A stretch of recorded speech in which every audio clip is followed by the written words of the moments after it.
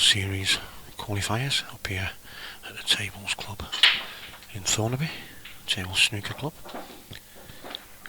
As you can see, both players just lagged off for the break.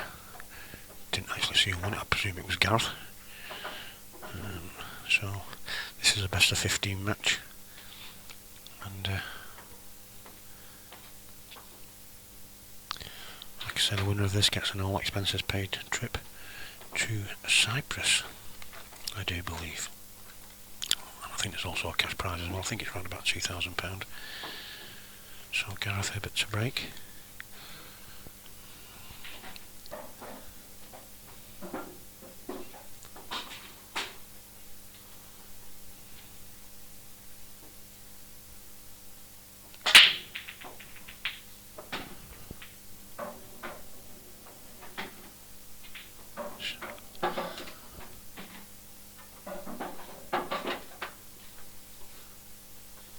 So straight away, it looks like he's put one out of each.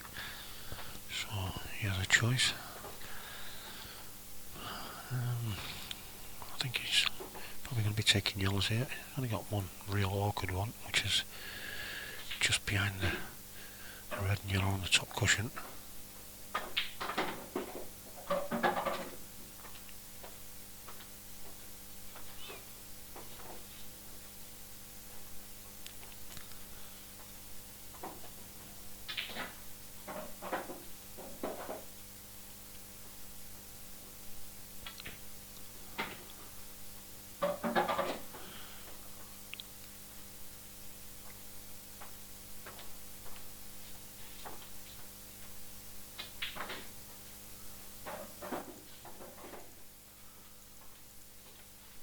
Somebody just said on chat there's a buzzing on the microphone. I can't hear it myself, so I've just turned the sound down, the output a little bit. Johnny Mason's asking if this is a straight or double elimination. This is a double elimination to date. It's tomorrow. It's a straight knockout. So just let me know if that buzzing's gone. I'll just turn it down a little bit.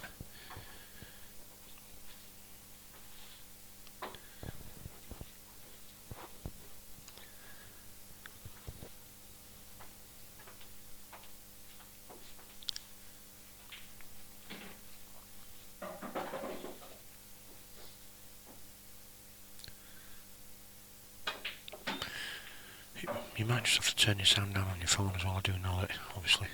That's a little bit too high. You'll get a little bit of background interference, but it should be okay. Mine's okay. My headphones are not telling me there's a buzzing.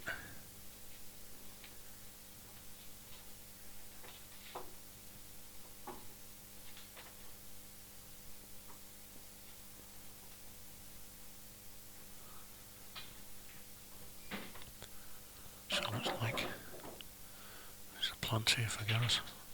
And is it that? Pretty well, I could probably do a little bit more, but he'll probably take the one over the, or will he? I was going to say probably take the one over the bottom left now, just so he doesn't go into the red.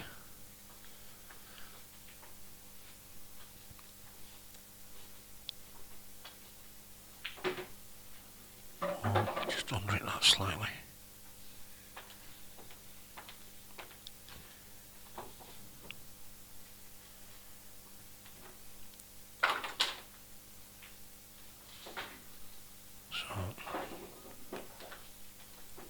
Careful here, it's going to have to go around the angles, I think, unless he's, well, he probably will have to go around the angles. Just got to avoid a bit of traffic.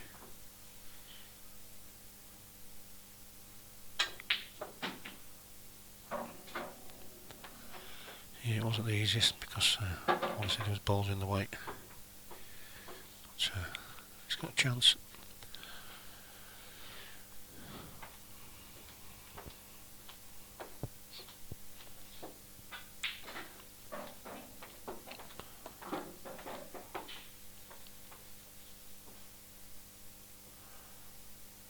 Back double this. He has tried to. Oh, wow. The white nearly followed it in. So played a great shot there, did Gareth. So Gareth takes the early lead, 1-0.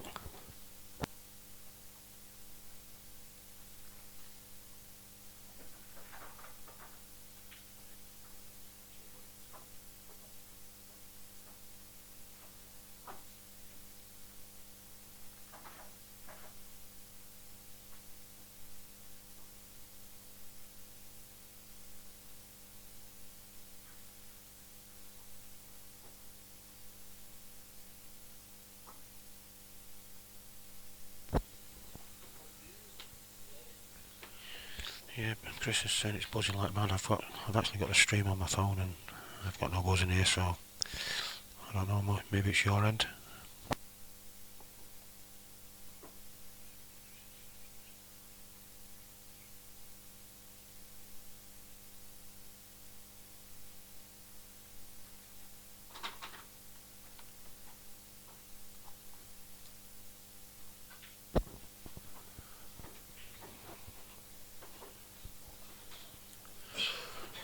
So, Ronan to break.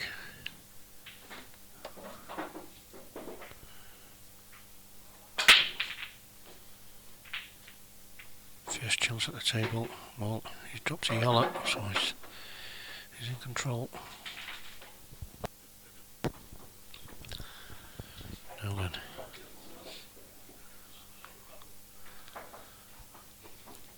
He's got an easy yellow obviously along the top rail, but I don't think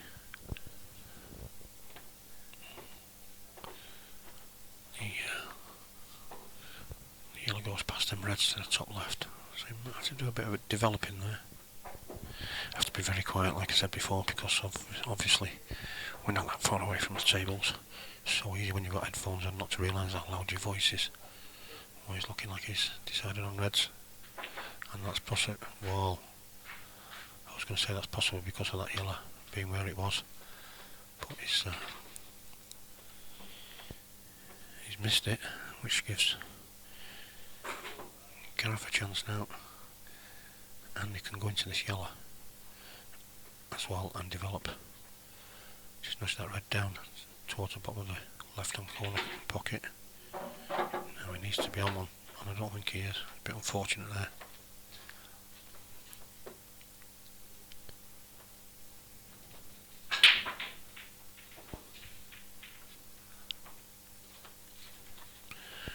Say good morning to Phil Combs, messaging me as he always does, finding out what time we started this morning. A little bit later than what they expected, but new venue, one or two things just to sort out before we could get going.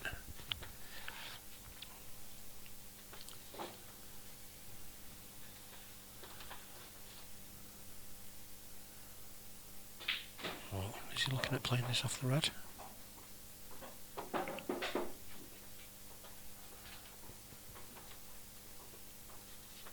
Surely not.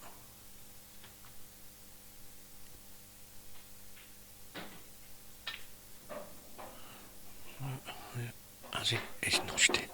I'll tell you what, he's had a bit of touch there. It wasn't going in.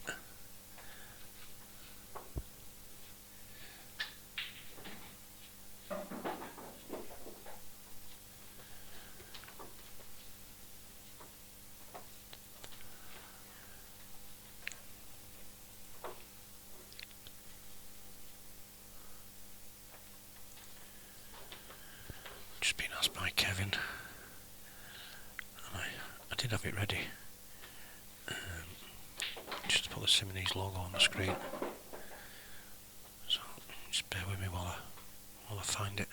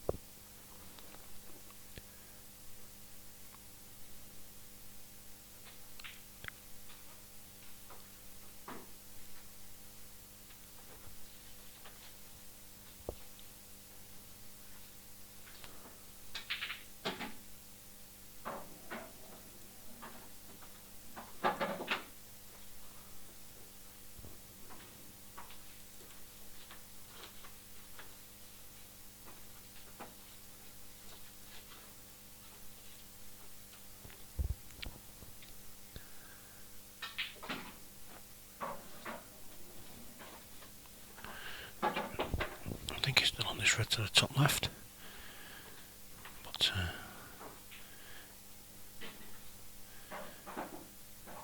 you've got to be careful. I think you might be able to just keep the white left enough to be on the one to the bottom left. There you go, he's used the yellow and obviously had enough room.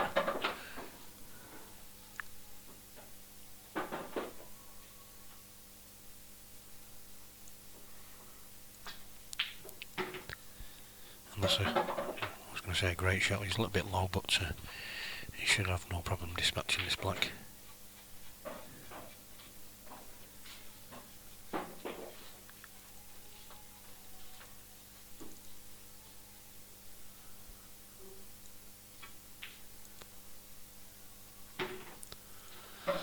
There you go. 2-0 Gareth.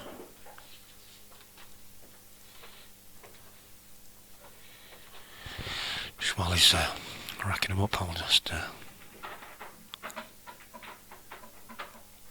sort this logo out for Kev.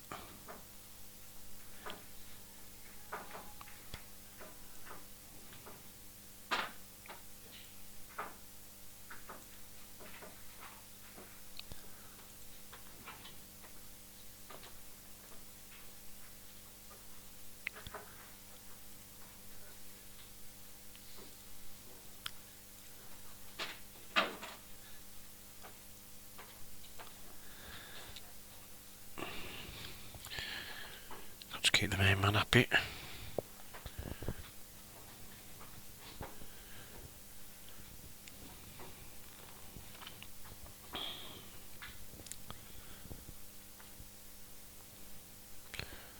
I have been assured that, well, all being well, we should have up-to-date scores as well from the other room. So I'll have a quick look every. I'll have a quick look now. I can't. I'll have a quick look every time the frame finishes. See if we can show you who's doing what so far.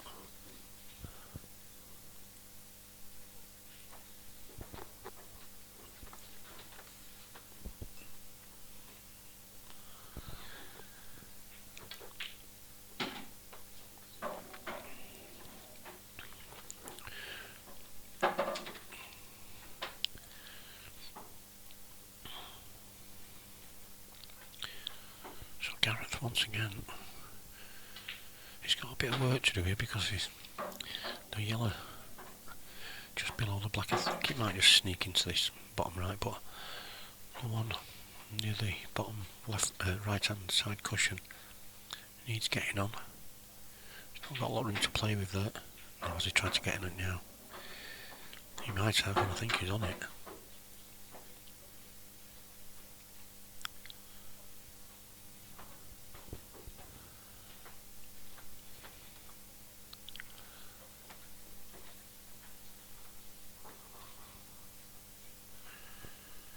Tables in this room this morning. Chris Boren, James Haney.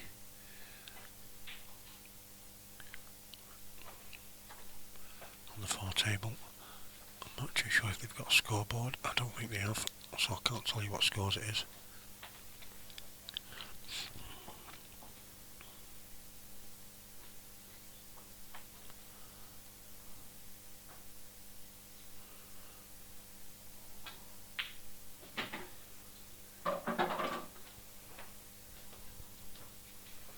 That's a great shot from Gareth. You can now just drop this into the top right hand corner. All you need to do is hold the white. If that yellow, it must go into this bottom right hand corner, the one just below the black. So you just got to hit this dead weight. Just got to look. No, it's okay. I thought you got a little bit too far. Maybe he has gone a little bit too far, but it should be okay. You can screw this off the side cushion. Taking early, well, he's going for the one at the top.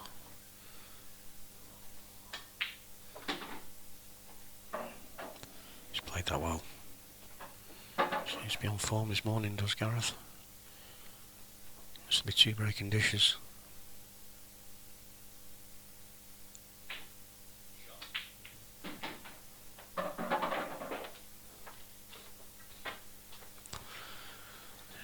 you can do when players are doing this to you. So 3-0 lead, Gareth here, but best of 15. So first to 8.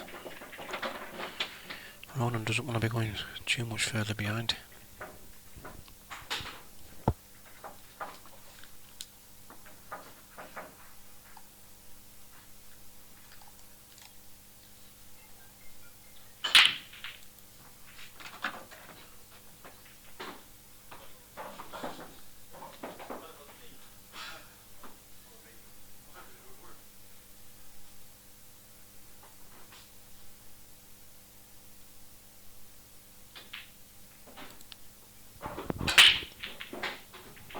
Great break there from Ronan. Now then, what's he left himself?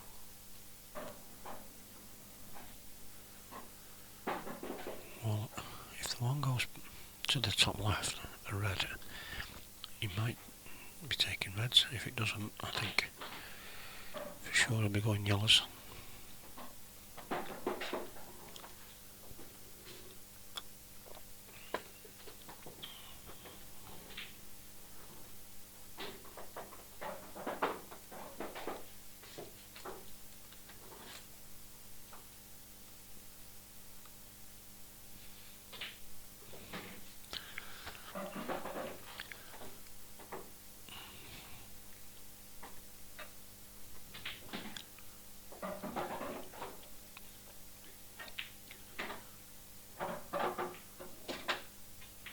A nice touch there, just flick the right side of that yellow and come out behind it. So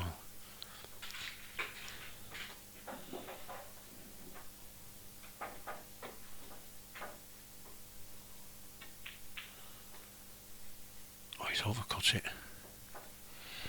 Obviously he knew the white was going into the other yellow, so maybe he just took his eye fix slightly.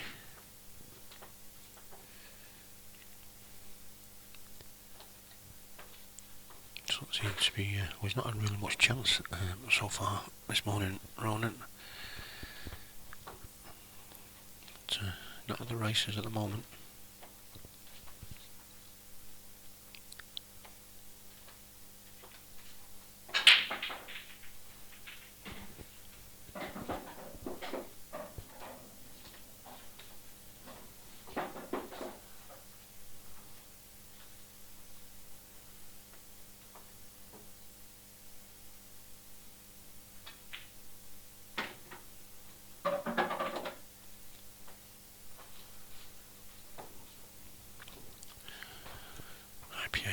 Fetched their own slates and cushion tabletops, swapped them all over last night,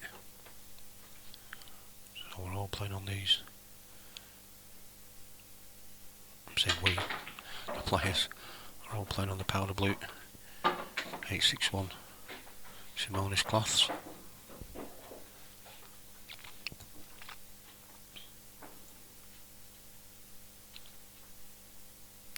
Just looking now, he's working his route out. He's obviously going to take the middle one of the 3 into left centre, and then he'll probably drop the right hand one of those 3 into the bottom right.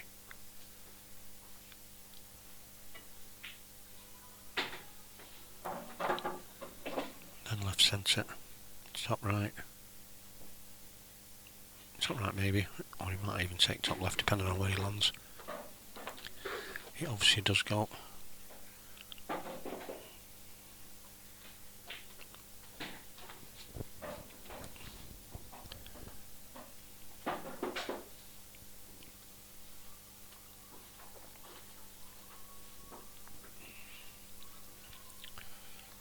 have a quick look at the draw, see if there's any scores been updated after this frame.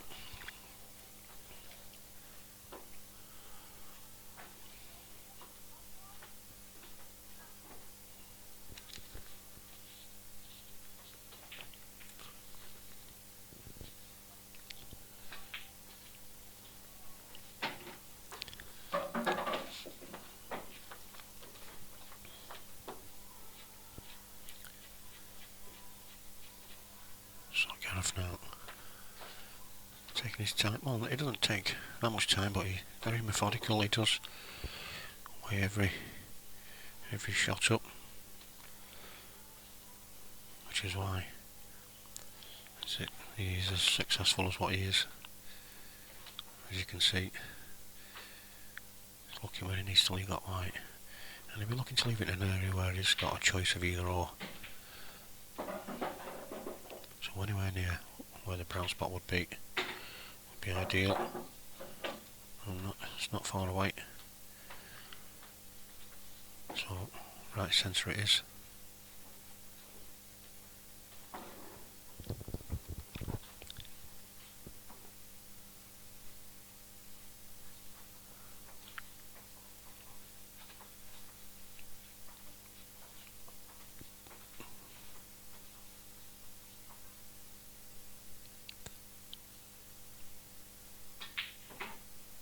Well, it obviously didn't go,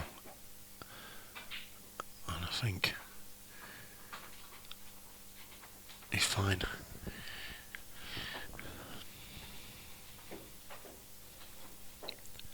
I'm saying it obviously didn't go because if it did, he wouldn't have been trying to develop it. It looks like he's okay there.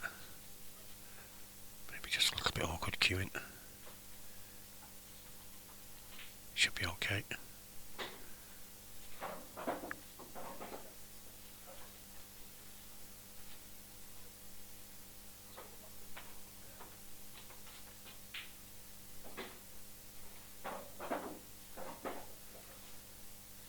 So you should just drop this in. Feel like left centre. Well, he couldn't see enough of it, he didn't think. So a little bit unfortunate.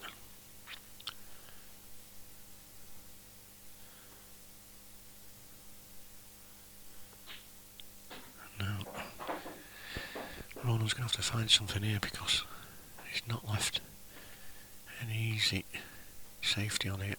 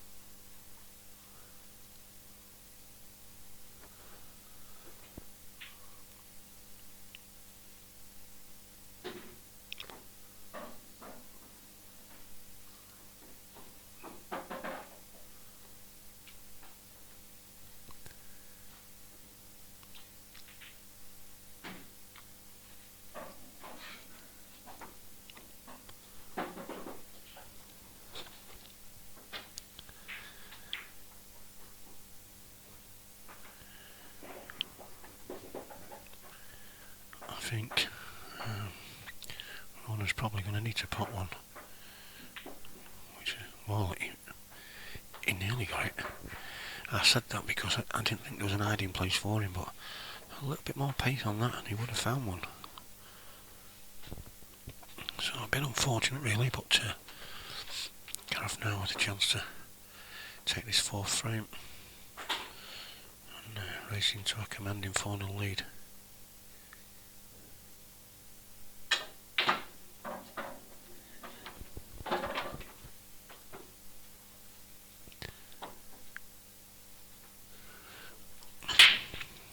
I've got some scores up as well, so as soon as this black goes, we will have a look. Oh, I'm saying as soon as it goes, he's undercut that slightly.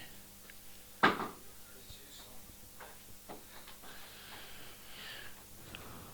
at this level, you would fear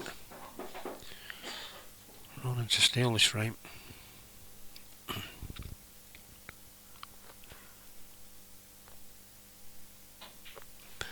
I think there's actually 8 tables in operation today, 6 in the main room, 2 in this.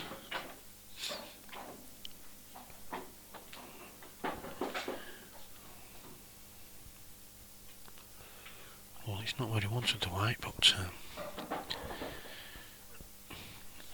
I'm not too sure if that black's close enough to the middle pocket that Gareth wouldn't be able to take it down the rail. May well be.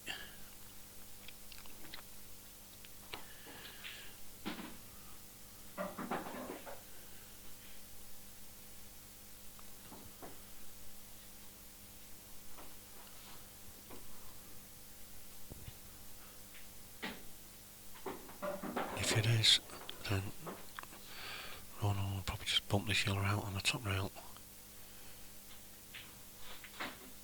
which is what he's done. So it obviously it is too close to that middle pocket. If we're going to have to take it down the rail, end up going in off.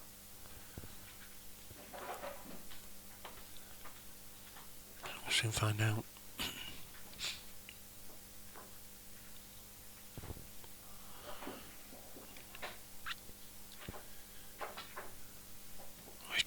Cushion. Oh, he had the gap. Just a bit unlucky there.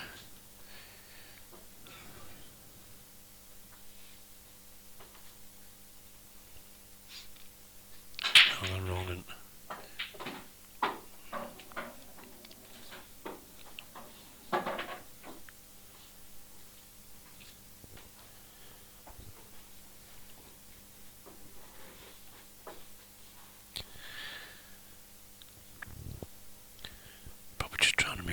Develop this yellow on the side rail at the same time here, and he's played that well. He's played a great shot. So I'll just run this through, just bump it off the left hand side cushion, just take the white over towards the ball at the right hand side, and all he's got to do is drop this in. He's got a slight angle, the black's over the hole anyway, so it makes no difference. So this, to pull one back, to trail 3-1. Kind of let it go a little bit there, I think. Should have had that. We'll have a quick look at the draw, and as you can see, we'll just 1 second.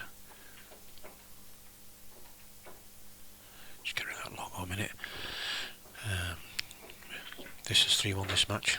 James Hannay losing 2-0 to Chris Bowen, Simon Webber, Liam Dunstan 1 each, Jordan Shepherd is leading Connor Jones 3-1, Jack Whelan is trailing 3-1 to Mark Pickworth, Luke Sanchez is 1-0 up against Jimmy Carney, Paul Riley is leading 3-1 against Gav Robinson, local boy, and David Crumpton is 2-all against Ben Davis.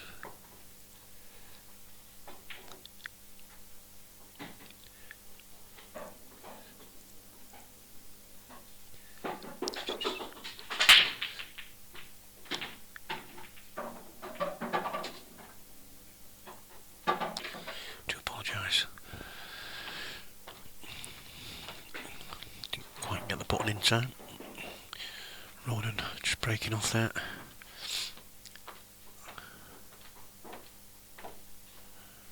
No, sorry, it was Gareth that was breaking off. What am I on about? Gareth breaking off. It's part of the yellow. It's part of 2 yellows. But he's not in the best of positions. So he's got to find something. It could be red along the top cushion here, because I don't think anything else goes.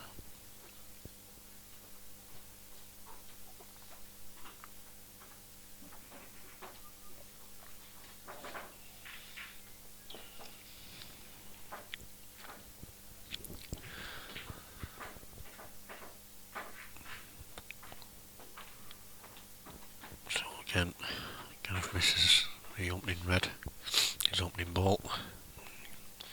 Gives Ronan a chance.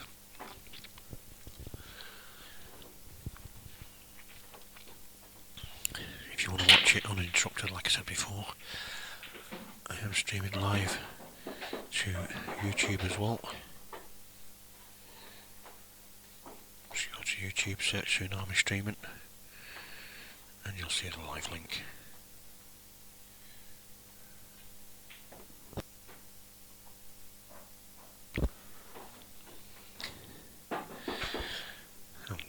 That'll be uninterrupted all day.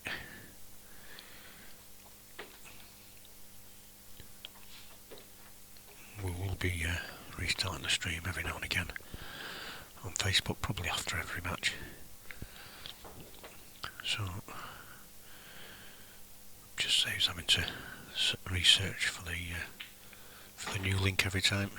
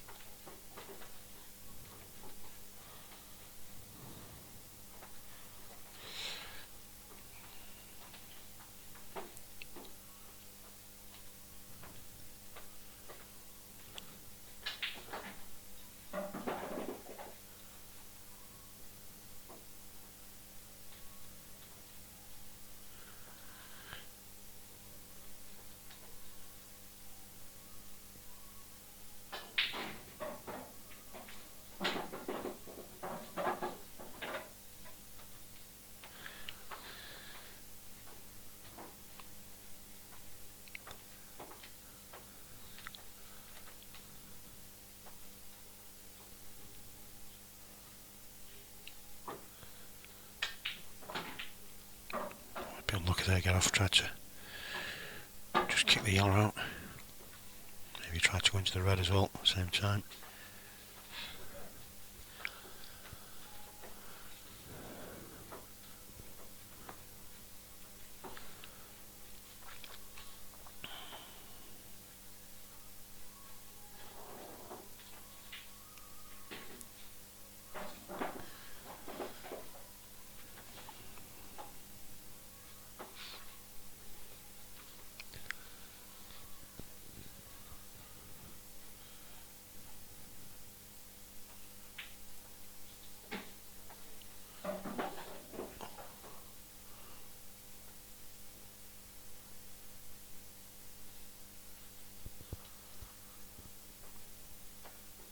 Very quiet in this room, so just have to be careful how loud I do talk.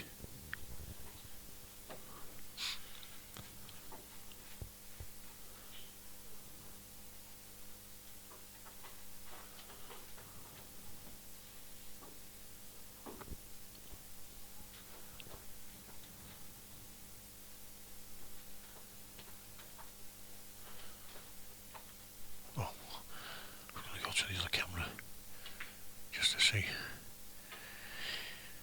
what Gareth had, but then he walked in front of that one, so just pushing it over left centre for now, and then leaving the white pretty tied up behind the red.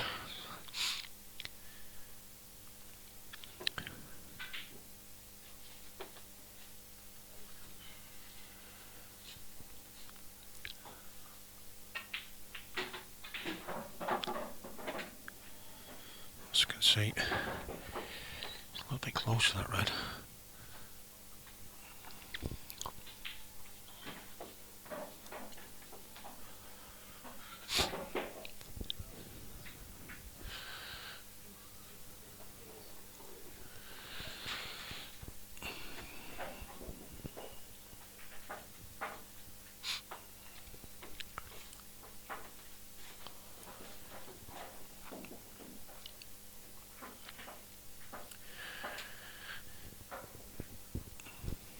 This event, as you can see, is sponsored by Simonis, makers of these brand new 861 cloths that the IPA have adopted for the tour this year, and it was used for the first time last week at the World Championships, and I was getting some rave reviews. Not to be confused with speed cloths, nothing like them. These are a hybrid, and very, very new to the market. Well, he gave 2 there, and Ronan held his hand up.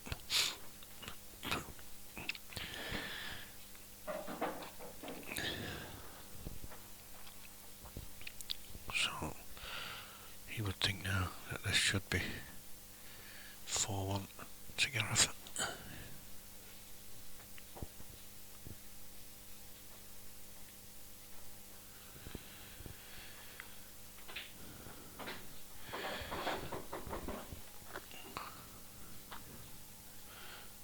Yeah, somebody's saying they need a stop clock, but I mean there's only 2 or 3 of the other matches that played more frames.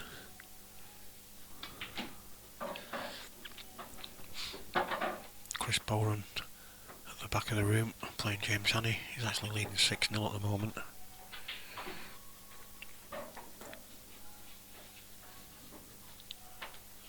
Scores just going in.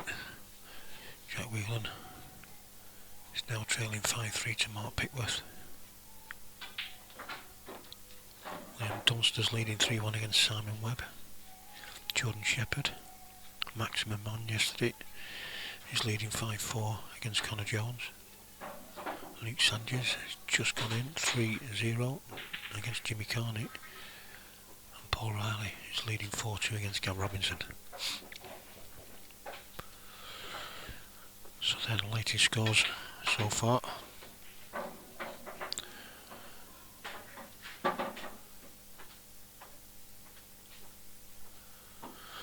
We've also got David Crompton, he's leading 4-3 against Ben Davis.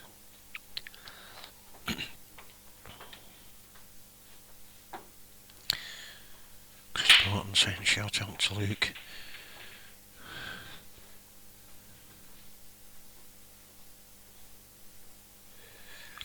Matthew Turner, yeah, I did miss the break. And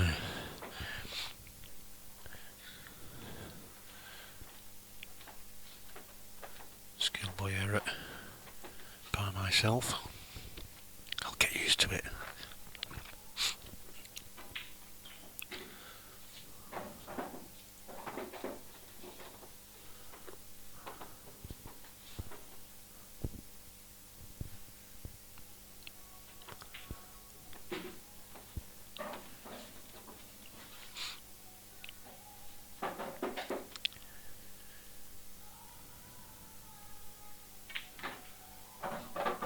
A little bit of music in the background. There's a dance studio right next door. Some proper rave music going on this morning. I don't know what they were dancing to. Now then, has he been lucky? He has. That red goes.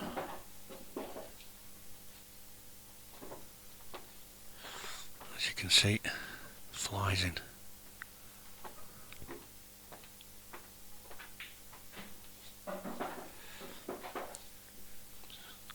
Run this through. He'll have his last red to right centre.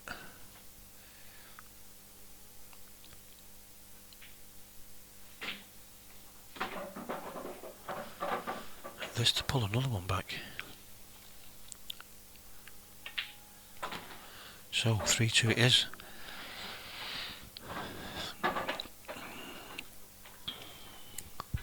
So while we're waiting, we'll just have a quick look at the draw. As you can see, let's get rid of that a minute. I'll remember to put it back on after. Gareth is leading 3-2. That's just not been updated yet. We're in a different room anyway. James Haney is trailing 6-0, as I said before.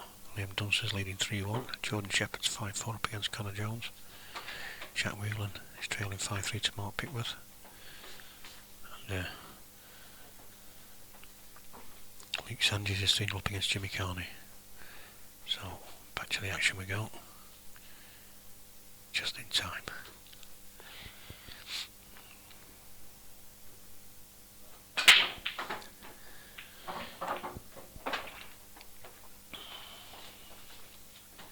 Oh, he's lost the white there, so one free shot.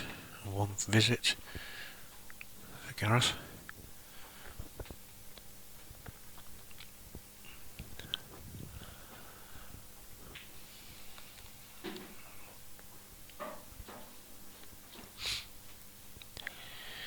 And he'll probably, well, either or again. The black's surrounded by both colours anyway, so whatever he decides to go for, he's going to have to develop it, more than likely. But everything goes from either suit here, so it's whatever his preference is, and it's looking like he's going to play the plant. Or is he on the black, on the two reds first? No, he's not. He's taking the long yellow.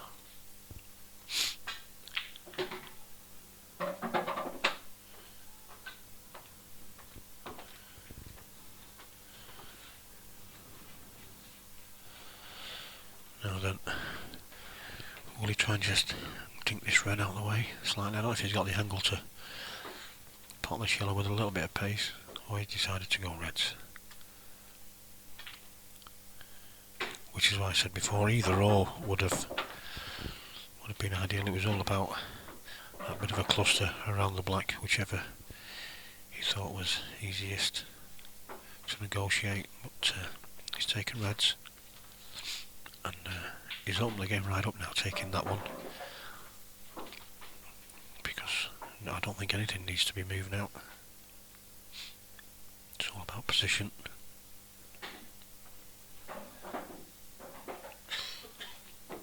It's a little bit awkward here. He's looking like he might have to lean on the table slightly. He's not happy at this.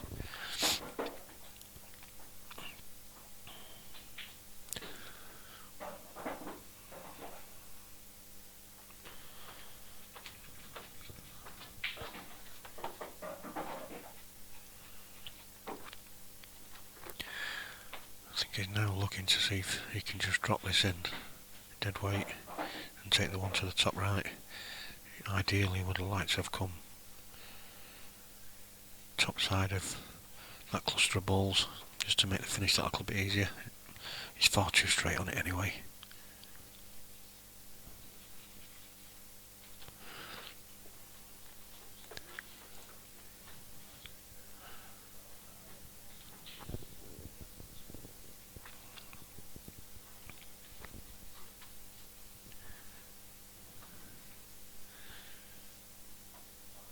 Certainly not happy, that's for sure.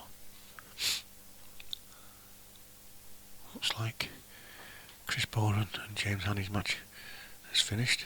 He's decided to go a different way, and well, you couldn't ask for much better than that, really. They're always trusting to a little bit of luck when you're coming off cushions, but to pot it is a bonus.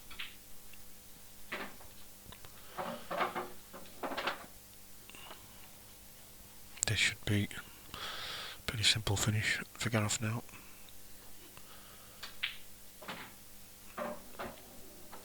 To take a 4-2 lead.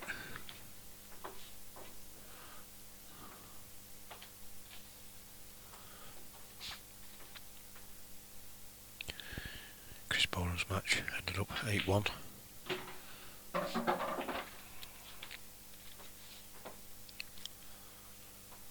Drop this in the left centre, just run his white through. It's got a nice little angle just to drift his white just to the left hand side of the black. Right, just pull it down. Yeah, he just stabbed it down. Now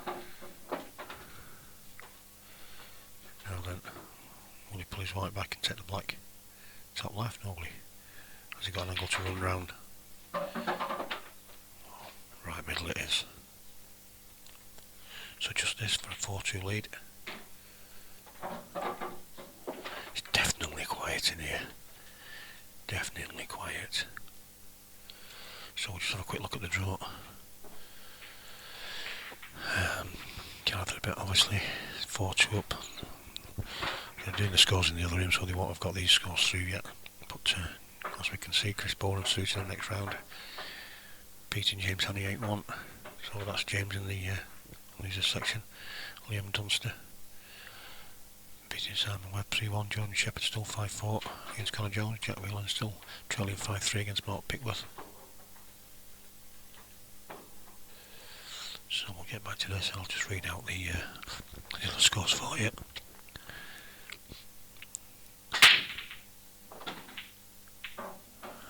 Luke Sanches is still 3-0 against Jimmy Carney. Gav Robinson is trailing 4-2 to Paul Riley. And David Crompton and Ben Davis is now 4 each.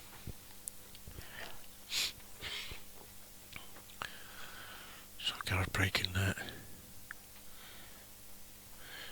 Dropping 2 reds.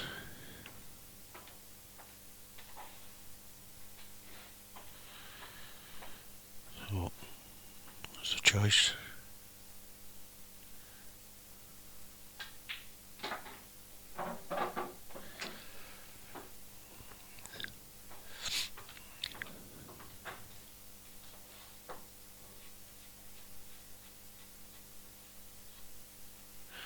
Did I say 2 reds?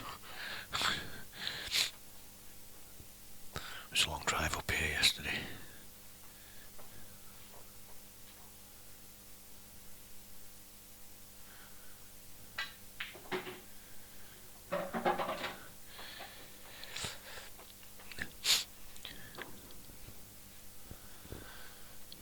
This should be another breaking dish. I think it'll be Gareth's 3rd of the match. If he does.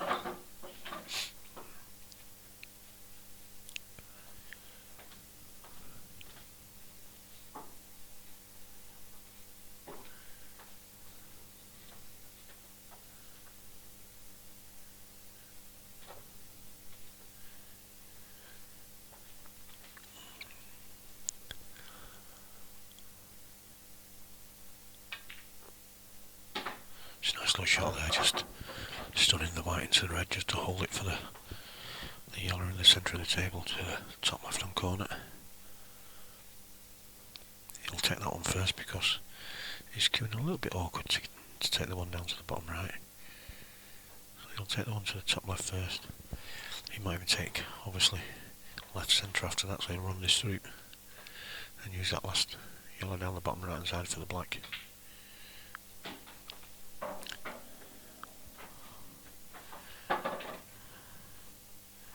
Now he has to be careful here because he can drop this through, but he's not got a lot of room to play with, so he's going to pull this back and he needs to find the gap. Oh, he's played it nicely.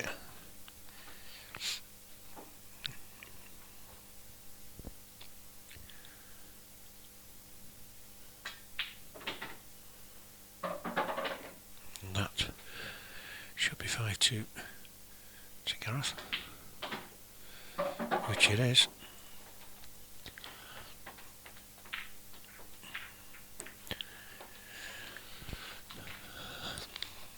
So a bit of work to do now for Ronan. He's trailing 5 frames to 2.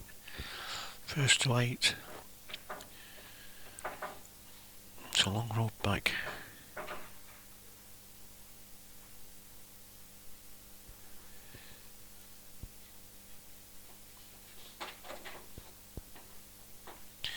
Yeah, Craig Telford was commenting about me having to whisper. It's an empty room and I'm probably about 7 foot away from the table. Viv Rusko, Gareth's partner, is sat about 15 foot away from me and she's whispering and I can hear her. So it's a little bit awkward to say the least, really. Ideally could be doing about 20 foot away, but it's never an ideal world. Could do with a little bit of music on in here.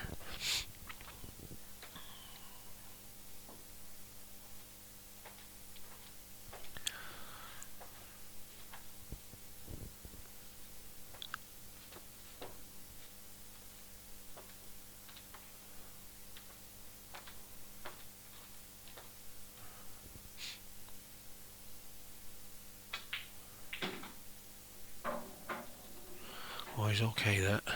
He's still got the one to the top left. So his break continues.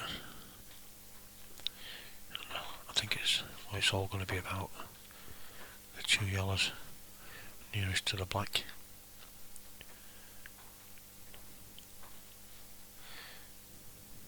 You could use the one nearest to the left centre to maybe try and develop the one just below the black.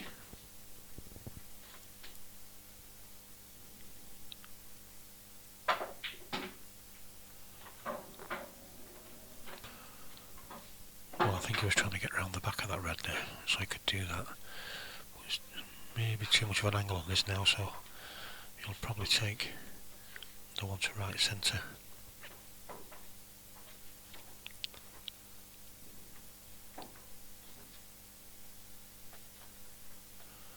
Ben Davies is now leading David Compton 6 frames to 4. Now, is he on the one to the left centre? It looks like he is.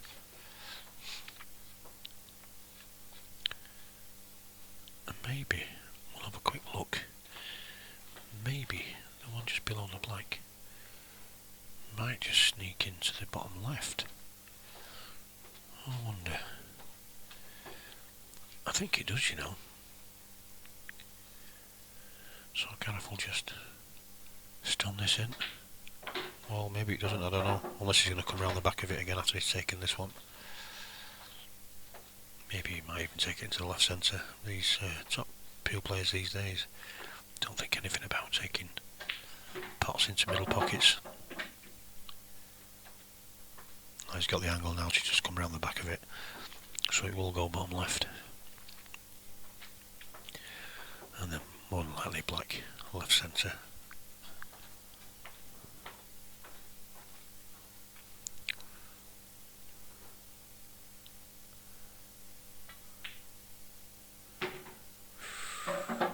Just run through a little bit too far. He was trying to hold it for left middle. I thought he might have tried to run the white round, to be fair, but like I said before, these top players nowadays, they don't think twice about taking pots into the middle pockets, no matter what angle they've got. He can still take this, and he can stun this away from the red, so it, well, I was going to say the black into the bottom right, but I don't think it goes now.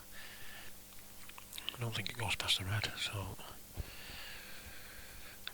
there's got a bit of work to do here. All because we've just run through about 2 inches too much.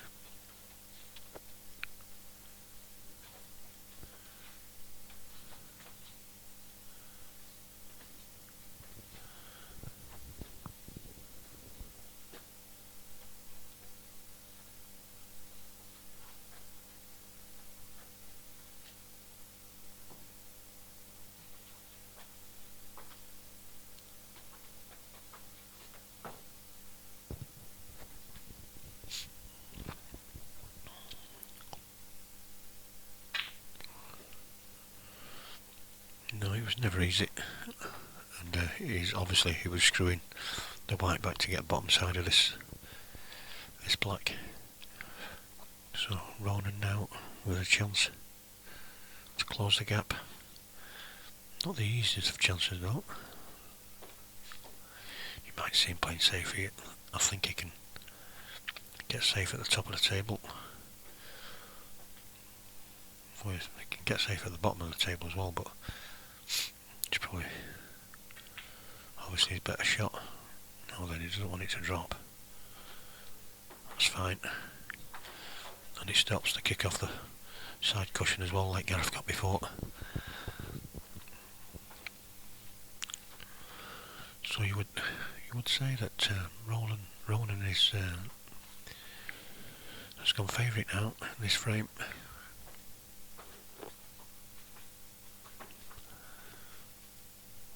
I was just talking to Kevin earlier about, normally when I stream it's usually in rooms with loads of noise and loads of music, and it's just nice to do one for a change where there's nothing in the background,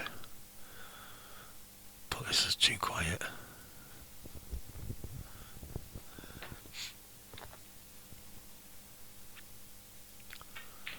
Well, it's not too quiet, it's just too close.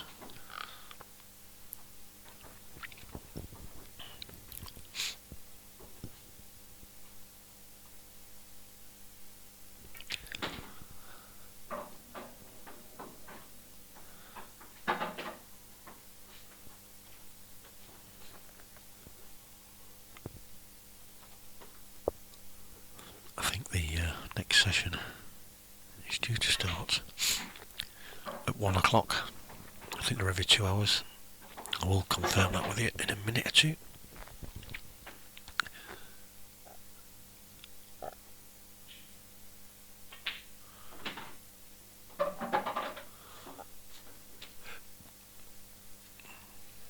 Well, I can't because Scott's not put the next round time on the draw sheet.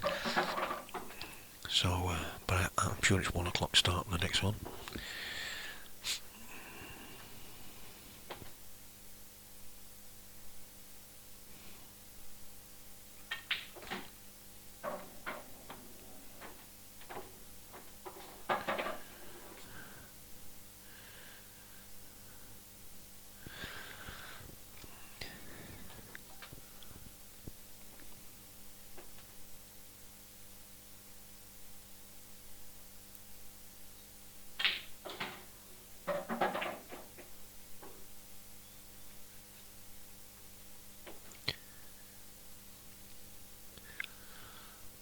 So just this black to play it back to 5-3.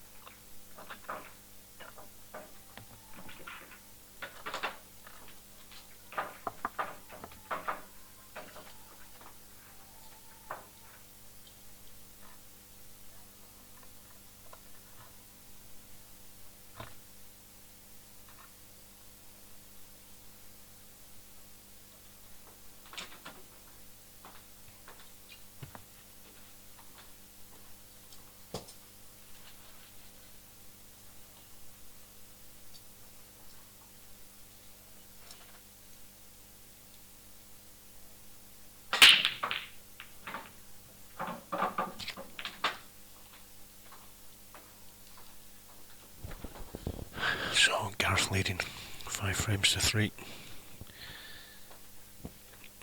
Breaking off.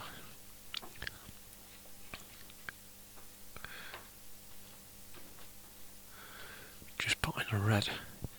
So he's got a choice.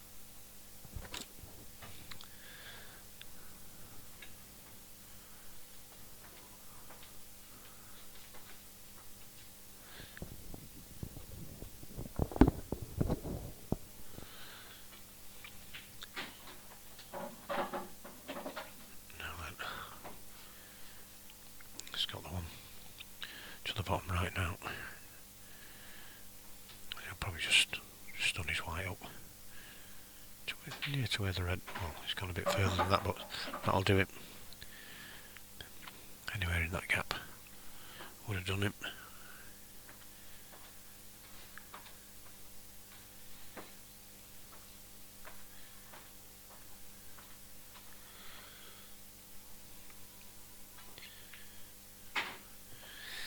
He just seems to be getting most of the rolls at the moment, does Gareth.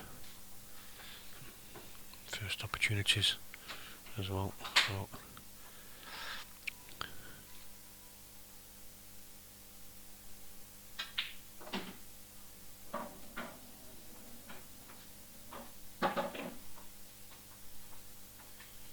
just drops this into the bottom left for the black, into the right centre.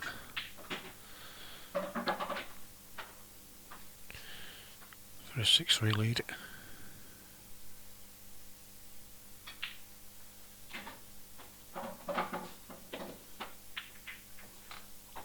It is, so he's going to find it difficult now, Ronan, to come back from this. It's not impossible, but the way Gareth's queuing, you've got to fear the worst.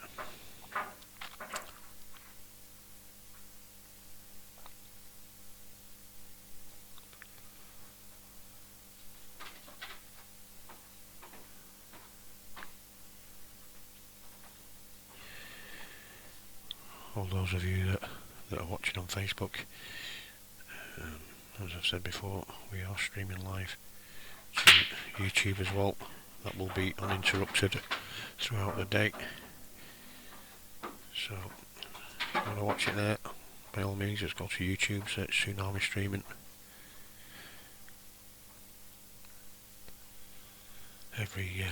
After each match, or just before every match starts on the stream, we will be restarting, or I will be restarting Facebook Live, because we only get 4 hours at a time.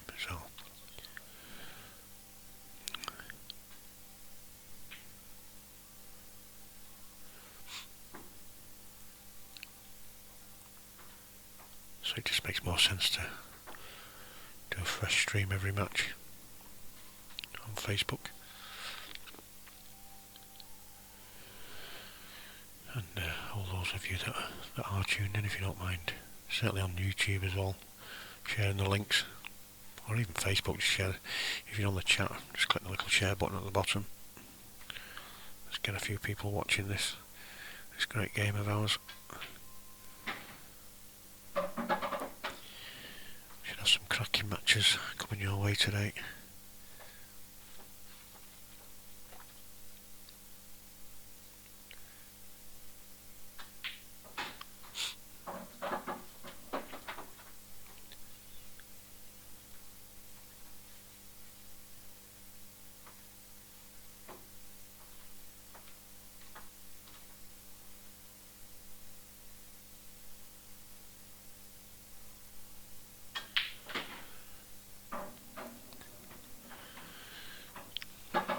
Well, as you can see, some people compare this cloth because it's the way it's made to the speed cloth. You can see there, it doesn't roll forever like the speed cloths do. This is one on its own, the Simonis 861. It's got no nap on it, but it's certainly got plenty of grip.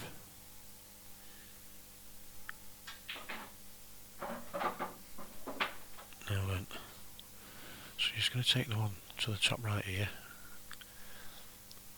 and he's going to screw off the side cushion and come back. He has done. He doesn't want to be hampered though. It should be okay there. So he'll drop this in, just drift to white down this left hand side and take black right centre for a 7-3 lead. And again, as you can see, you at first you tend to think that the white's going to go rolling on forever, but it doesn't. 7-3 it is.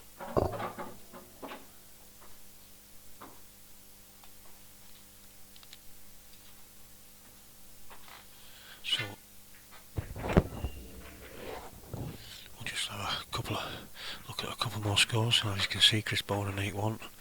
Leon Dumsters 5-3 up against Simon Webb. Jordan Shepherd's 1-through 8-7 against Connor Jones. Mark Pickworth is leading 6-4 against Jack Whelan.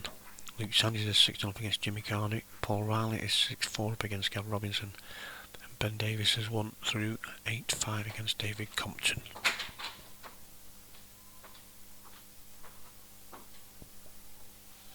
So there's the up-to-date scores for you. And if you're wondering how come we can get live scores like this today and not during the World Championships, obviously there's a lot more going off at the World Championships, plus they're a lot further away from the tables as well, so they have to rely on somebody bringing the scores to them, which is not always possible, as and when you need them. At the moment, the top table today is probably about 6 foot away from the tables, so they can see the scoreboards as well. Makes it a little bit easier. So Gareth now 1 frame away from victory. After breaking here, this could be the last visit of this match.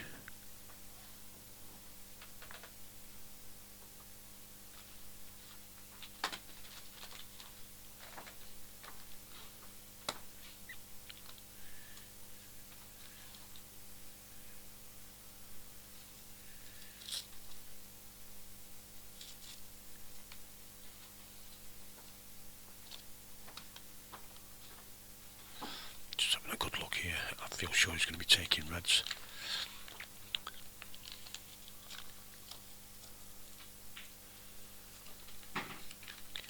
And, it was all about that first pot. It wasn't difficult, but this should now pave the way for a reasonably simple finish. Now I think he'll take the one to the right middle yet, and then maybe one top right, and then take the last red into the left centre. Well, he's taking it top left, and then leaving the last one to left centre, and obviously black down the right hand rail. So it's a bit unfortunate for Ronan, really. He's not really had the opportunities, I wouldn't have said, to stamp his authority on this match. But fair play to Gareth. He's certainly took his opportunities when he's got them.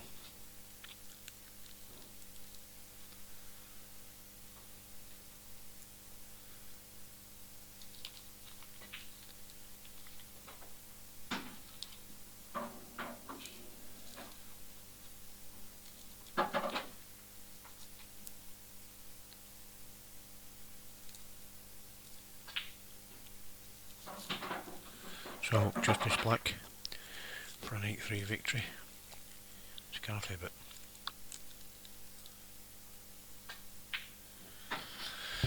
There it is. Well played to Gareth. Unlucky Ronan, and we'll be back in about, let's see what time it is, probably about 15-20 minutes with the next match. So just bear with us. We probably will be on another Facebook live link. Well, we will be. So if you haven't already followed me on Facebook, go to Tsunami Streaming on Facebook. Just like the page, and as soon as we go live on a new feed, you'll get to know. Either that or go to YouTube, search Tsunami Streaming, and you'll get uninterrupted coverage for the rest of the day. So just bear with us 15-20 minutes or so, and we'll be back very, very shortly. Thank you.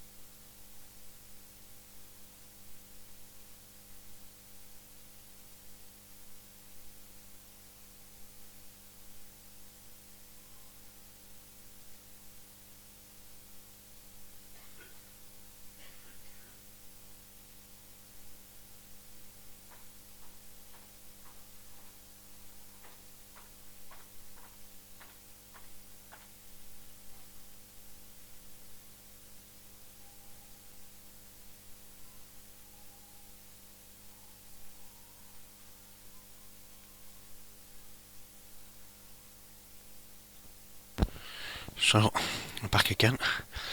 Just to let you know, the ones that are still tuned in, I will be restarting the stream in about a minute or so. So you'll just have to find the new link. If you go to Tsunami streaming, like I say, if you haven't already, just go and like the page. You'll get notification of the new link straight away. It's only because Facebook doesn't let us have more than 4 hours each. We're just waiting on one match by the looks of it from the 11 o'clock session, which is Luke Sanchez. He's leading 7-4 against Jimmy Carney. The next match on the stream will be Mark Farnsworth versus Neil Raybone. Both players are in the other room at the moment, so it will be on time, I would have thought. I'm not too sure whether they'll wait until that Luke Sanchez' match has finished.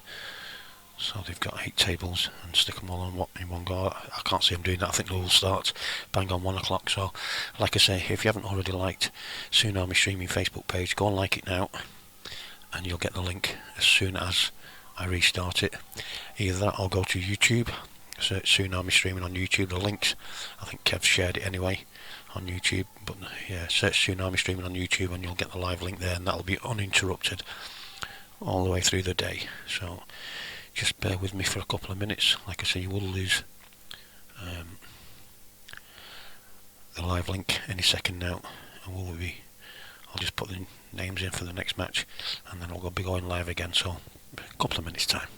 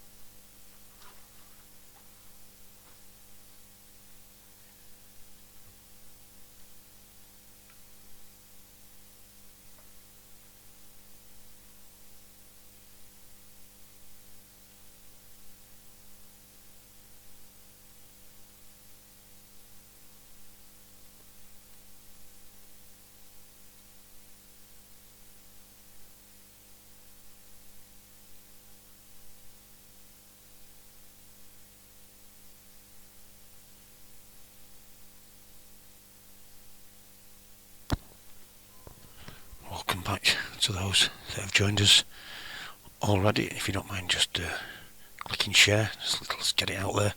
The 2 players have just been called, so we will be starting the match any minute now. So just bear with us until we more or less ready, but I can't see it being too long before we get going.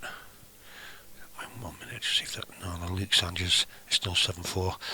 I'll give you an update on that as soon as it's finished.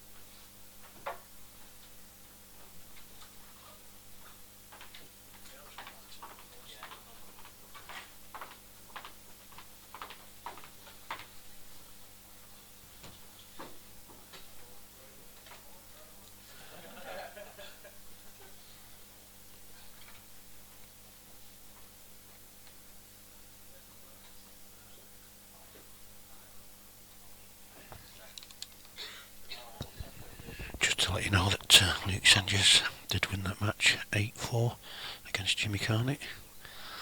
So that's all the morning session, 11 o'clock session matches completed now. Just 5 more games to play in the 1 o'clock session of the last 32.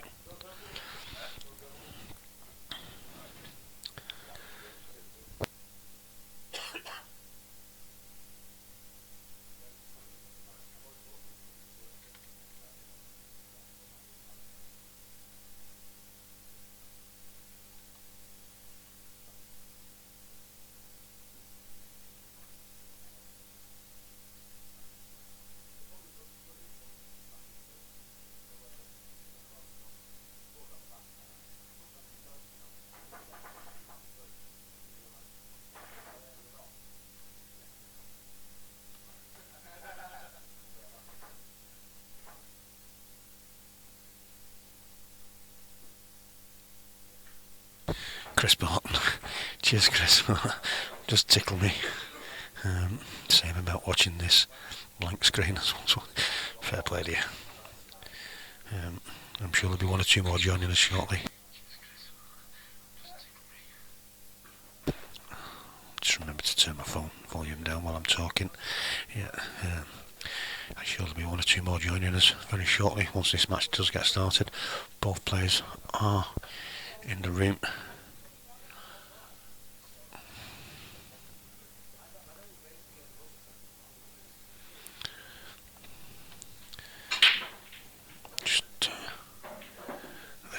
Both players shaking hands, lagging off for the break.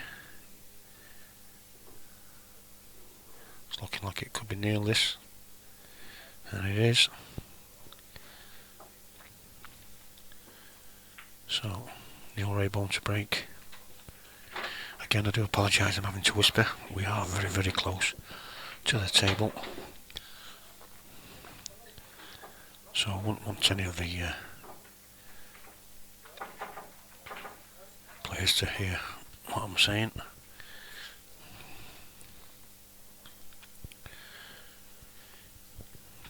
If you want to watch it uninterrupted, you can go to YouTube.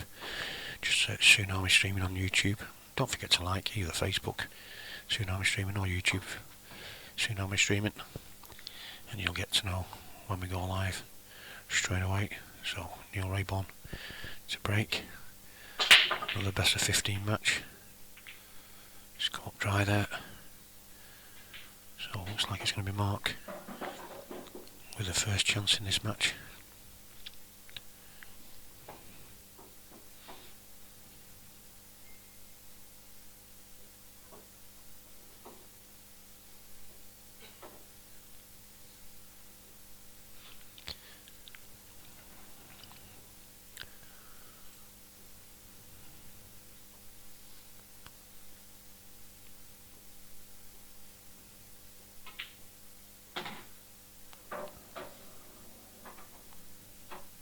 These yellows.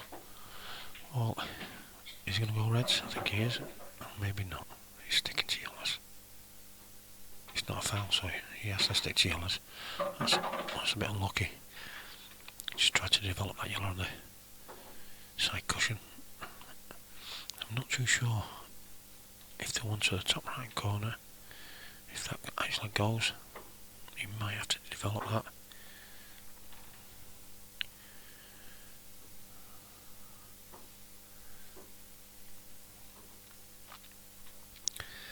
It's a little bit awkward now for Mark, because to try and get into that one over the top right, it's queuing a little bit awkward if he takes the one top left. So he might just... Does this back double? Maybe it does. Oh, that's... I was going to say it's tied the red up, but it does go into this bottom right corner. So this is a great chance for Neil now. He's only got one pretty awkward one, which is the one next to the yellow into the top right, and it, as we can see, he's It's tight. I don't think it goes. May going off the jaw with a little bit of side, but it'll need to be right behind it if it does.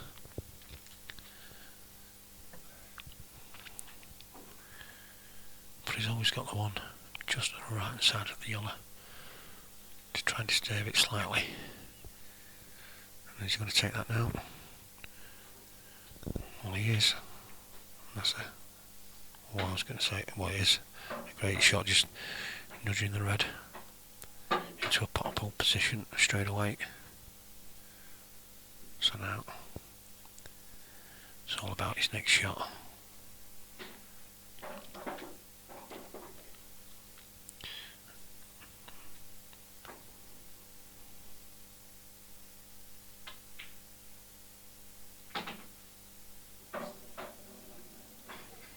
Well, it definitely wiped its feet, but he's still at the table.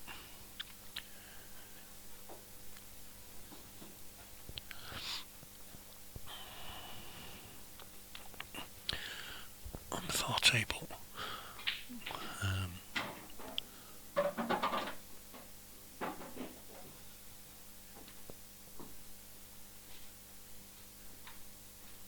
I thought it was Ben Davies, but maybe he's watching.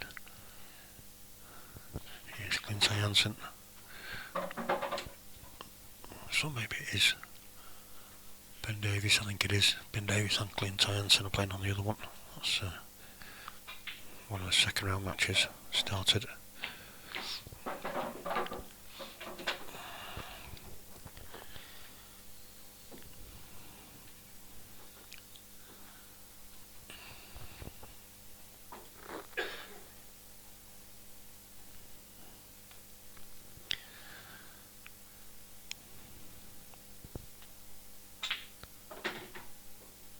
He's played that well.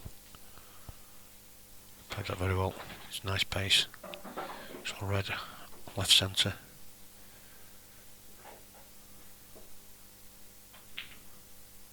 Just screwed the white back into the yellow for this black into the bottom left to take a nice early 1-0 lead. Settle yourself down in the match. It's always nice to get the first frame on the board. And we'll have a quick look.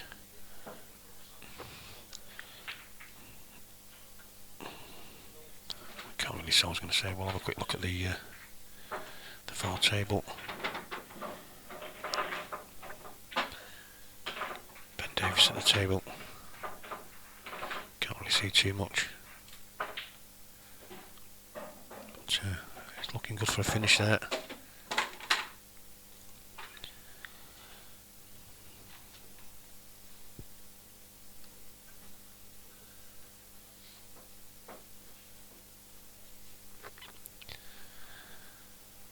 So, Mark Farnsworth to break, trailing 1-0.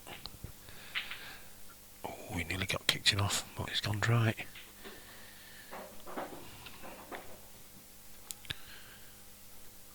And that's not the best of splits. He's got a couple of awkward balls on this bottom cushion. Everything else is potable. So whatever he decides to take, he's got a bit of work to do.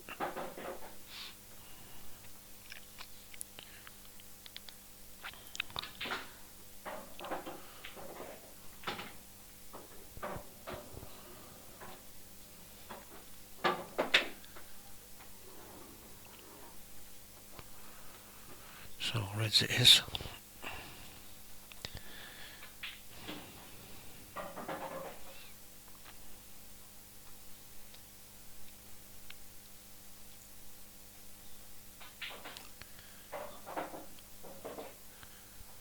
And I must say, from listening to the players and certainly watching the World Championships last week, they are all raving about this cloth. They all like it. I've not seen one bad comment about it really. Seems to have a nice pace about it, and certainly plenty of reaction with the cue ball, which is what the top class players want. They don't tend to hit the ball hard. It's all nicely judged.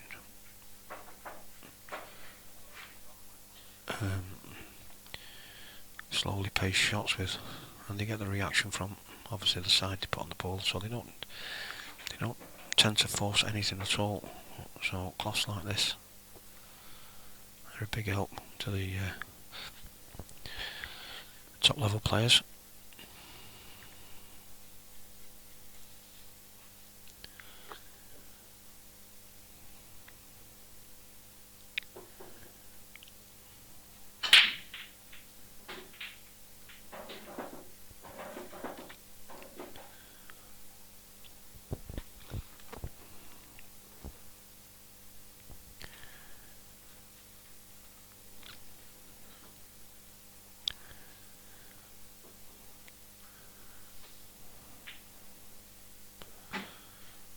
Mark and control now of this frame. Still a lot of work to do, a long way to go yet, but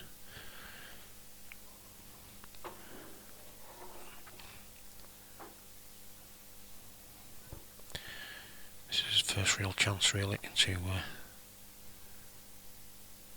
get into the frame. Now then, does this go past the red? Kick the red out. Well, he's got a bit of a double kiss there, which he didn't really want. He's left the white in no man's land really, but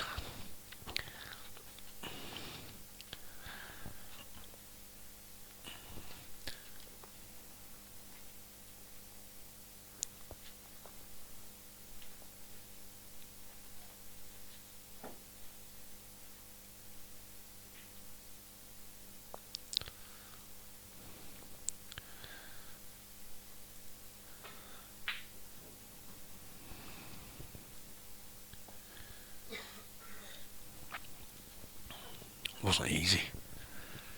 Full length of the table down the cushion. He won't be too fussed about that at the moment. Obviously, with the red tucked up behind these two yellows that Neil's got.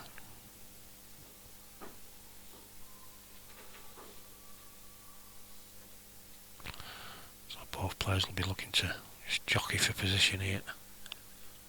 Develop the balls slowly but surely.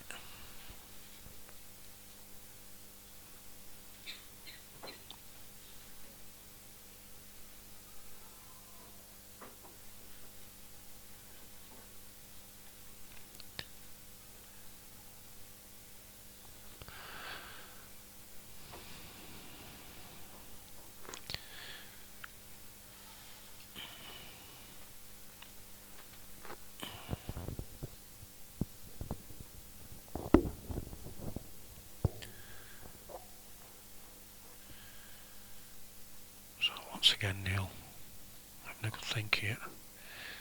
There's nothing, sorry Mark should I say, nothing shouting out at him really. Like I said, there's a bit of work to do for both players at the moment.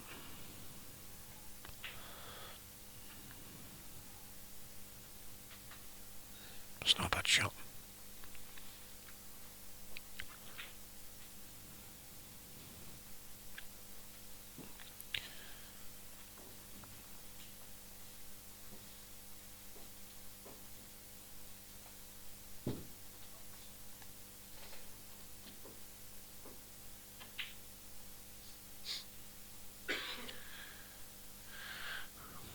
Not too sure. Neil played that. Well, he definitely didn't play that. He had a chance there of getting into this cluster of balls on his next shot. So I'll be a bit disappointed with that.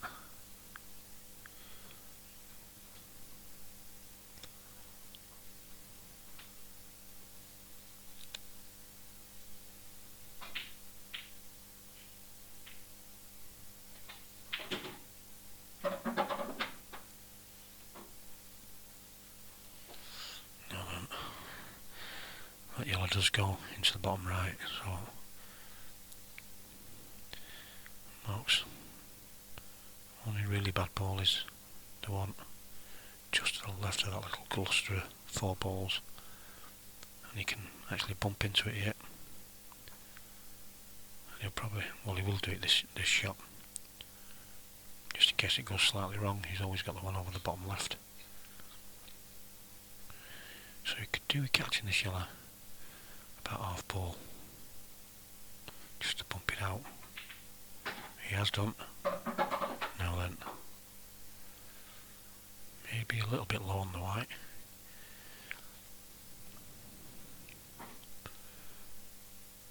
So he might have to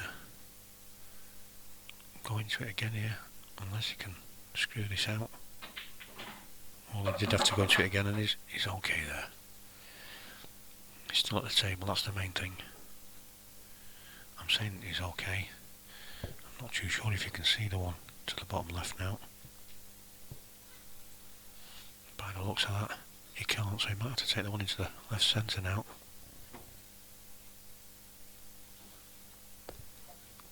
Come up and down the table.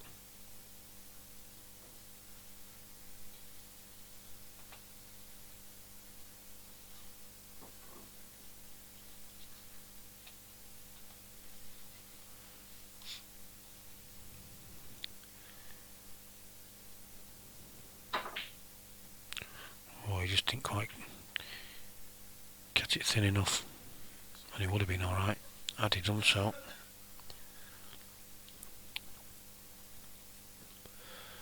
But still a little bit of work for Neil to do yet. But he's certainly got a chance he didn't think he'd get.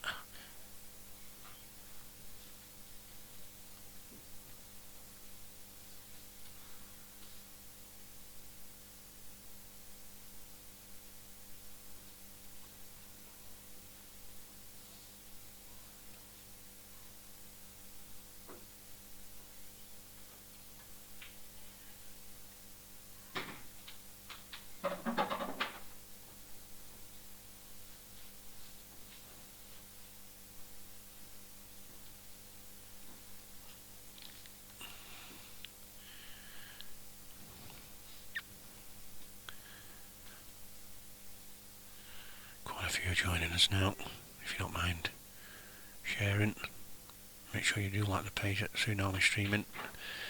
We will be refreshing after every stream, after every match, should I say. Why it's gone a little bit awkward there. He should still be able to cue this, whichever one he decides to take. Yeah, make sure you like the page, and every time we do refresh after each match, you'll get the link straight away.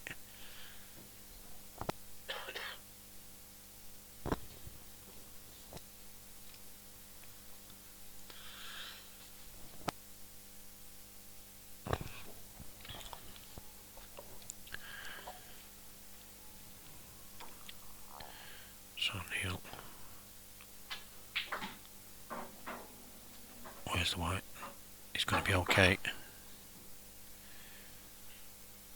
That's about perfect. It's just got a slight angle on the white, on the pot should I say, with the white, so you can just drop this in dead weight. The white's naturally going to drift up, maybe chuck a little bit left hand side on, which he did do.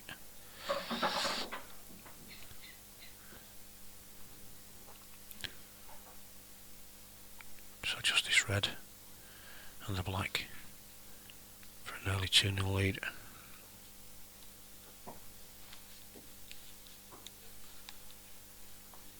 We've had no other scores come in as yet, but as and when we do, I'll let you know.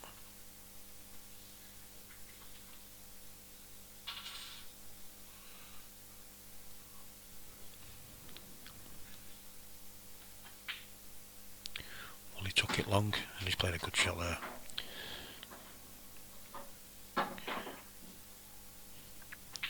So 2-0 it is to Neil.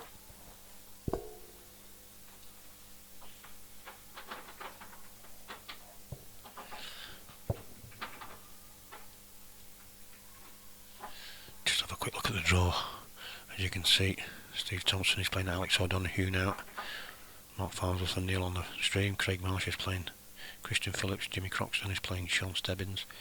And Miles Deleuze is playing Jeff Barton, they're all on in the other room.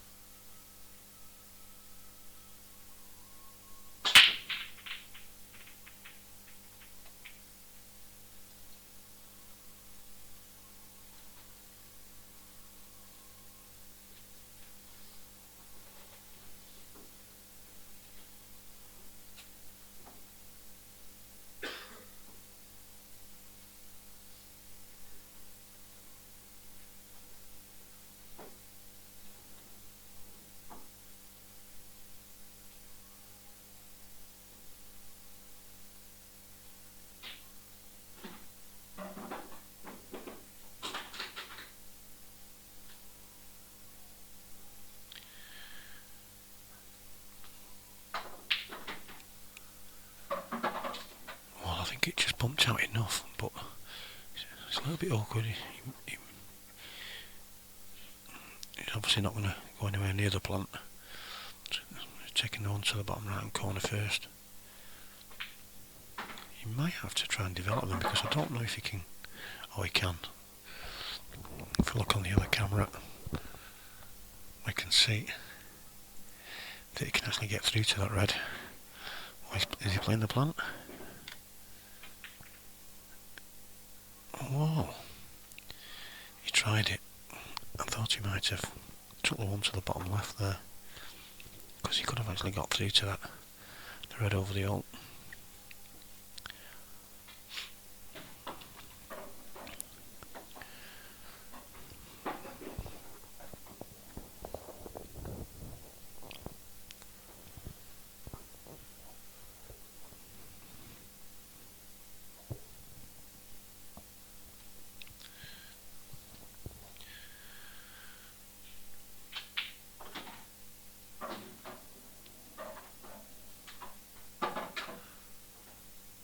So Neil now with a chance.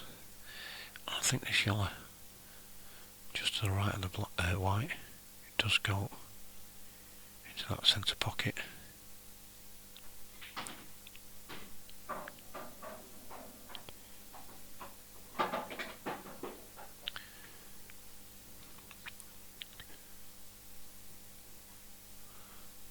Obviously it goes pretty easy.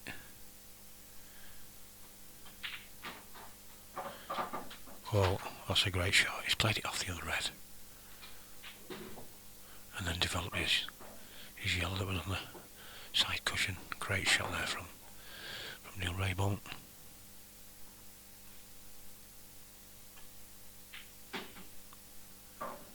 And this is very much looking like 3-0 lead.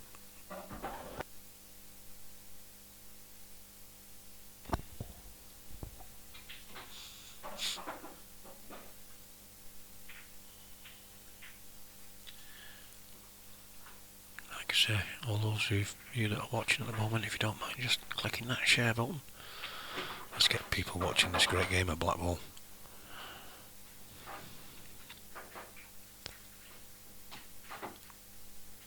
So he just drops this in, leave himself. Well, he had a slight angle on it. He's a bit unlucky there.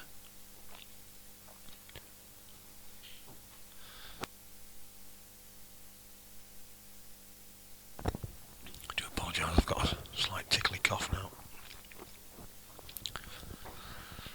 Yeah, a bit unlucky there. He was a bit low on it, so he was cutting it back. But you would have thought Neil would have got that all day long, the way he played it. I think he did as well. It would have been perfect position. So, a bit of work for Mark to do. He's got that awkward one on the right hand corner, right hand rail. He might take the plant on. He's taking this bottom one first, maybe try and screw into the red. Obviously didn't have the angle, so now I'll take the plant and maybe use the one over the middle to develop this red on the right hand cushion.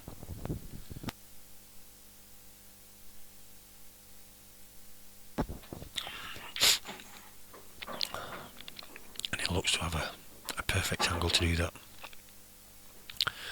Ideally I'd like to hit this red thick and just pot the yellow in the same shot.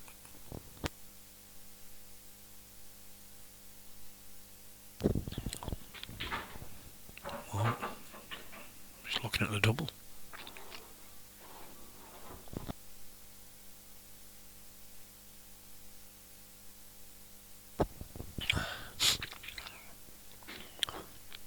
I really thought he would have played the cannon, but these boys don't mess about with doubles.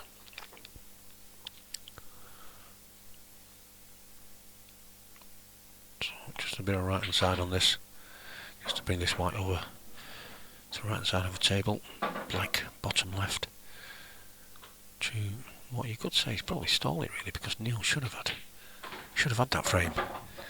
So 2-1 it is. And, still no scores on the other tables as yet.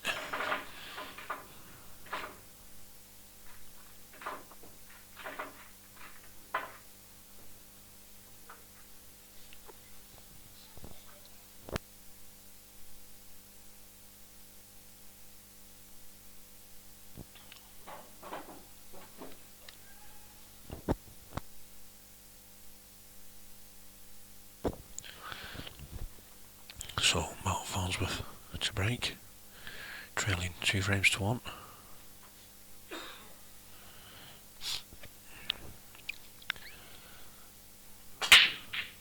He's got it off.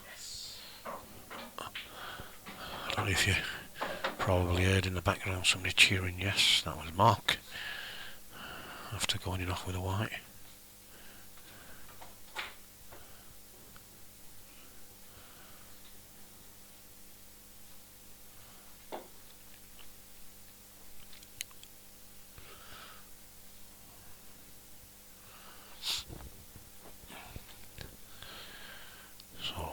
Neil with another great chance now.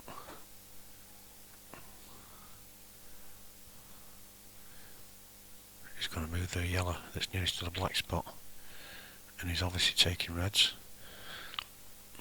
trying to push the yellow safe. The reds are all sitting pretty now.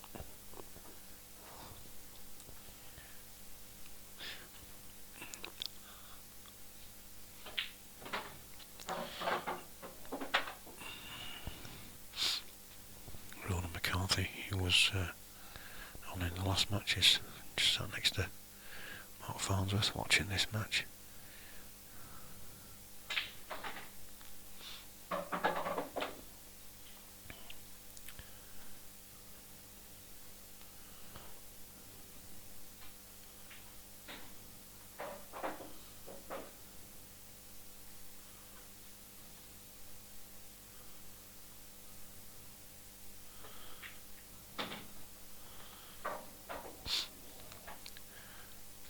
So I'm just wondering if he'll take the one into the centre pocket. He is doing, only because he's got a little bit too much angle on the one to the top left.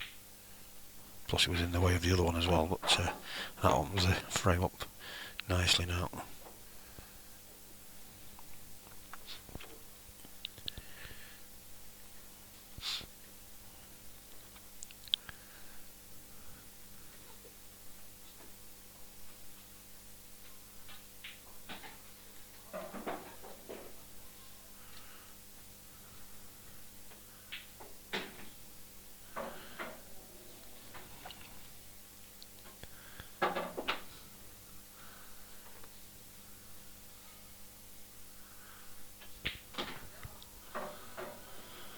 So just this last red, he'll use the yellow probably to just on the white into,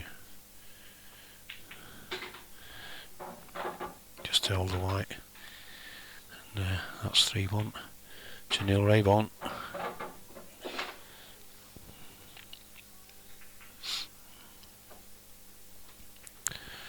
Richard Johnson asking when Kevin Robinson's on next. I think it'll be probably the 3 o'clock session. Scheduled for 2 hours each. Just have a quick look at the draw. As you can see, that score's just gone in. Neil Rayburn, they're watching me on stream, I think, to get this to get the scores, but you can just see the other scores there. Sean Stebbins 6-1 down to Jimmy Croxton.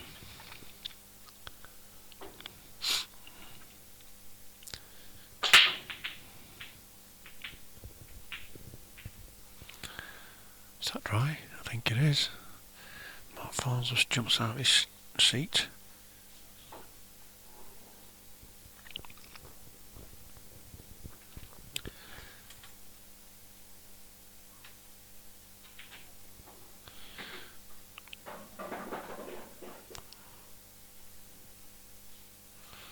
Yeah, Lee Wilson saying if Mark had a better break, he'd be untouchable. He's certainly a very good player, and his break has let him down here a little bit. Andy Cairns is asking if Chris Boren's on stream. No, his first round match, he won that 8-1 against James Hannett.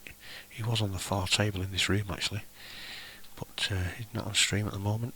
Might have him on later on, who knows. It's not my decision who comes on, but I do believe they're going to be sticking to the main draw, and there won't be anybody in the losers section on the stream itself. Maybe a bit later on, I don't know, but certainly not in the early rounds. This is a double elimination today. Tomorrow is the Netherlands qualifier in the World Series, or should I say the Simonis World Series, and that's just single elimination.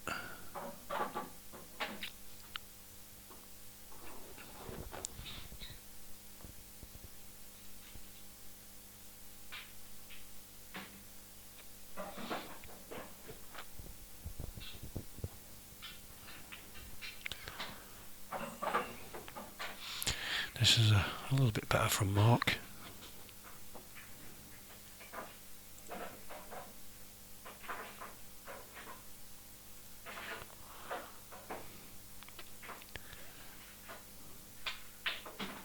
Cued that nicely.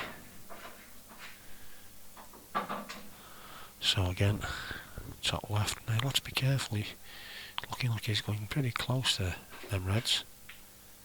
Has he got the gap? Ooh, I can't really tell. Just looking at his face, it looks like he has found the gap, so it's a nice little shot there from Mark. And that is a lovely shot. So just this black to pull it back to 3-2.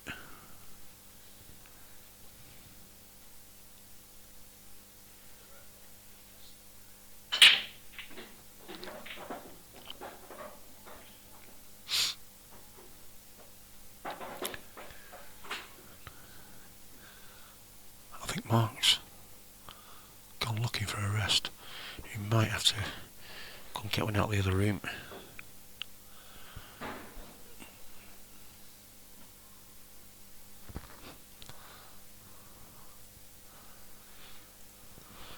I clicked the wrong button there, we can just see on the far table. Dan Davey sat down, Clint Hansen at the table. That is actually currently Dan Davey, did I say? Ben Davis. Just looking for the score. Here we go. That's actually 1-1 at the moment.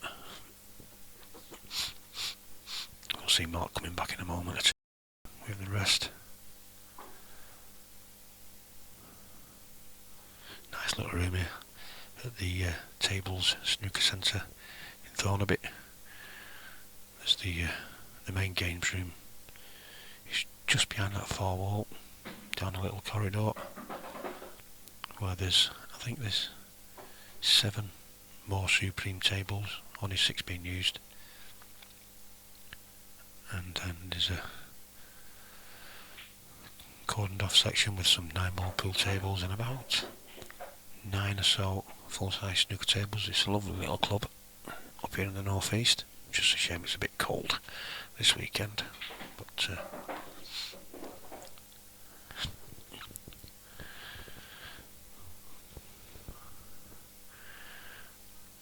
I would have thought he's back now. They would have had a rest in this room, obviously. They'll probably make sure they do now. Wouldn't be a bad idea to get a spider in here as well, I would have thought. So,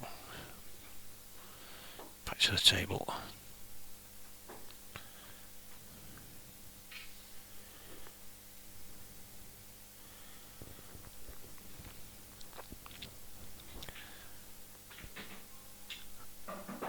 Oh, we just pulled it slightly, and never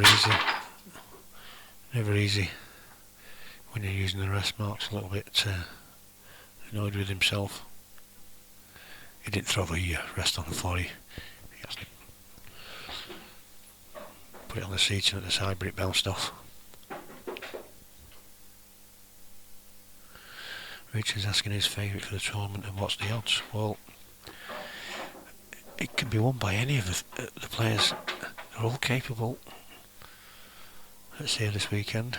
I don't think Coral's running any odds on the World Series.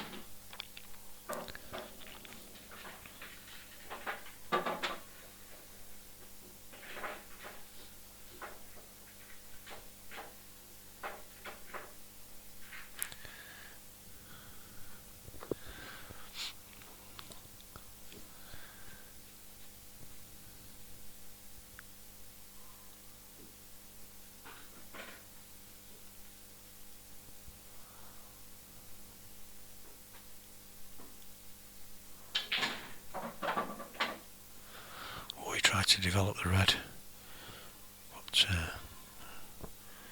just didn't get close enough.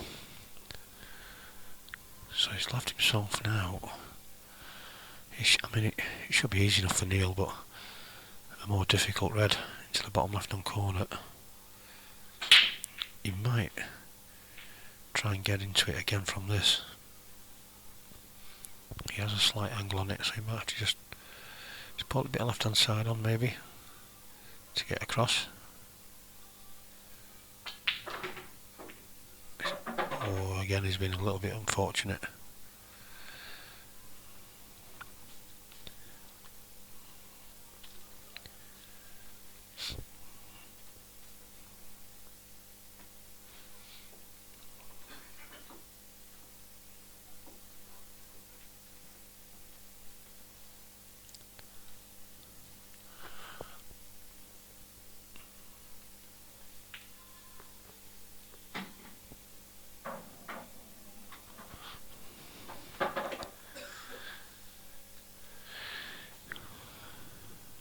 So I'm not too sure. He's got a slight angle on this. You can see from that angle there. He's got a slight angle on this. So he should be able to get down this right hand side of the table.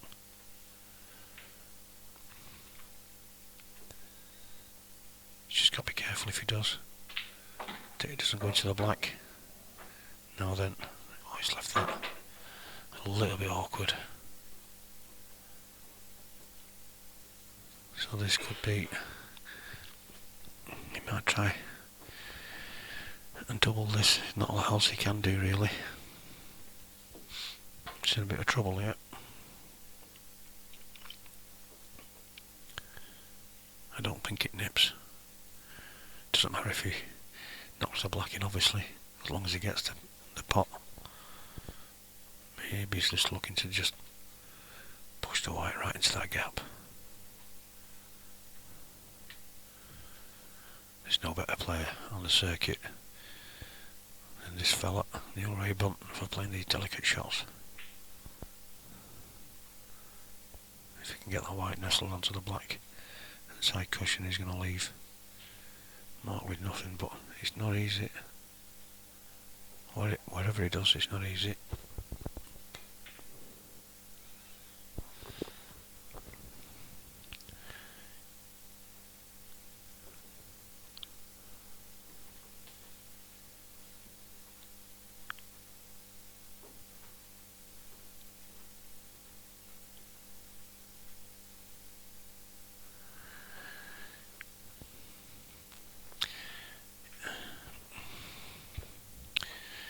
For some reason my chat's not updated. I'm having to manually refresh it.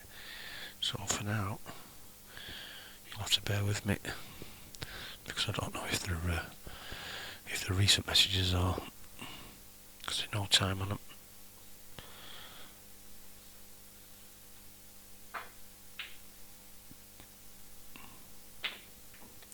Oh, he's tried the double and it's going to be close. Whoa, mighty close. It was a good effort. Neil just conceding the frame there. So 3-2 it is. It was always going to be difficult, that shot. Just trust into a little bit of luck really.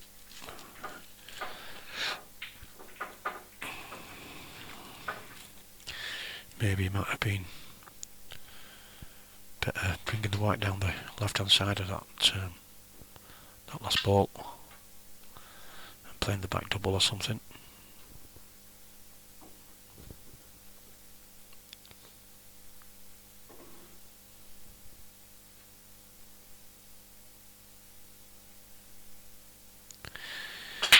Chris Coates was asking if Gaz won against Ronan. Yeah, yes he did.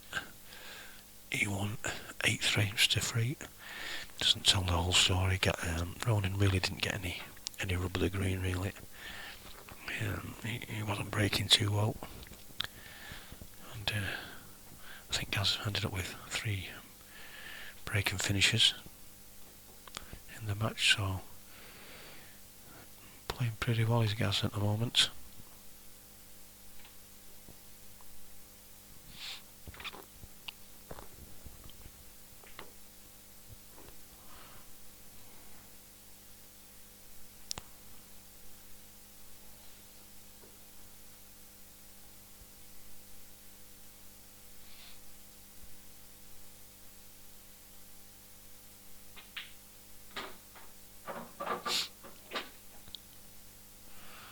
So now Mark at the table, and he's got a slightly awkward one just behind the black.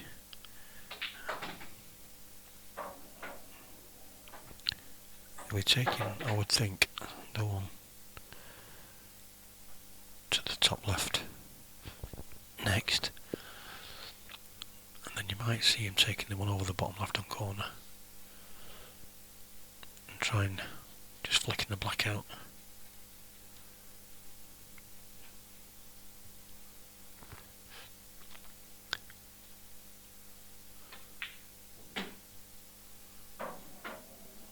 Oh, has he got the angle to do so? He may still well have the angle. We can see from camera 2 it does look like it's got a slight angle on this. The only problem is he's not got full pocket. Well, he's got a full pocket, but he can't pinch anymore really because of the way how close the yellow is to the left hand corner knuckle. He's taking it off the side rail and he's been a little bit unfortunate there.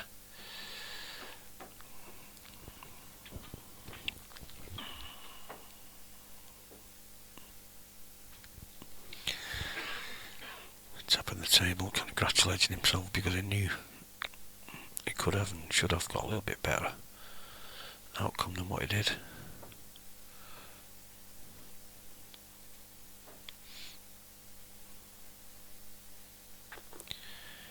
And I think he'll probably just screw this white off this yellow, off the side rail, back in behind the yellow. He's not got many more options really. If he plays the yellow football into the black, the yellow's not going to go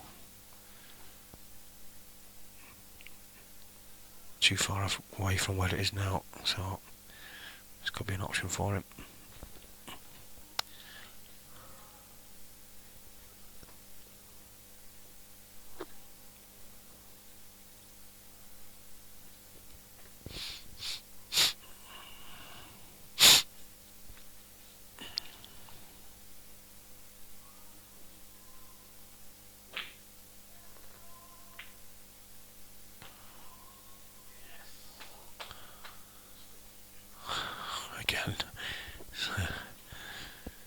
clapping himself.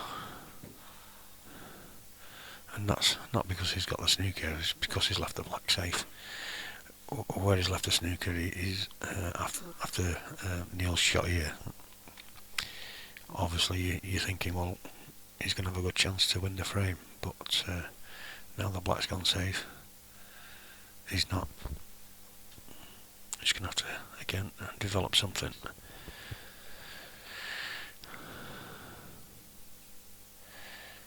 Yeah, if your chat is not refreshing, Danny, it may be a Facebook issue then. I'll have to have another word with that Zuckerberg. I'm waiting on him giving me more than 4 hours stream time, but he's not got back to me yet. So it must be a Facebook thing.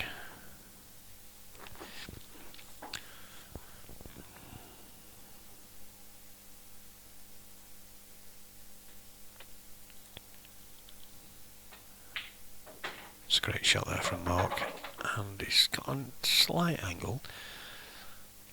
So we'll just see what reaction he gets from this white now,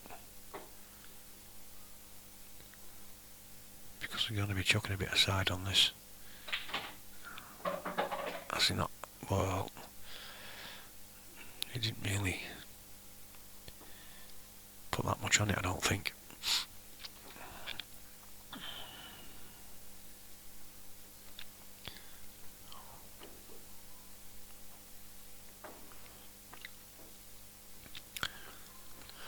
Again, not a lot Mark can do with this.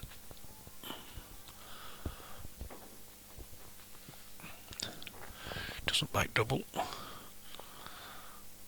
so he might just have to leave the white safe in that corner somewhere, but there's not many safe places.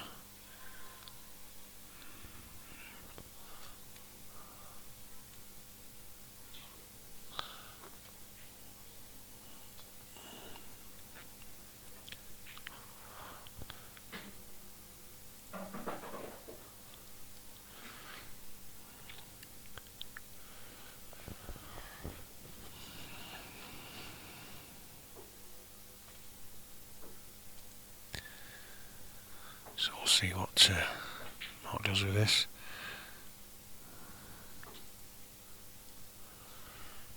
Well, I mean, I don't think it did back double.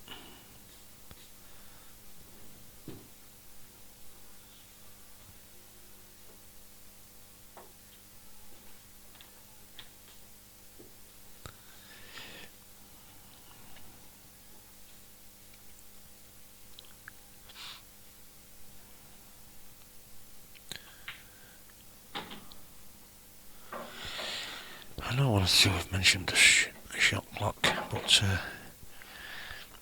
I think, having seen new play on the shot clocks for certain, he's just as good, if not better, when he plays a little bit quicker. I've never, that I can remember, I've never seen him lose. I've never streamed him when he's lost. When he's been playing on the clock, or should I say he's never lost when I've streamed him.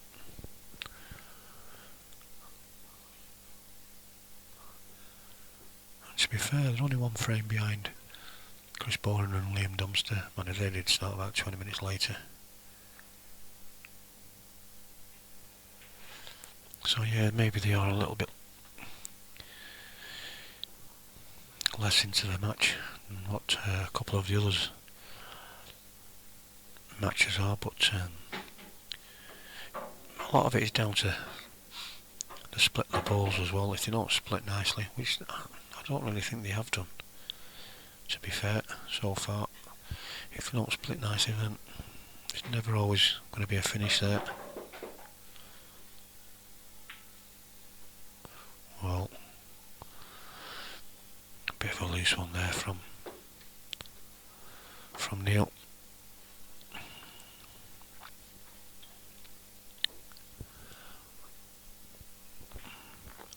Mark can just see an edge of this, and it was just enough to level the scores at 3 frames all.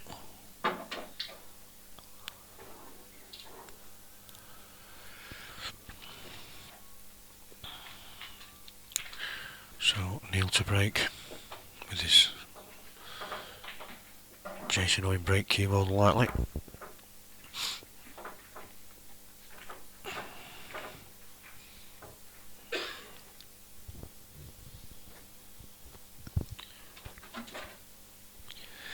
We'll have a look at the scores after this frame.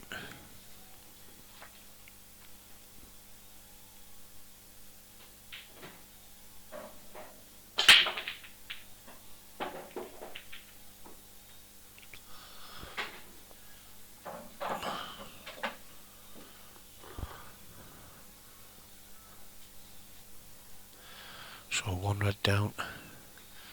Now then, what do you take here? A couple of safe reds, a couple of safe yellows. Whatever he takes is going to have to develop something.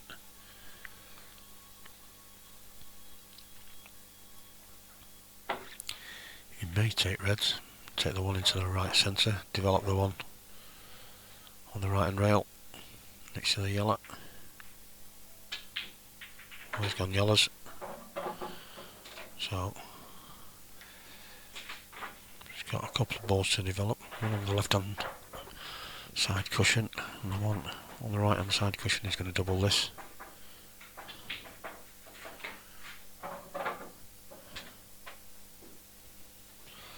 Well then, can he double another one? Or can he get through to it to nip it?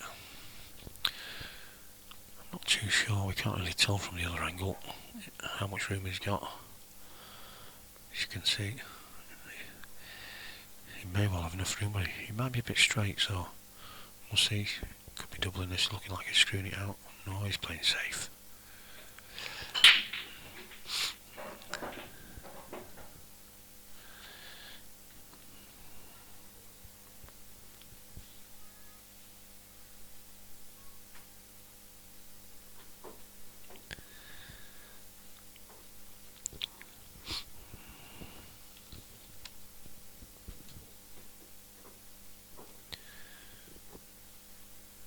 Again, one good pot here from Mark. Well, he's not biting, he's biding his time. One good pot there and he would have had half a chance, but some other players would have probably gone gung-ho at that. Not these two.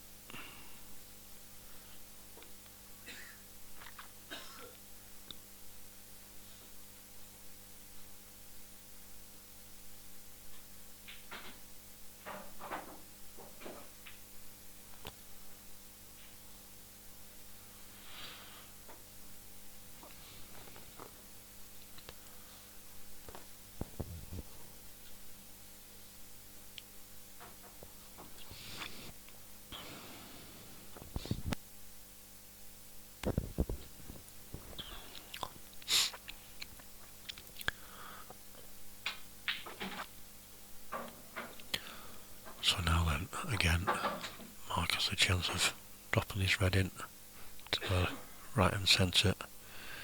That yellow doesn't go past, sorry, that red doesn't go past the yellow. So he's got a chance here to flick it. He's played it nicely. Develop the red and bust the yellow a little bit safer. So now then, it's all about this one on the bottom right hand side cushion. Again, he's got an angle he can screw down the table here. He's gone right behind it, so it's all about cueing this. Now, just wants to drop this in the bottom right hand corner pocket. And he's played it well. So just 3 drop-ins now. That's all it takes to go in front for the first time.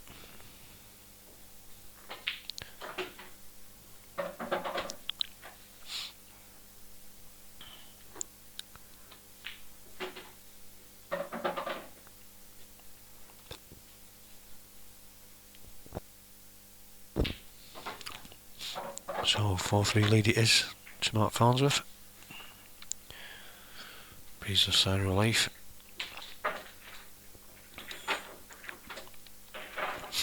We'll have a quick look at the draw while we're waiting. Mark Farnsworth, you can see, is at the table, but Kev Bampton is 3-2 up against Miles Deleuze.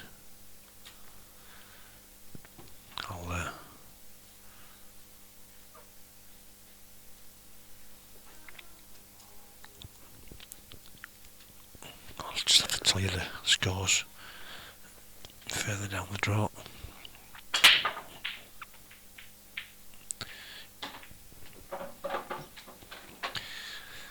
And Harry Irwin is 4-3 up against Gareth Ibbott. Chris Boren is trailing 4-2 to Liam Dunster. Gavin Robinson and Luke Sanders is 0-0. And Ben Davis and Clint Irons are locked at two frames all. And again they're on the table at the far end of the room.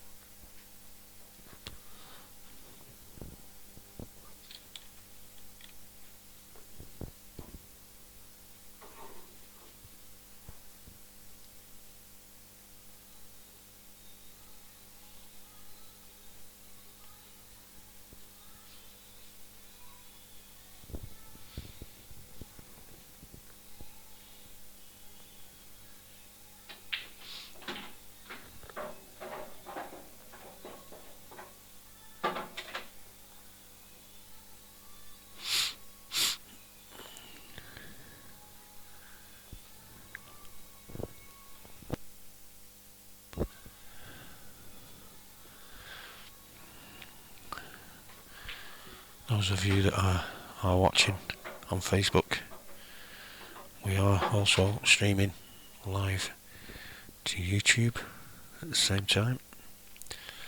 That will be uninterrupted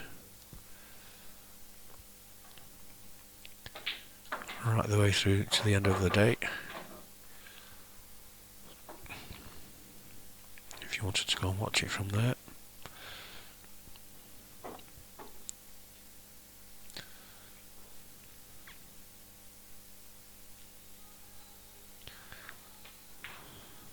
So he's pulled it. Is it at the right pace though? It's just gone a little bit far with the white though, because he caught it a little bit thinner than what he wanted.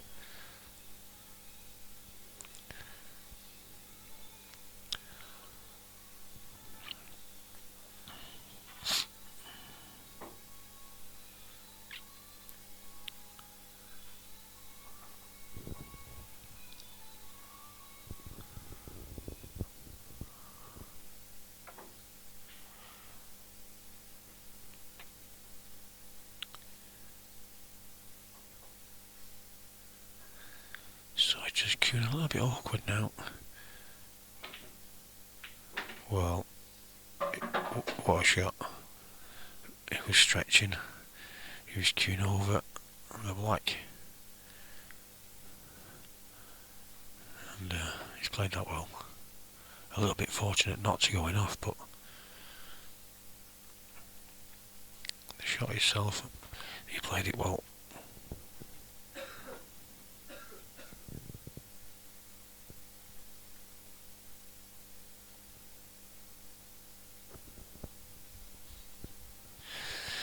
Yeah, if you're not too sure which this is, Mark Farnsworth at the table now, in the grey and green shirt. Neil Rabin is the one in the black shirt.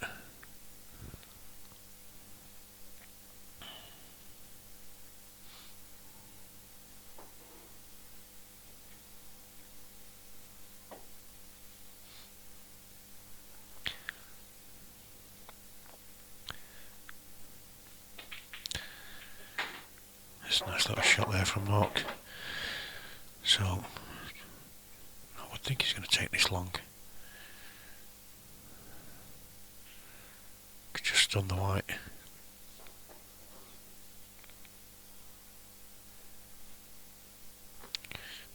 slight angle on this, so be careful not to run too far over to the right. Well, he took in the middle, which is probably why, because he did have an angle on it.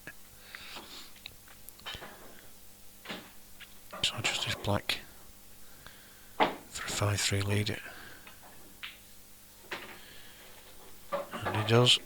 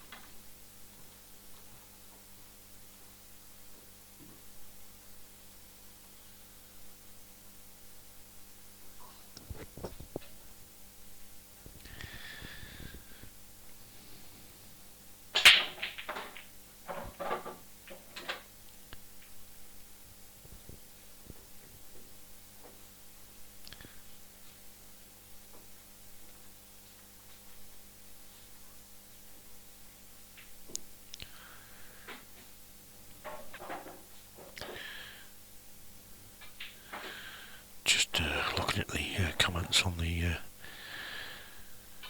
YouTube chat. Thanks for the had a few nice comments this morning about the stream quality, and it's much appreciated. It does look good. It certainly looks good when you're watching it from a mobile phone as well, because of the high resolution of the phone screens. When you're streaming in HD, it's crystal clear. Just wish I could talk a bit louder, but we can't have everything.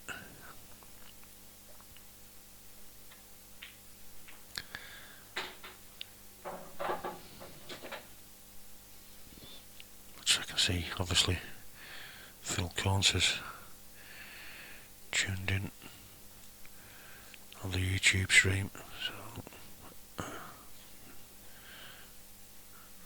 I don't know if anybody's saying anything untoward, or certainly somebody will let me know anyway. So I'll go back to the Facebook stream.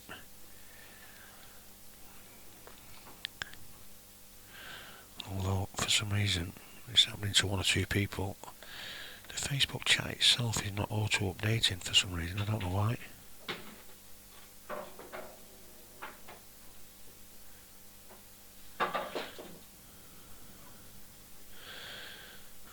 Thank you very much for your comments, Richard Johnson. Like I said before, it's all appreciated. Makes it all worthwhile. It's a nice little nudge there from Neil. So he's got a slight angle on this, so he'll have to be careful. I think he can just drop this in. He might go into the yellow. He did. And again, he'll just push this through for the black into the bottom right to pull it back to 5-4.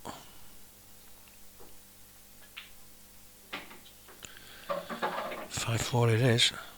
Let's have a quick look. I think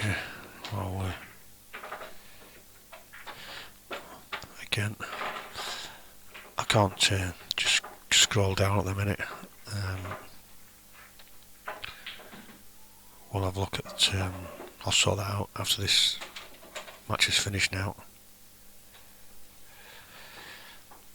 But I can certainly tell you the scores. Harry Owen 4-3 up against Gareth, but still. Liam Dunster 4-2 against Chris Boren still. In fact, there's been no changes because Ben Davies and Clint is still 0-0. Kevin Barton is still 3-2 up against Miles Deleuze.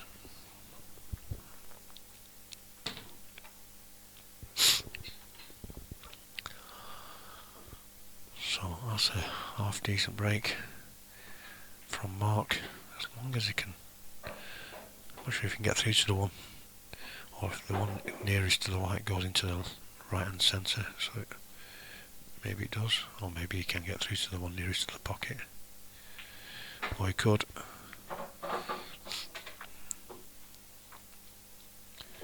Now he's got a chance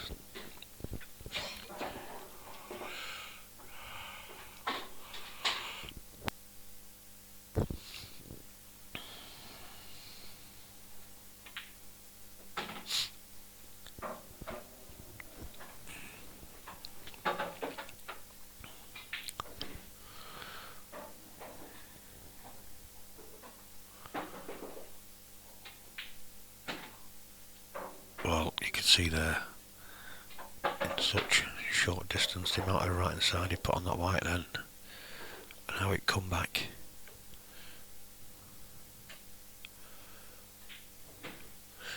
And when you play to the top level pool that these guys play to, and you can play delicate little shots like that, and the side take like it does, then these boys will be loving this new Simonis cloth.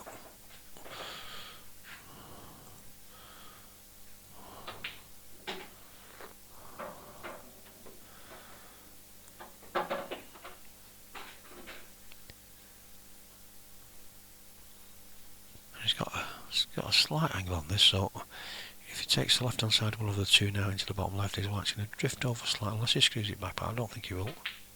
Well, he did. Obviously wasn't as much an angle as what I thought. So I thought initially thought if he was going to screw it back, he might just clip the red, but he had plenty of room.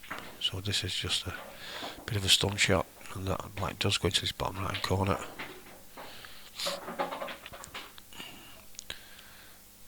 So to regain a 2-frame advantage, that black makes it 6-4 to Mark Farnsworth. He had a pretty slow start, did Mark.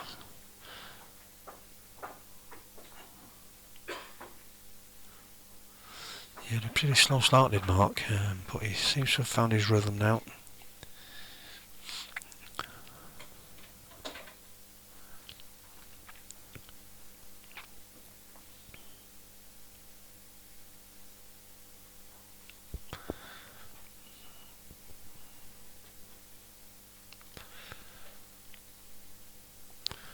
So Neil will be looking for half decent split here. Managed to stop the white dead in the middle of the table, and look at the way they've opened up. Now then, take your pick. Take your pick. He's got one slightly awkward one of either suit, the red next to the right hand rail and the yellow next to the left hand rail, but other than that, everything goes. Nothing in the way of any ball.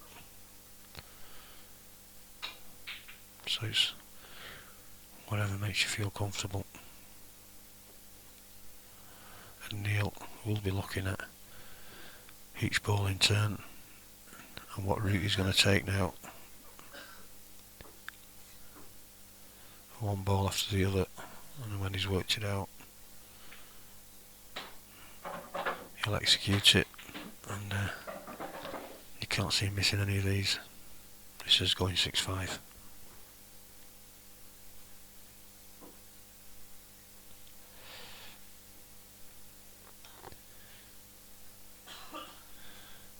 Well, I think he can see the one to the left centre, but he's looking at it, so he's going to take the one to the bottom right here, which does surprise me.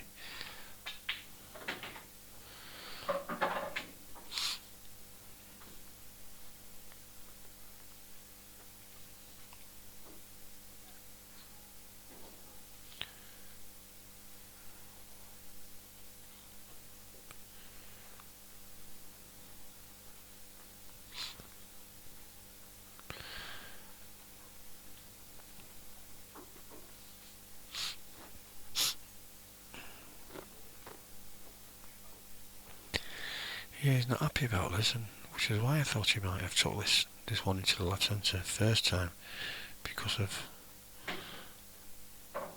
well, he's okay there, I suppose. I don't know why he was taking so much time on that, because it was a lot straighter than what it looked.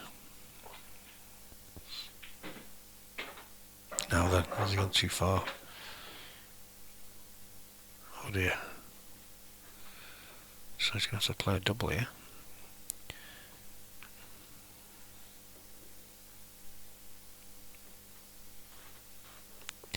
He certainly won't take the one bottom right, I wouldn't have thought. He's cutting it too thin. Well, I'm saying that, and he is going to do so, maybe. It's not as thin as it looks from here. Well, he's played that to absolute perfection.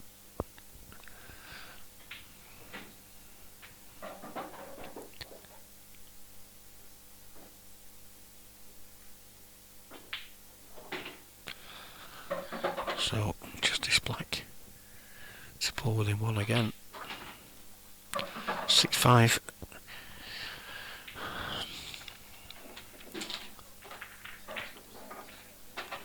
Ben Davies is now 4-3 up against Clint Hansen. Liam Dunster is leading 4-2 against Chris Bowler, and I don't think that's changed in Gareth. Well, Harry Irwin is 4-3 up. So it looks like he's won the last 2 frames.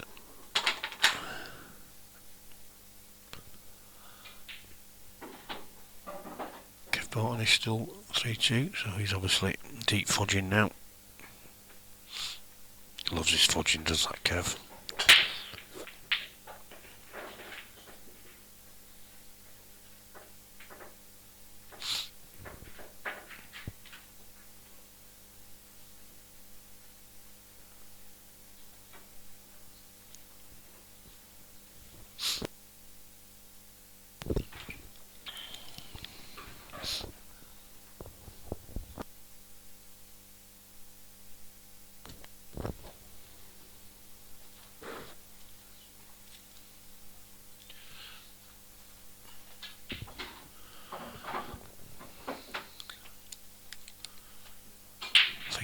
Looks like Neil's come up with his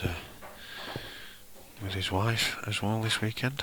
She's sat just to the left of the table.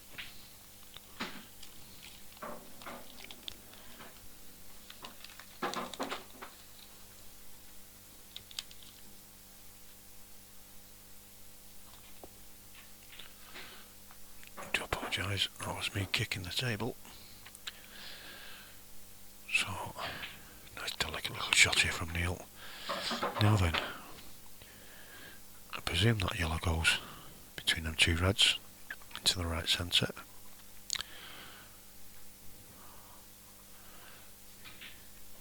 You may well just hold the white here to take the right hand side one of the 2 yellows into the bottom right hand corner pocket after this first shot.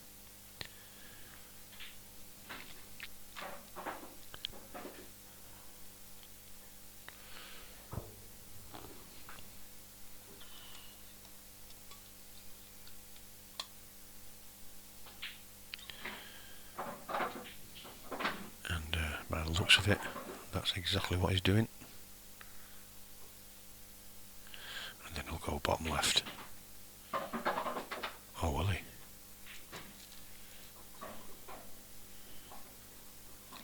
Maybe bottom right.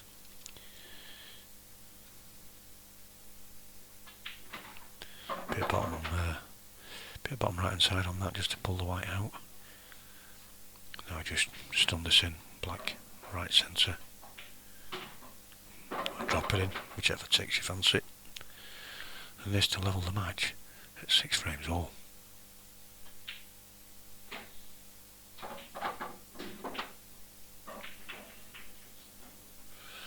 We've got a game on our hands.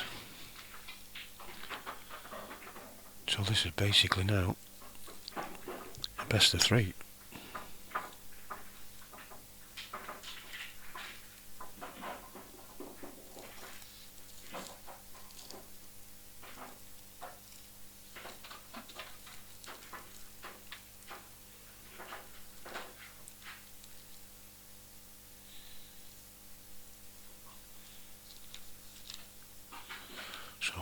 Neil to break, hoping to get a good split, and 1 down. Oh, the white was close, it just got kicked away from the pocket, so he'll settle for that.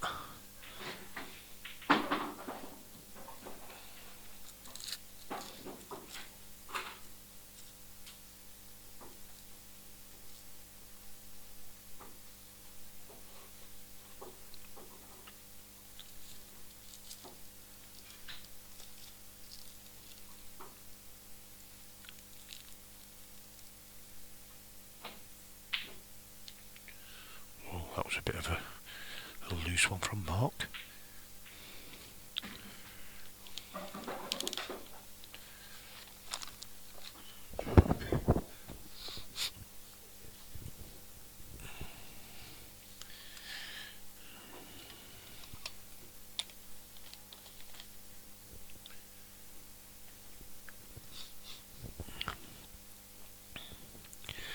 Somebody's asking me what the ball run score is. Let's just find it.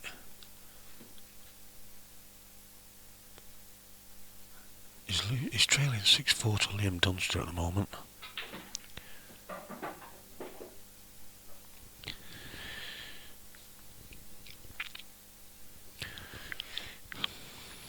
And these games that I mean, I like watching Neil. He's not.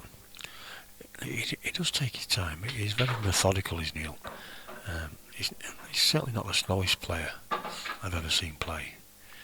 But it's the way he works things out. He works things out. You can actually see him. He's like he is now. He's got a route, and he knows exactly where he wants to leave the white. And the majority of the time, he finds a spot. Once he sees the finish and he's worked it out,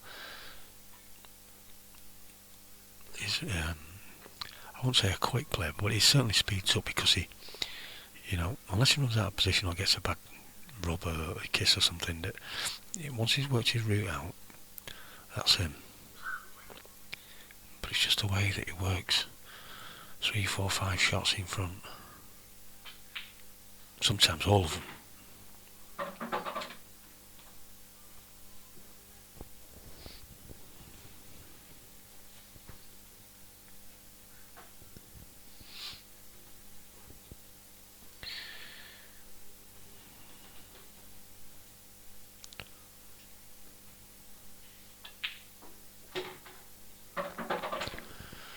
So he's going to be taking the one to the bottom right hand corner pocket now. Just run his white through for the one just to the left of the black.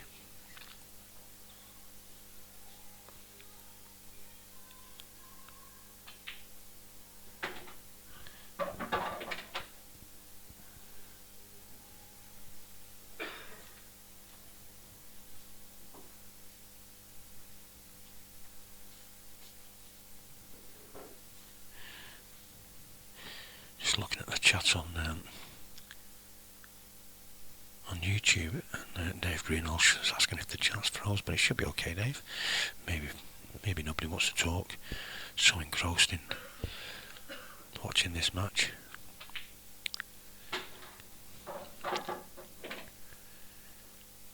Now then, so it's going to be the top one of the two now, obviously, into the top left hand corner.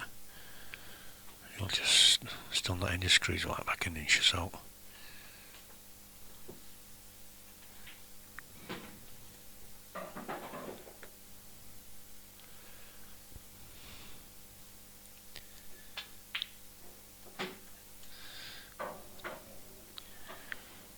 And now then, will he play this white into the yellow to leave the black?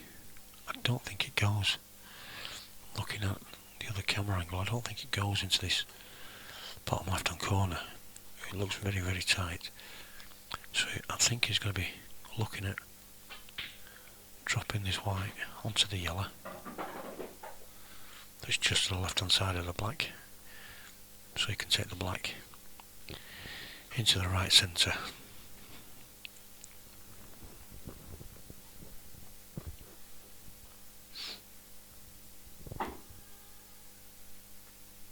He's got options if it doesn't quite go right, and I tell you what, he's played that to absolute perfection. He screwed that white into the yellow and he's hit it full ball.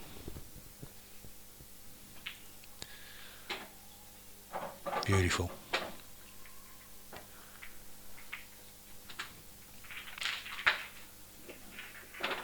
So that black for a 7-6 lead, and what a time to hit the front again. I don't think he's been in front since 3-0, well, 3-2. That was a comment like the green is the one behind the brown in black and white. He's not been in front since 3-0. Well done, white. Where's the white? Well, he doesn't want that. Now then. Marker's not going to be happy now because one good shot here and a good split with these balls, and it could be good now, Vienna.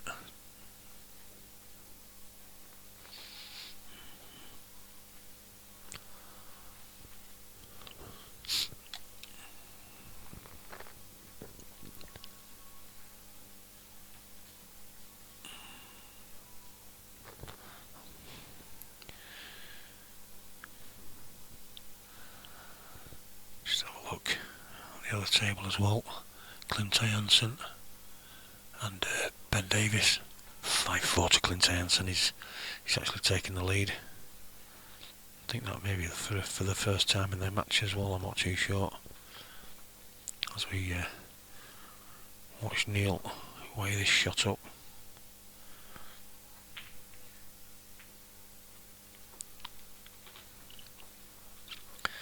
Now then, what's he left himself with? Will he go reds? You would think so.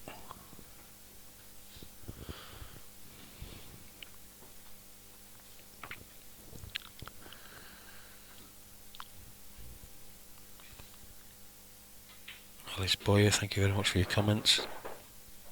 I'm actually pretty chuffed myself, to be honest with you. I fetched some studio lights as well, because I know Dave, that he normally does the IPA stream from Streamscape, he has them on the in the stream arena,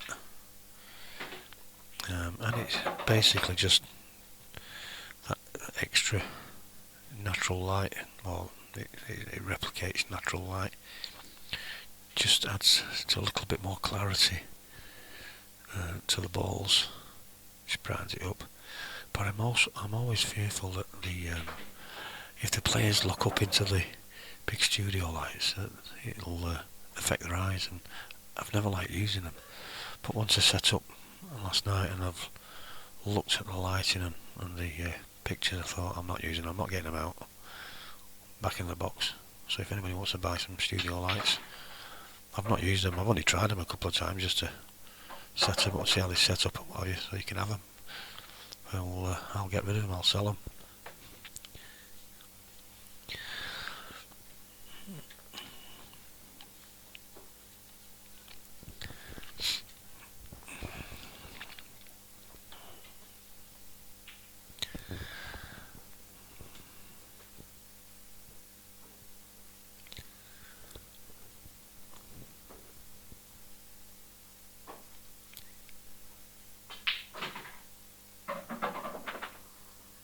Well,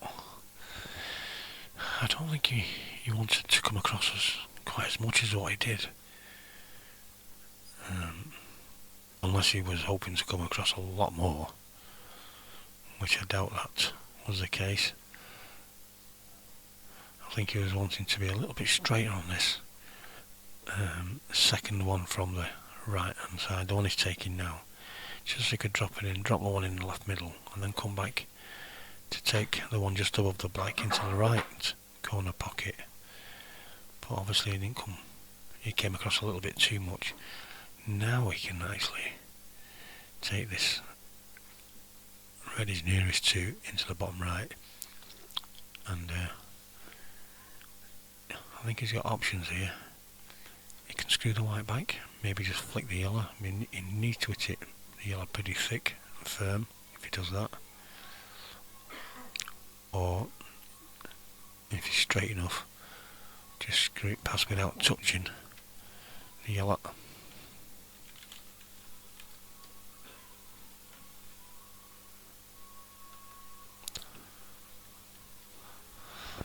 And taking the red into the bottom right hand corner. So it all depends on what kind of angle he's got on this. Hopefully he misses them completely, which he has done. Now then, again, he would have liked a little bit of an angle on this, and I don't think he's got one. Let's have a look at this camera angle. I think he's, well, I wouldn't say straight, he's probably gone a little bit too far.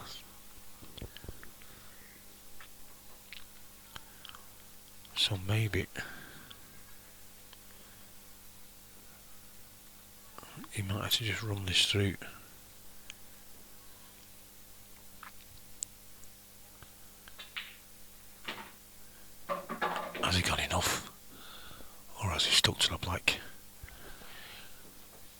he's got a slight gap on it, but whether he's got enough to get through to this red or not, I'm not too sure. He's not looking happy, but... Or is he? Maybe he can.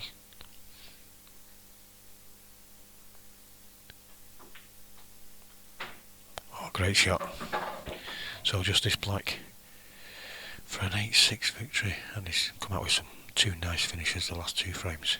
Fully deserved. Unlucky mark. Well played, Neil.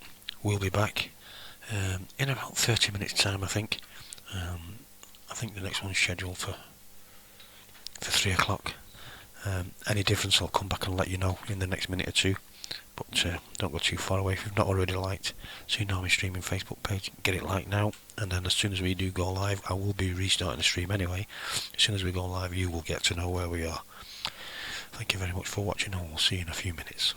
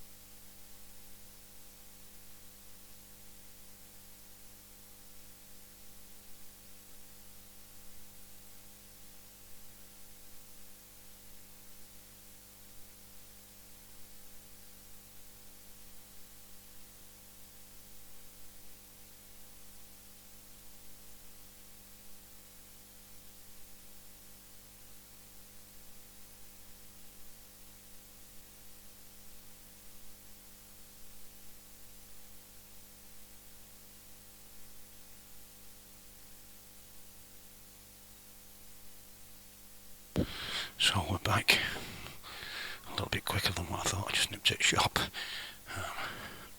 Did tell him to give us 5 minutes, but we've got Craig Marsh and Jason Taggart now.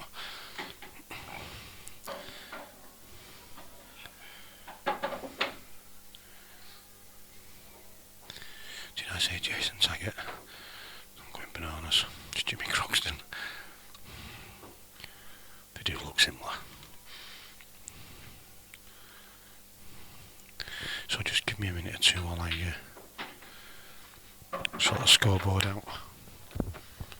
No, I'll be back with you in a minute.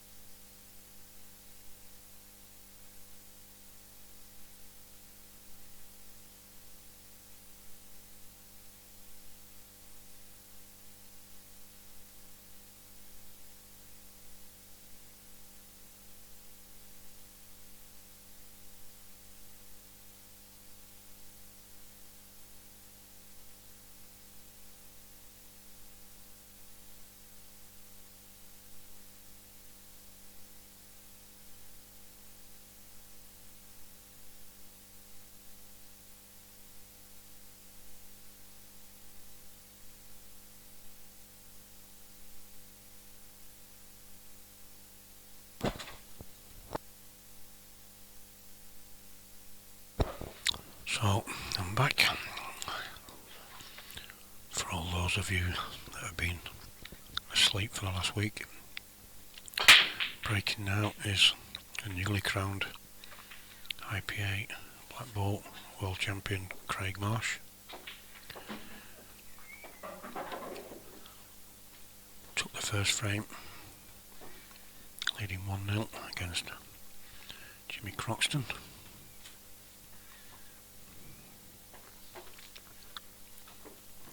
Heel is saying, or there's been one or two commenting on the cloth. It is the brand new Simonis 861 cloth. It's there's no nap.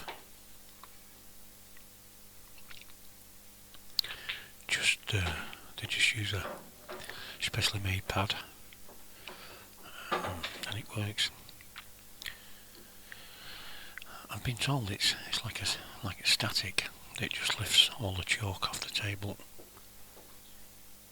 No need to iron it or brush it. Well, you brush it anyway, just in case there's the odd one or two foreign bodies that do land on tables anyway. But just a specially made pad that just wipes it down.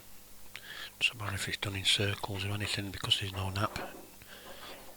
It doesn't make any difference whatsoever.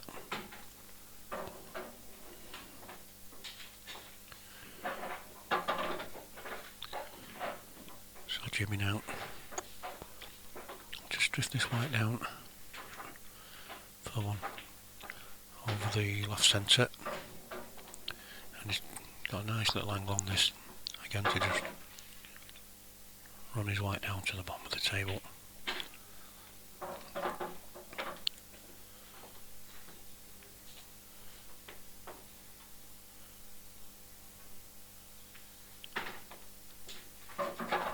And this black in the centre pocket, big bag as well, with the yellow bean there. Didn't need it to level the scores at 1 frame all.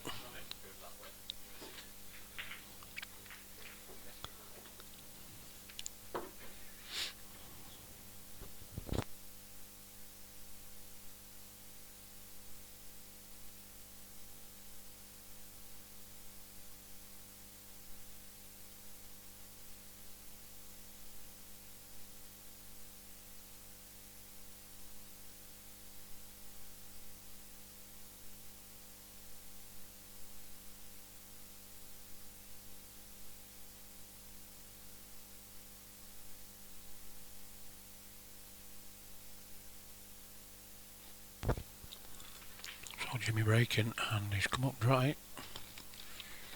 So Craig with the first chance in this frame.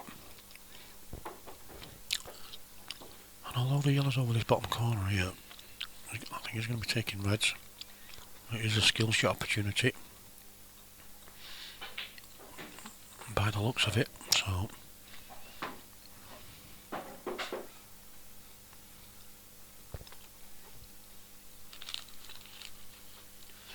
excuse me chewing, just having a packet of knickknacks.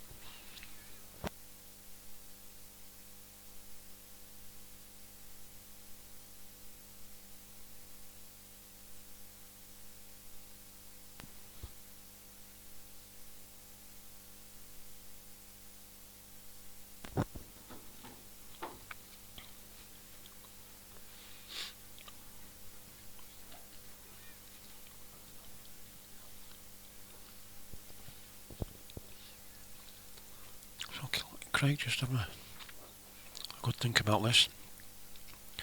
It's certainly not easy, so he's going to have to do a little bit of work. And again, you see the left hand side, he chucked on it there. Didn't hit it at a great pace, but this cloth grips. And any side put on the ball, on the cue ball, does not have take.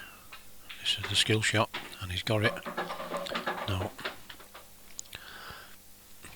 there's a plant into the top right hand corner, but he might take the one just to the right hand side of the black first, into the right centre, unless he can see more of than that red than it looks like he can. He'll probably take the plant, so maybe he can see a bit more of that red. And he's stunned it dead, so it obviously does go into this bottom right hand corner. We can't see from the other angle, but obviously goes easy enough. So Craig now with a great chance of taking this frame.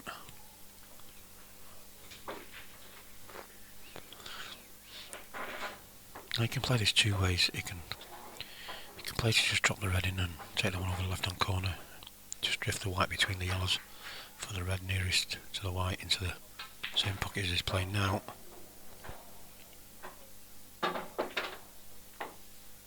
Which is what he's done. He's screwing his white back, so he must be straight enough on it. And that's a nice little shot there from Craig. And again, as you can see with the gap there, all he's got to do is more or less stun the white. It's got a slight angle, so he can just drift down a little bit. So just this black 2-1 lead to the world champion.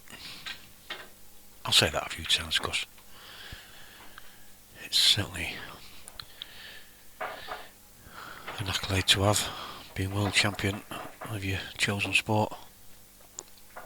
You only get one a year, certainly in the IPA anyway.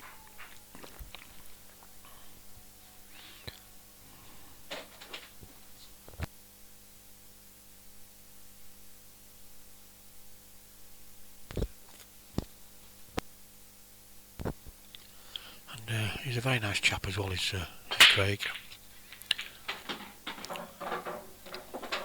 Does a lot for the community around where he lives.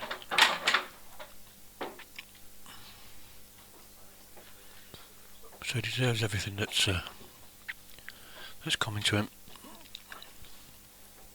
Very well liked on the pill circuit, where he's on his sleeve sometimes, but who doesn't?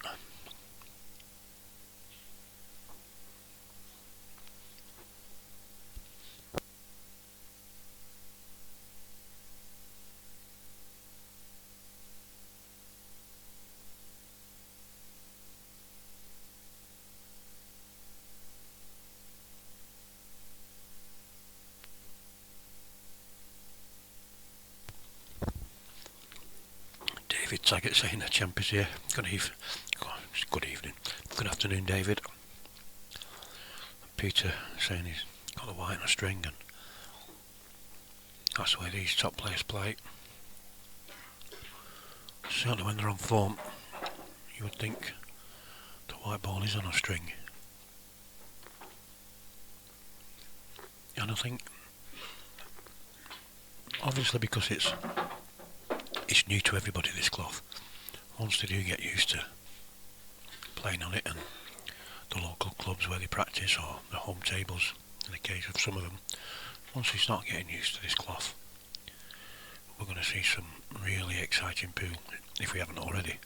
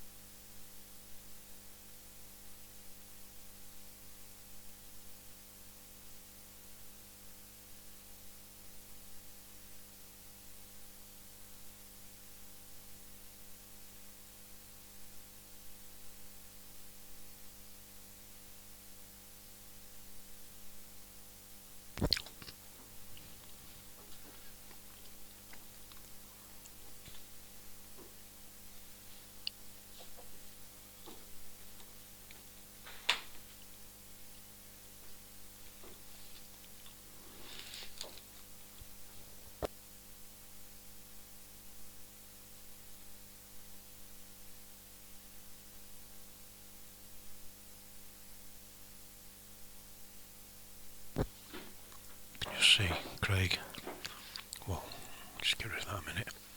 You can just see him in the background there, watching the Clint match. Relaxes as ever is Craig.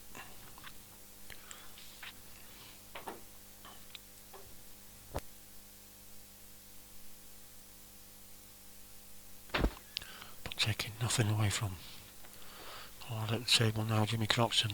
He's certainly well capable. He's probably gone a little bit far there with his white, so it's not easy. He's hoping to be a little bit straight. You can see, you know, with his hand gesture there, he's obviously not happy where he's left it. He'd like to have been straight on this so he could just roll the white through for his last red into the top left, but might have to try and find a gap here. Well, even then, it'd mean forcing the white, and I don't think he can do that. Well, he can. this is going to have to be. So he decided to drop it in, leave an awkward red. At least he's got a shot on it. It's not the easiest cut into the top left, but at least he's got one.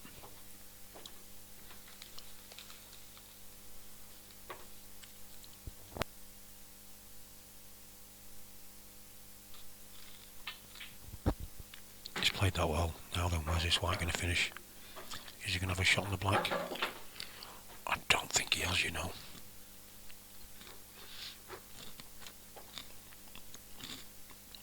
Maybe he does. No, he hasn't.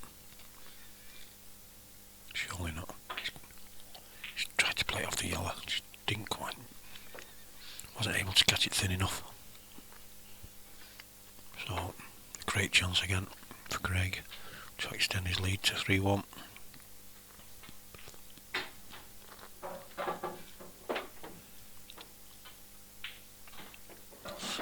Gary's asking me for meeting an apple. No, I've got a packet of knickknacks and I keep trying to turn my mic off at the same time, but I do apologise.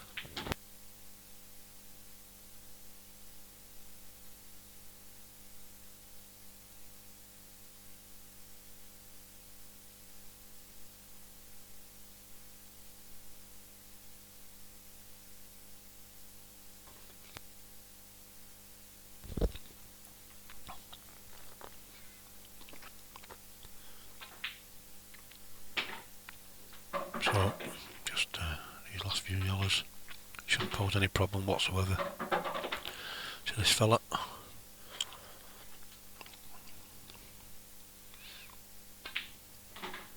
Oh, he got all of that one a little bit, but it's okay. He's got a little bit of a smile to himself. He knows he got hold of it more than what he wanted to.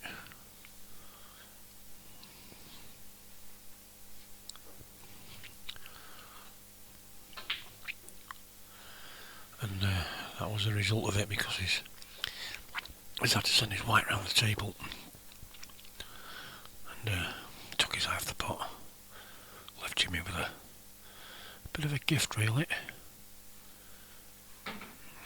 that he should never have had.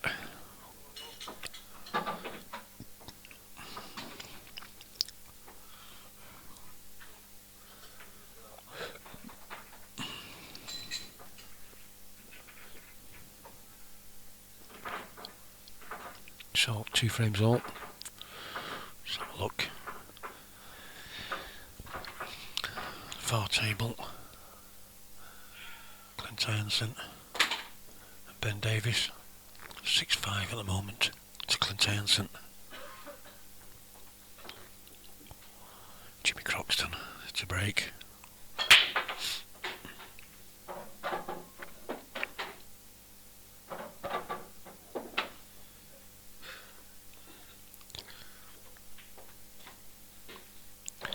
Just to remind everybody, I'm really not too fussed how well you know somebody,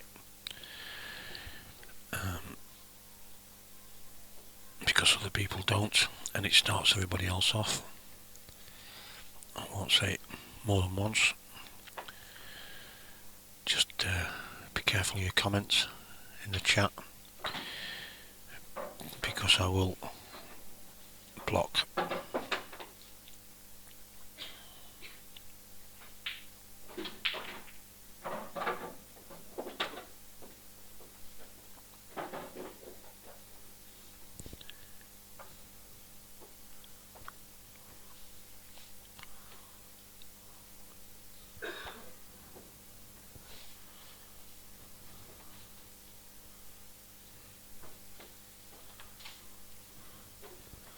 Sean Ellis is asking if Jordan Shepherd's played yet. He's at the table at the moment. He's playing Jack Whelan and he's 3-1 down.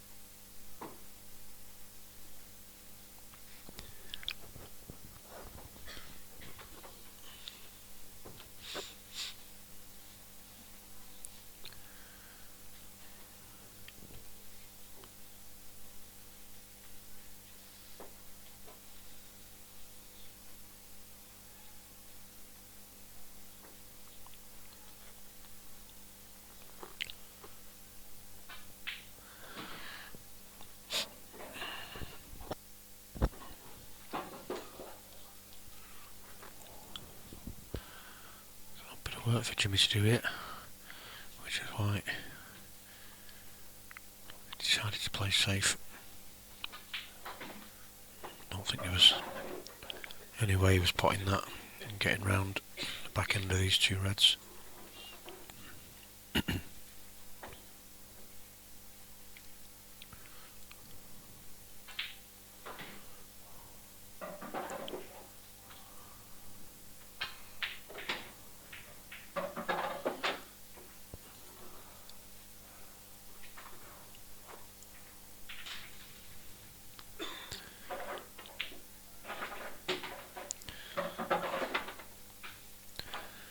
So this frame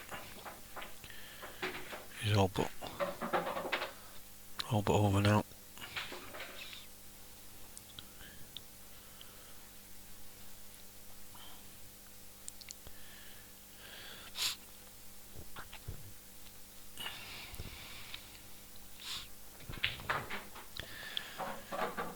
And I'd actually like to know, so I might just ask a few questions. If there is like nylon in the cloth, I know it's a hybrid, so obviously there's a couple of different materials in it, and if it is static, that actually lifts the choke.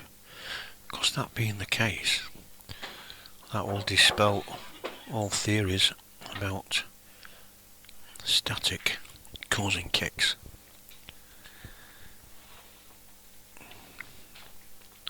So maybe it is down to the temperature of the tables. Obviously in snooker we're talking now, but well, obviously in pool as well, but maybe it is down to the temperature of the tables and the way they react under heat. Because if that pad lifts the choke up through static means, then surely it would transfer to the balls.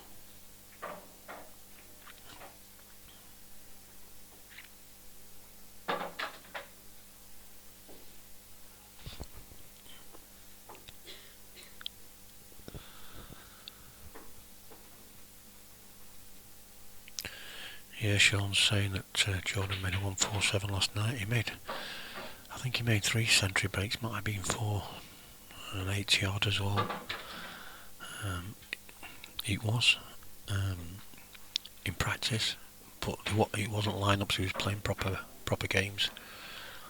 So practice or not, has some standard.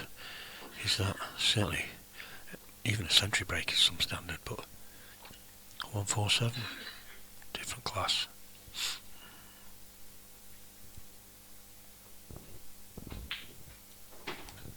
It's a great shot there from Craig. Now then, can you see enough of this red? I'm not too sure if you can. You must be able to.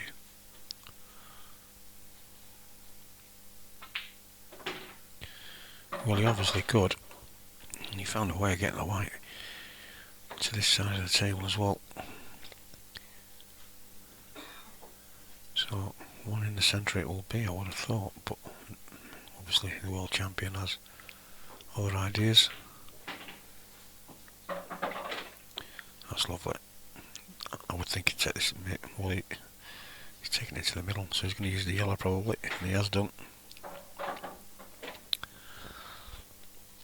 To just this black for a 4-2 lead.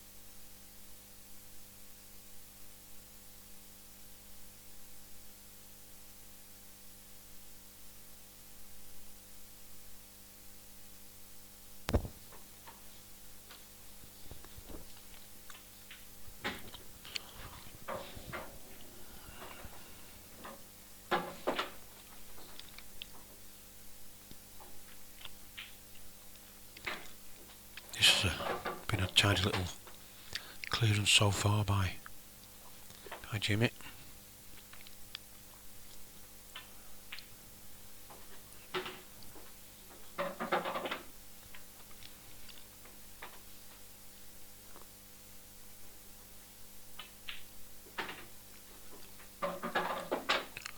Just lying about.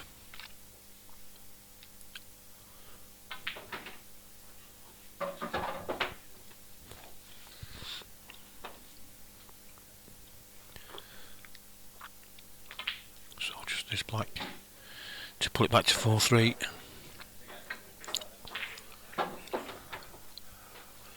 And Craig's break next. Just looking at some of the scores. Ben Davies has just beat Clint. Oh, sorry, no, he hasn't. It's 7-6 to Ben Davies against Clint Tyanson. Kev Barton beat Miles Deleuze 8-6 in the earlier session.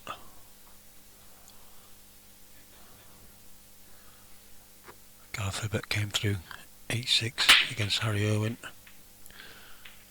Liam Dunster beat Chris Bowling 8-5. Jack Whelan is leading Jordan Shepherd 3-1. Luke Sanchez beat Gav Robinson 8-2. Just told you the Ben Davies score. Neil Rabin, Steve Thompson's level 0-0. We know Craig Marsh and Jimmy Croxton score, and Nicky Griffiths and Kev Barton a 0-0 in the last 16.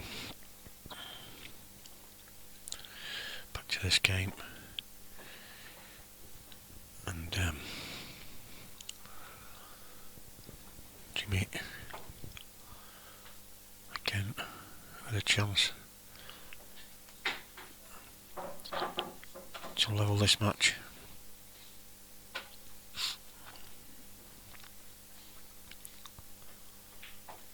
So he's going to take this long into the bottom right corner. Now then,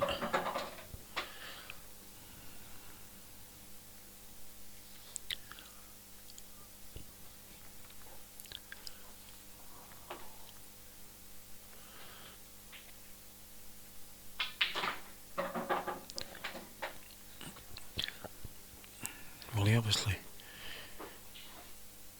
tried, I would think, to develop the red there. Got into the yellow, which he didn't really want to do. You can get him behind it again here.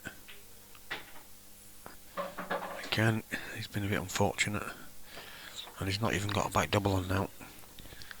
So he needs some shot here. I'm not too sure that if that red, I don't think it goes into the top left either. Well, he's trying. He's certainly trying now. Does this double behind the yellow into the bottom right corner? He's looking.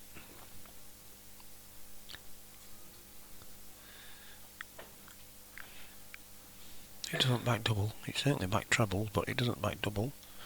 But does it double into the bottom right? He's gone for the back treble, and he's got it. What a great shot. He's just a little bit unlucky there. I've called the shot right. He went for the back treble.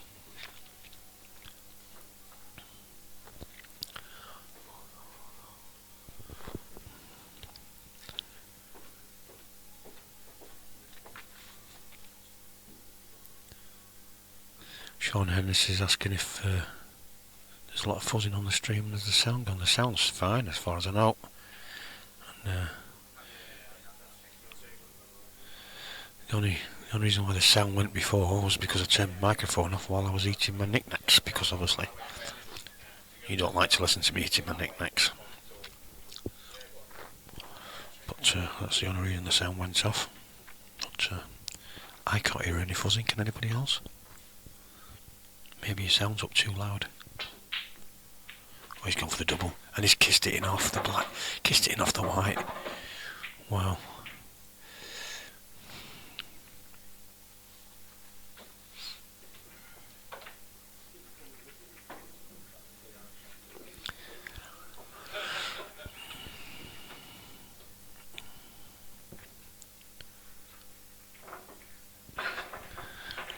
don't know where the buzzing's coming from, guys, because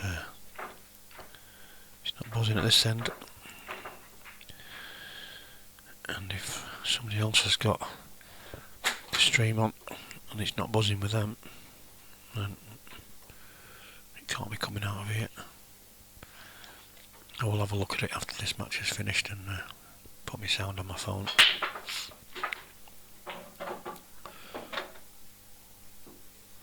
But sometimes if you've got your sound up too loud, that can create it as well. There's always something slightly in the background and it does amplify it a little bit with your phone, so just maybe just knock it down a couple of touches. I know it's a bit frustrating because I'm having to talk really quiet, but I'm only about 6 foot away from the table.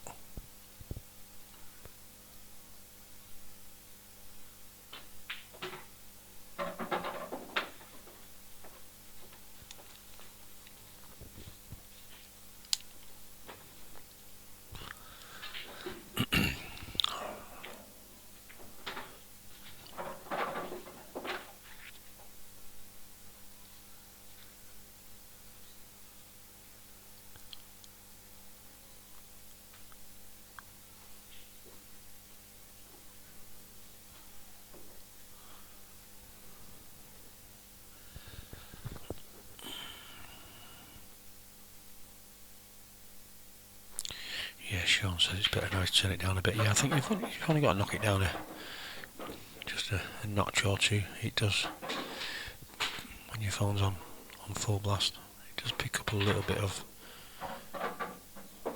something, whatever it is. But I know when I was listening to it earlier on my phone, it was okay. That's a nice little shot there from Jimmy. And this Black to take a 5-4 lead against the world champion.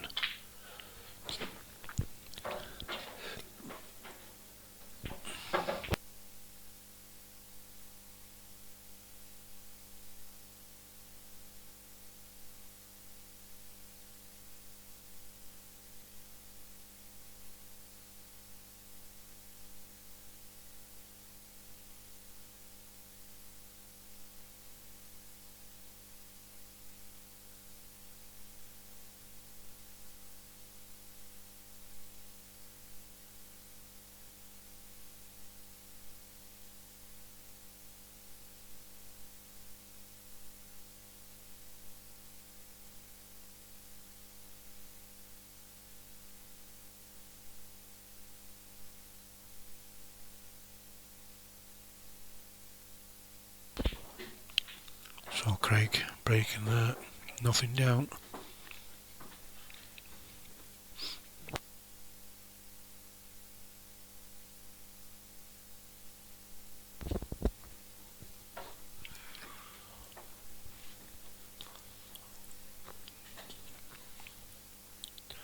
A little bit of cluster as well on the right hand side. So it's a bit of distance to go in this frame. It's not cut and dry.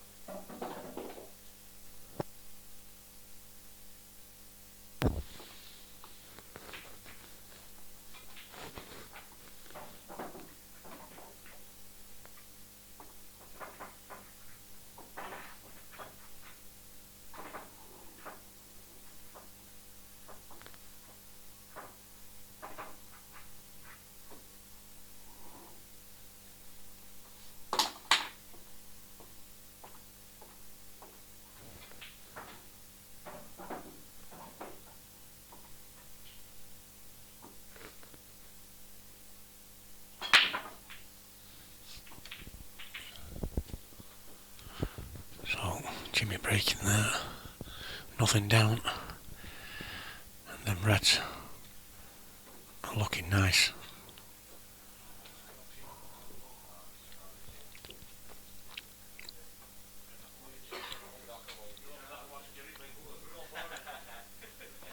Just reading some of the comments there.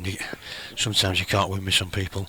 Turn my microphone off so I can have a little bit of a bite to eat. Expected to sit here all day and not have nothing to eat. And I turn my microphone off and people moan that the sound's gone. And, slightest hint of anybody hearing you have something to eat and they're on it again. I think some people just like to sit and moan for no reason. Just turn your sound down if you don't like it. Simple as that. Me personally, I'm watching a class match of pool.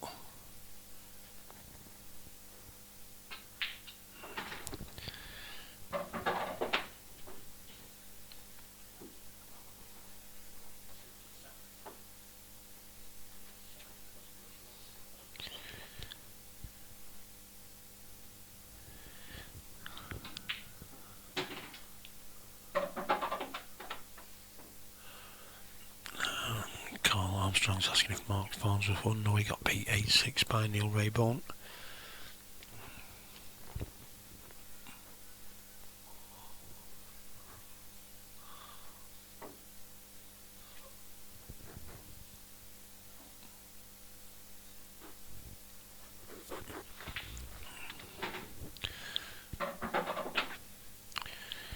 Now then, it's got a slight angle on this so you can run this street.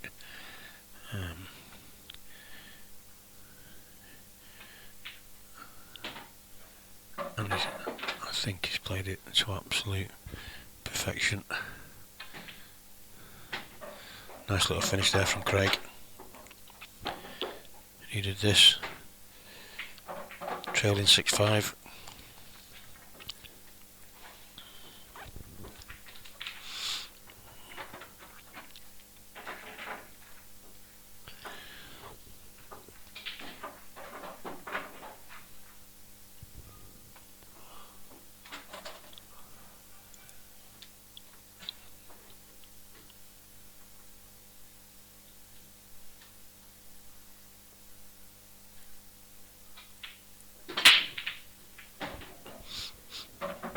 That's a great break there from Craig, and it looks like I don't think either suit is a problem.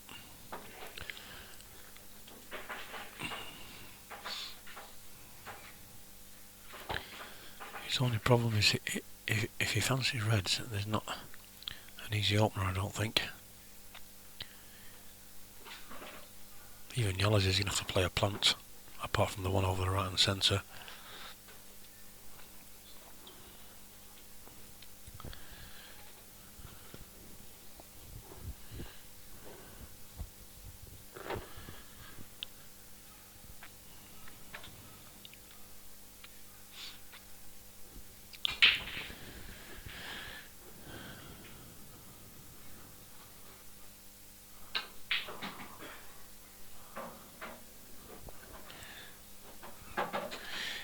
Yeah, I'm just looking at Terry Shaw's comment there on Facebook. It's makes you laugh sometimes. I mean, the number of times I've tuned into the stream, the IPA, and heard Kevin having a bite to eat.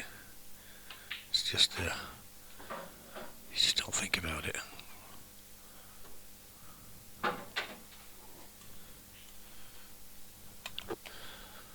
Some people must think you're robots, but there you go. Been treated to some top quality pool here.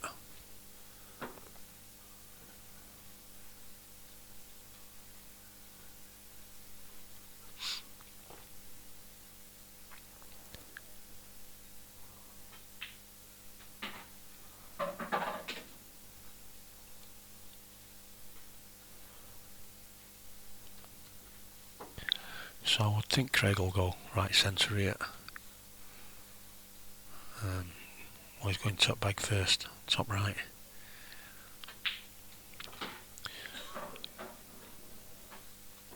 So he's going to use the one over the right centre to just drop that in for the one down the right hand rail.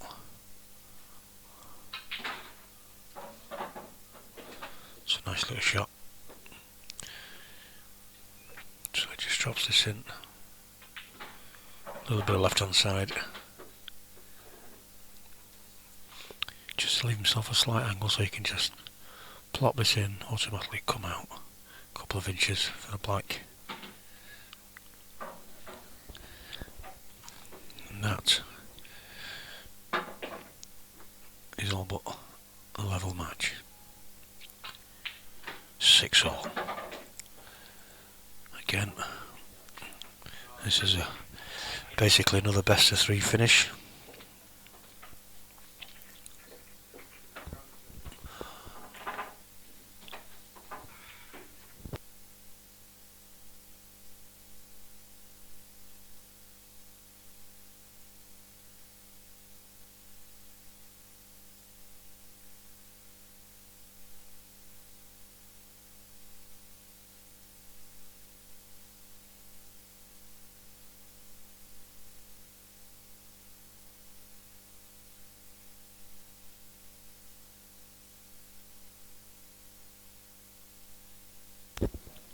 I will say it again, I'm really not forced how well you know somebody, just watch your comments.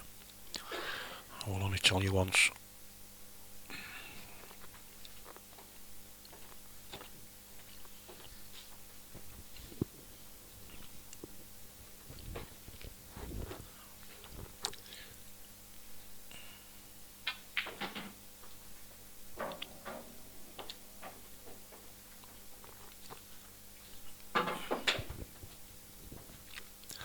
So Jimmy now. A bit of work to do, but you should take these out easy enough.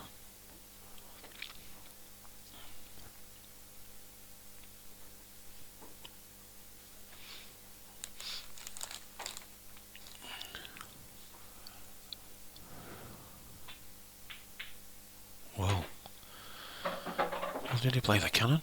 Oh, he must have done.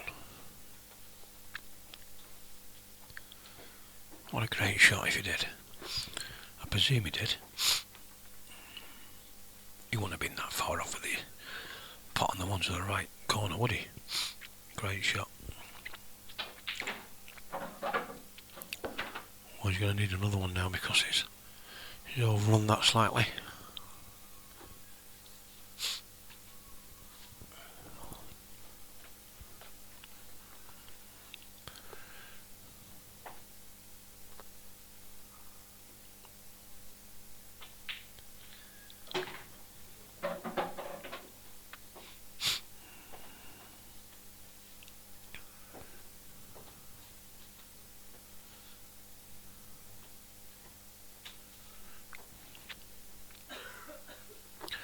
So I'll just drop this in, run the white up. Now then, he's going to take the one to the top right first, surely.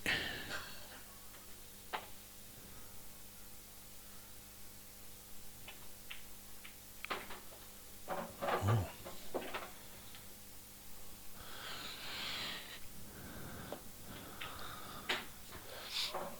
Oh dear. Oh dear. And I think that was Jimmy. It made a comment as just after he hit that shot, he knew he'd overhit it straight away.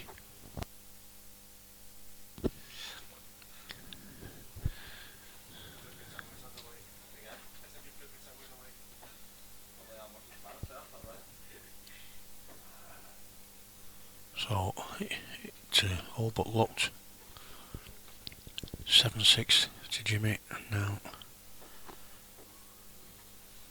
he might have to wait a bit longer. Certainly not going to be easy for Craig if Jimmy does miss this, but again it's a chance that he didn't think he'd be getting again.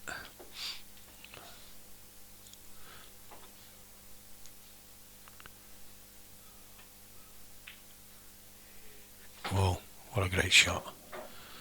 What a great shot. It was only shot 2 play, but executed it to perfection. So 7-6 to Jimmy it is.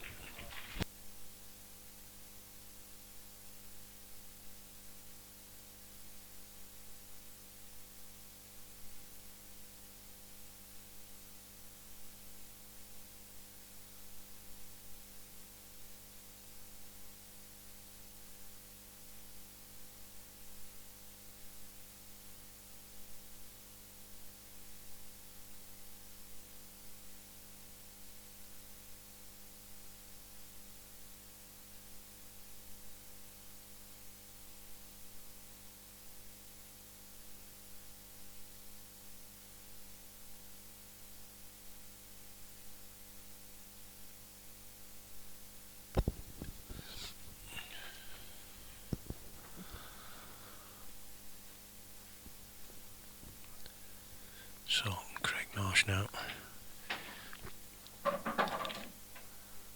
Last chance saloon.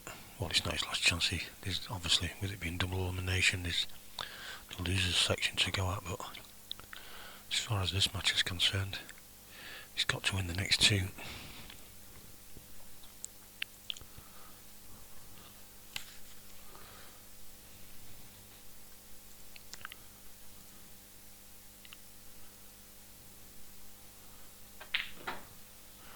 It's a nice little plant there. He didn't really want to pot that one into the top left hand corner. Just made it a lot more difficult now.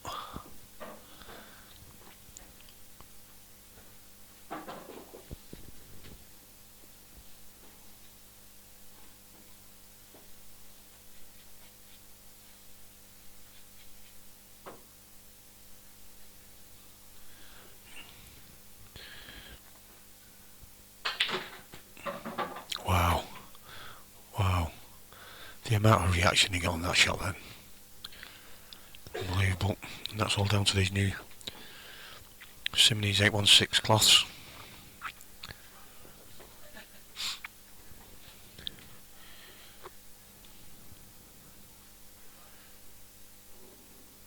If he caught that red a little bit thinner, he would have had a bit more room on this.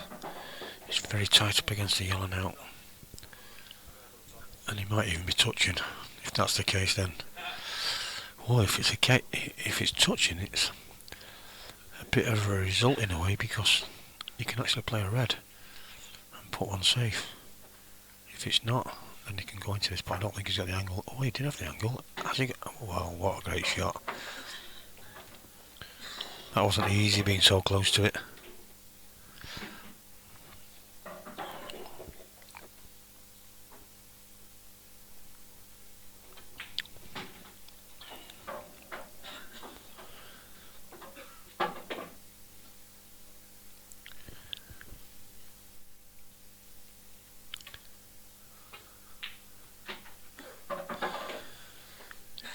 So 7 frames all, and it's a 1 frame shootout.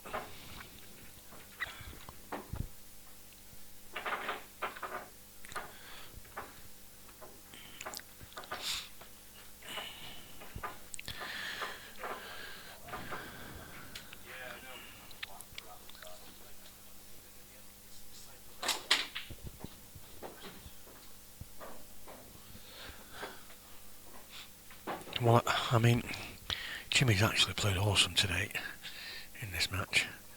I was going to say, obviously Craig's starting off this weekend the way he finished off last weekend. But, I mean, it's 7-all in this match, but taking nothing away from Jimmy at all. He's played absolutely superb in the frames he's won. He's took out some really tasty finishes. So he does deserve to be in this position.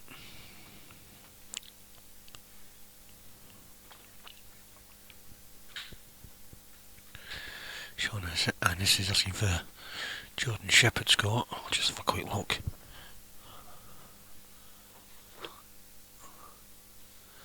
And he's 7-4 down, 1 frame away from defeat against Jack Whelan.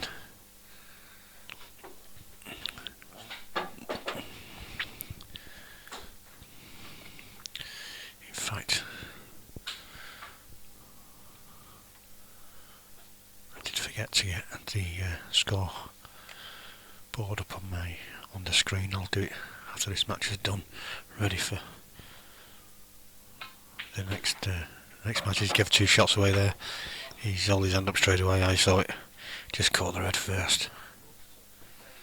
Now then, that's all you need in a final frame decider. Well, it's not all you need.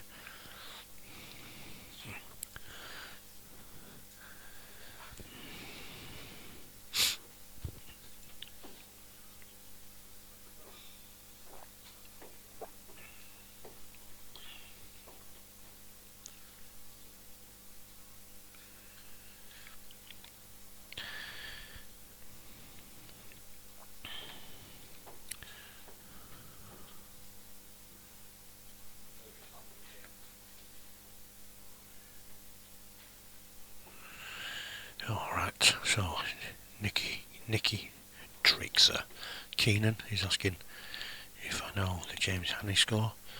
I do know that he lost, I think it was 8-1 in the first round against Chris Bowen. I'll just have a look, see if he's back on in the losers section. He's actually beating Simon Webb 2-1 at the moment.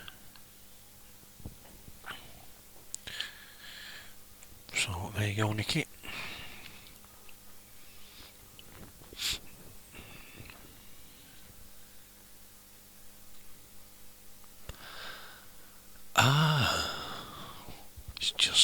It's just sunken in. I was talking to James as he turned up this morning and asked him if he got here last night or if he'd drove up this morning. He said, "Oh, I came this morning." He said, "Oh, I only come from Glasgow." Makes sense now. Fair play to you. Saying nothing.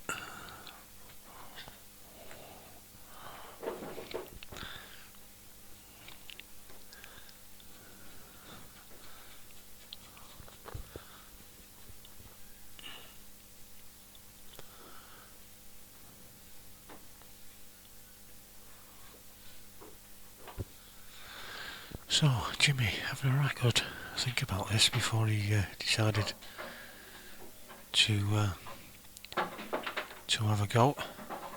And obviously, because it is a final frame decider, he's got a great chance here of taking this frame and beating the current world champion. So he wanted to make sure he planned his route and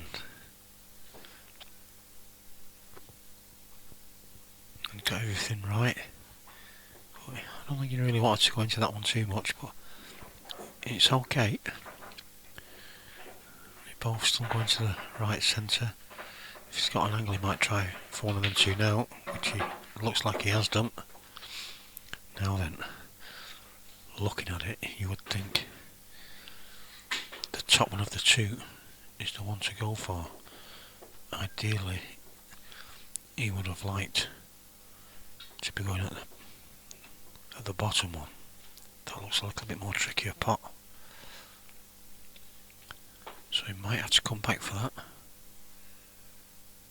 Or screw into it. Well, he's dropped it into to hopefully take the red into the bottom left hand corner. Now this could be a big scalp for... I'm saying a big scalp. All these players are all capable of beating each other on the days.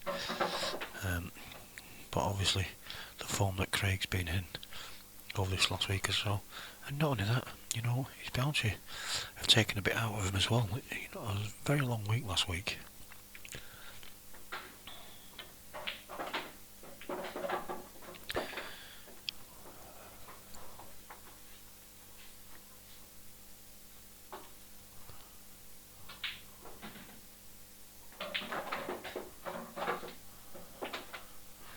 This has been a good finish by Jimmy Croxton. Took his time and understandable as well. It's a final frame decider and it's paid dividends because he takes this match 7 frames to 6. Unlucky Craig.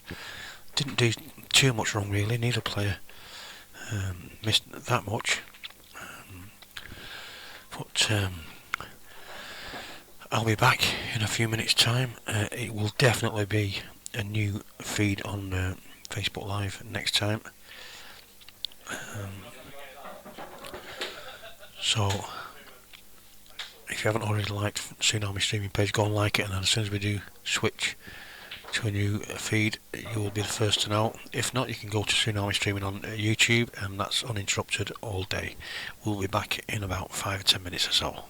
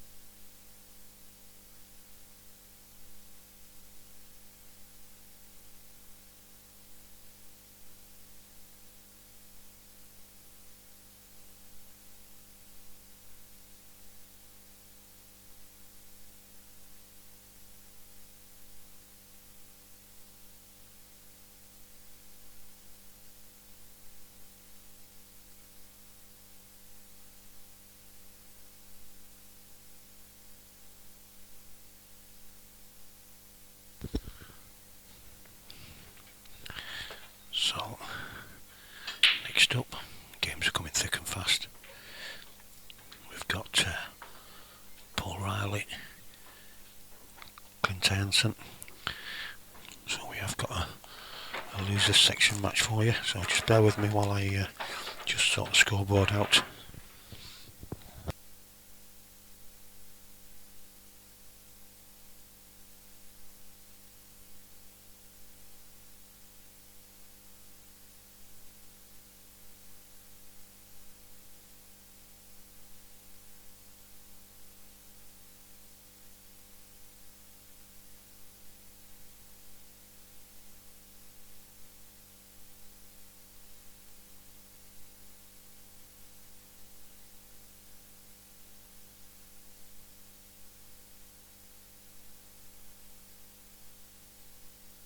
So Clint winning the leg there, breaking off.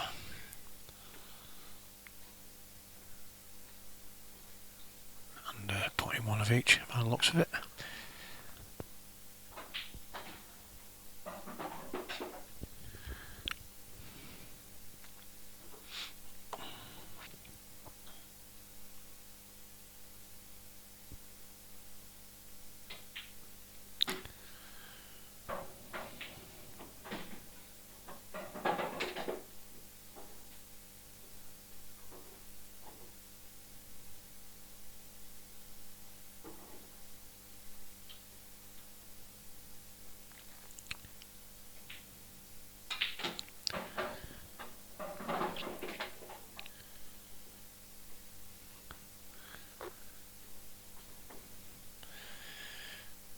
So he's got the one to either bottom corner pocket here.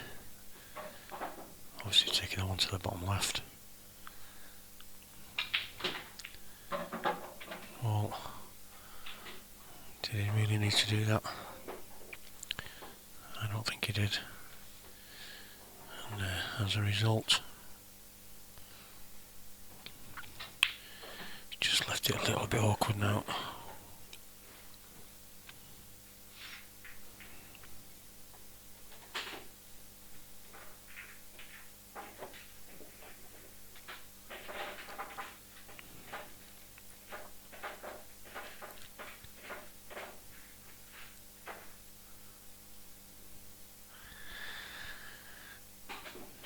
Well, I didn't need to start the stream. Well, I didn't get a chance to really. Players were here waiting for me when I come back.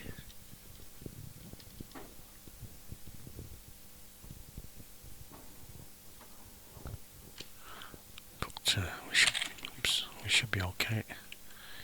We've got over an hour. So unless it gets bogged down, but you wouldn't think so. Certainly not with Clint at the tape in the match. We should be okay.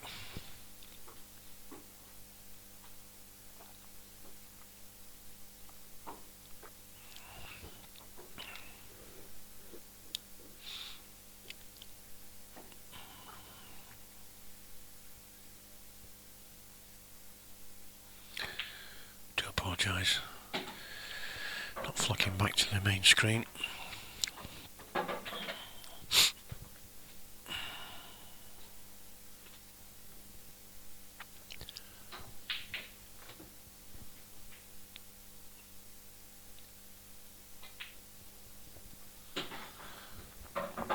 So, just this last red and the black for the opening frame for Clint.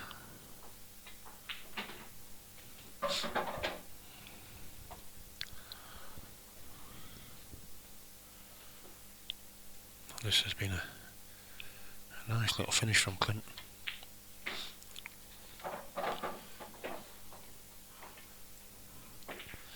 Breaking dish. It's what you people out there want to see.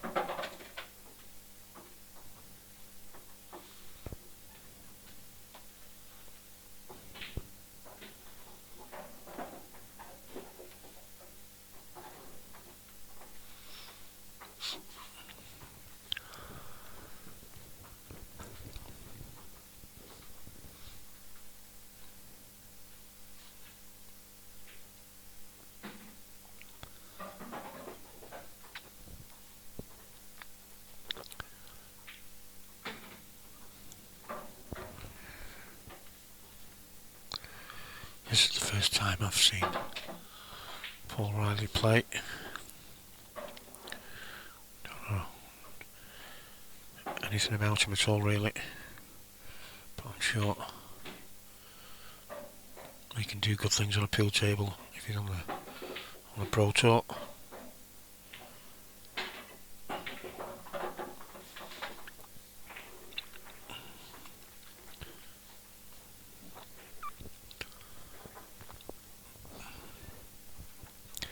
As you can see from the other camera angle, the red near the right centre goes pretty easy, so he just drops this in. I would have thought for the one down the right hand rail, but he's digging into this.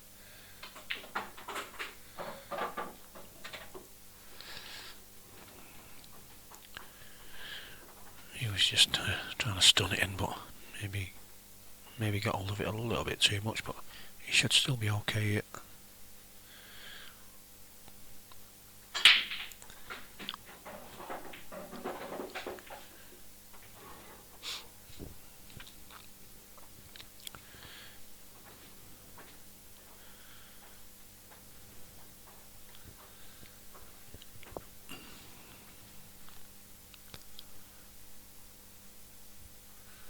So just drops this in, just run the white through.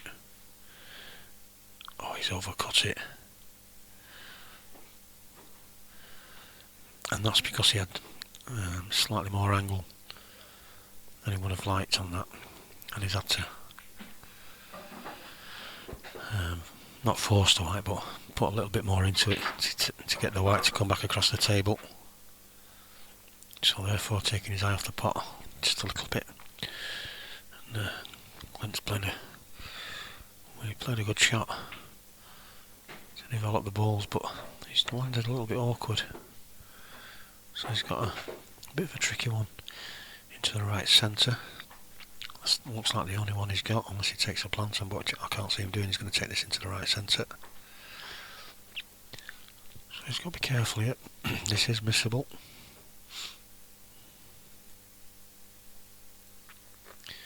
We will see if it's on target. No. You can see that as soon as you hit it.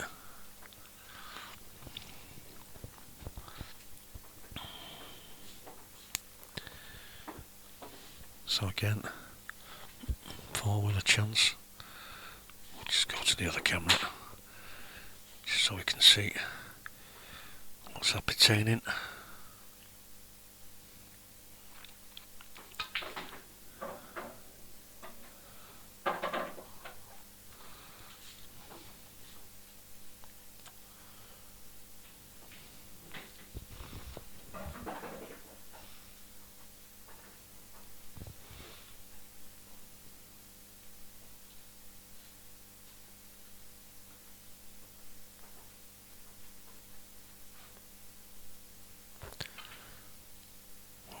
You could see the delicate little shot he played there and just screwed the white, so he would avoid the red, and you could see the side taking straight away.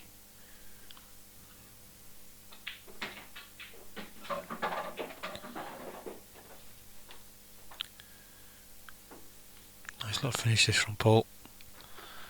So just this last red and the black to level the scores at 1 frame all.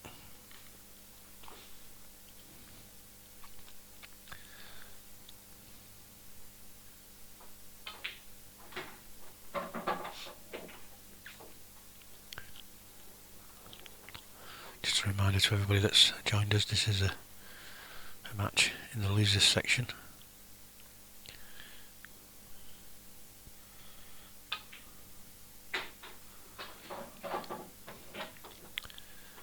Frame all it is. We'll have a quick look at the draw so far. As you can see at the top there, Clint got beat by Ben Davis in the first round. Not too sure who Paul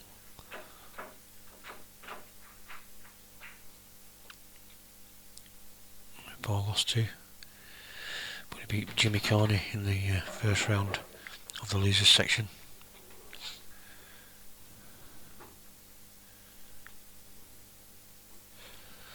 So Clint to break.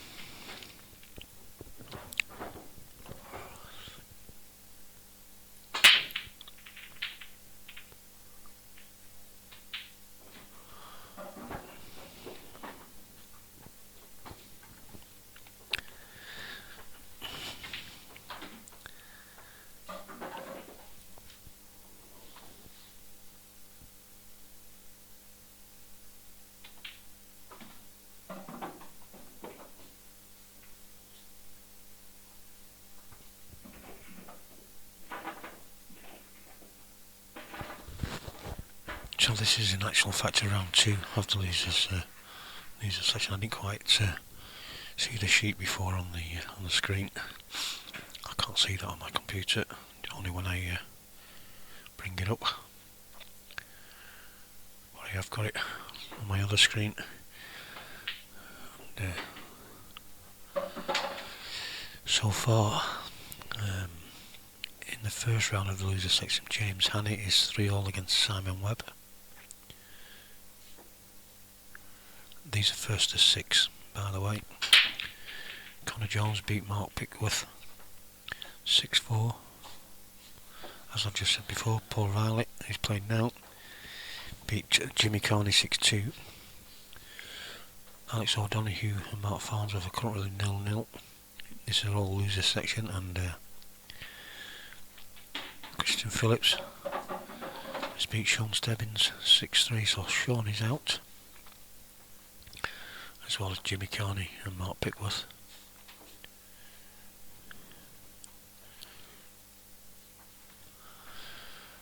And currently playing at the moment, David Compton is 4-0 up against Gav Robinson. These are all losers sections. Christian Phillips is losing 2-1 to Chris Boran, and Harry Irwin and Miles Deleuze are currently locked at 0-0.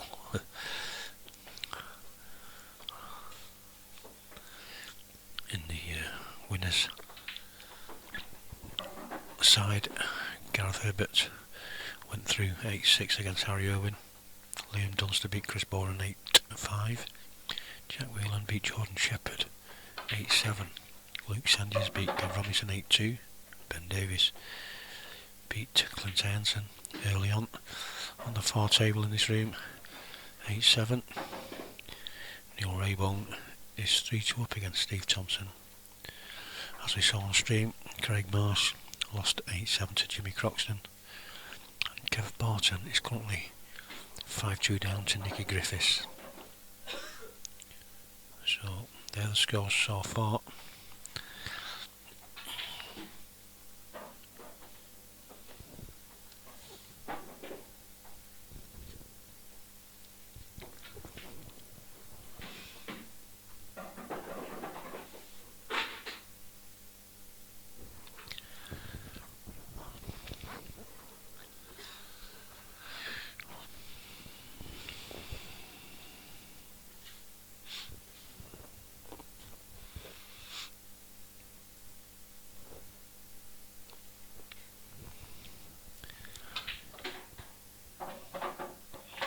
Well, he's played an absolutely fantastic shot there to come around the angles and land on the ball down to this left hand corner pocket.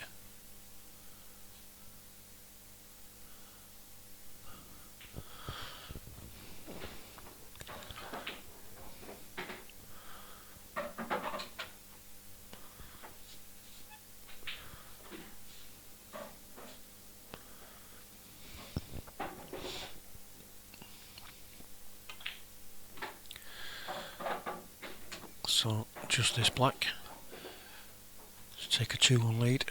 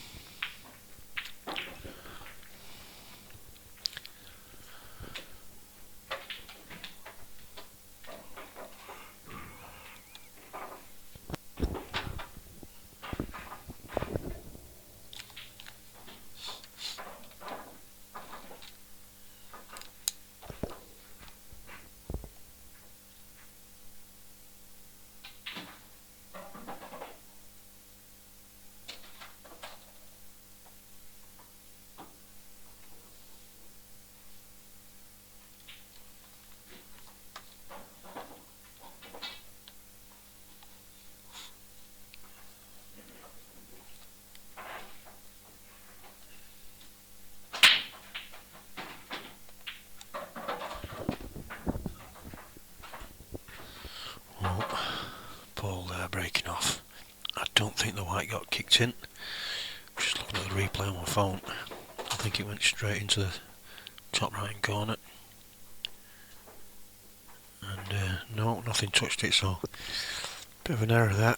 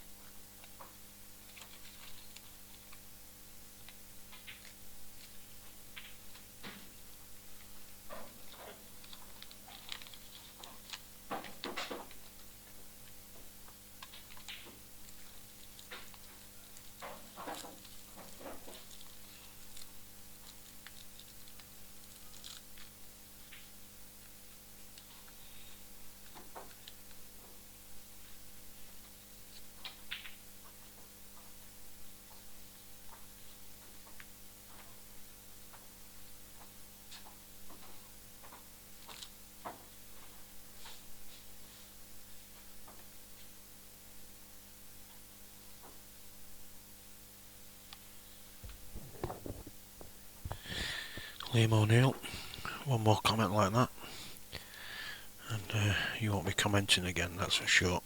If you've got anything to say to anybody in particular, give them a ring and go and say it, but not on the chat. Will do for me. Thank you.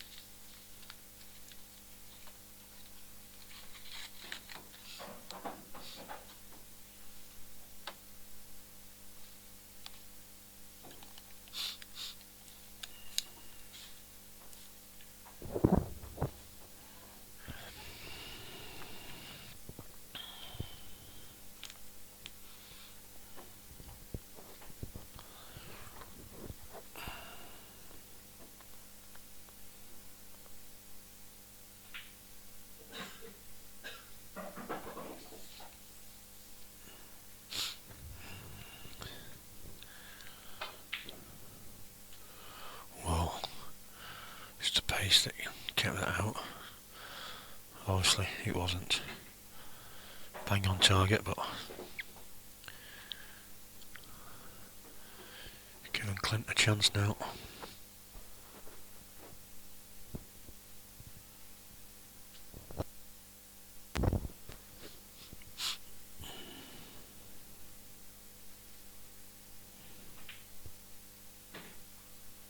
Jump phone saying it's a strange format.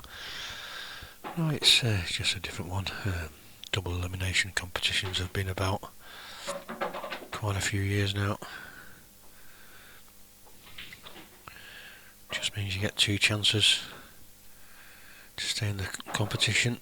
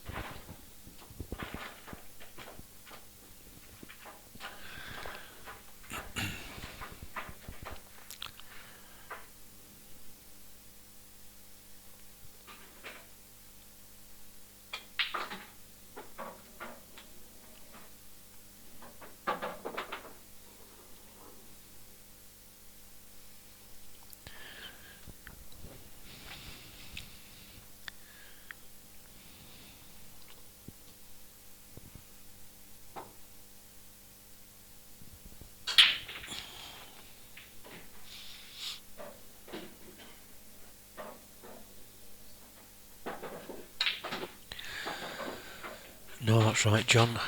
John's asking if you're losing the last 16. You get 2 chances.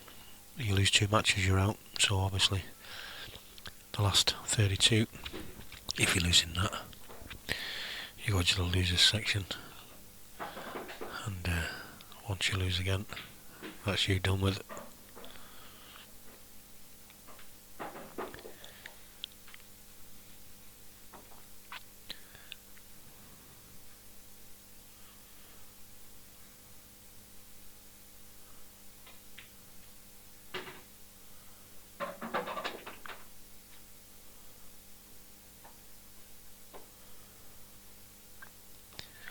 I don't think this is when it goes down to the final. Obviously, there's going to be somebody going through, right through on the winners section, right through to the very end, and then there's obviously somebody who gets beat in the winners side final will go through to the final of the losers section, because everybody has 2 chances to lose. But I don't think the winner of the losers section has to beat the winner of the main section twice. Some competitions in double elimination, the player that comes through the losers side has to beat the player that's on the winners side twice. That's only because obviously they've had 1 chance of getting beat and the one that's come through on the winners side hasn't. But I'm not too sure how this one works out. I will ask later on and I'll find out, but I'm pretty sure that they only have to win once in the main final.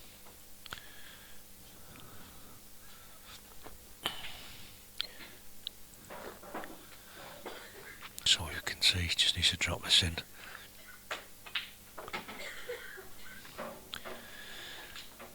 He would have been on the 2 over the bottom right anyway, but he really needed to be straightish on the one to the bottom left, just so he could drop it in.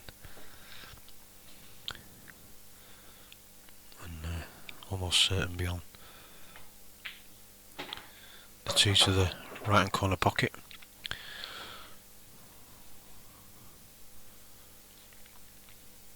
So screw this back.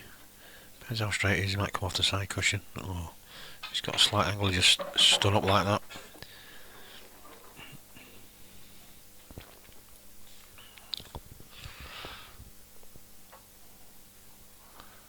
So just this red and black to take a 3-1 lead. And he's certainly acquitting himself well as Paul Riley. Like I said, I've never seen him play before, but understandable on the pro ranks. Can certainly hold a cue.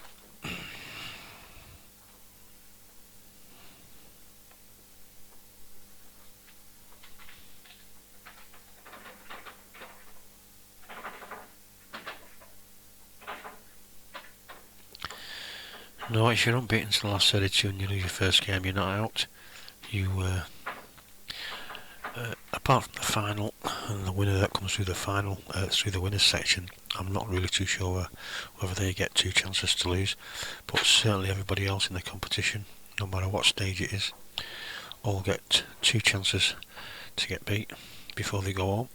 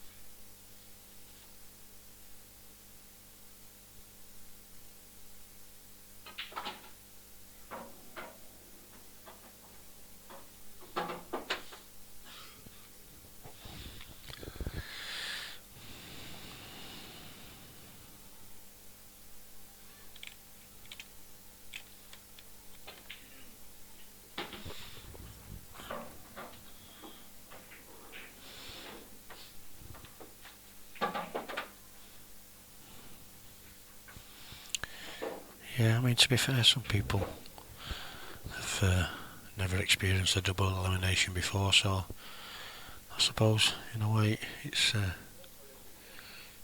it can seem a bit strange if you're not aware of it. But it just gives players a little bit more pool competition for the money by giving them 2 chances. It's not just sudden death, pay your money, if you lose you're out, that's it. Just gives you that little bit more, like I say, pool for your money. But that was a little bit of a bad miss there from Paul.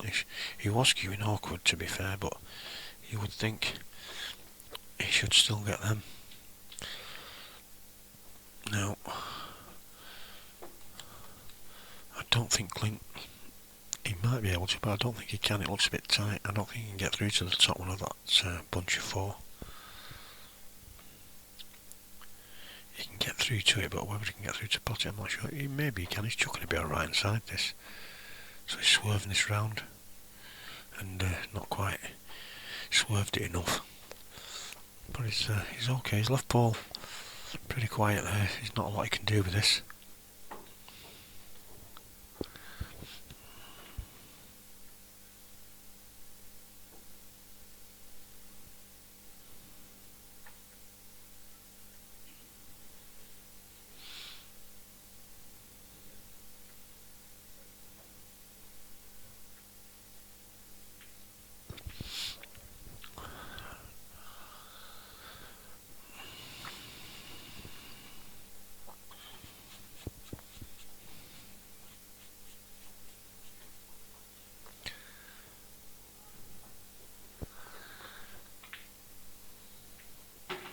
It's a nice little touch there from Clint, just nudging off the yellow. Maybe it might have been better if it's not going off the yellow just to make it a bigger bag for this next one, but he should still get this okay, so he's opened the pocket up nicely. Now then, it's all about this cluster at the top, 3 balls.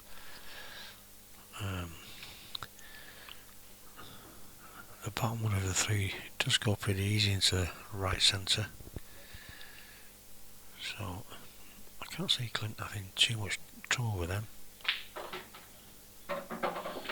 He might try and go into them, but he tried that earlier on when he went into a couple of balls, and I don't think he really needed to.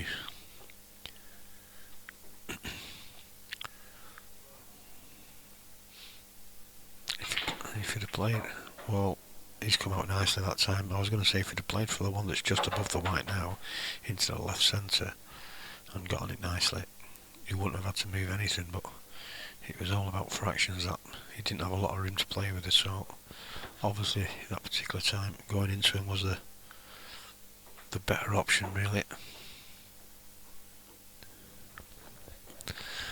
And like I say, he's come out nicely, so he should have no trouble now. When I say he should have no trouble, the one to the right centre, the one nearest to the right centre, he'll be cutting that a little bit fine. The one that he's taken is not perfectly straight, so he's going to have to screw this, which he has done off the side cushion. And he's landed a little bit better there. So he just drops this in.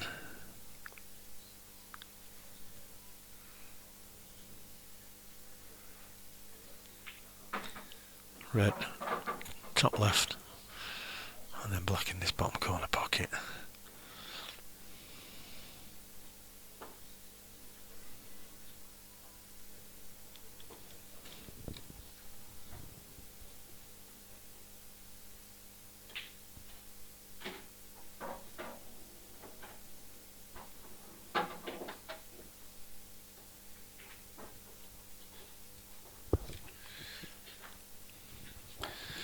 Just to pull it back to 3-2.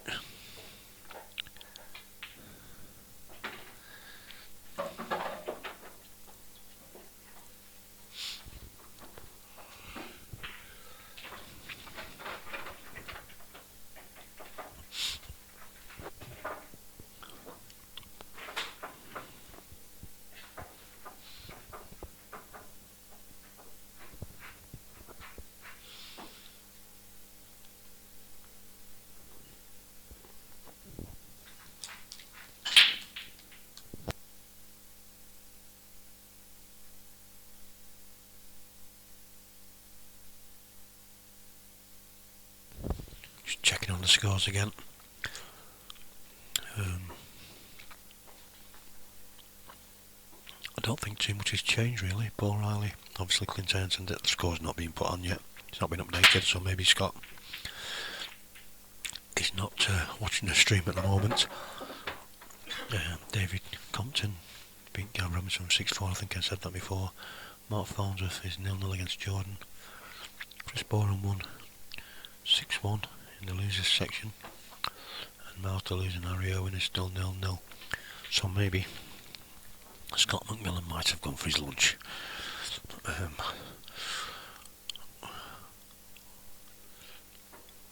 Because they've not been updated since I last told you.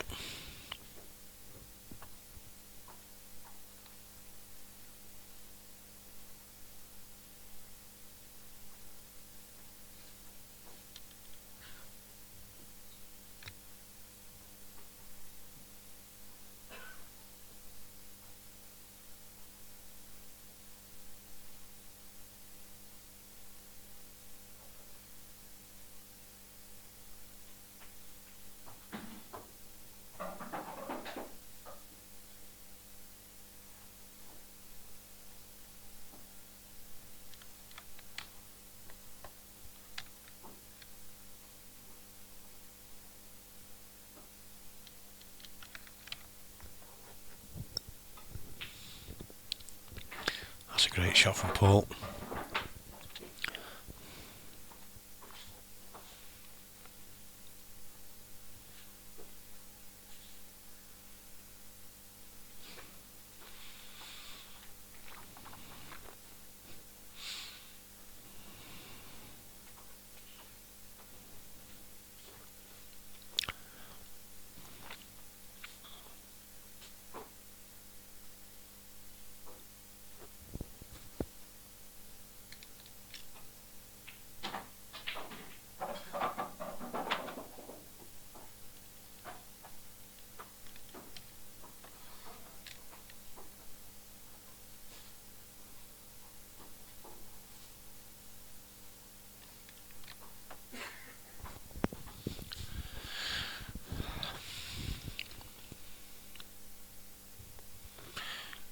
I think by the looks of it, we are going to be running very close to the 4-hour mark since our last refresh. I didn't get a chance to after the last two matches. We've got 40 minutes left. We might just make it. Hopefully we do. Nick is asking for Hammer's score. I presume you mean Hannah's, as in James Hannett. He's still 3-0 against Simon Webber. That match has been going on about 2 weeks.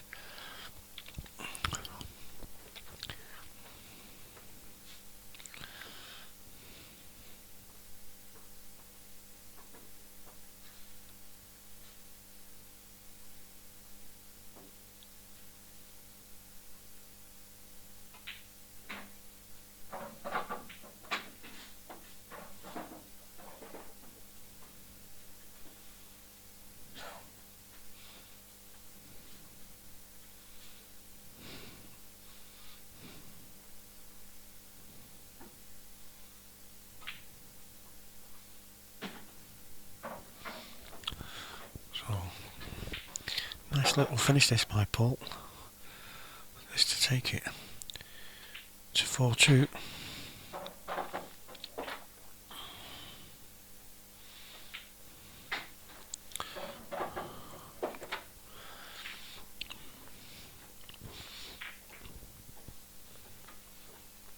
I think maybe we might be joined by Simon Webb a bit later on. Certainly if he gets knocked out of the main competition, he'll want to keep himself occupied.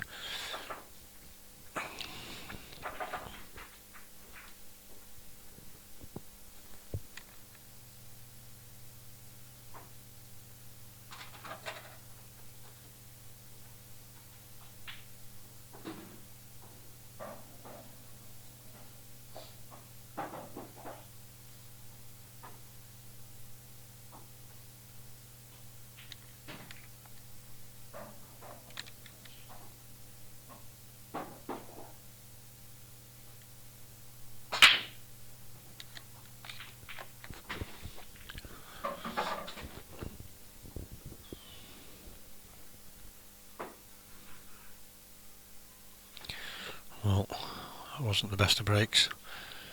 Everything, or most of them, ended up down this bottom end of the table. So we might see Clint here. He was looking at the plant. We might see him playing something like this plant a little bit firm, hoping that the yellow that he's looking at hits him first, careers into the other balls and spreads them out a little bit. So we'll just see what happens here. Well, he forgot to get the pot.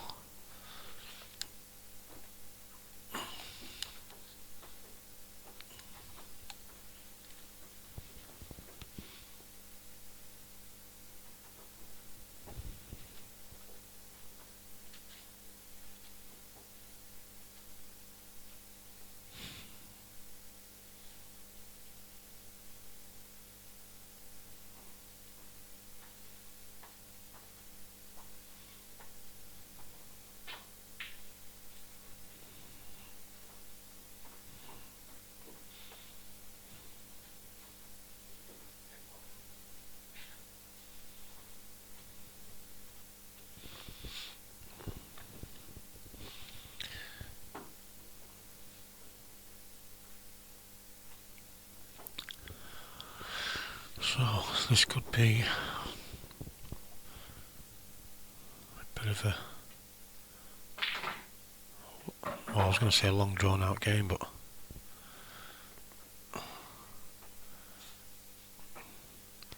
it's not come out too bad, I suppose.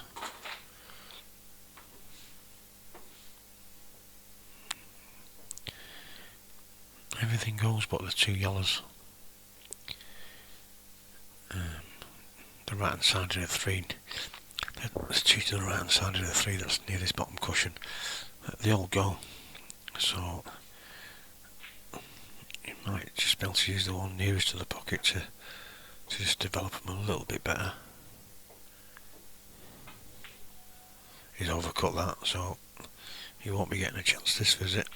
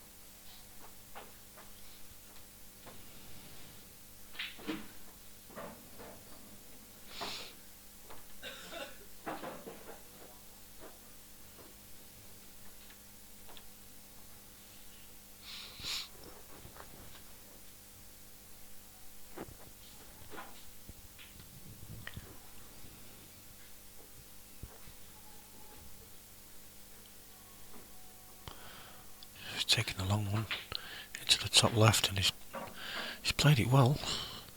Now then, he might, if he takes the plant on here, he could end up, because I think it's slightly offset. We'll have a quick look at the other angle, and it is. So he might end up losing the top one of those three towards the yellow that's on the right hand side. So he's going to have to be careful here. End up making white. That wasn't as bad as it looked, and it's come out nice. Again, he's still a little bit hampered because if he drops the one into the bottom left nearest to two reds, he might not be on the one over the right hand corner pocket, and he certainly wouldn't be on these two near the bottom cushion, because he's got a slight angle on that, and he will be drifting away from it slightly, as you can see. So he's going right corner first.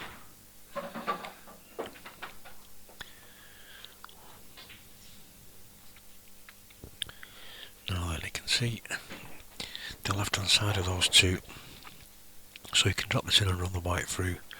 Now, will he play it for the yellow into the top left? Or will he try to come around the back of the reds? I don't think he's got the angle to come around the back of the reds. Between them and around the back of the yellow. So he might just drop this in.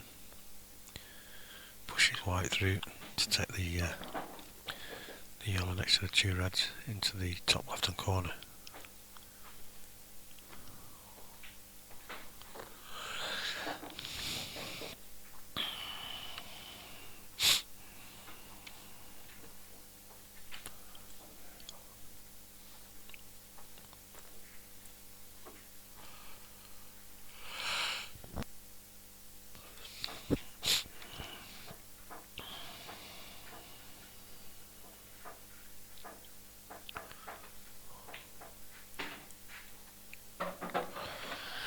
Well, he's not brought the white out as far enough as he would have liked to have.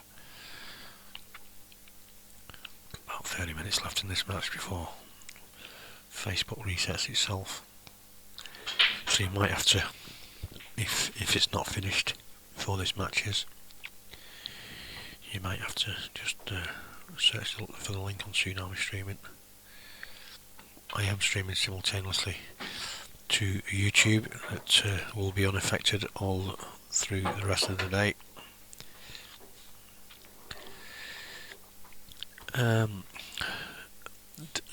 Danny's asking if there's a schedule. No, I don't think there is. I think for the first couple of rounds there was. It's just as and when they finish now. And obviously who gets through.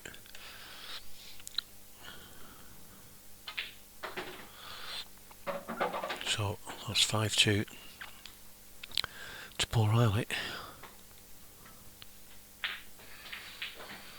Yeah, so yeah, when we get to stage of the competition like that, any competition like this, it's a case of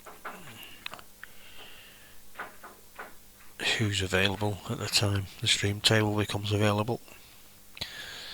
I know tomorrow, because it is a straight elimination and there's no other, competition, subsidiary competitions, i.e. the double elimination side of the draw and what have you, because it's a straight draw and they'll all be going on at the same time, they'll all be finishing roughly the same time, so then there will be a schedule for tomorrow. But today, if there's a spare slot and the stream table's waiting for somebody, unless there's a meaty match that's not far off finishing, they will put next available on. So it normally works.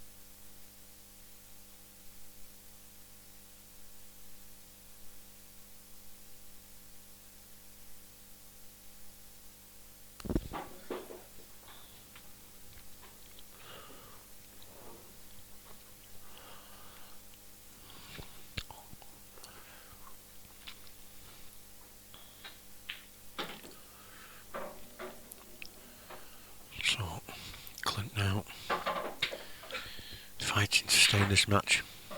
He does say best of 15 actually. I've only just realised again it is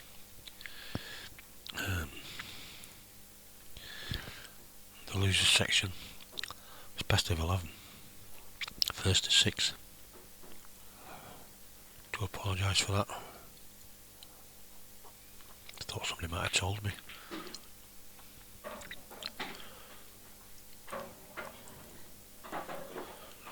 Well, that one certainly wipes its feet.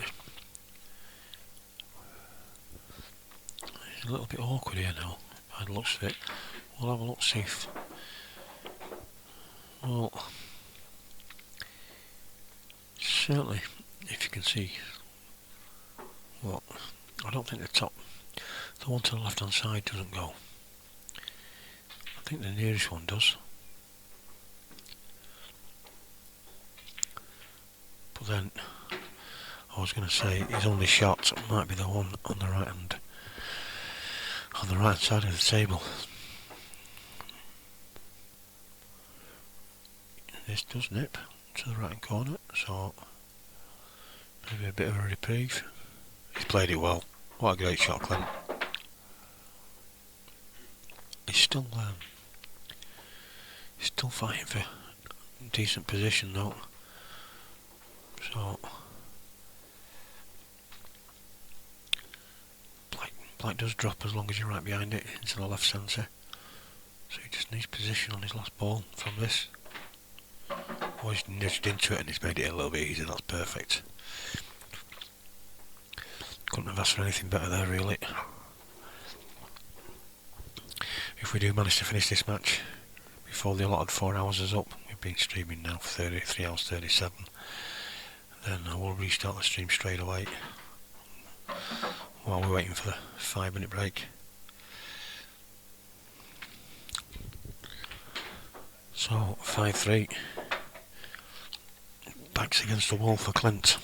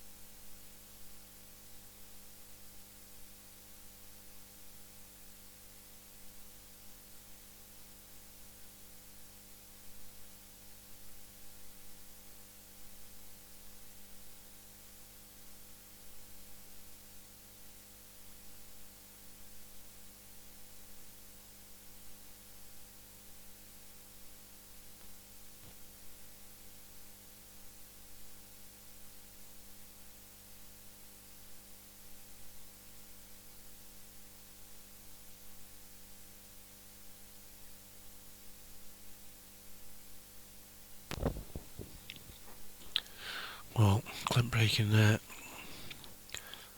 He's dropped to red. He'll want yellows, but he's got an awkward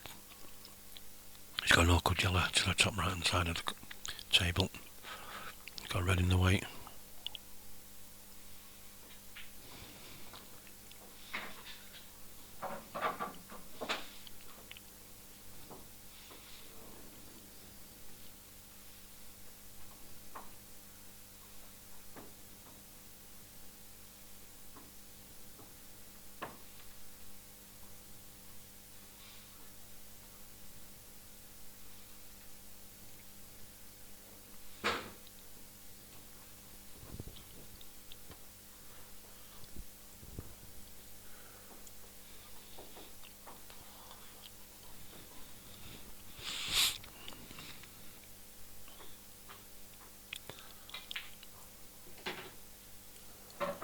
He's not happy at that.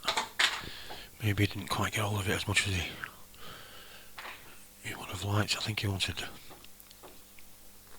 to leave a little bit short, to leave an angle on the one to the right centre there, to try and develop that one over the right hand side, or maybe even to screw off the one into the left centre, into that top right hand corner. So he's going to have to try and get a position off this one now. I think he's slightly high on it, so he might be able to just run this. Well, he was slightly high.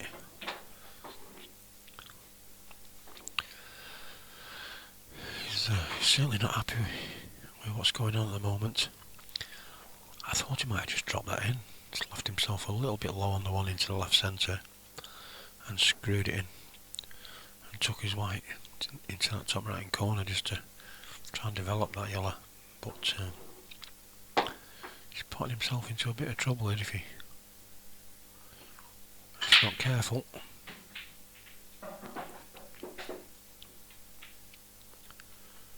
Well, he definitely didn't go for that. He knows that he can't keep potting because he would run out of options. So poor Riley now one frame away from victory in the losers section. If Clint loses this, it will be his second loss, and that will be him going out.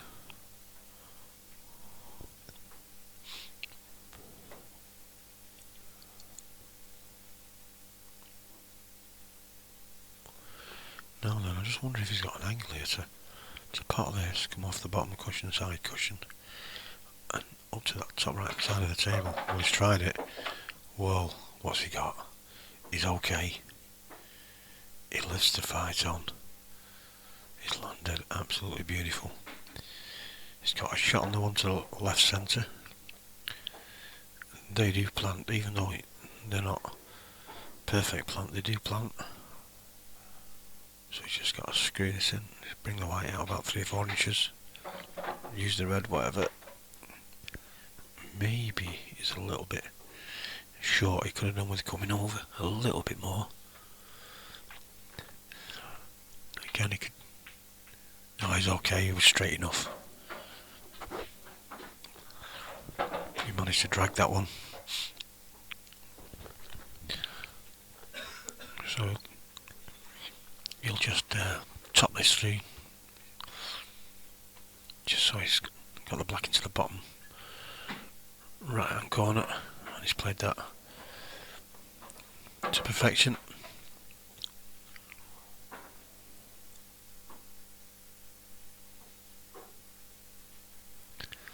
So this to pull within one frame, keep himself in the match.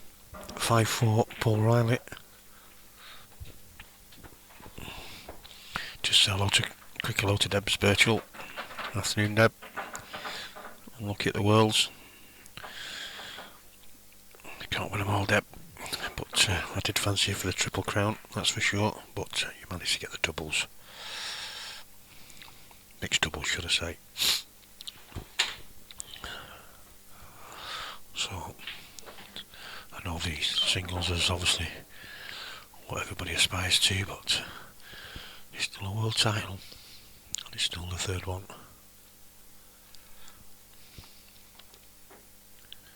Something we've not touched on with Clint here. He's I think, is he a double or is he a triple world champion now? He certainly won the doubles in 2014 with Jack Whelan.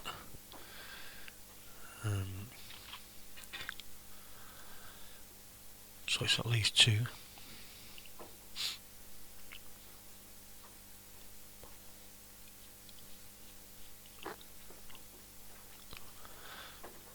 Maybe somebody can remind me.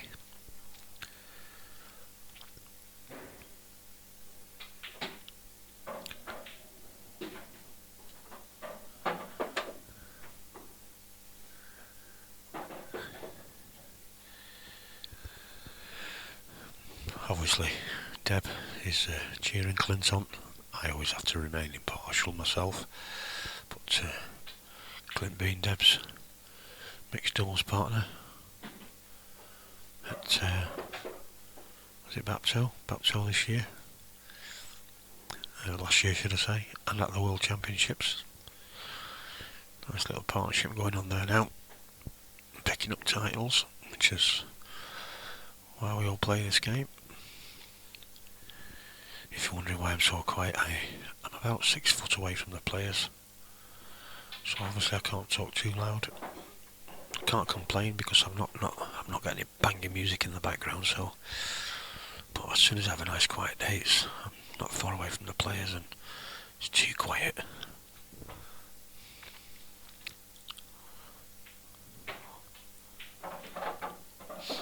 Everything goes here, so Clint shouldn't have too many problems.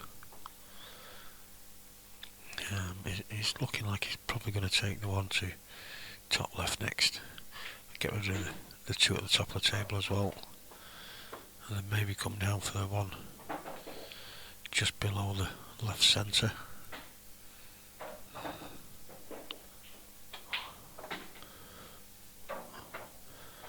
Or was he stunning across to take it next?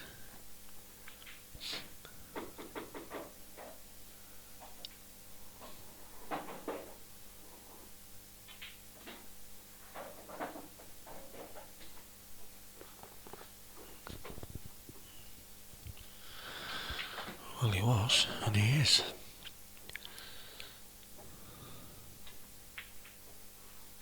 He's overcut it, he's pulled it, and obviously he didn't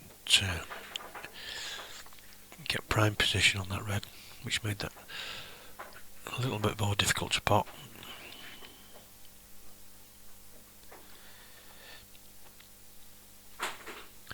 Oh, so no, I'm thinking of 2015. Sorry, yeah, Paul Coldrick. Yes, it was you and Yannick Bowfills. I do remember I was there, helping Dan rush out on stream. Yeah, it was 2015 at Sheffield where Clint and Jack won the doubles. My team have just scored in the 87th minute to go 1-0 up. A Mighty Blade sitting top of that first division. Shouldn't really talk too much football. That'll be enough of that.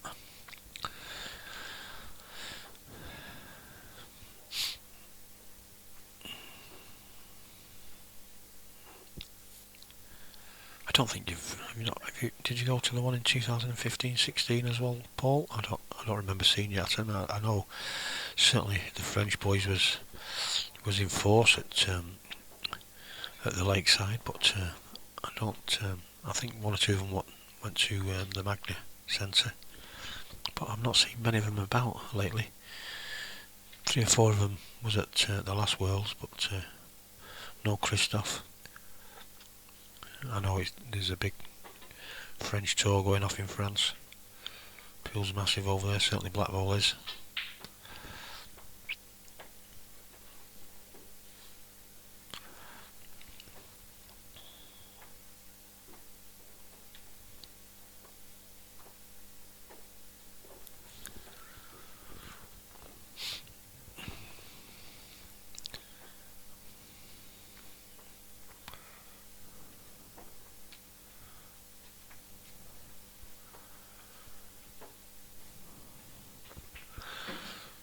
So, just looking at the time, we've got exactly 11 minutes before this stream runs out. So we don't need a fudging frame now. We get 4 hours and a nip out for a quick cheeky cigarette after each match, and I've come back and players have already been sat here waiting, so I've not had a chance to restart the stream for the last 2 matches, and we're pushing close to 4 hours. So could do with Clint pulling something out here. Well, he tried to, and he would have been absolutely perfect. He had the angle there to just drift the white past the black.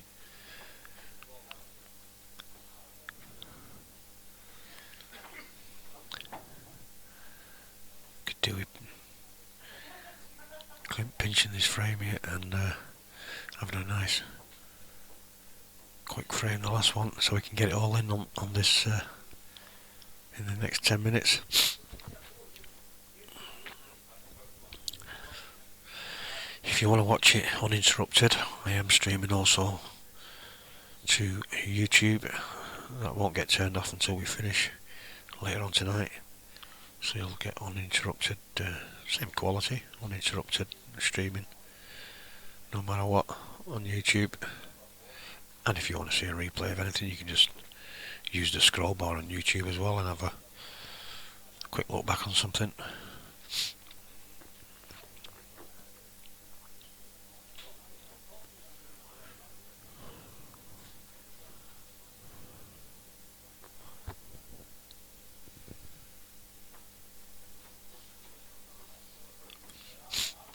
It's sod's law that this is going to go over the 4 hour limit, just when it looks looking good as well.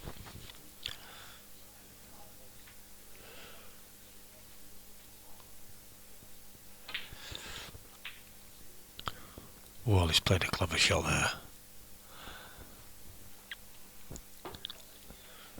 Played the yellow off the red to get the pocket.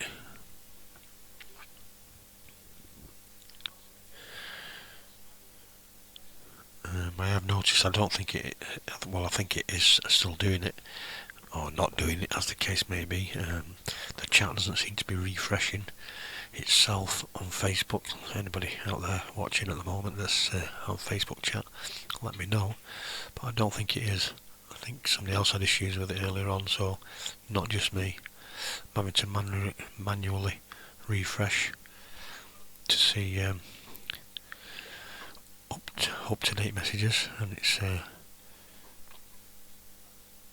Paul Caldrick said he's definitely back next year. Well, it'd be nice to see you back, Paul. Certainly had a great time on the stream with Dan Rush, yourself, John Chambers at the lakeside. It was a great week, and one or two others as well joined us. That's a nice little shot there from Paul Riley. Certainly keeping Clint quiet.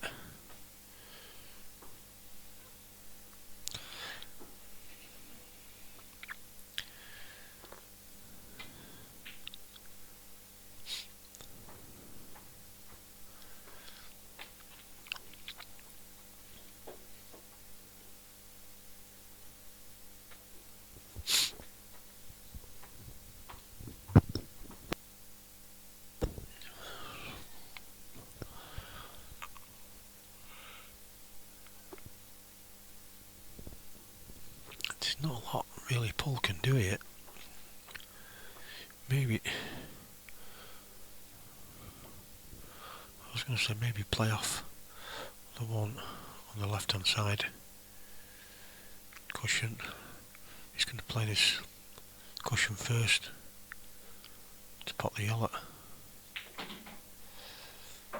Now then, well, it's been a bit unfortunate there, but I don't think he was looking for the clearance.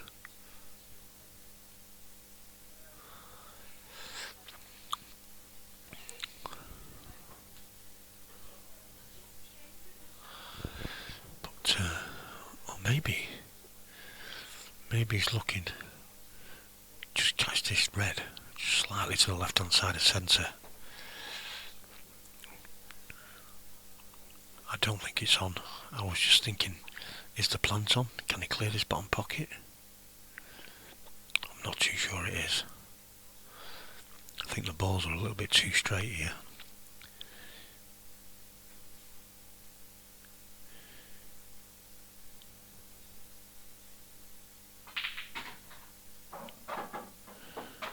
Well, I think he was trying it, but to me them balls looked a little bit too straight.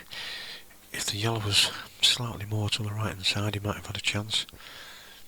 He could have hit the red a lot thicker, and the yellow would have been automatically going left towards the centre pocket. So I'm just going to have to find another way of getting this red away from the pocket, or in.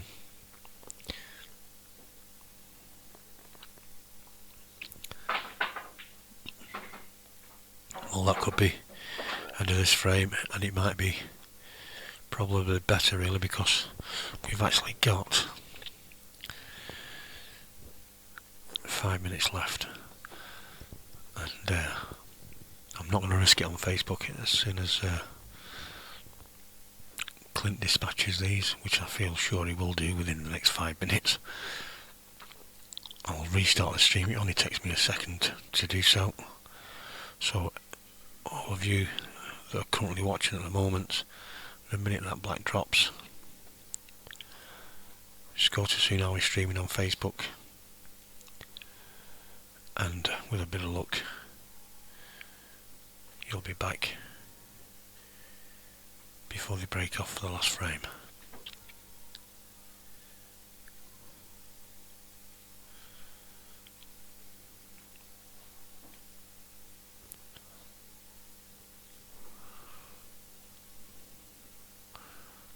I wouldn't want you to miss a second of it, so like I say, as soon as the black's gone I will restart the stream. If you haven't already, make sure you do like Tsunami Streaming Facebook page. It's the only way to find out for sure every time we go live, you'll get a notification. But Clint's having a good think about this, and only because with the red being right with the pocket and the yellow surrounding it, it's got a bit of traffic there, plus he's got the red that's nearest to the white is top side of that middle pocket. Had it been bottom side of it, this wouldn't be anywhere near as difficult. I mean, he should get it anyway, even if he landed straight behind it into the top right hand corner. But it just makes it a little bit more. It's all about the first shot.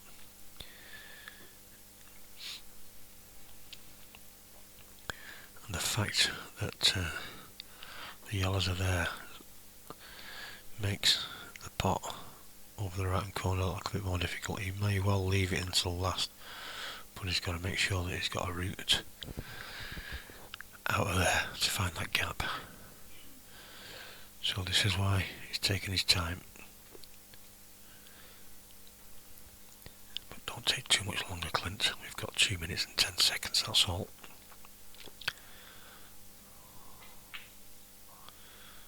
Well, he's decided to... He's okay. He's actually... okay. So he can take the one over the bottom left now, screw the white back.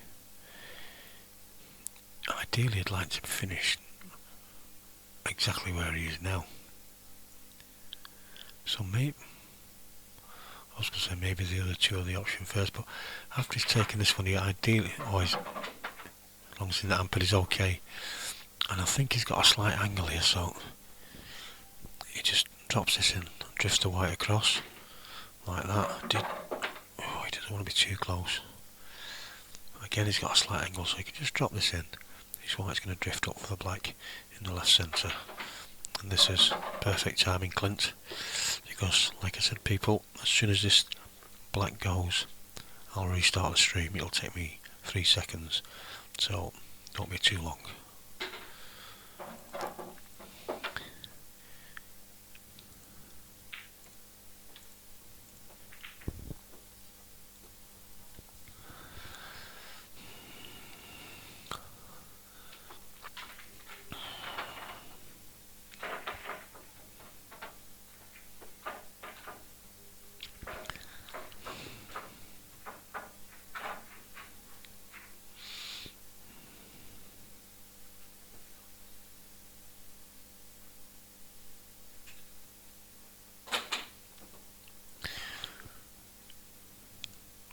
Well, I'm back.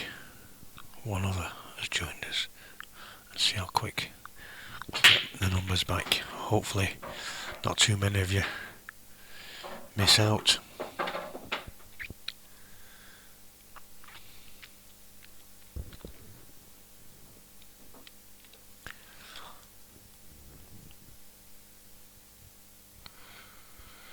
Deb said he loves winning from behind. Well, it didn't take you long to find us, Deb.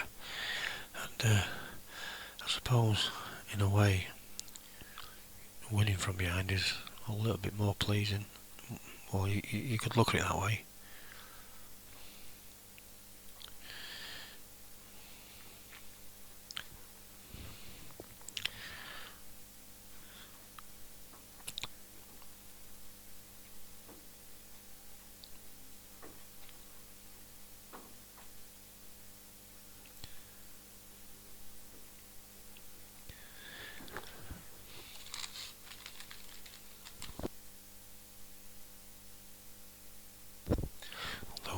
Of you that have joined us a little bit later, all you've missed is the break. Clint's broke.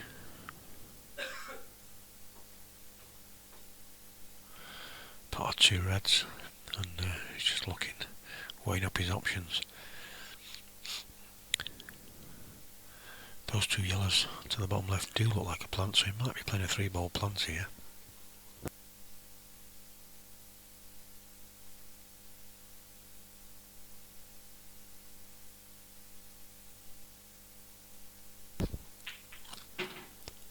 Which he did.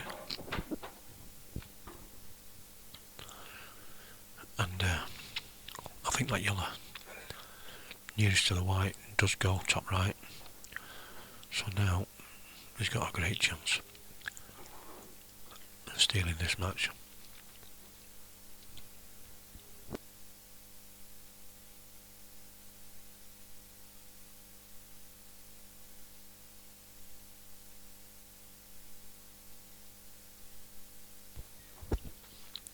Thomas Eskiff is asking what round this is.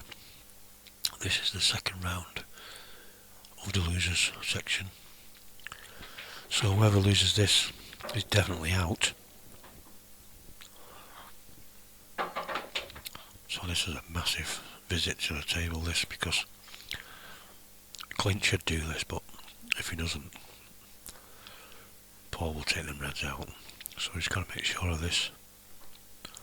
There's no second chances now.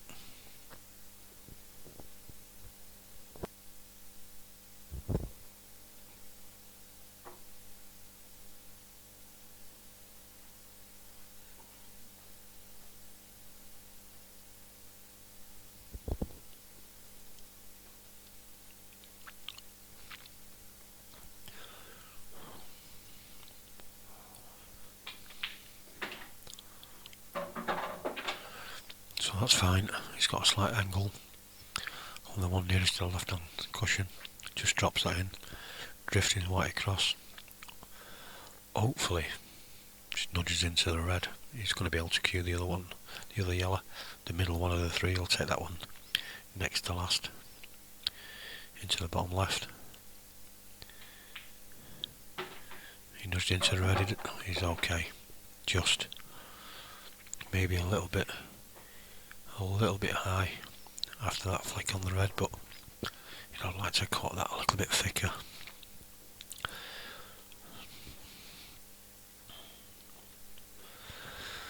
So you might have to push this if it's not bang straight. I'll have a quick look on the other camera.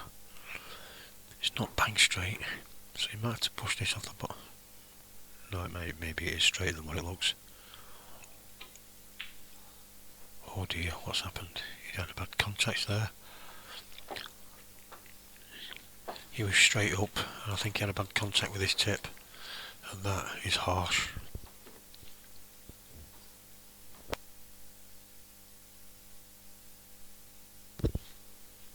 Just when you think you can't miss, anything can happen. And now, will Paul steal this from Clint's grasp? The way he's been taking his finishes out, you can't see him missing, but I said that about Clint last visit. You just never know.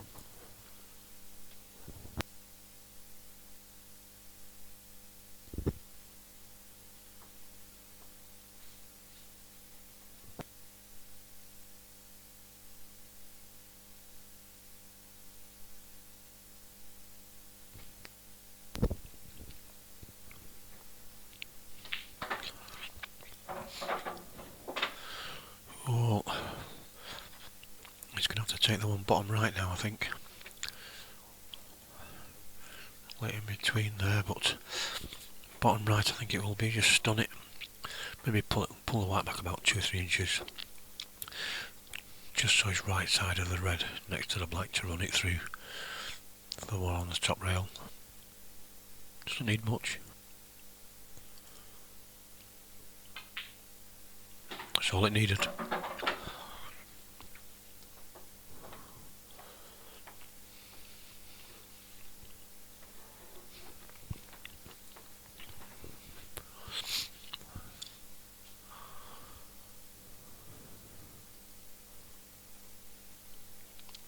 So just run this through. You just want to be straight.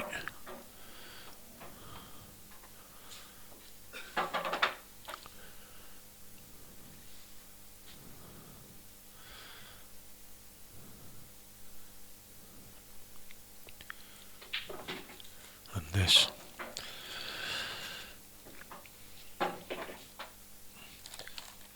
is for the match. Well played, Paul Riley. Unlucky Clint.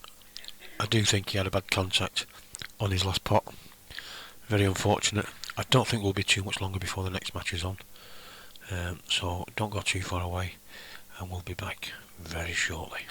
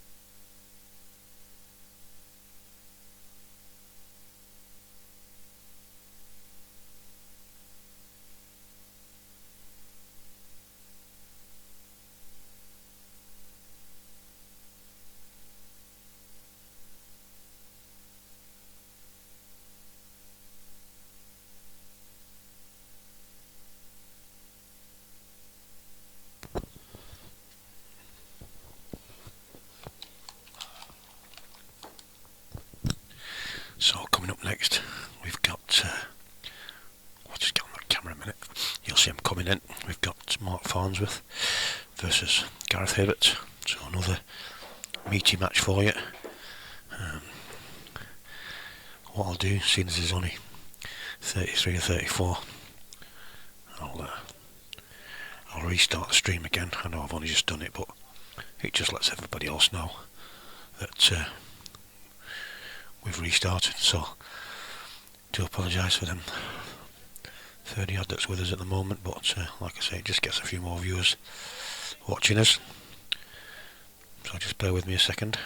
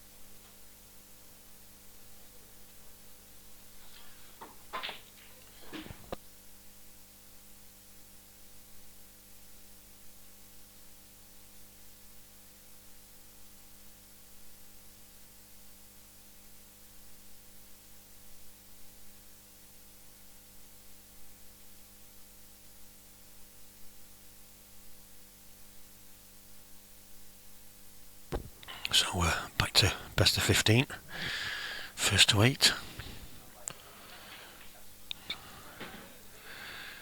Mark Farnsworth on your left, Gareth Hibbert on your right, lagging for the break.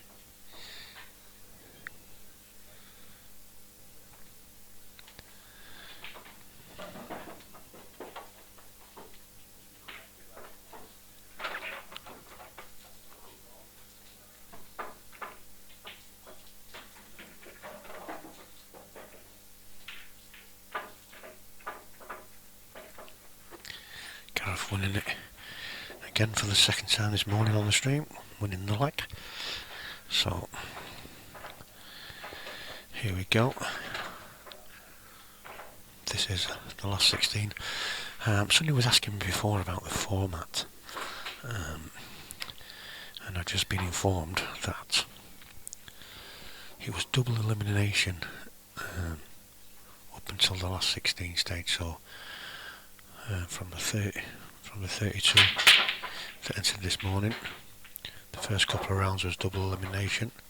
So when we got down to the 8 winners of the winners section and a couple of rounds of losers section down to the last 8 of that, they rejoined, and then it's a straight knockout from the last 16 onwards. So that's what they're doing. I suppose it gives the losers of the first couple of rounds just an extra chance to be in the competition. I know some of the bigger competitions do that anyway. They get rejoined at the last 8 or last 16 stage, and then it's single elimination after that. So Craig Day's just asked as well, so there you go, Craig, that's what's happening. It's last 16 now, so it's a straight single elimination.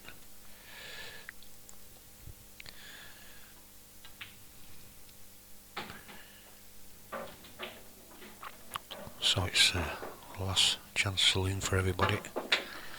This is as it says on the stream itself, it's a qualifier in the World Series, the World Simonese, I keep saying Simonese, the World Simonese Series, Qualifier for Cyprus. I'll get the words out in a minute. It's cold in here. Well, it's not as cold as it was yesterday, but we're in a room at the back, like a members' lounge.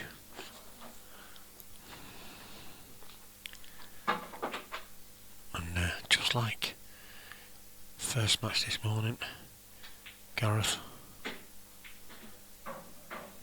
winning the leg, and he's just got this last red and a black to negotiate, and it will be another breaking dish. Look at the side, the reaction you get with a bit of side on these cloths. Just look, the business.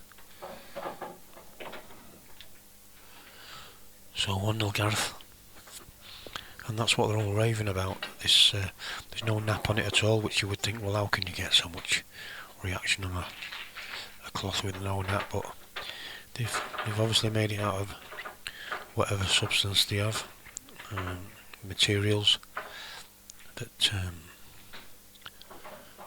gives the white ball a lot more grip. So any side at all, and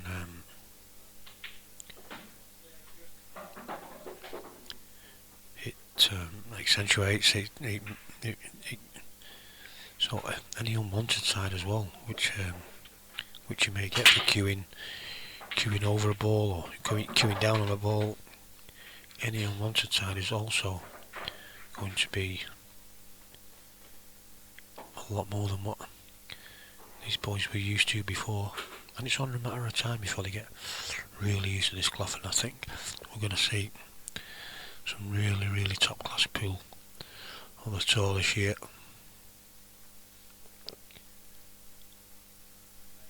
Most of you that are watching now that are pool players will know that ideally the perfect way to play this game is to stroke everything,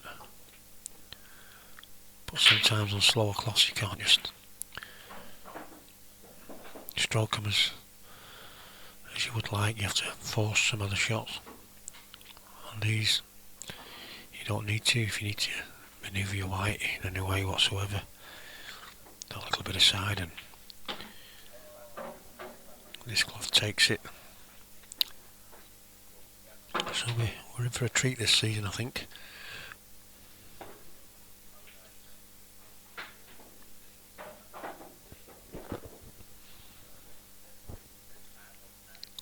Kim Moynihan's asking who's left in. Once the last 16's up on the sheet, and I think it is now actually, or is it? Maybe not fully. Once it's back up, I will get all the scores on the stream for you so you can see. We're just waiting on Kev Barton 1-1 against Ronan McCarthy. I think all the others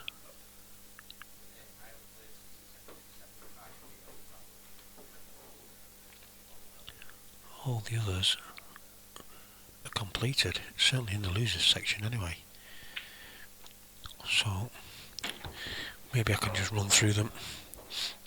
As I've just said, Ronan McCarthy and Kev Barton are 1-1. Craig Marsh is through. He beat Simon Webb 6-1. These are from the losers section, by the way, so these are definitely in the last 16. Steve Thompson's through against Connor Jones 6-1. Paul Riley, we've just seen 6-5 against Clint. Clint did say it was a miscue that he had. He was slightly out of position. He didn't land on the next to last yellow like he would have liked. So it's a good reply this from Mark Farnsworth.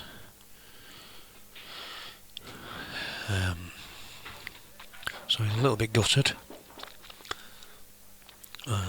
David Compton, he is through to the last 16. He beat Gavin Robinson 6-4. Obviously Mark Farnsworth, he beat Jordan Shepherd 6-1. Jordan was on fire yesterday at snooker, knocking in some centuries on a 147 as well. Chris Bowen's still in the last 16. He won. He beat Christian Phillips 6-1. And Miles Deleuze scraped through against Harry Irwin 6-5. So they're from the losers section. Now if I go back to the winners section, we can see that Gareth Hibbert obviously beat Harry Irwin 8-6. Liam Dunster is still in. He beat Chris Bowen. I don't know who these are matched up against, because the names aren't in the draw yet. But these are the ones that are left in. Jack Whelan beat Jordan Shepherd 8-7. Luke Sanchez beat Cav Robinson 8-2. Clint Hansen lost to Ben Davis 8-7. This is the last 16 of the winners section, by the way, so all these winners are in the final last 16. Neil Raybone beat Steve Thompson 8-2. Jimmy Croxton beat Craig Marsh, that was on stream, 8-7. And Nicky Griffiths beat Kev Barton 8-6. So they're your winners, as well as the ones I mentioned earlier, which will make up the last 16. They've not done the draw properly yet, so I'll wait till they've done that and I'll get it up on screen. I think it was a redraw for this last 16 as well, when the loser's side joined the winner's side again. They did a redraw, so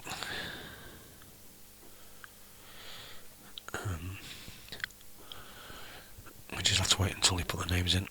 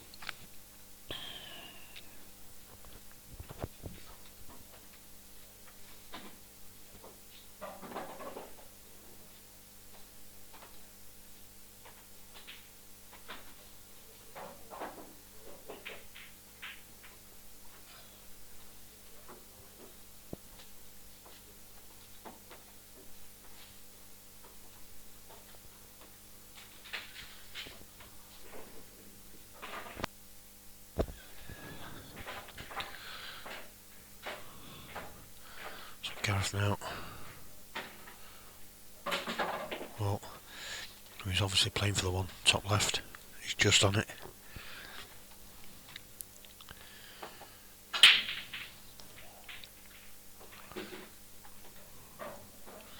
It's a little bit awkward this, because, well, I'm saying it's a bit awkward. You can play this with a bit of right hand side, and we'll just see now if we can see without having to switch cameras. You can see what happens to this white here when he chucks a bit of right hand side on it. You can see the white spinning there. Look at the white, the way it's taken at that pace. It's taken too much. Look at camera 3, and he's gone too much with it. So like I say, you can see, you get an idea of why they're raving about this cloth. Certainly, well, I think he put a bit of side on there to try and pinch a bit of, but he put too much cut the top on first.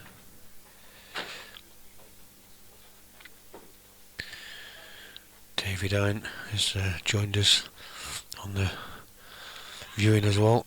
Good afternoon, David. It's going great at the moment. Really pleased with the pictures that are coming out there to you boys and girls. I actually fetched up my studio lights, thinking I'll get them on, which might help with the clarity a little bit. And when I'd set up last night and seen the pictures that who was getting here, decided not to bother unpacking them, because this looks lovely. Yeah, he's saying he's kind of wishing he was there. It's a shame you're not, could do with somebody on commentary with me. I've been on my own all morning.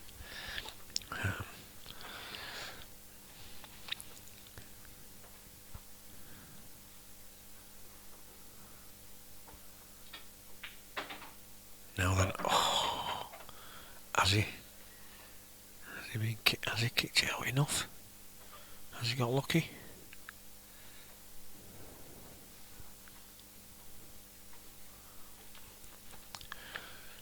question for those watching on Facebook that's on the chat. If you was watching a shot like Gareth made at the World Championships last week when he had the black, he's played it well, so he did land on it. Gareth had the black over the right on the bottom jaw of the right hand centre pocket, and the white was roughly where that left and red is of the two on the right hand side, but he also had a yellow just below the black near the pocket.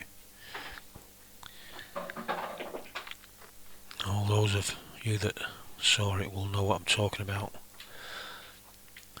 I think Dean Shields said he tried to double it into the left hand centre, but I don't think that was on. I really don't. But he actually played it. I think the white was actually nearer to where it is now. He actually played it into the bottom of the jaw on the right hand corner pocket, and the black, the white hit the yellow, kicked the yellow out of the way, but the black came off the jaw into the top left hand corner pocket. Now I think the pace he played it at, that's what he played, because otherwise I would have thought you'd have just played it dead weight, followed the white through and played for the double kiss to kiss the black back into the middle pocket. But the pace he played it at, I think he played it in the top left. But what do you think out there, the ones that saw it? Absolutely great shot it was.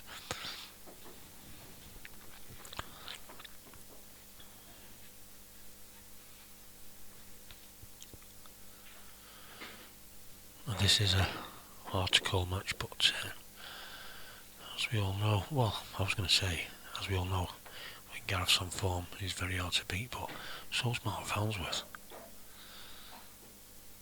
Any player, when you get down to the last 16 in one of these pro events, is capable of winning outright.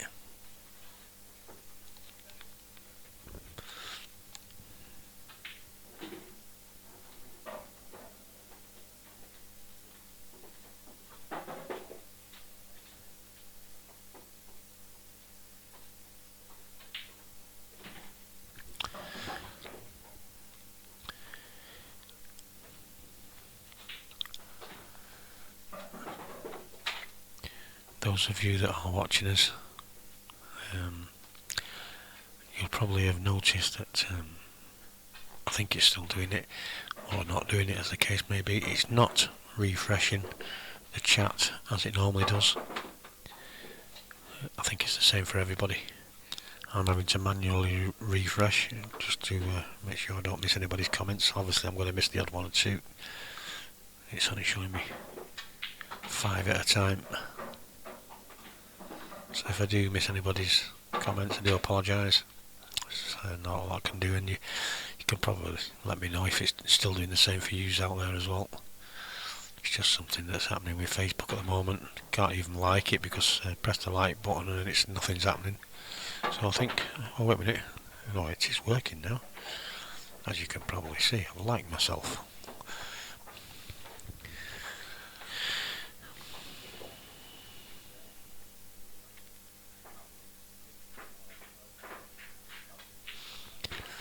Yeah, even Scott Wall, who saw that shot that Gareth played, thinks that at the pace he played it at, he must have played to pot it.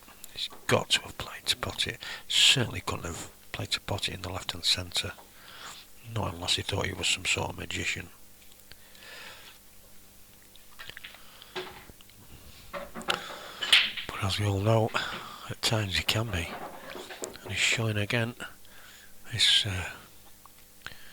another quick-fire finish from Gareth. I've not counted so far, I don't know if anybody's noticed, but I do know in his last match he had 3, or his first match of the day, he had 3 breaking dishes, first to 8, so he's not hanging about. He seems to like this cloth, that's for sure.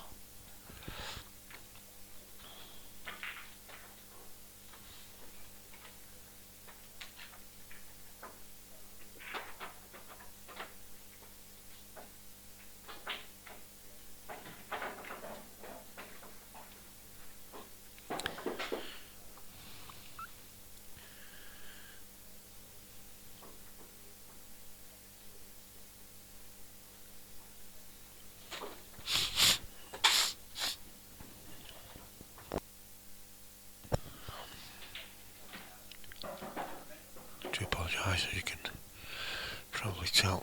I'm a bit of a cold. I've had it about a week and a half now. Well, has that come up dry? It has. Gareth taking his time walking around the table. Mark couldn't wait to jump out of his seat. So all bar 3, by the looks of it, has gone past, or at least reached the centre line, and nothing down.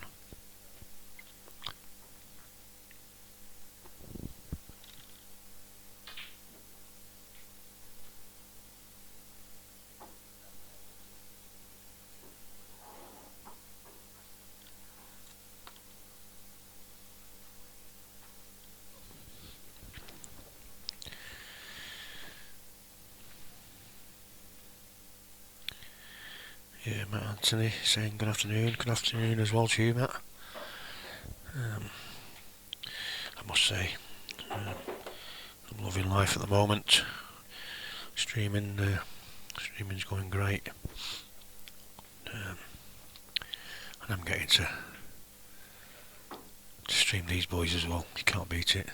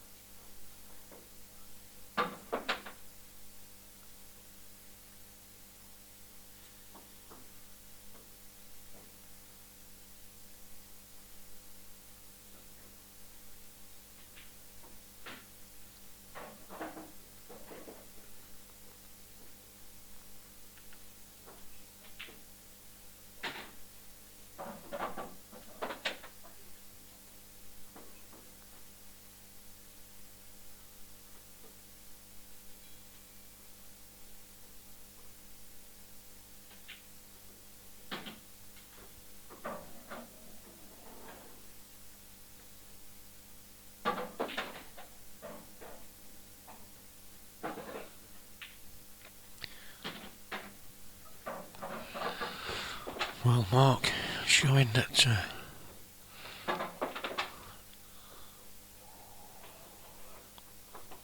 the black's dropped in. I was going to say that Mark is showing that he only needs one chance. He's not had many. But Gareth going over there and just replacing the black. Obviously on the edge of the table. Nobody interfered with it. Goes back to where it was.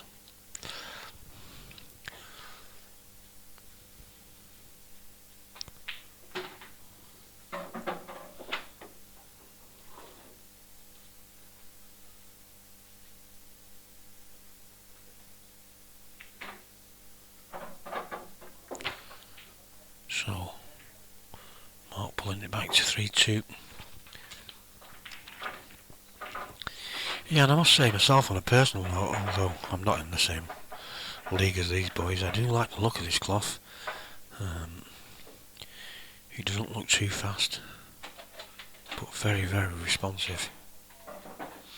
So, can't wait.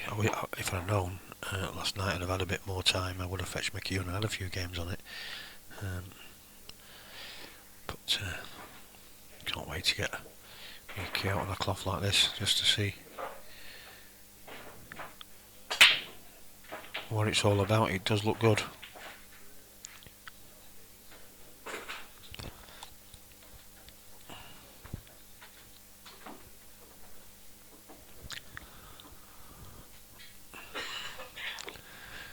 So Mark breaking, nothing down.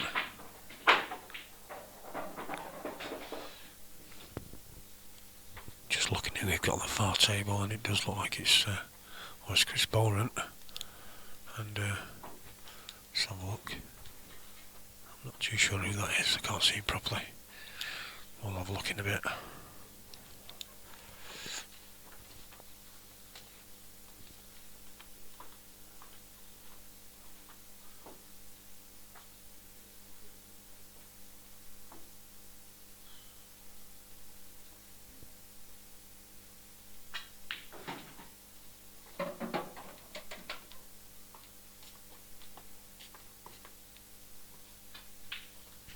Yeah, I think it's Luke Sanchez by the looks of it.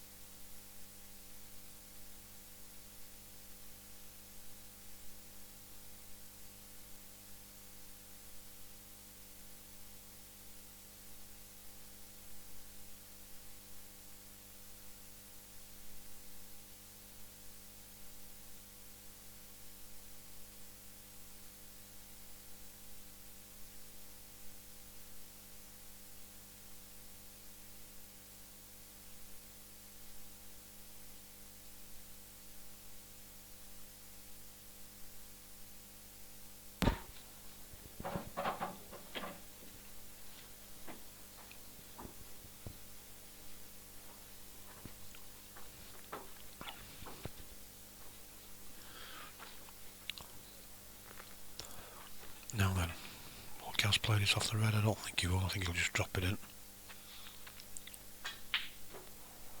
Well, just the pace that kept that out.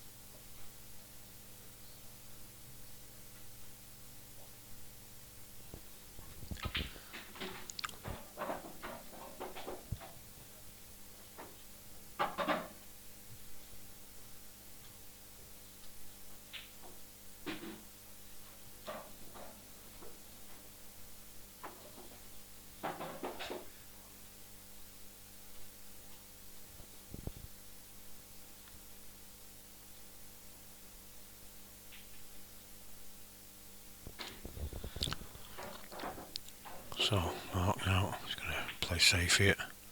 He's played that well. Obviously with the two balls so close together, the white was always going to stick to the red.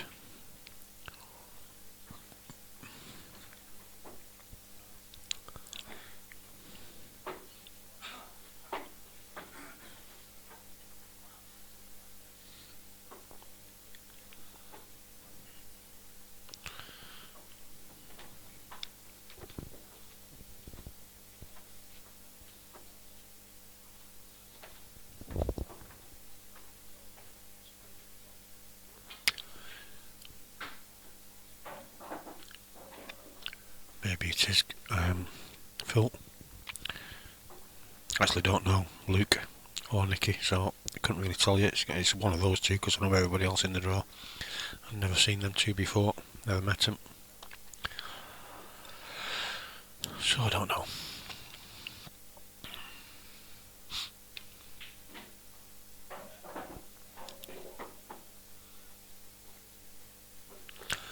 But I don't know how you know it's Nicky because the draw's not been put on yet. It's not online.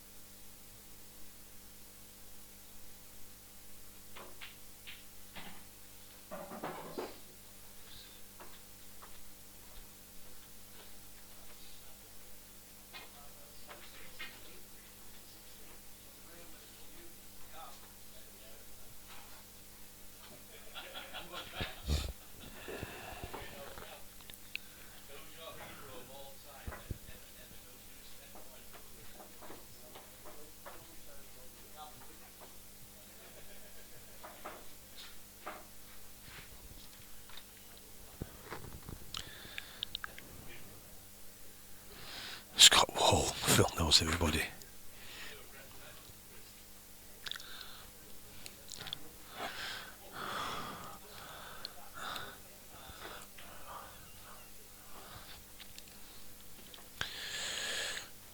Well, he's definitely not got a pacing haircut, that's for sure.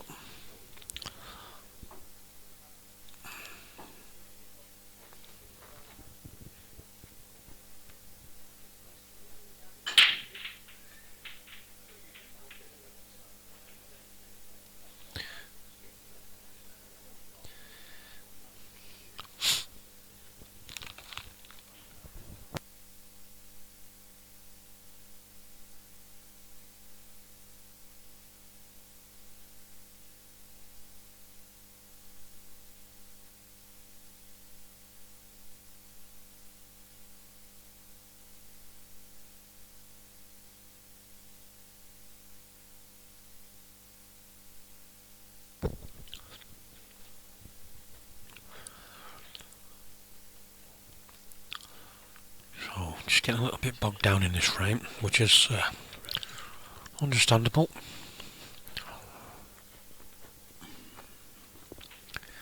It is sudden death knockout now. There's no second chances at this stage.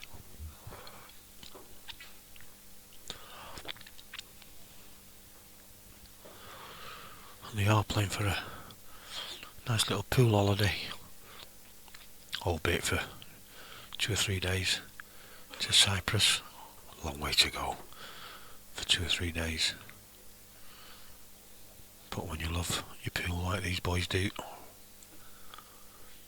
and it's coming as a prize in a pool comp, you ain't going to turn your nose up at it, that's for sure.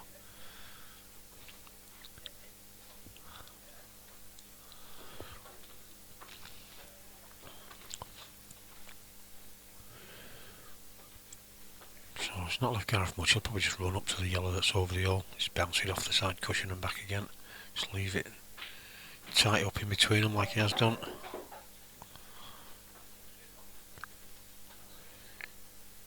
Not a lot else he could do really.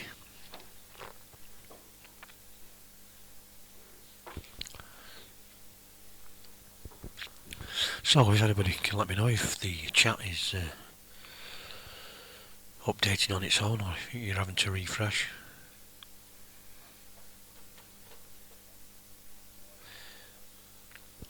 Still.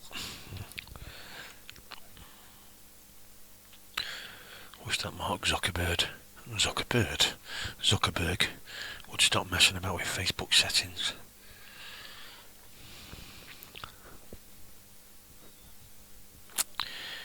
Yeah, I think you're right there, Scott. It probably is quicker to get to Cyprus than somewhere. Almost certainly is. Cyprus will be 4 hours, 4.75 hours away. Yeah, about 4.5, 4.75 hours away. Celsius. I don't know, from Blackpool. About 2 weeks away.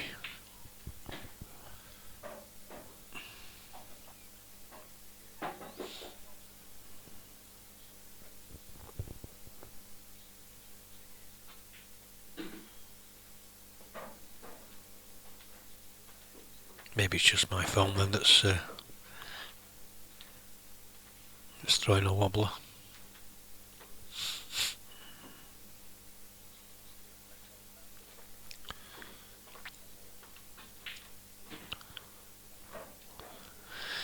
Yeah, Phil, you're right. It did take Scott's team 8 months to get to Celsius. It only took us 5, I think. We'd qualified with 3 matches to go.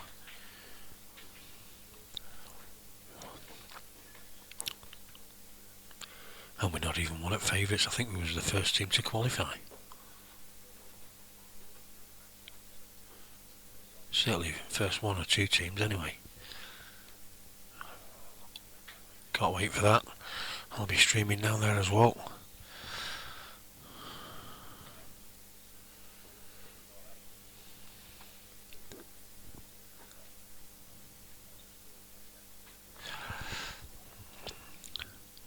So Mark now. Well, it's not finishing the best of places. He's still got one obviously to the where any one of these three on this right hand side of the table goes. He might have to do a bit more developing it. In fact, I don't think he does need to. Maybe the bottom one of the two reds goes into this. Can't really tell from there, but it does look like it does go into the bottom left hand corner pocket. Obviously the top one definitely goes into the bottom right. So he's taking the bottom one of the two now. Went in easy. Left middle, bottom right.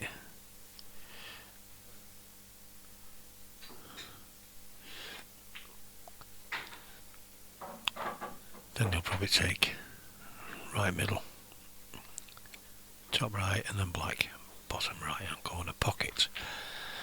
Oh, he's gone up the table. Well, this is the thing about pool. There's so many different ways to go. Just as easy as each other. He's going to just plop this in, drop this one through, and then black in left centre. And invariably you get calls wrong all the time. I get them wrong all the time anyway. But that's just me. So this to level the match at 3 frames all, which he does.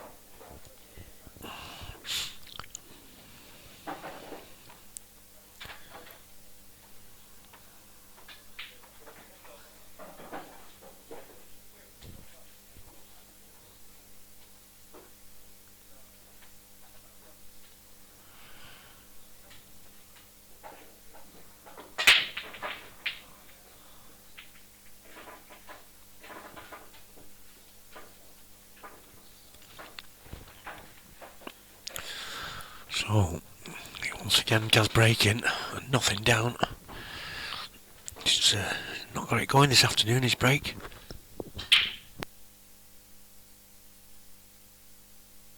There's one or two watching now, they've drifted into this room and come to watch the pool.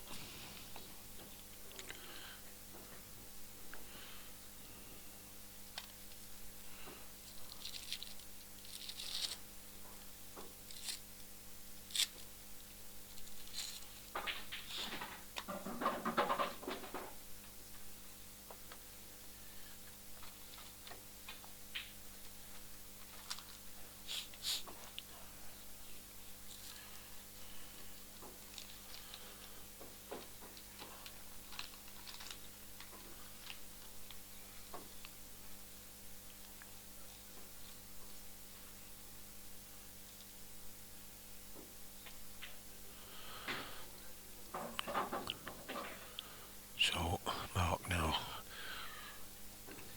looking to take the lead. I think that's what this will be for the first time in this match.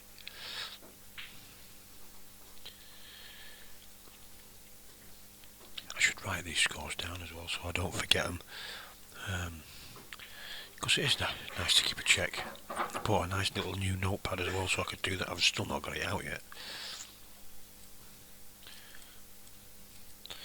Usually when Dave's been with me on the streams, he's the one that usually records everything.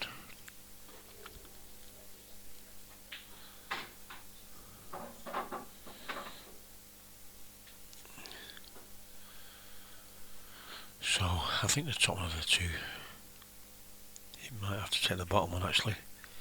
I don't think the top one does go, looking at it.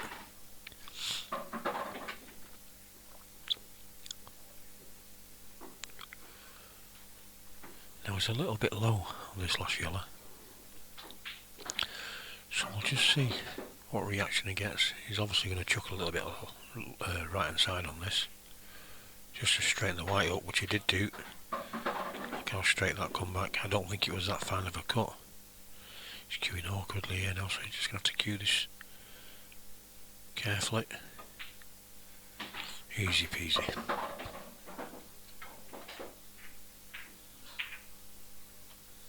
So Mark taking a 4-3 lead.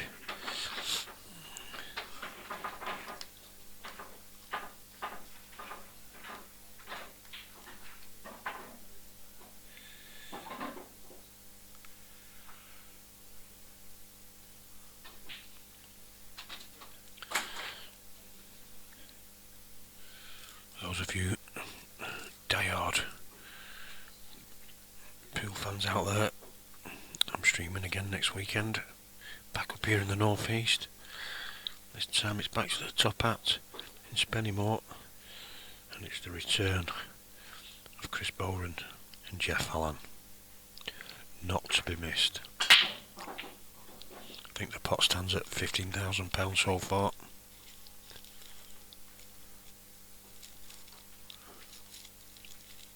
So watch out later on in the week for the poster. It's already been out there, but and the reminders.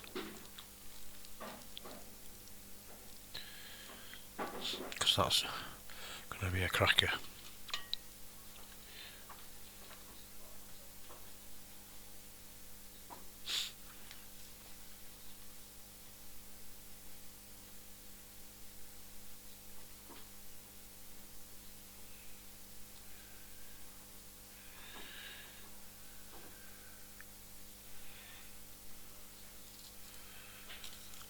Big friends with both Chris and Jeff now.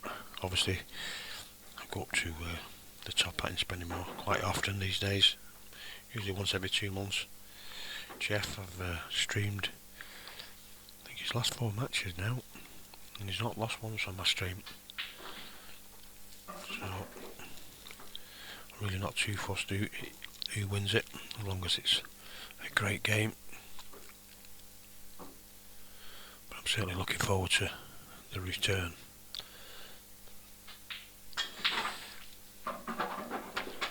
Now then, I think he's been a bit unfortunate there. There's Gareth.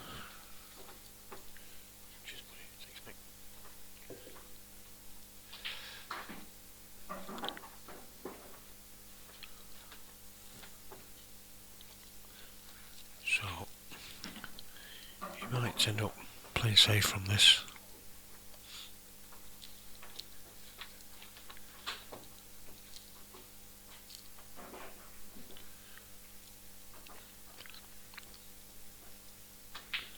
Oh, will he? Maybe not.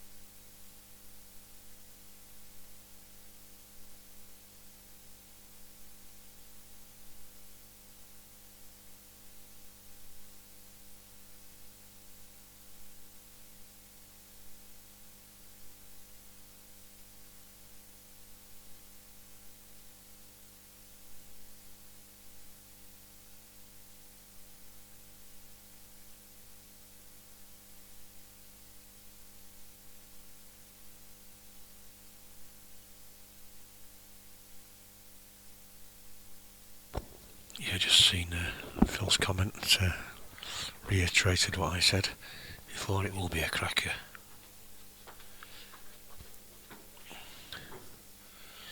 And I'm not too sure if he's going to stick by it, but Chris did say that will be his last money match for a while. Maybe for good, I don't know, but That's what he said, and that's what he announced at the last money match up at the top hat. So we'll see. Sometimes some players say things that they don't really mean. He likes it on the big stage, does Chris? Qualified through one of these events last year. I'm not too sure which one it was now. May have been the South African one, but what a trip to win South Africa for 3 or 4 days. Maybe a bit longer, I don't know how long they go for, but certainly 3 or 4 days of pool. All paid for, you can't beat it. This is what every pool player that's ever picked a queue up should be aspiring to do now. He's been playing in competitions like this.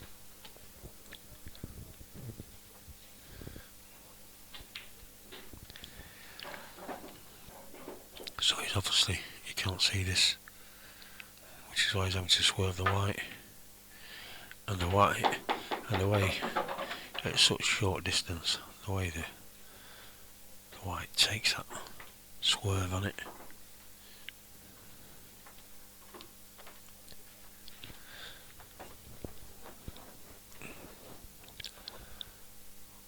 So this just goes to right centre. He's overcut it, he would have been perfect on the black.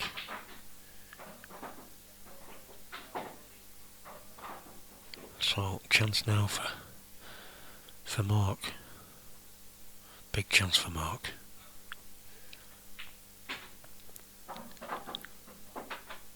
Now then, I think he might take the one just to the left of the black here. He's doing just on the white. Slight angle on the one down the rail. So he'll take the one down the rail into the bottom right hand corner. Just naturally drift the white up. And this should now be plain sailing.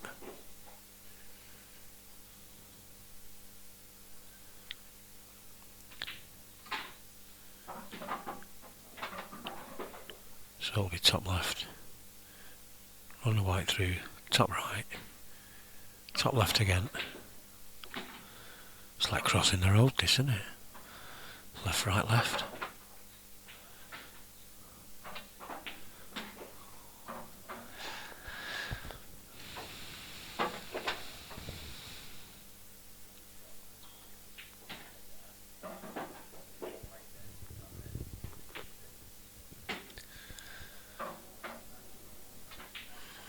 Lovely little clearance there from Mark to extend his lead to 5-3.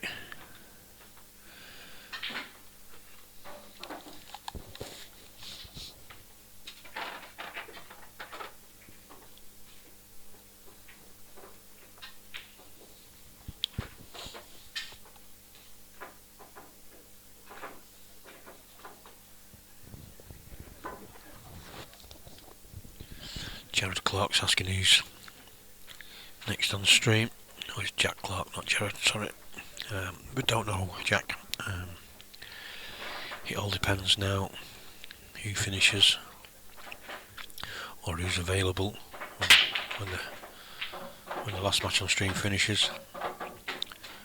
There'll be no schedule as such now and waiting till a certain time to put a game on. As soon as this game's finished, within 5 minutes or so, the next match will be on stream, depending on who's available.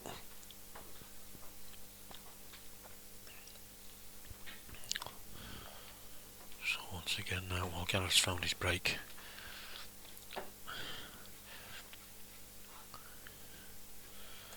at last, 2 yellows and a red. Can't see, so we'll go back to camera 2.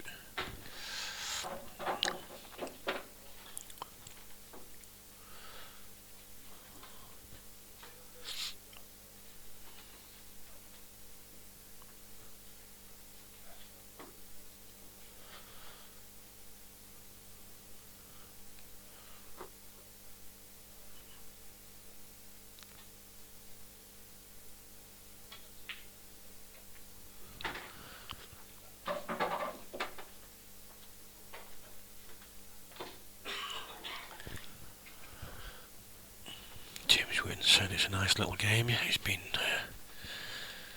good quality so far, which you wouldn't expect anything less from these two players.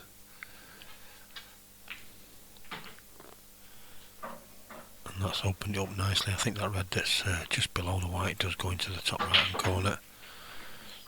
So, a couple of little stun shots here. You just pull the white back here 2 or 3 inches. The red just below this into the same pocket. And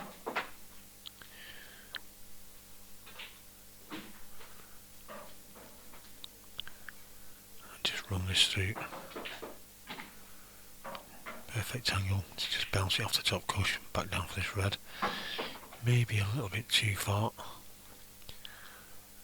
So he's going to have to screw this back, I think, off the side cushion. But that didn't pose any problems whatsoever. So this to bring it back to 5 frames to 4. And it does do. So got a game in our hands here.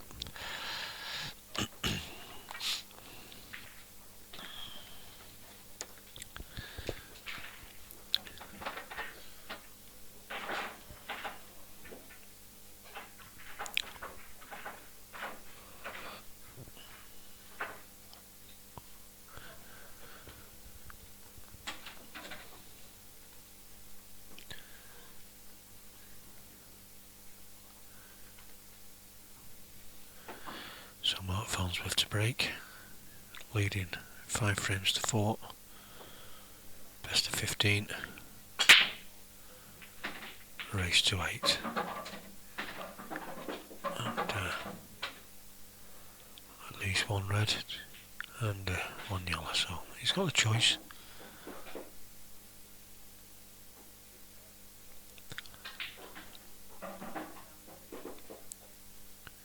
He may take yellows, he may take the one to the left centre, kick into the one, the yellow that's just between the 2 reds, but he's looking at the red just below the blank to see if that goes past into the right corner pocket.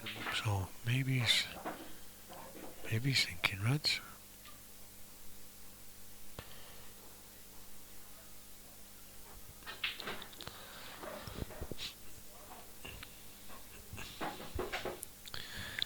To me, yellows look favourite. Does this yellow go up? Oh, he did. Easy.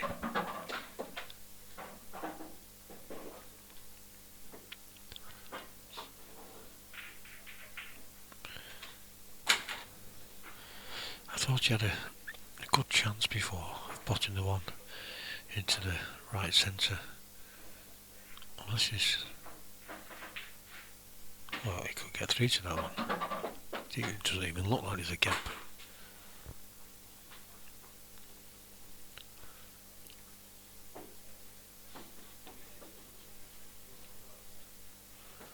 He's going to have to take this one between the 2 reds very shortly. He's taking it out.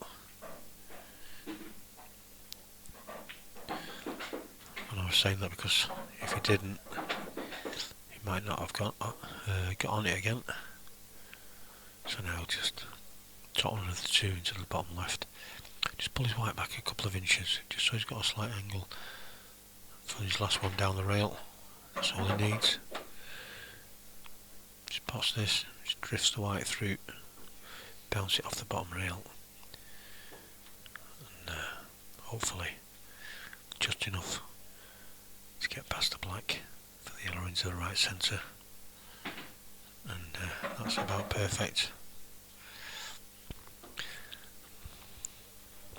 That black does sneak into this bottom left hand corner. We'll have a look as soon as he's spotted this red, this yellow. Well, no, we won't. He's decided to play it into the bottom right. So 6 frames to 4. Getting ever closer to the winning line is Mark.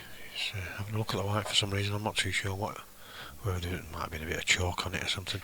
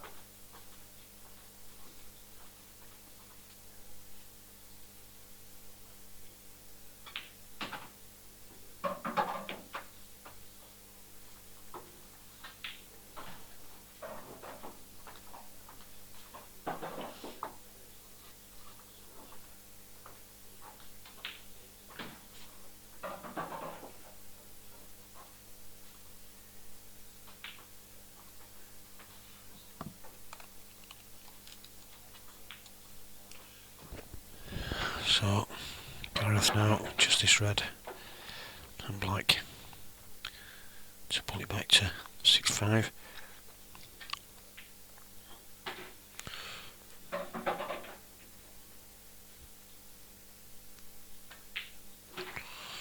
Which he does.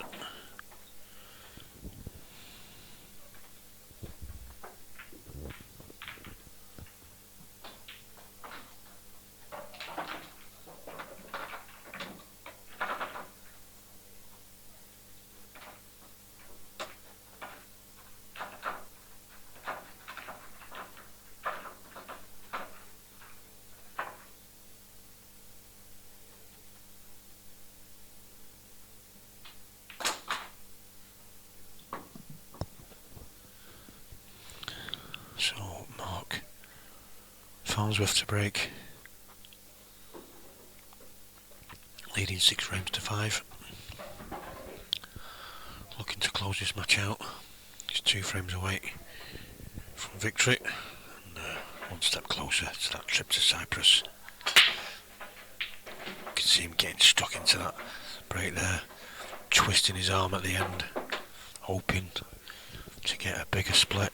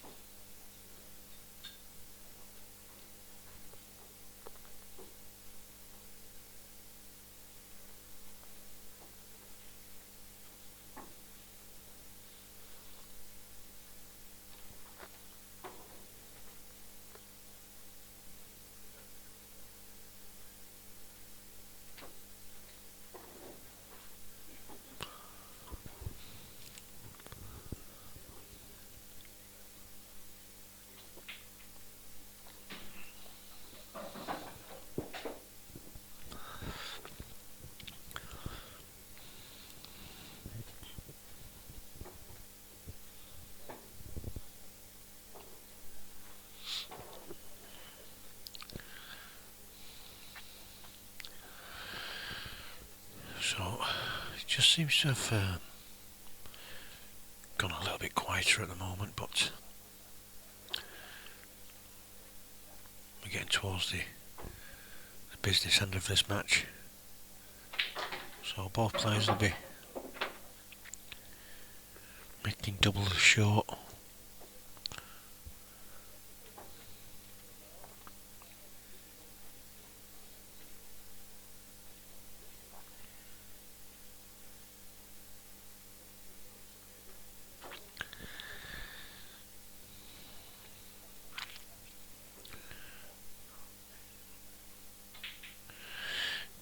I was talking before about Chris Boren, maybe his last money match next week against Jeff Allen.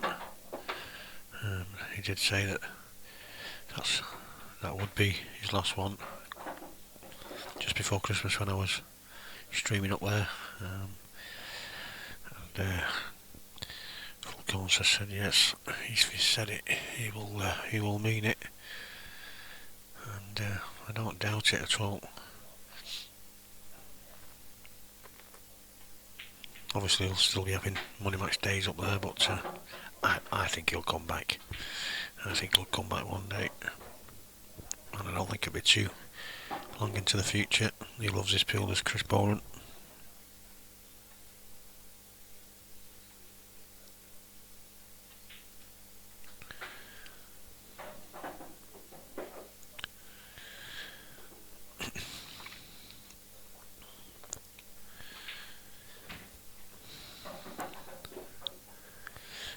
sure who we're going to be having on stream next.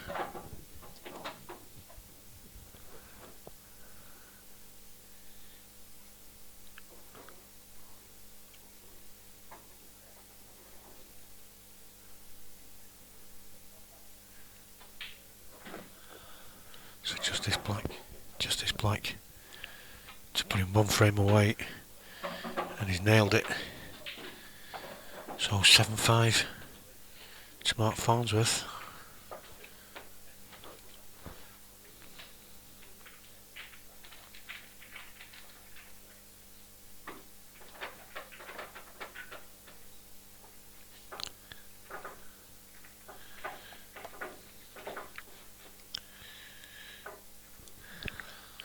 And could Gaz be racking the balls for the last time today?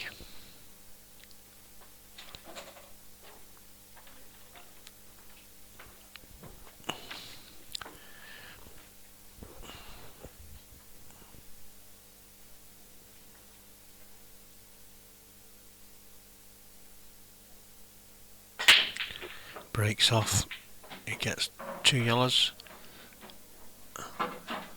but the reds are sitting pretty.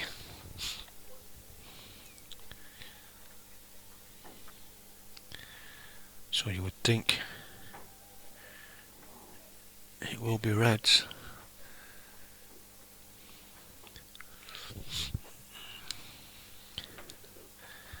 And you'd certainly think he should take these out.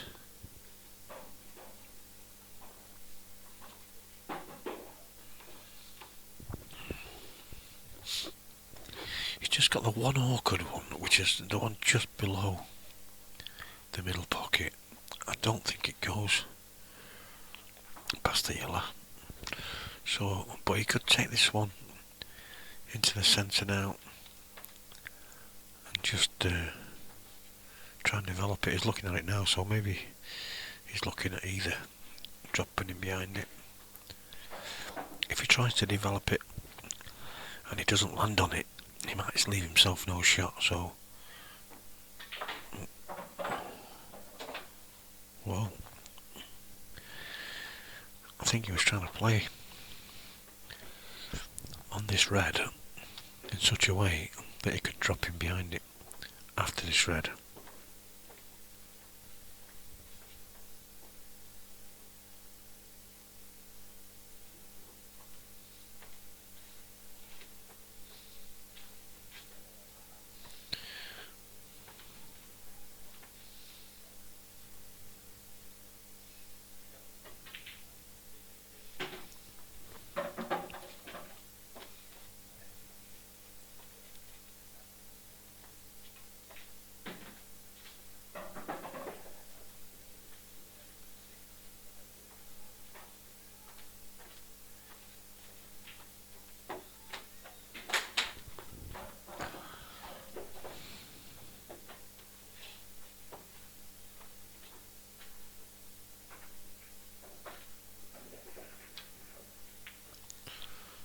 That's a great. Oh, I was going to say it's a great shot. I thought it was in all the way.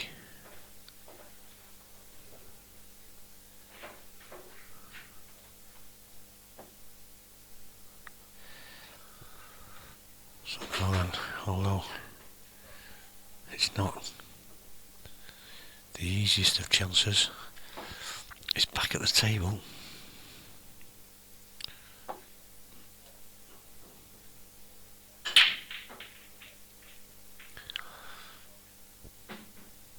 Surely you're not screwing back into these. No, I thought he had a little bit too much angle there to do that.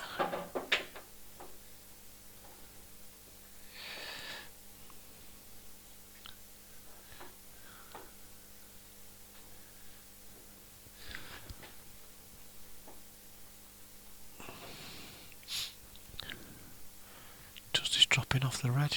It looks like it does. Easy.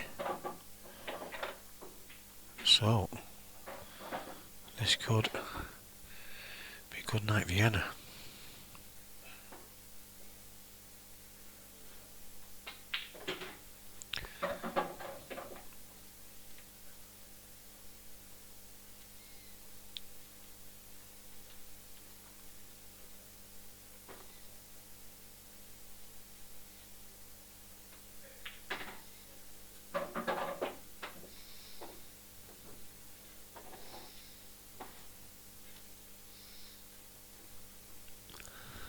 So just this last yellow. He's only got to drop it in. He's played it well. And this black for a 8-5 victory to continue in the competition and send Gareth out. Unlucky Gareth, but the way Mark Farnsworth took them out, he would have been a good man to stop him in this match. Well played, Mark. We'll be back in about 5 minutes or so, I would think, so I don't go too far away.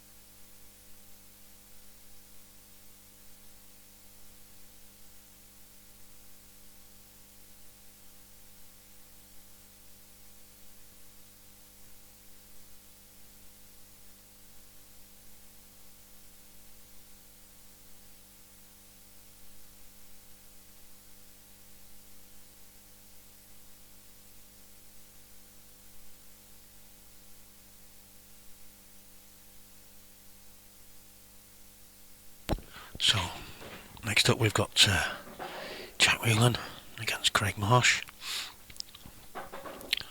I think this is yeah, it is. It's a last 8 quarter-final. So I just want to change the names. Just bear with me a second.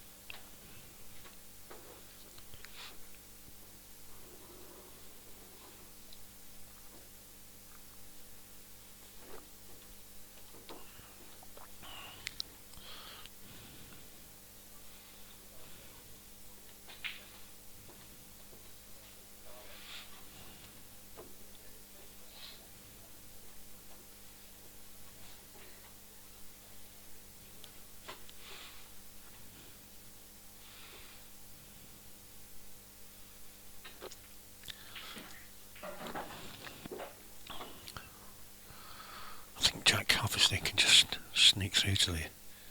Oh, can you see the one in the centre? He must be able to, the way it's queuing. Oh, it was the top one he was going for.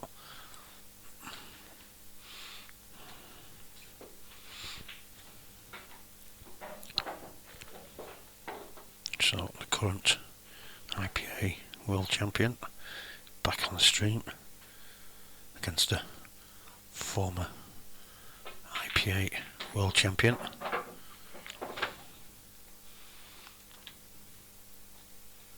Jack won it in 2015 as an amateur. Can't see that being repeated that many times. It nearly was this year. And Simon Fitzsimmons got to the final against Craig. Started off like a steam train, did Simon. It had the pleasure of being on commentary with David Hine and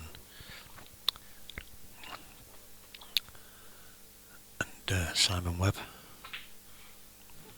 Whoa, that was a bit of a loose one there from Craig, and he's looking a bit bemused. He was obviously going to have to take a skill shot on at some stage, but he's not going to get that opportunity now.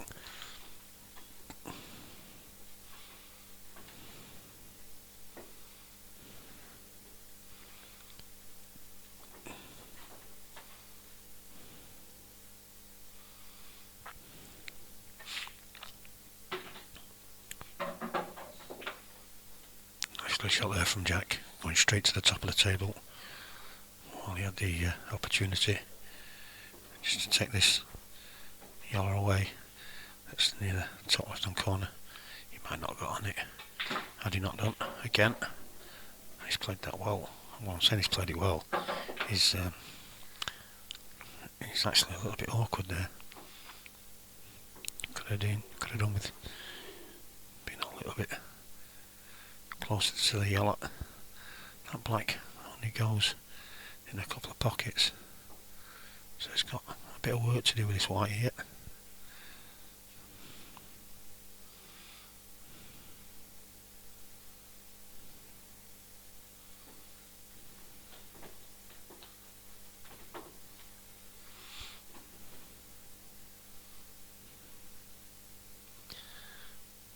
Now then, we'll see. Oh, he was going for the double, or was he just going to block the pocket? I can't For the life of me think he would play just the way he's walking. He wasn't playing to block the pocket there. He was playing to pot that and then take the double on with the black.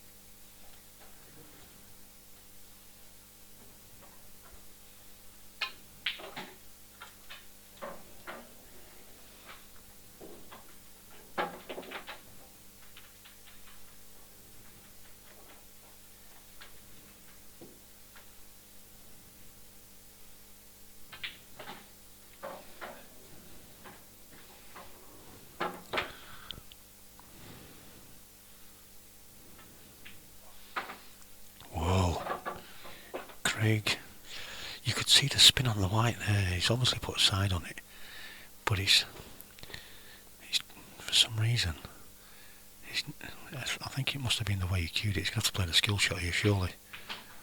And it wasn't quite straight. Obviously the frustration that we know Craig can do sometimes, but it's understandable because he didn't get the shot the way he wanted to play it. You could see there was plenty of side on it. That's why the white was spinning around like it was, but it just didn't take for whatever reason, and that maybe he just didn't quite get through the ball. You can put side on a ball, but unless you push your cue through it, all it's going to do is just spin the white round. And now Craig's a little bit annoyed with himself. And again, he's come up dry.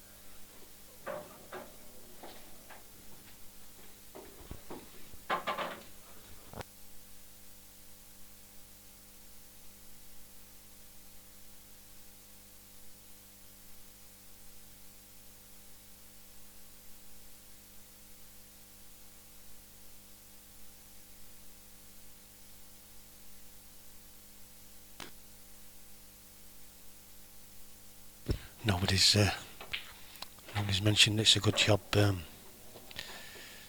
Scott McMillan was watching. I've spelt Craig Marsh's name with a C and not an S. I didn't notice anybody else saying anything.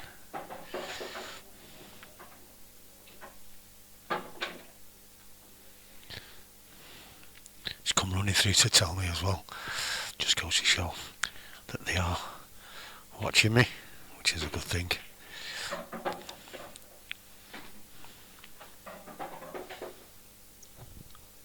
Don't know how I managed to get a C on there instead of an S, because it's the C's nowhere near the S.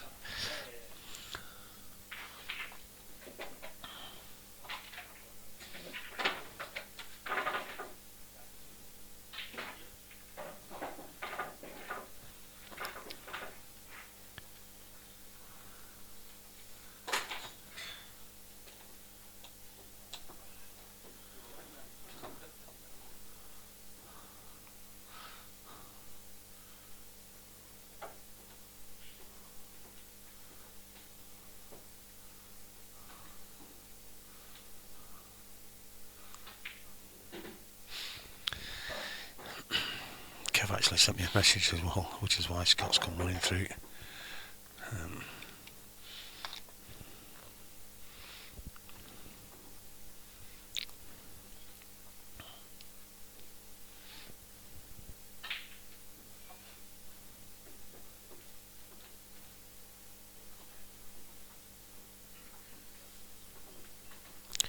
Mark McDonough's joined us, one of our Lancashire, well, he will be one of our Lancashire 18 players next season.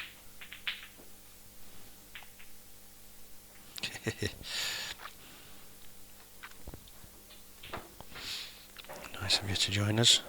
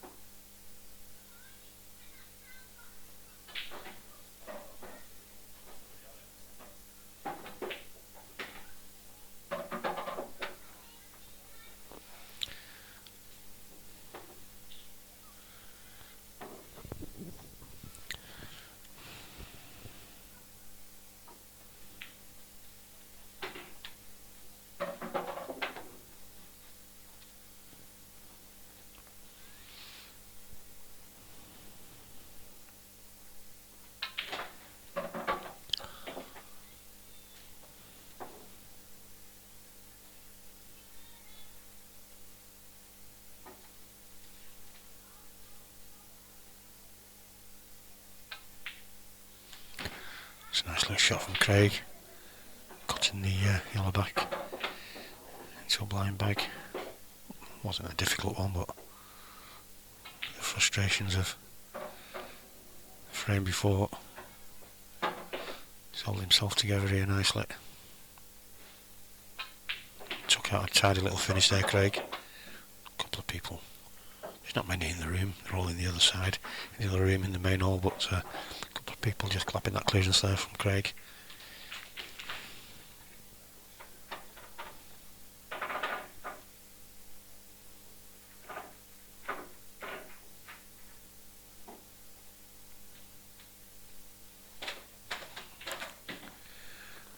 So now then, I think we'll see a little bit more of a control break here from Craigie.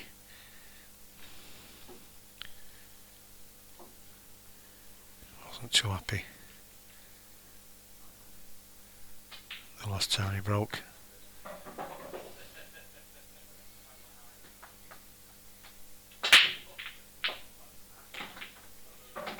Cracking break. Now then, I think everything goes. He's got a choice.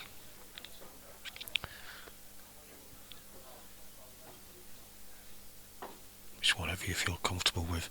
I think if anything, the only one that maybe doesn't go is the red into the bottom left hand corner. As you can see there, the one near the black spot, it might just sneak him past the yellow, so he could well take reds. He's looking like he's going for the yellow. Oh, he is going for the reds. So he must feel it goes pretty easy. I mean, obviously it goes into the bottom right, but with the balls being on the right hand side of the table, you'd have to expect it. You'd have to expect Craig to land on it for the bottom left. So it does sneak in by the looks of it.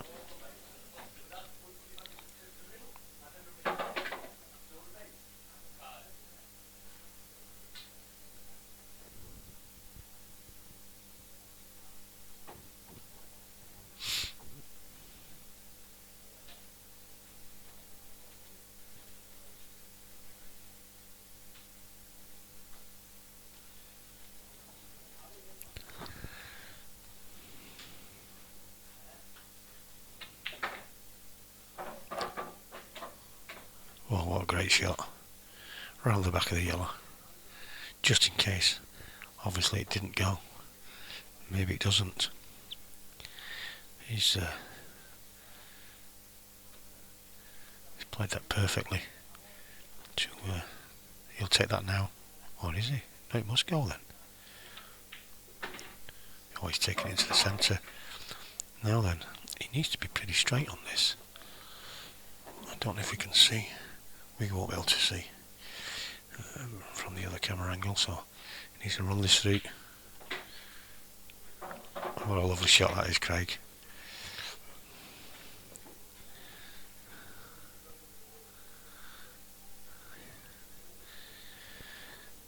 So just this black down the rail to restore parity, and he's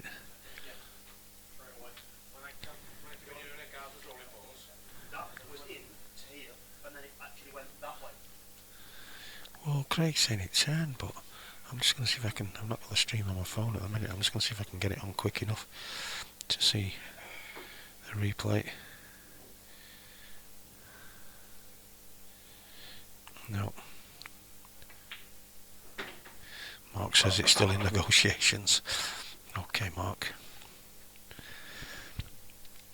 I don't know if he, if it did turn. If it did, it turned early. Whoa, Jack threw his cue at that one, and has he got away with it? Wow. Craig's already spotted the angle. Surely he hasn't spotted this. Well, they tried to.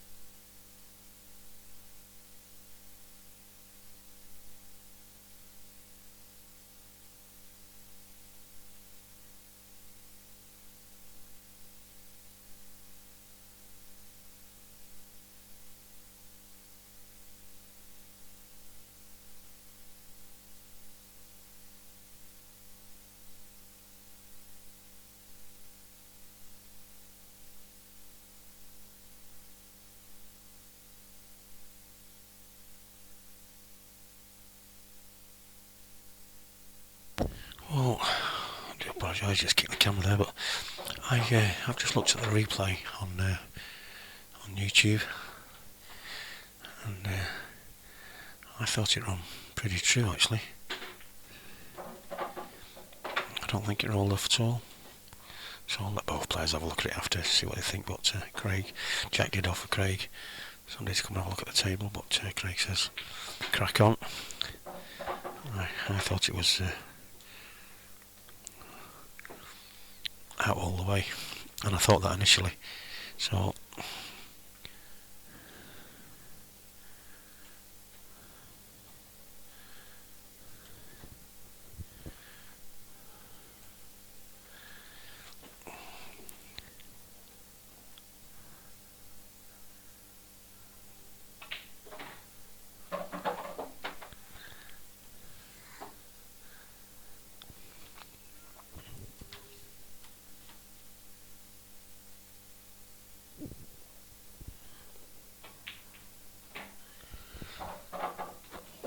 this has been a bit of a clinical finish here from Jack. Wasted no time. This has to go 4-1 in front, and he's raced into a bit of a commanding lead now as Jack.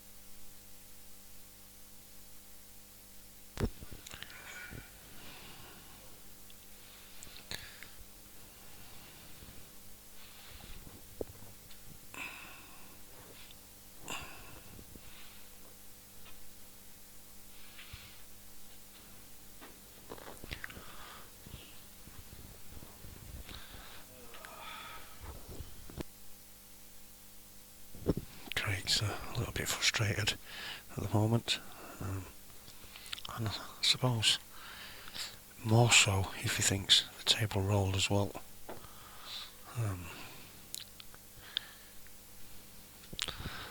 It's not for me to ask them to get involved. It's up to the players if they want to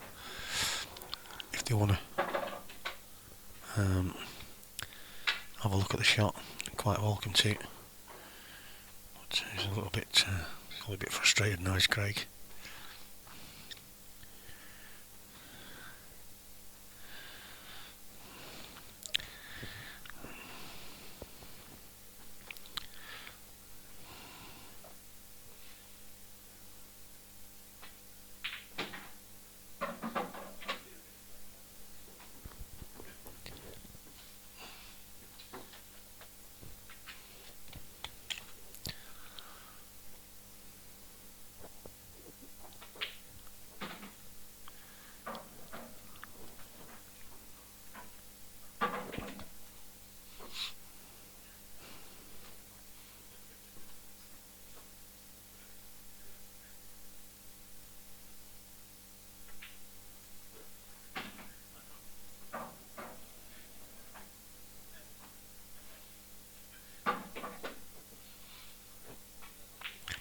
And again, Jack has wasted no time in taking his frame out. This is Jack of old. He's not been on his best form the last year or so. Newly married. I know last year when I spoke to him, I think it was last year at the Golden 8 Ball, he just started a new job as well. And so he was saying he didn't have much time to practice. But he's certainly acquitting himself well enough tonight.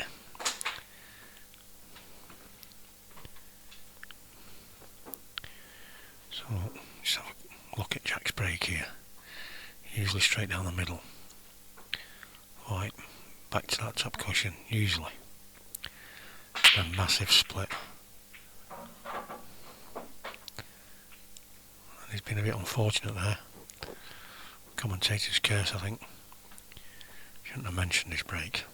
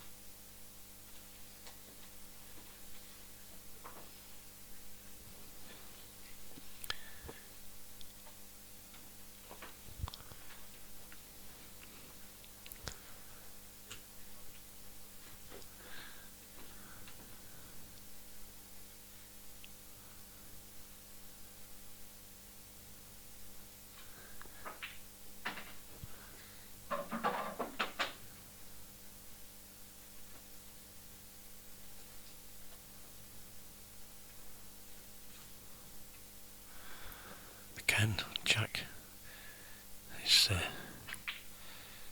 with a chance of taking his frame, and that certainly went true.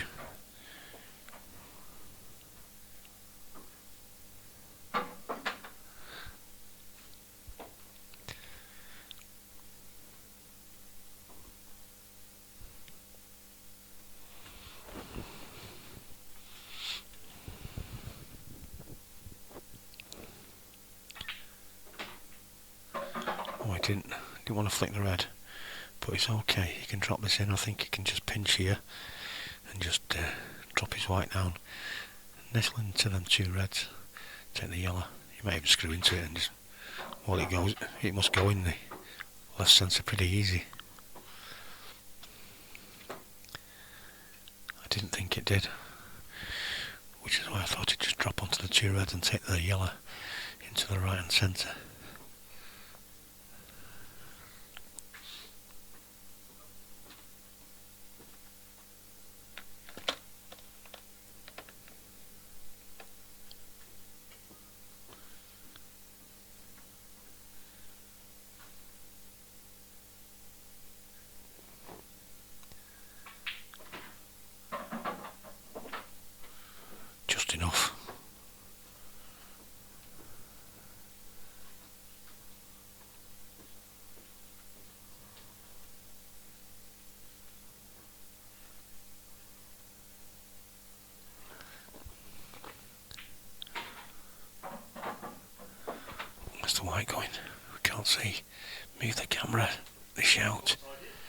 too far, which is why Jack stood there. He was watching the white.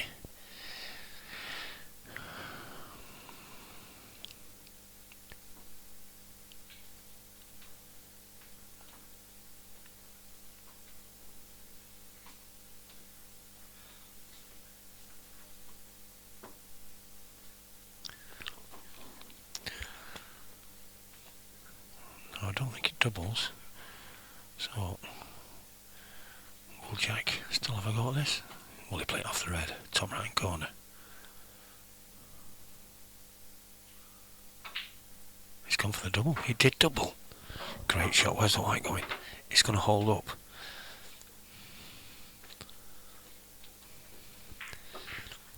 Didn't look from here that it would go.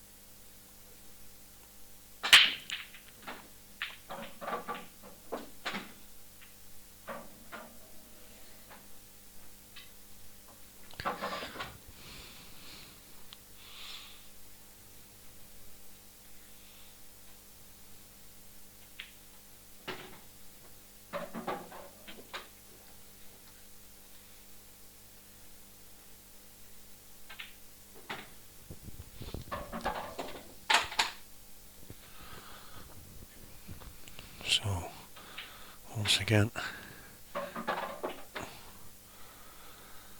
I was going to say,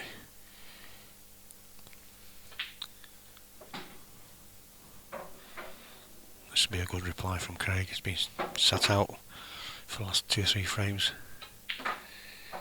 Really needs to refocus.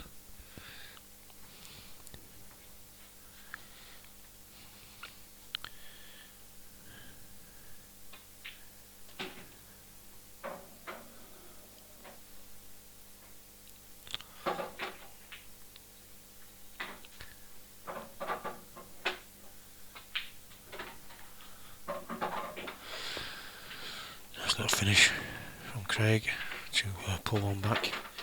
So it's 6-2 Jack Whelan.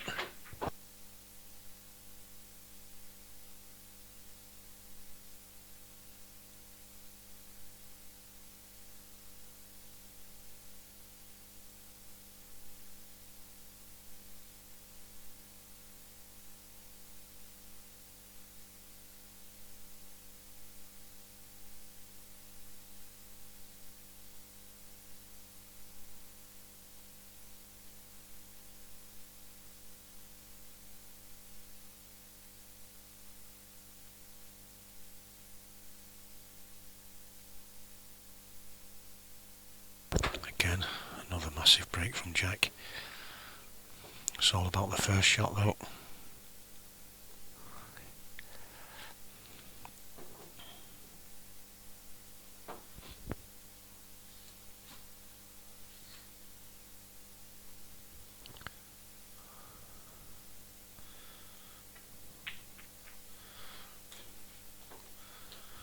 Just a little bit awkward. He didn't have much room to play with there. But,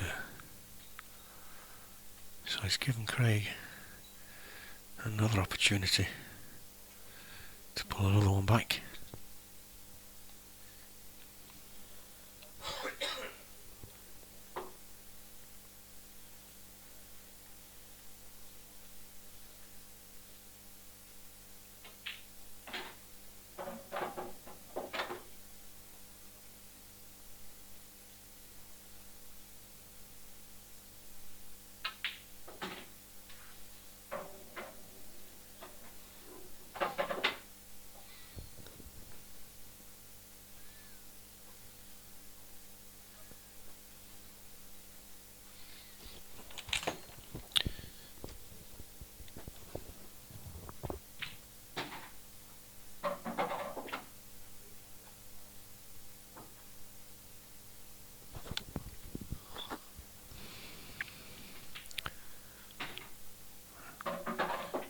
far with that.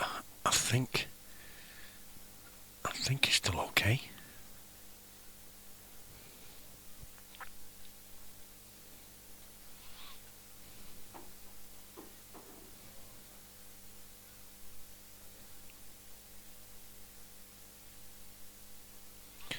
Maybe he's not. Yeah, he was. He was fine.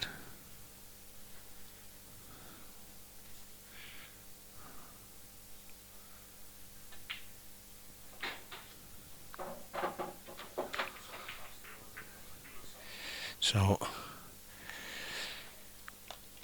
6-3 it is.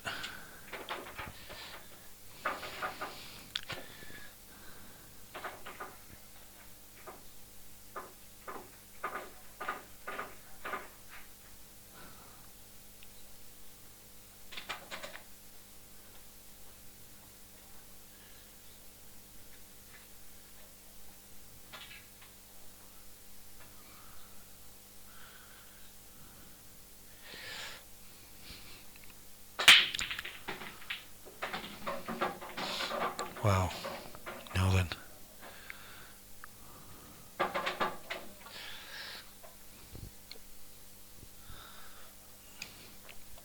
I don't think Greg gets the one over the corner pocket. You can't see enough of it. I don't know what you can see this side. Well, nothing really. All there is a plant, which is not that easy. So it could well be reds here, which obviously is not ideal for Craig with the red and black being down this bottom right hand side of the table. Well, he could get through to the yellow.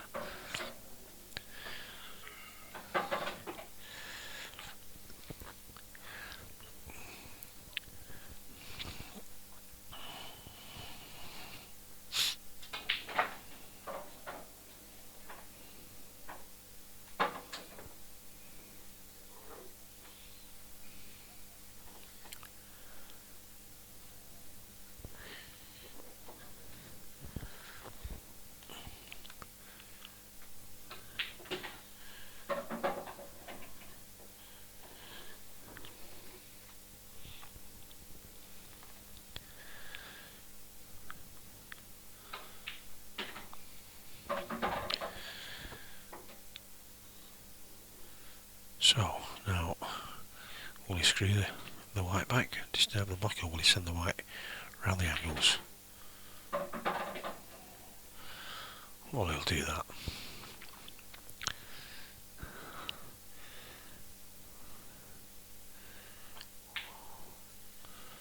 Again, he's just lacking a little bit of concentration at the vital point. They're not pots. Craig Marsh misses.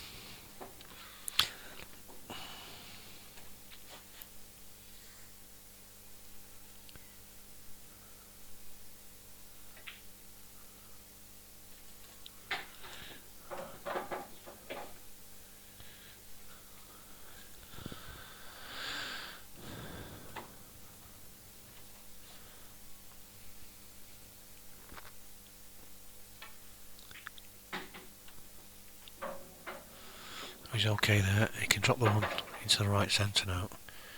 Just run his white through for the one on the top rail.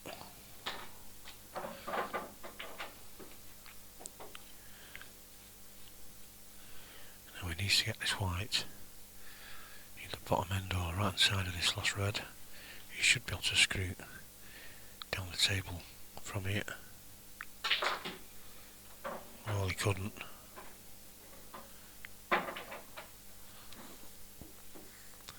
So all he's got left is a double. He could play the skill shot, but he would have ideally liked to have been right behind the red. That would need to be hitting the black pretty much full on. So he might go for the double. This will hurt Craig if he nails this. Well, he has. What a great shot.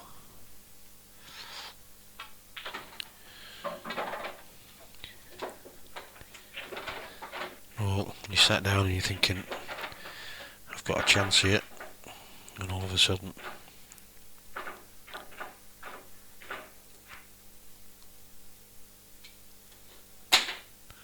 he pulls out a big double like that to put himself one frame away from victory. And I will show Craig, it wouldn't be really cheap unless they ask you. It's not fair to get involved with players or what have you while they're playing the matches. But I will show him the black down the rail that he played early on in the 4th frame. I'll show him after.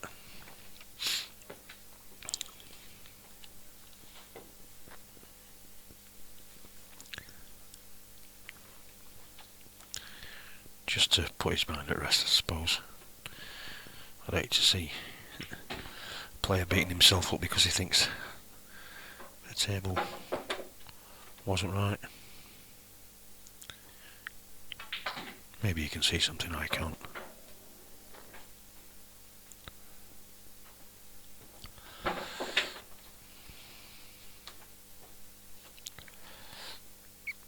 Again, this looked like frame over. It's all about the one down the right hand rail. That will be his penultimate ball. He needs to be pretty straight on this.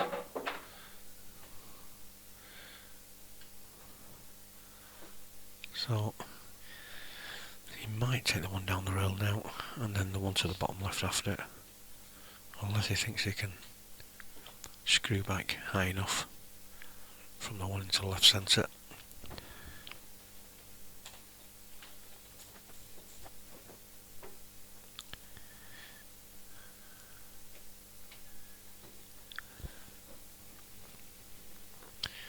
I think, to me, this should be plan B, which is what he's doing. He's not pulling it back, is he, surely? No, he's not. Oh, yeah, he is. What? I'm a bit... I would have thought he would have dropped that in and tried to leave himself pretty straight on the one between the two reds, just so he could screw back and out, back up for the one into the centre pocket.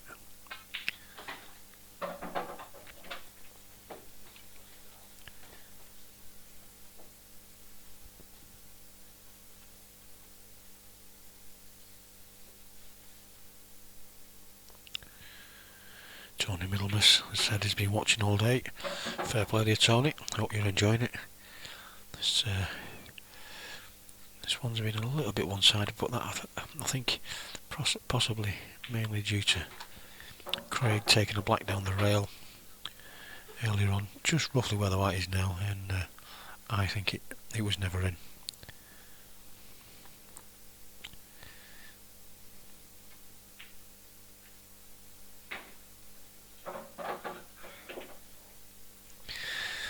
David died. Listen, David, if I could, you'd be the first I'd be speaking to. But as you know, a lot of this commentating and streaming malarkey is done for fun. What a great pot that was from Craig, and if he holds up and he lands on that black, which he's got a shot on it, what a great shot.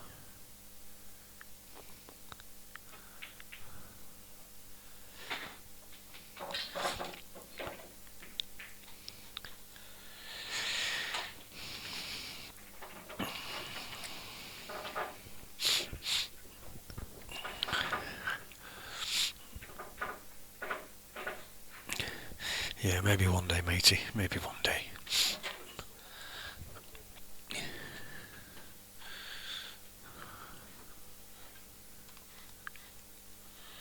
So, once again, Craig to break. Similar type of break to Jack. White, needle, brown spot, straight up and down the table, as you can see there. And as long as you don't get kicked in off, and that's a dry break, as long as you don't get kicked in off, you've got a great chance of getting a decent white out of it.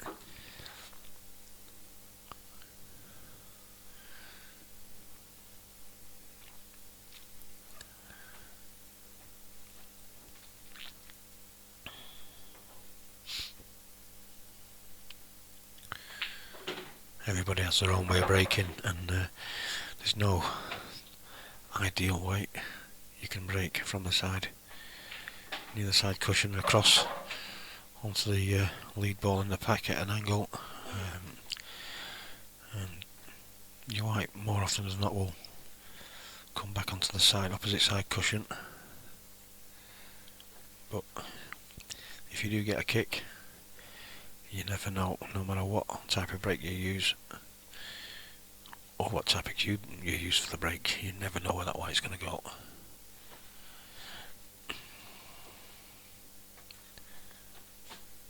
So again, Jack with a chance, and a great chance. It's all about this pot. If this goes, it could be game over. Now then, you might have to take another long pot on.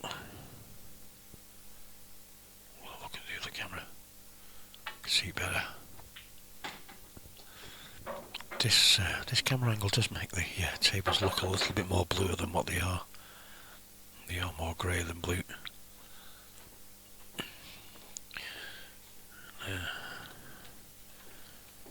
Check now.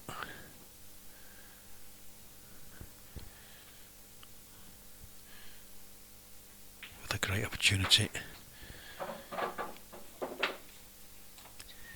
to put himself, I think this will be into the last 8. Or is it this? Maybe it's the semi-finals. Is it a last 8 match? I'll have a look. I'll have a look.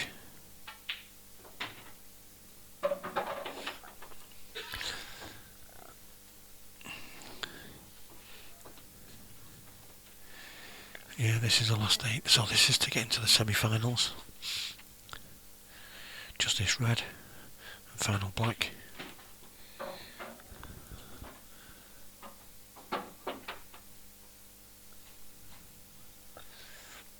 We may well have Chris Boren and Jimmy Croxton on next. I don't think they've started. Well. That was for the match. Well. Jack Reeling, what are you doing to me? I'm dying for the loo.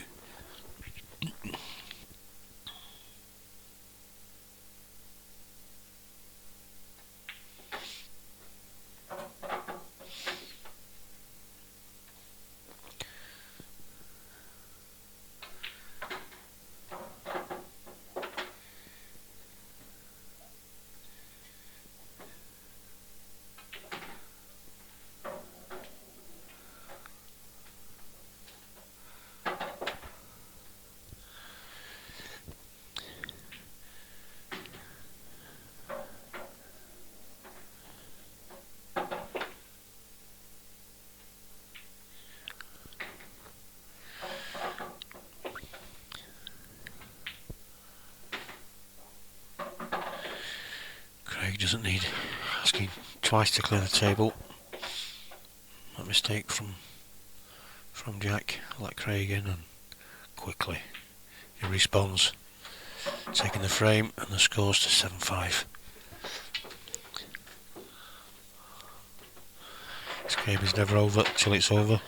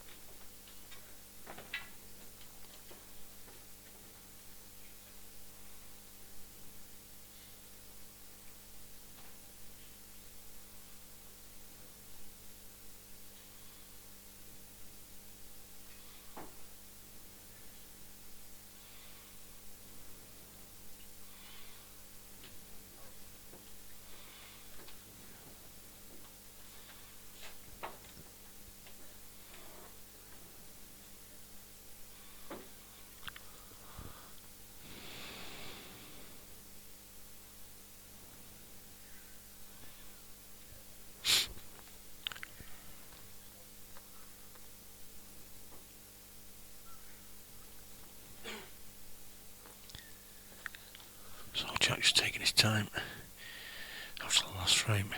He really needs to make sure if he's to close this match out, and again He rattles one in the bottom right corner.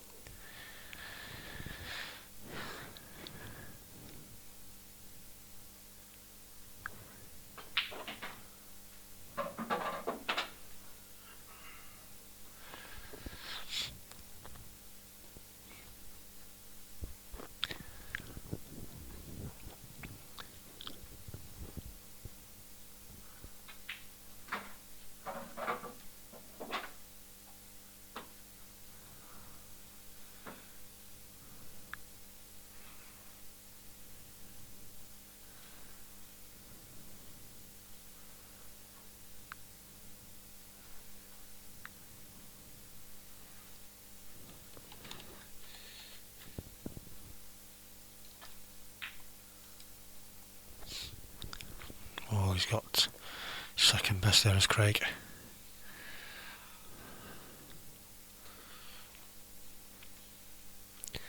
Jack's going to have to be careful now because all the reds are out in the open.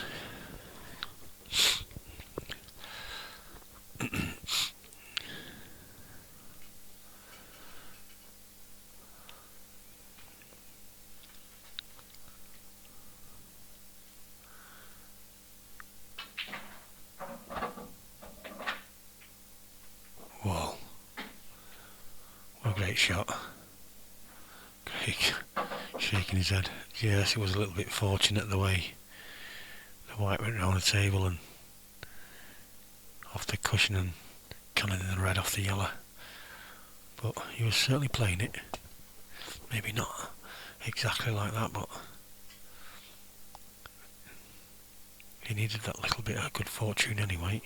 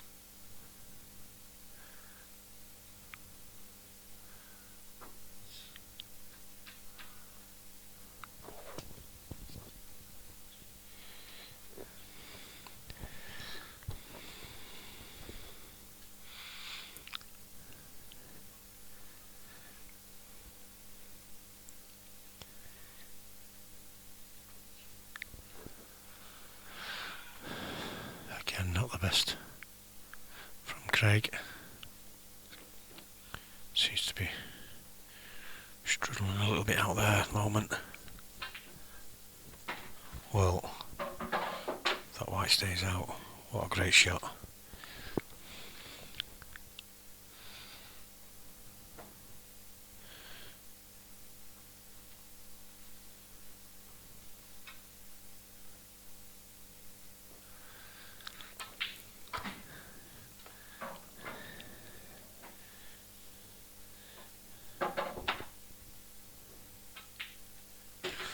And Craig pulls it back to a 7-6 deficit. Gives himself every chance.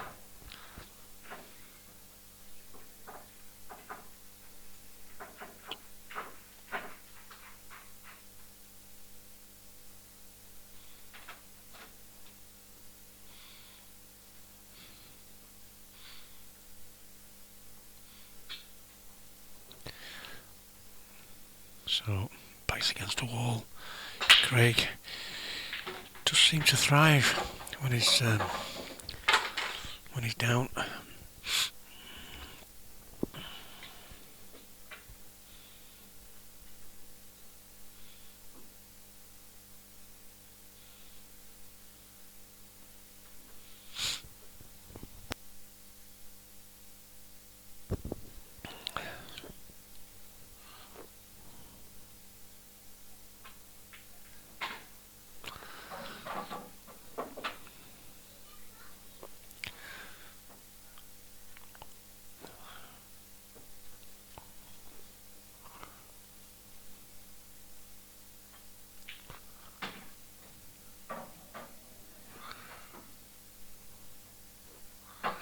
This could be going to the wire because these reds are sitting pretty now for Craig. Just got the one down the rail, which he's made sure it's not as difficult now. So it's all about getting good position off this shot. And that'll do him. So he can just drop the one in to the bottom right now. A little bit of, well, he's taking the long one, which is probably the best option. He knows best. And now he'll take top left.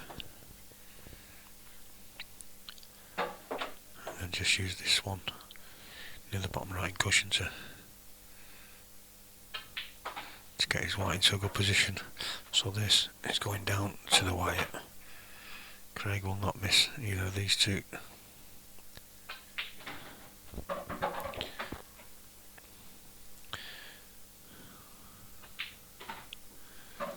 Seven all. Both players shaking hands, wishing each other all the best, which is what you do when you come to a final frame decider.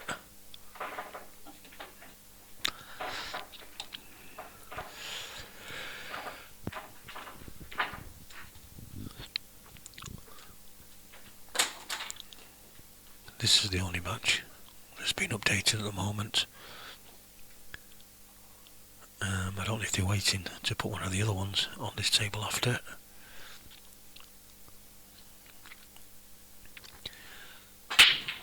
We've got Miles Deleuze, who's drawn against Neil Rayburn, and Jimmy Croxton is playing Chris Boran in the last 8.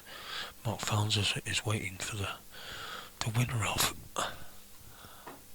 match 42, which is Ronan McCarthy, who's 6-4 down to Liam Dunster. So that one's nearly finished. So maybe we could have at least a couple more matches for you all tonight.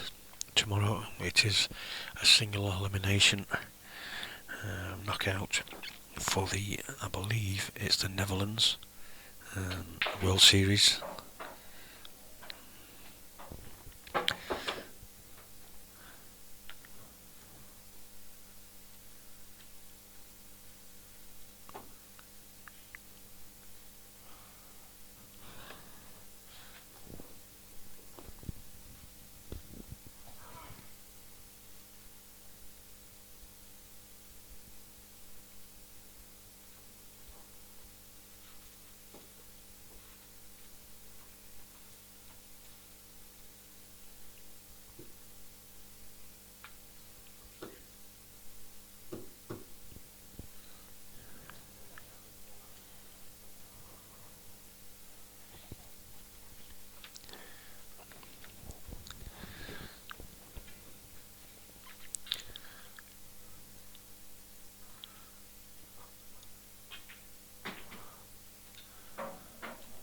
Oh dear, he didn't want it to go there. It still goes. I think it still goes to this left corner. We'll have a quick look in a sec. No, it doesn't. The red's in the way. From there it looks as though it sneaked past, but it doesn't.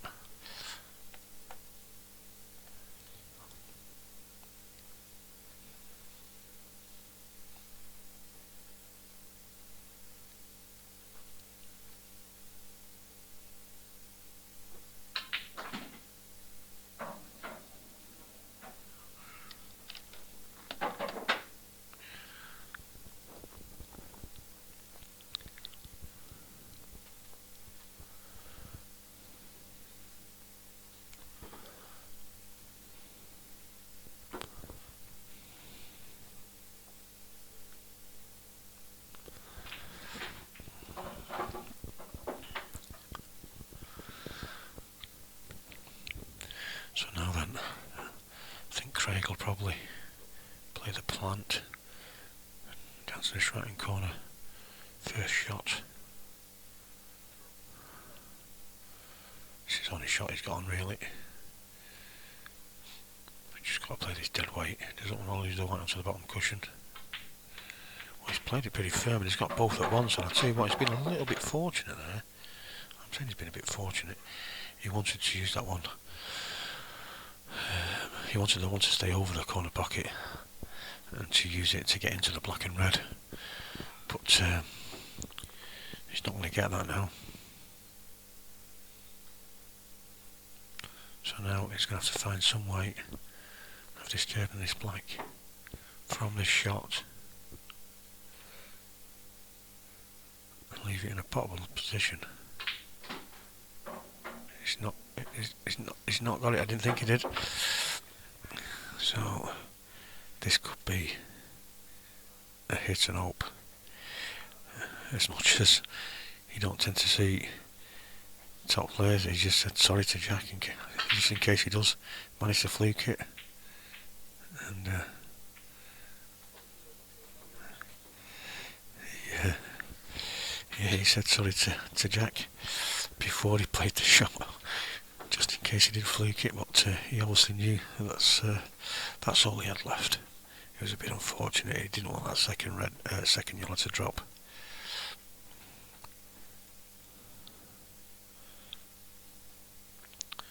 So Jack now, simple task of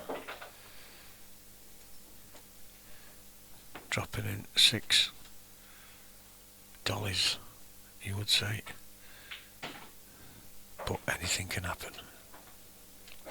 Anything can happen. We saw earlier on where Clint could have and should have won the match, and one bad positional shot meant he had to put that little bit extra on the white and ended up miscuing.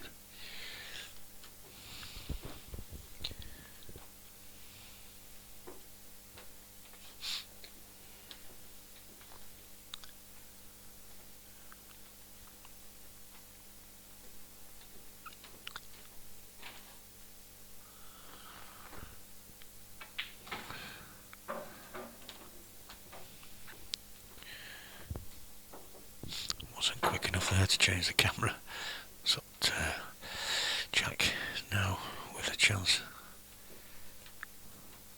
It's just a slight awkward one on the right hand rail, but these players double them for fun. Gets up behind it straight enough, he'll take it down the rail for fun. It's been running true down that side of the table for certain. So you'll fancy this, will Jack? We'll go back all the way.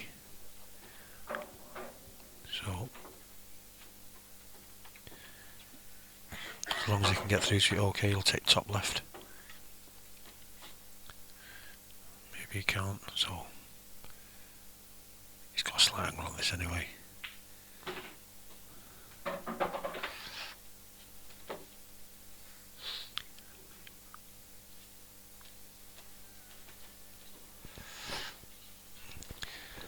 So Jack will just stun this in and take the black into the right hand centre.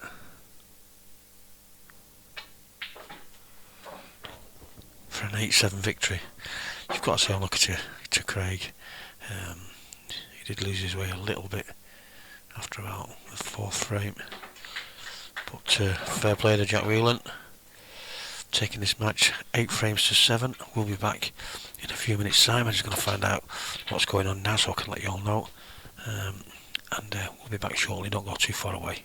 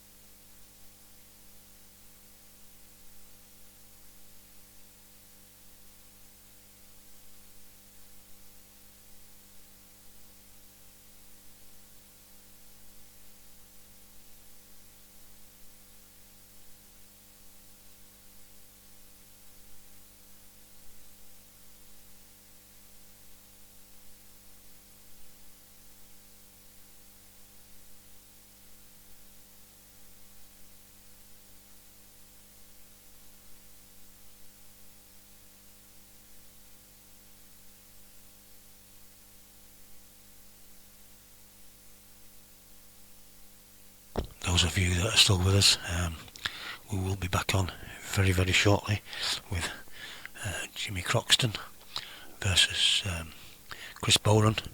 So don't go too far away.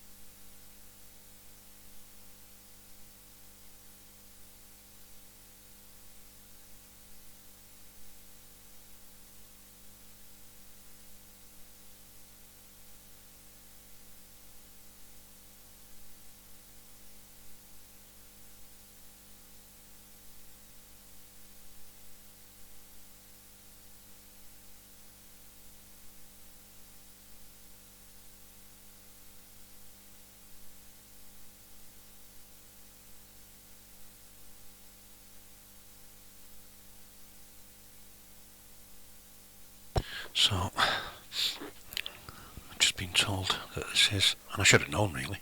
Yes, sorry, yeah. This is the last match of the day, an early finish. What's all that about? They do only play down to the semi-finals. Jimmy Croxton winning like that.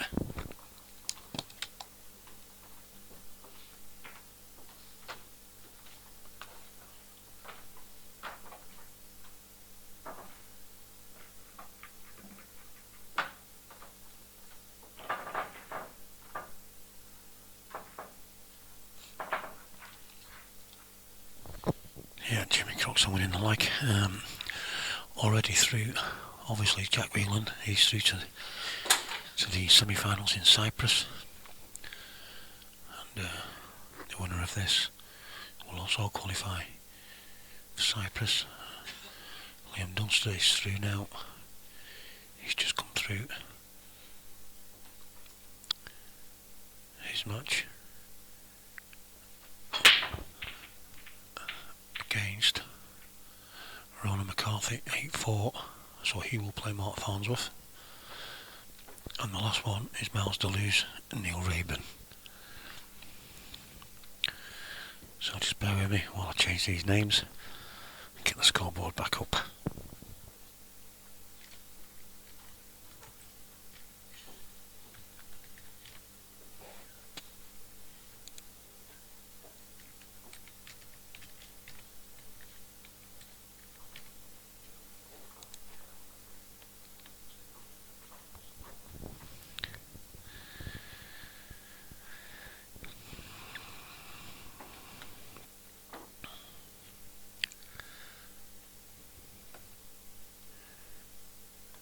So this is the last match for tonight. Back at 11 o'clock tomorrow for the Netherlands qualifier. That is a straight knockout. No double elimination tomorrow for these boys.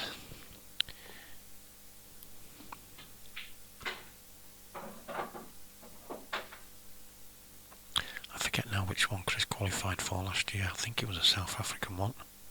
Sure it was. Along with Craig Marsh as well.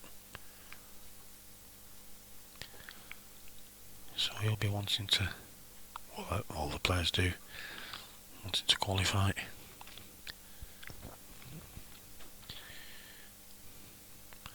Especially as well with Cyprus being another new one, another new country into the World Series. I think along with Netherlands, I don't think they was part of the World Series last year.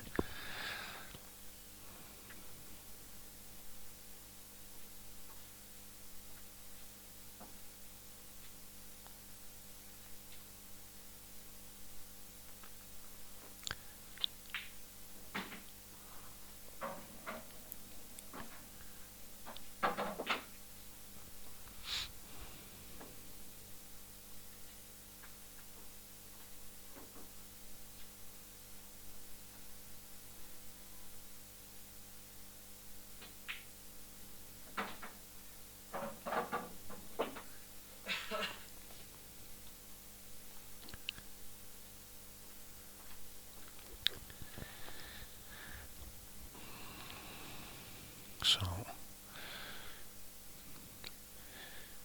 it's a little bit undecided which one to take here, because both easily potable, but it's just a position for the one after.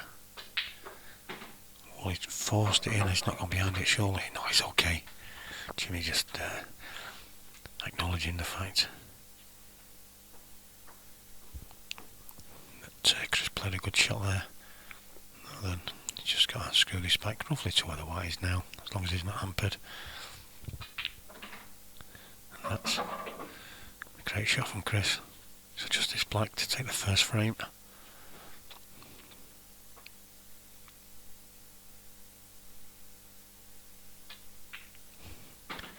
Whoa, he wiped his feet, but it was just the right pace.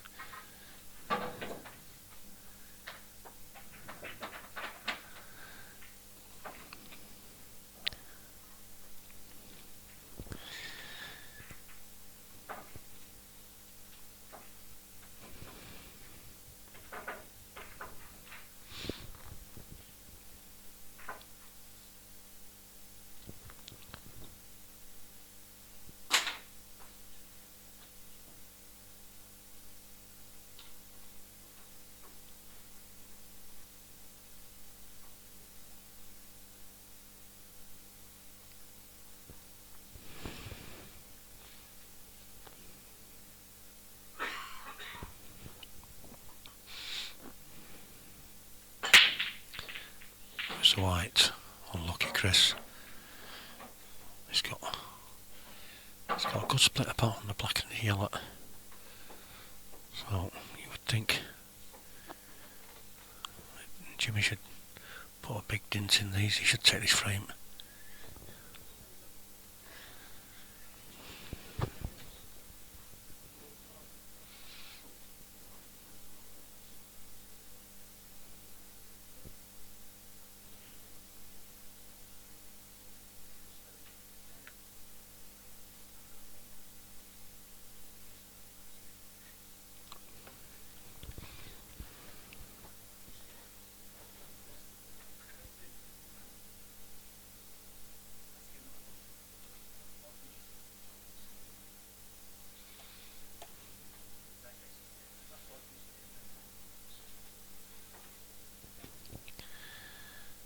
So, that being said, Jimmy straight away develops the black.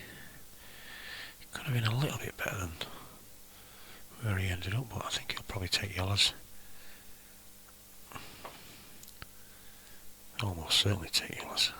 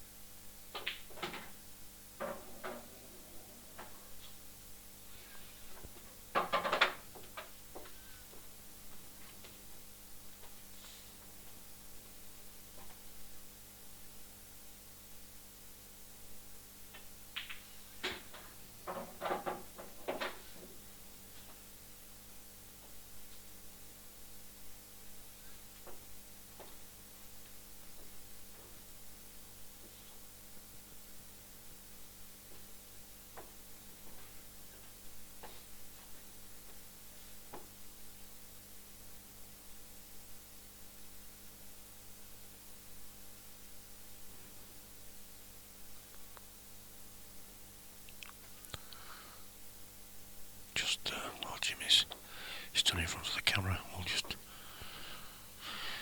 flick onto the camera number 2. We'll go back, why not?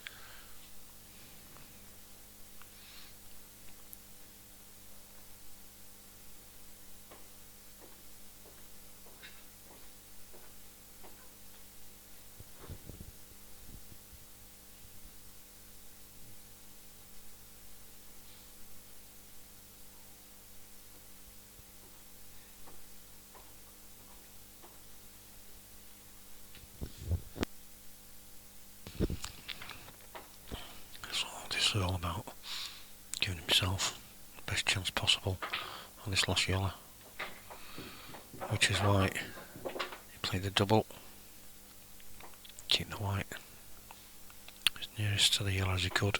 If he'd have tried to cut it in, he would have had to go around the angles, never guaranteed perfect position. He's just undercut that, but he's gets it at the right pace. Great shot.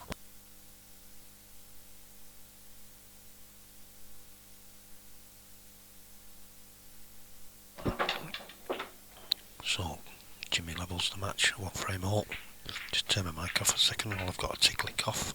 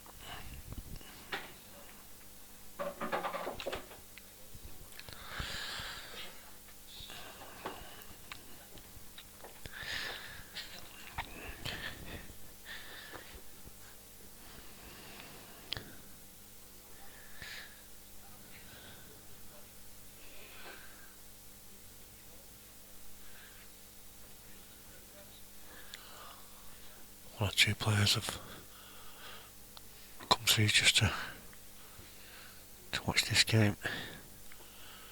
There's only 2 more matches being played in the other room now.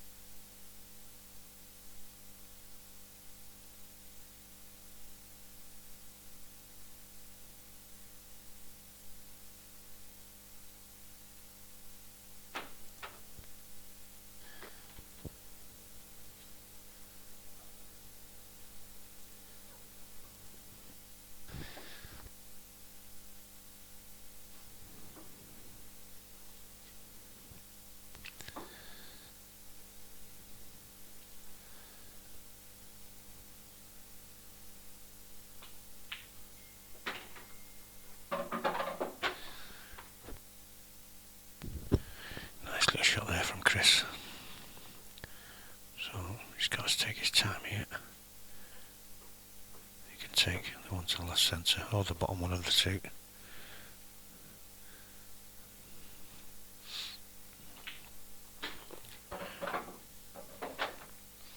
And as long as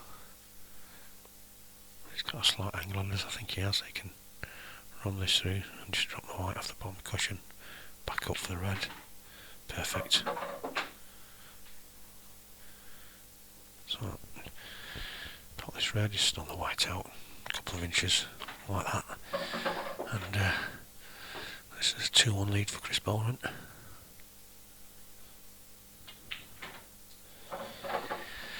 No missing.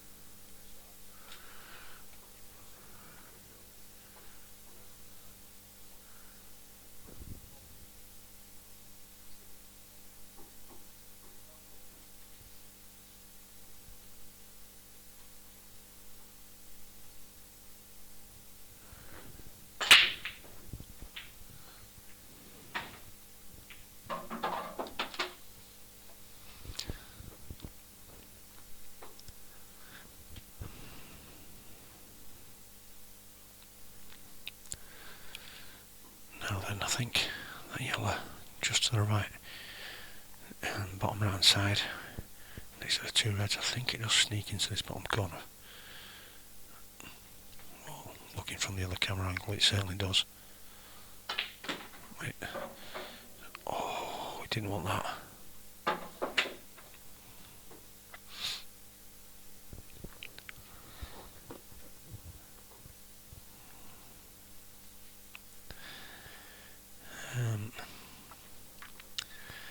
Tim Roberts is asking how this format works when they play in Cyprus and Netherlands.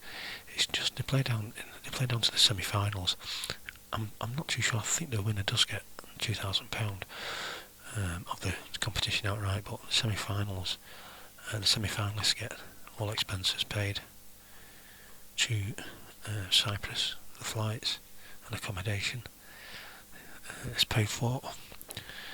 I think there's a team event as well as another knockout maybe. I'm sure that's what happens, but this semi-finals and final is concluded in Cyprus or the Netherlands or wherever the World Series happens to be taking place.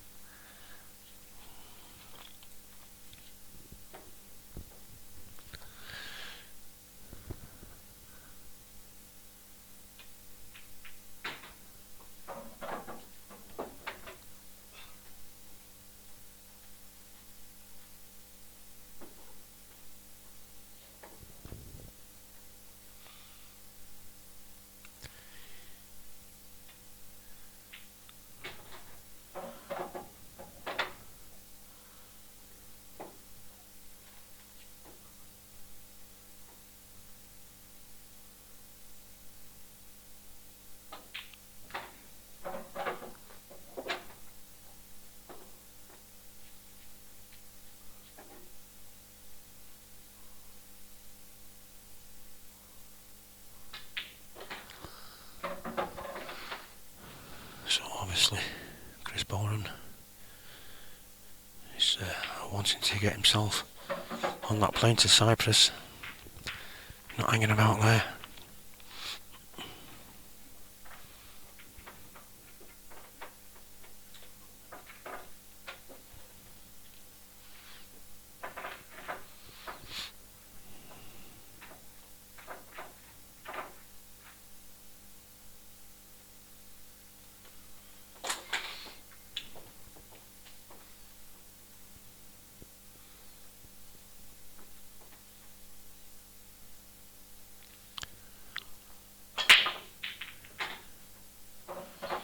That's a nice split from Jimmy. Just kind of a little bit awkward. Couple of reds at the very last minute. Tucked in behind other balls. So a bit of work to do here.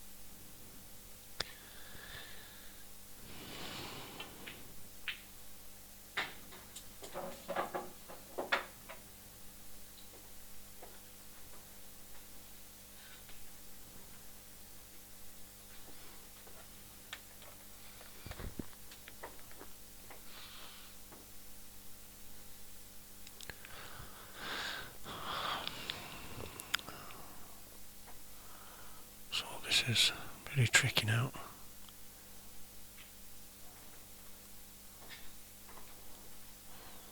And even if Jimmy does get back to the table, he's not going to have that much to look at.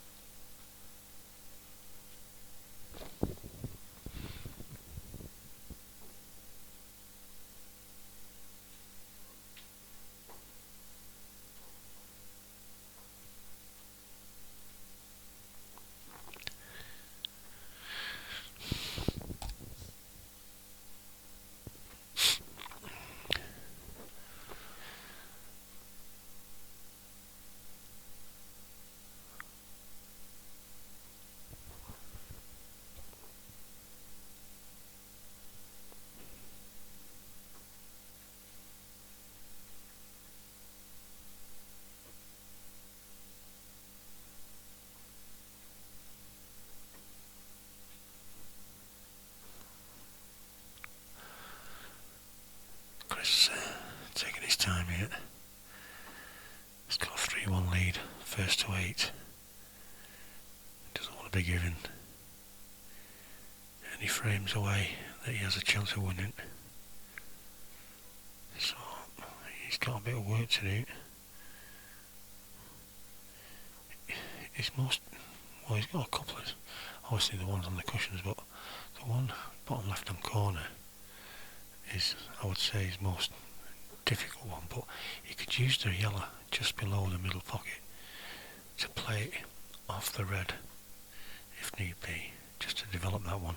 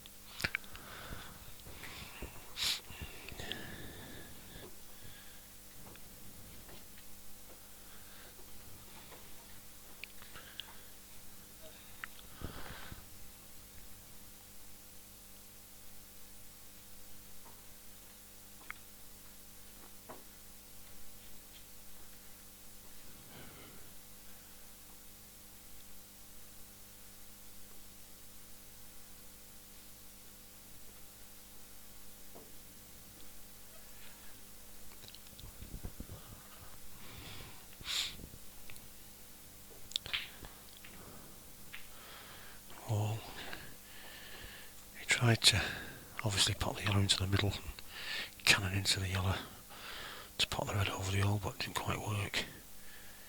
Now then, if obviously doesn't look like they're a plant, otherwise I think Jimmy would have gone for the one over the hole, but he's made a good shot there in the double, so he just needs this white just above this red on the right hand rail.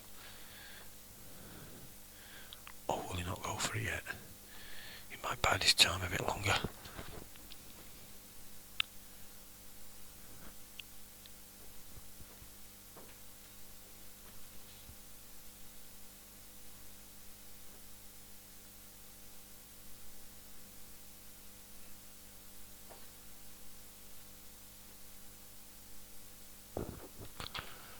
Oh, he's gone for the back double.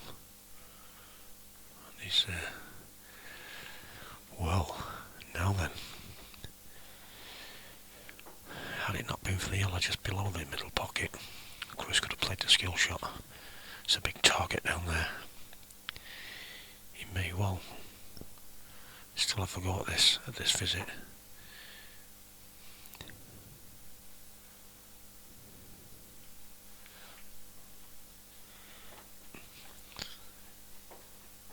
But not when there's an opportunity like that.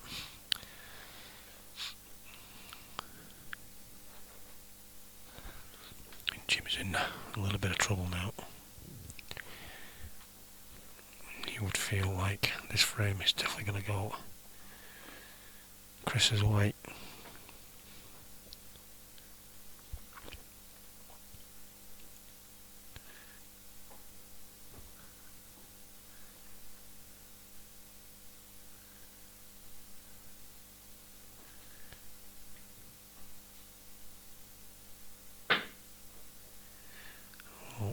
His only hope was to try and swerve it out of there, and that's just made the situation a lot worse for Chris, because Chris can now, even if he doesn't take him out of this visit, he can now keep his balls in the open because that black's going nowhere.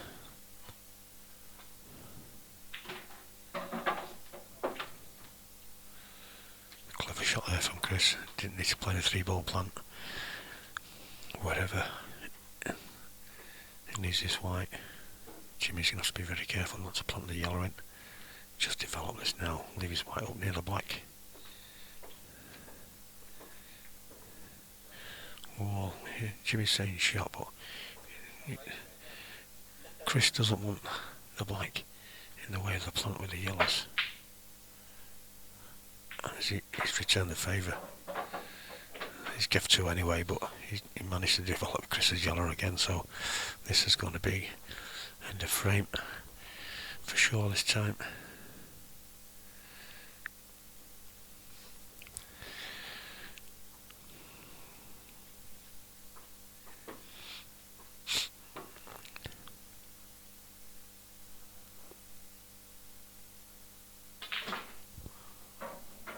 Oh, he's tucked it in a little bit deeper than what he would have liked. I think he can actually play it now. And if it does go, if he can just see enough of it, then he wants to be taking it now.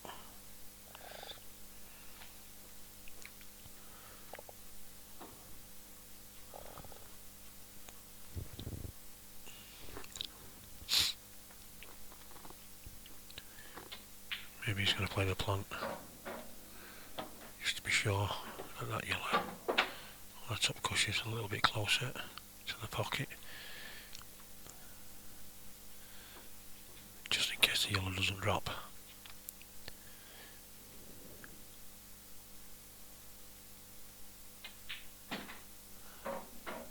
Oh, he was trying to snick the yellow just to bump it out slightly.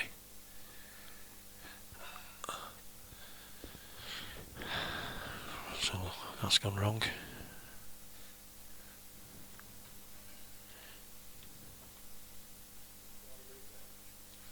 I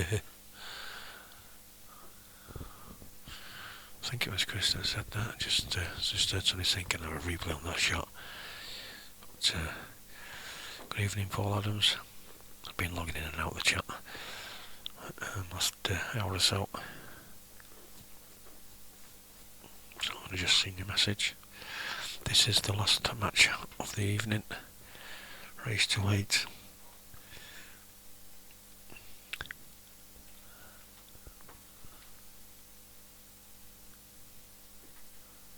I don't think they played any more than semi-finals in here. I think they have actually started in the other room. Jack Whelan has already qualified for Cyprus, as will the winner of the last 3 quarterfinals, including this one. Craig Marsh narrowly missing out to Jack Whelan in a final frame decider.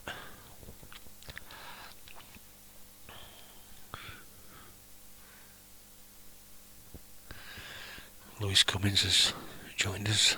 Good evening, Lewis. Dave Taggart was watching earlier.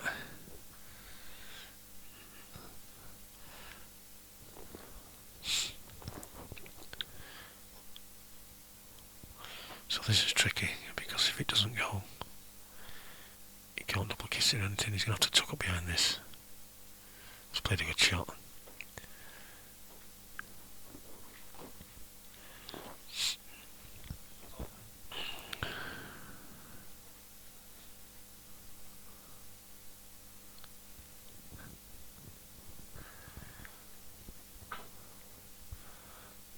Is it close? He's hit it. Oh, I tell you what, the white and the red rolled back together, but just bounced enough.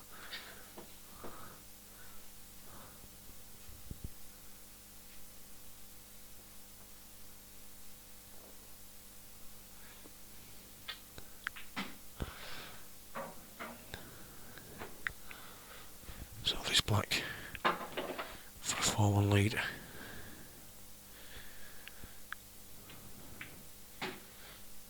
At the moment, Chris has got 1 foot on the plane to Cyprus.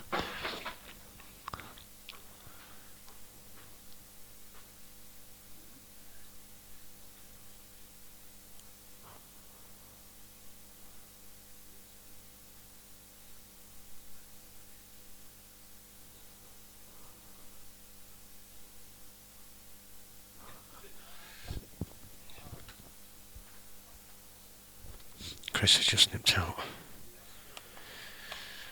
for a toilet break.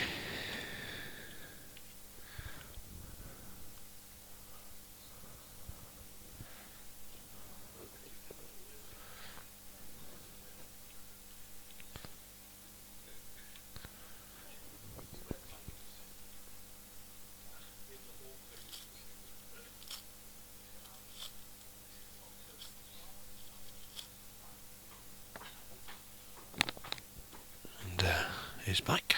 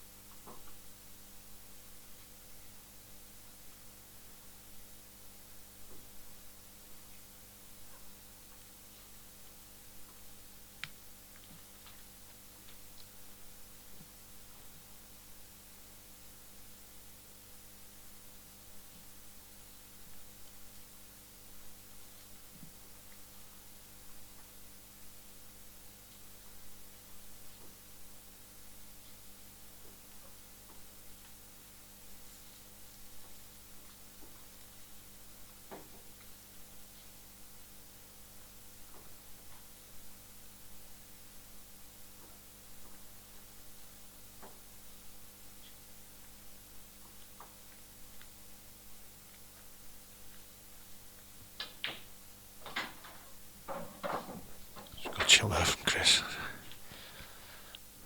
He's giving himself a great chance now in this frame. He's got to develop this little cluster down at the bottom right hand side, but other than that, it's not too difficult. I think he'd probably go into this now. Take the one over the bottom left hand corner now. He's looking at it and send his white into that bunch of 3 balls. Just trust into a little bit of luck. The angle's there. What a great shot. What a great shot. Now then. Well, he's on the one to the top right anyway. That does go. It's not tight to the cushion red, so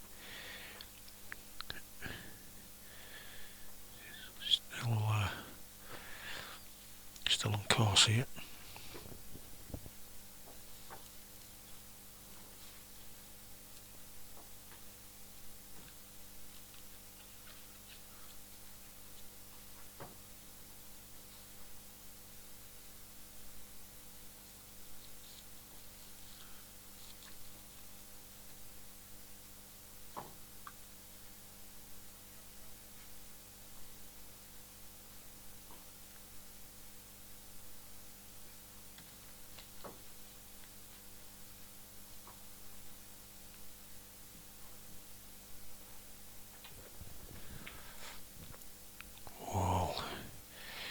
A little bit too thick, left the white hanging, the red hanging.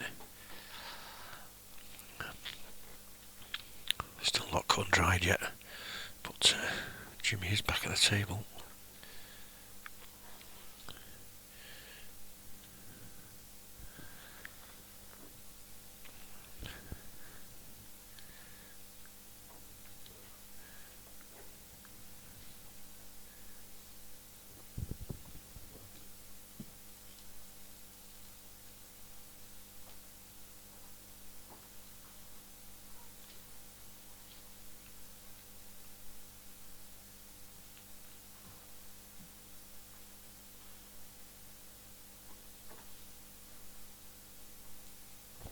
He's taking this one because that does skill shot. If that red been right in the jaws, but he's played that absolutely beautifully. Give himself a great chance. The one just above the red on the right hand side rail will back double into the middle pocket. So Jimmy's got a great chance here now. They're pulling a frame back.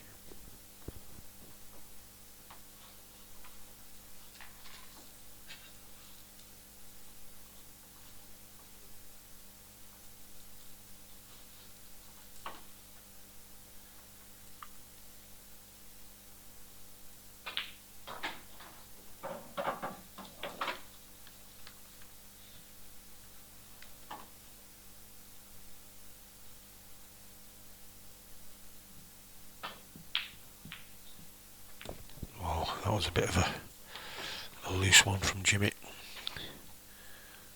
So now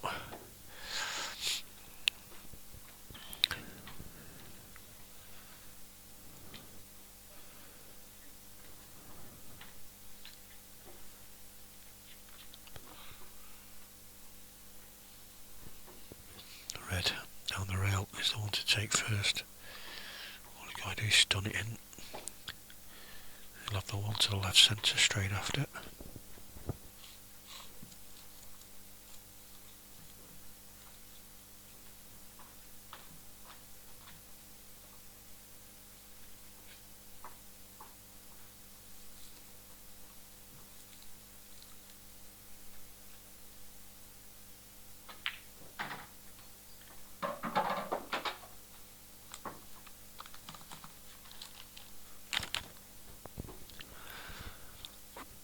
So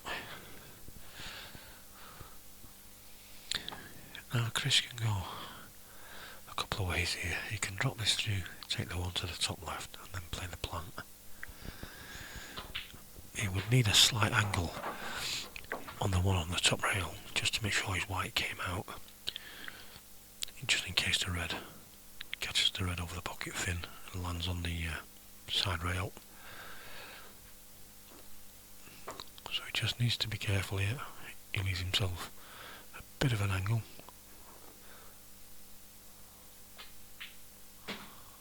Which he has done. That's perfect.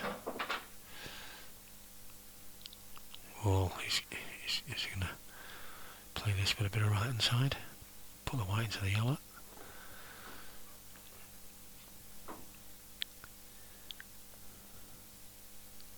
Clocking that way. He's played that nicely.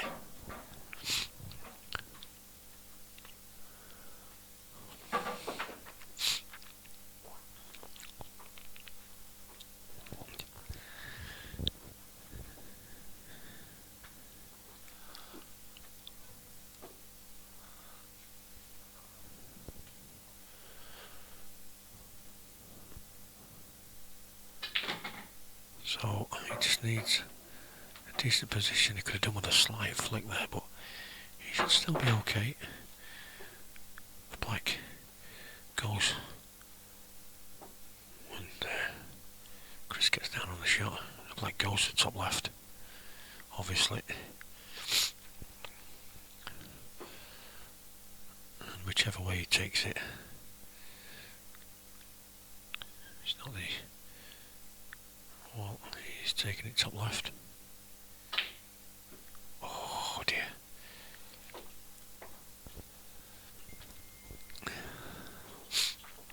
Maybe a little bit firm than what he would have liked to have, or what he should have taken that one. Didn't need to hit it that hard. The only problem is when you hit them that firm, they've only got to catch a jaw and they'll stay out.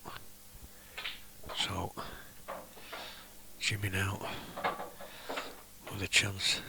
He probably thought he wasn't going to get again in this frame for certain, and he doesn't need asking twice.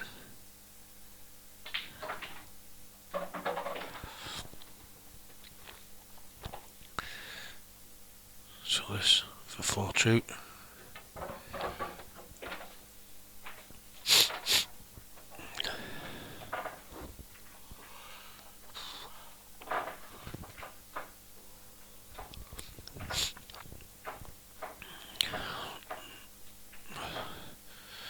Shots like that could end up being a turning point in the match.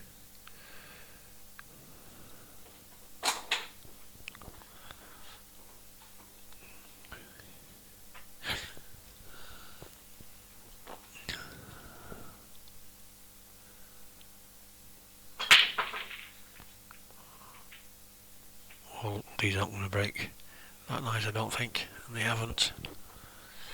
Nothing down.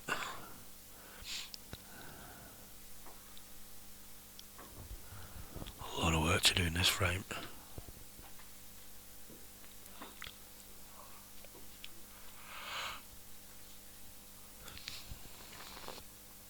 Ideally Chris would like to be on yellows, but the one to the top left side of the table.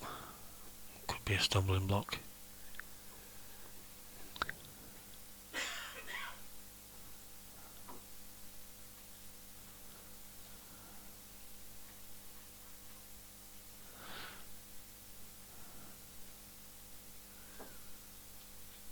Is he going to play the plant first? Top right hand corner. Nice, let's go for the pot.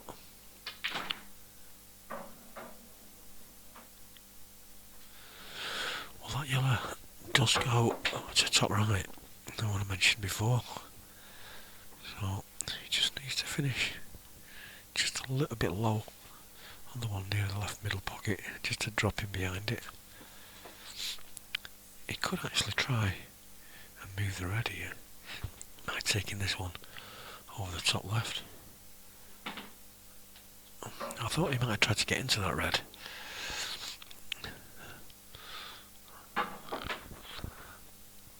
The only problem doing so, he might not have had a shot after. So just trying not to do anything he doesn't need to.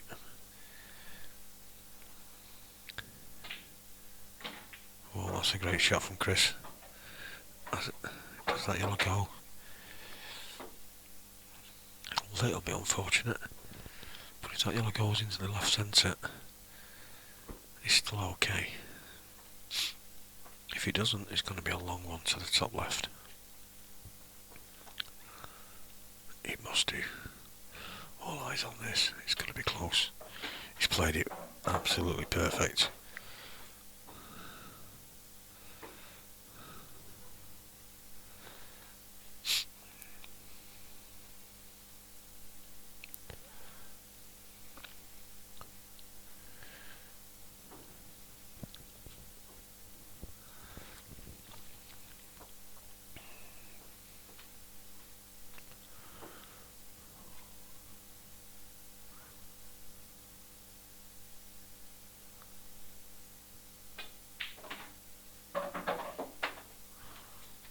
Again, still in more or less prime position here.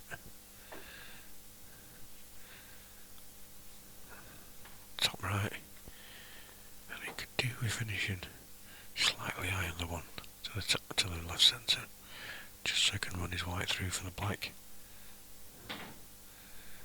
That's about perfect. It's been a nice little finish this from Chris so far.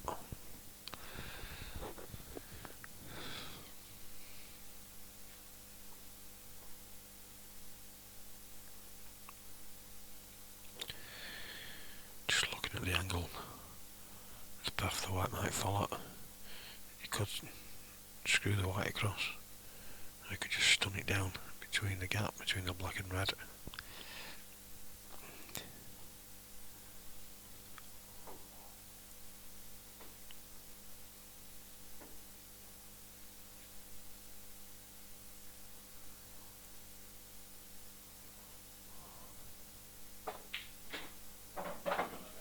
Beautiful shot. Certainly playing well, this Chris.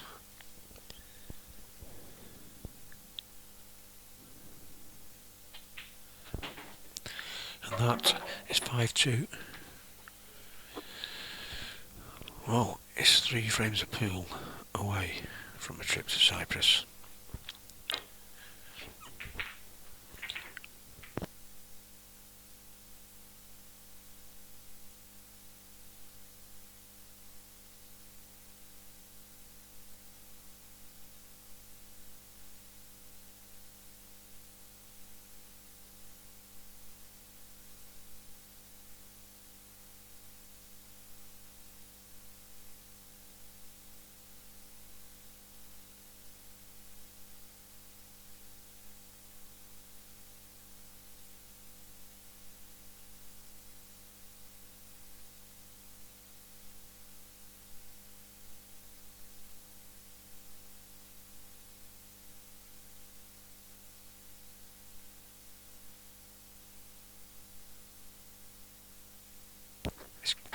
Oh, he's just dropped a red in. top left, it was looking dry. Now then, them yellows look nice.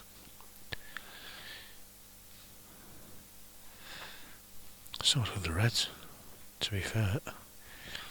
His most awkward one is the one down the railway. He's just been looking down the left hand side.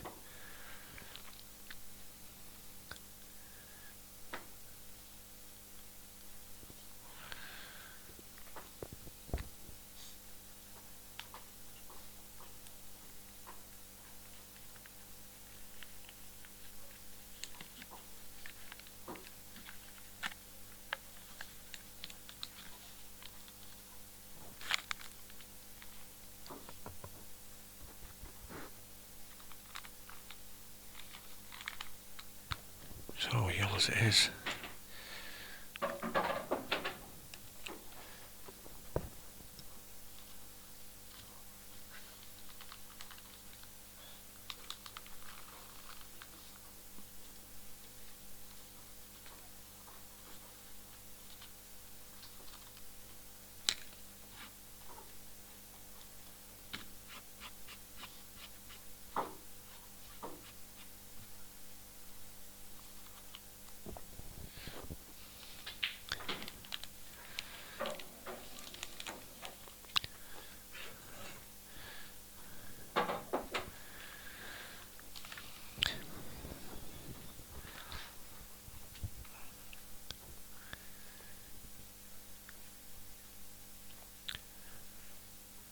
Able to hear a pin drop all day in this room.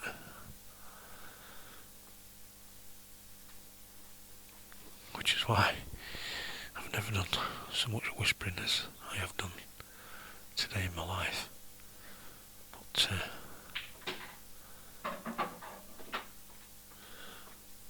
I'm not too sure. I think the bottom one of the two there goes to the right centre. I don't think the top one goes in the top pocket. So it's looking like the bottom one of the two into the right centre pocket here.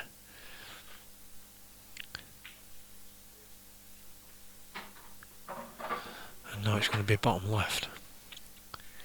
And he can stun his way across into the red that's just below the black.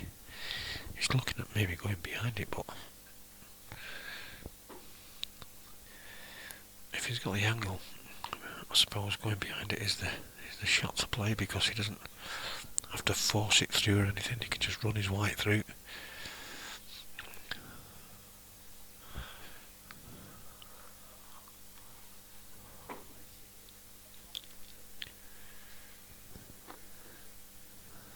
Now he's putting bottom left hand side. Stunned his white into the black. Whoa, he's a little bit hampered here.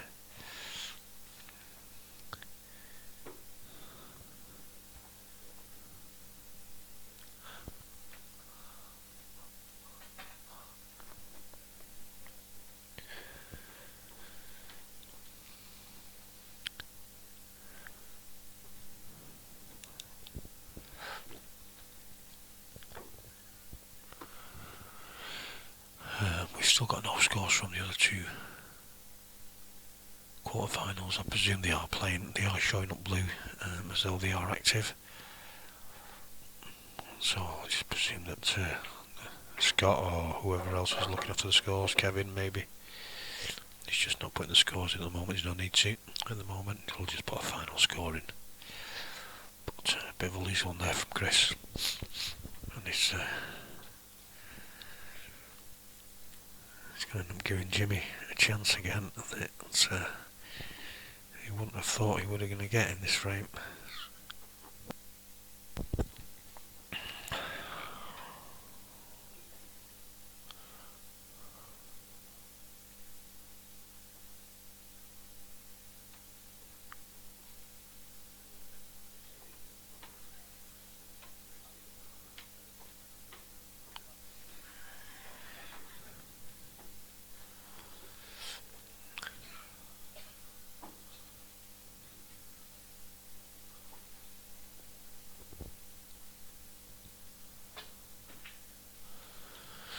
Well, he didn't quite get that right.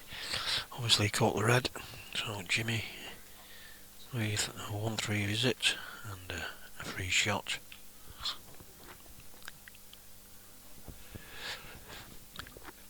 Paul Williamson on the YouTube chat saying well done, been there all day, it's been a long day, sat on my own, I'm getting used to it these days.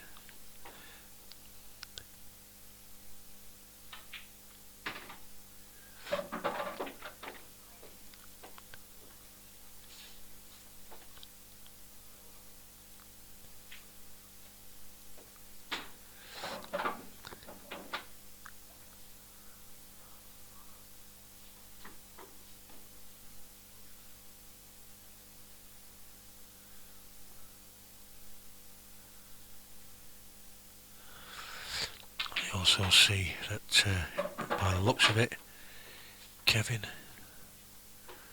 has posted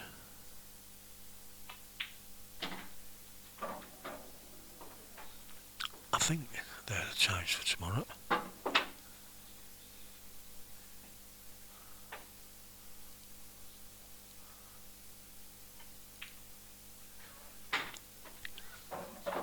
Maybe there was a draw earlier on because it was posted about 3 hours ago.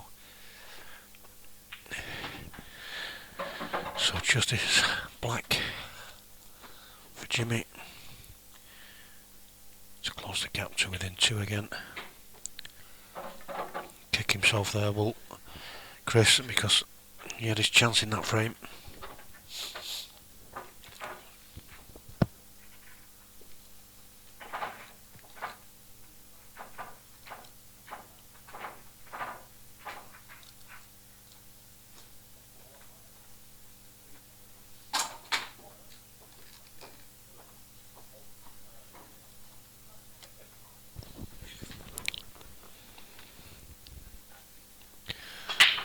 So, oh dear, Jimmy breaking off, he's lost a white straight away.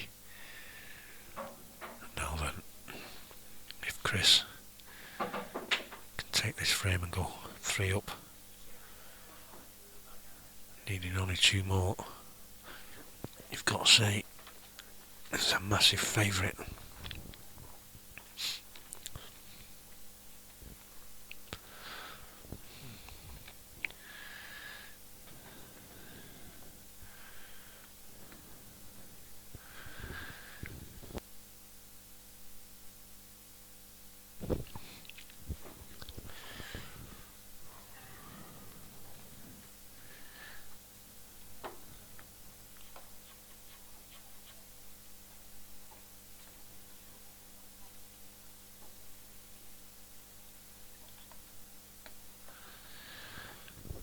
It's all about the first shot.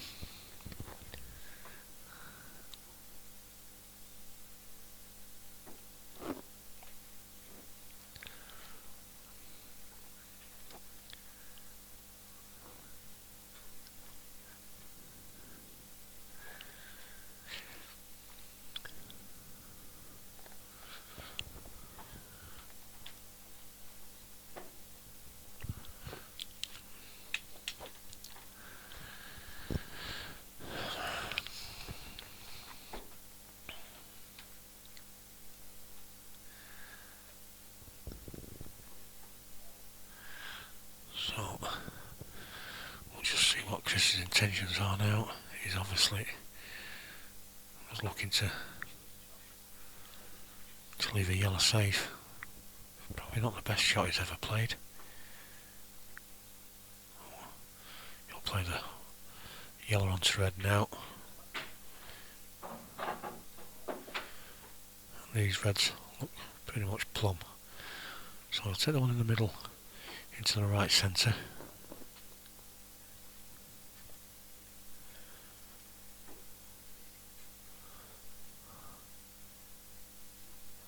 Table's looking a little bit more bluer all of a sudden.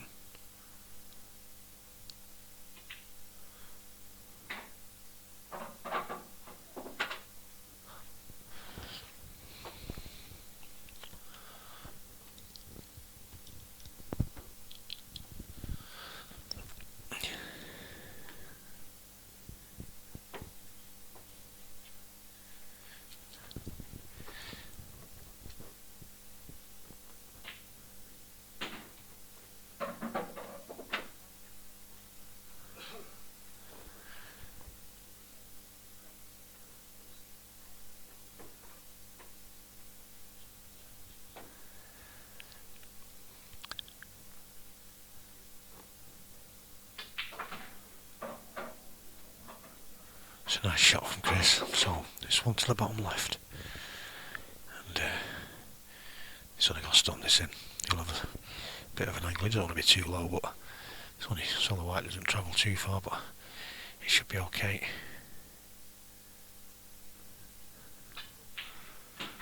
That's fine. Well, yeah, he's got a slight angle. Just run the white through black. He might even just stun it and play the black in the middle, but it's a little bit tricky. He's going to run this through black in left. Well, he's playing it into the right corner.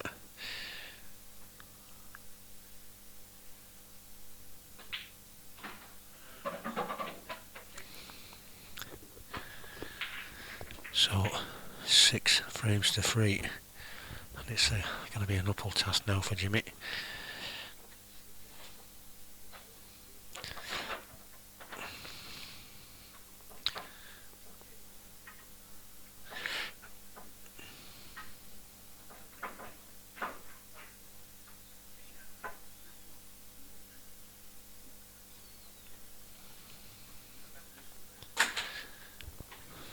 George Shepherd just walked in.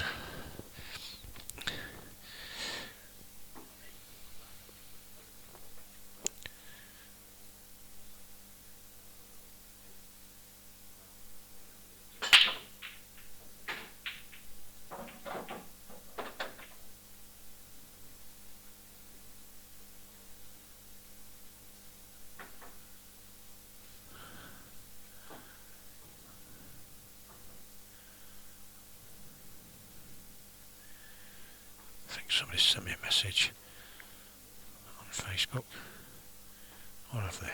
Maybe not. Maybe that was a while ago.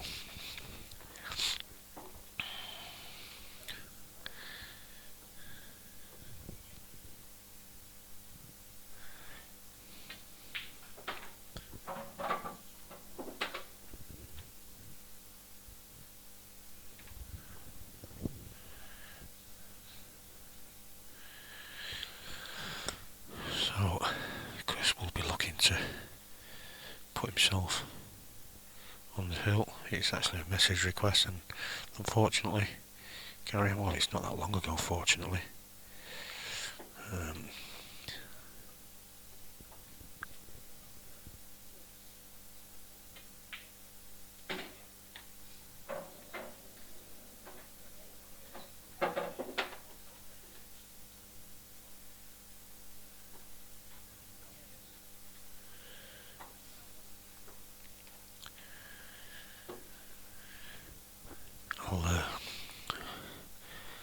If you're listening, Gareth, I'll reply to your message probably tomorrow when I've got a little bit more time on my hands. I'll read the message in full then. Obviously, you know what it's about. It doesn't need a quick response.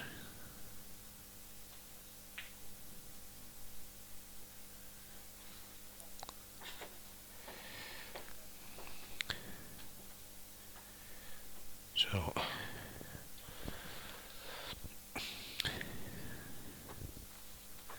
that's one of the reasons I don't like reading my messages, because I get distracted.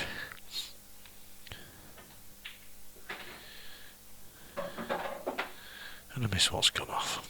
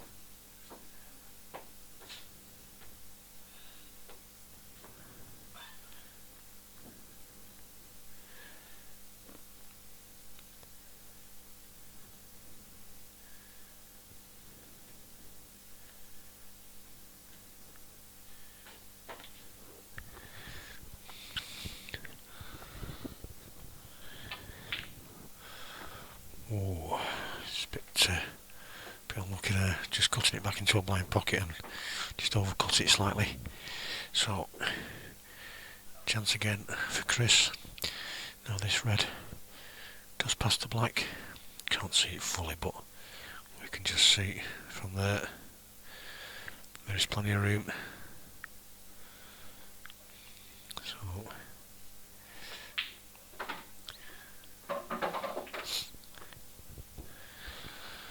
and whatever Chris has got the one over the left hand corner pocket, he's got a bit of a safety net.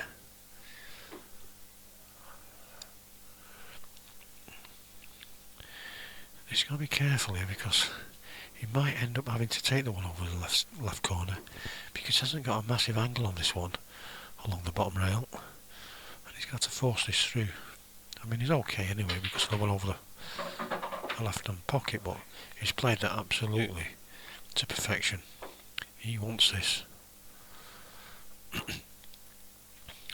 So he just screw this white out of there. I mean, I think he can just stun it roughly to where it is now, but always better with a slight angle there just to get the white right out there, just to make sure.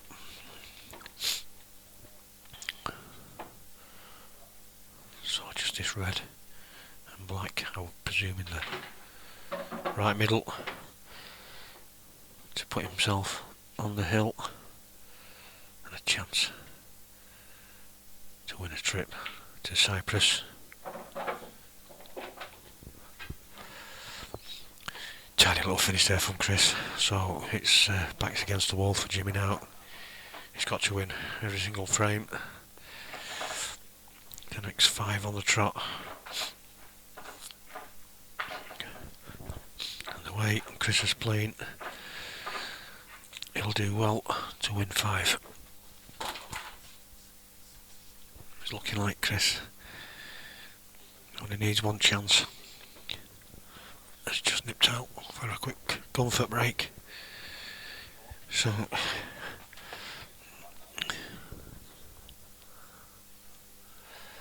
just give him a couple of minutes before he comes back.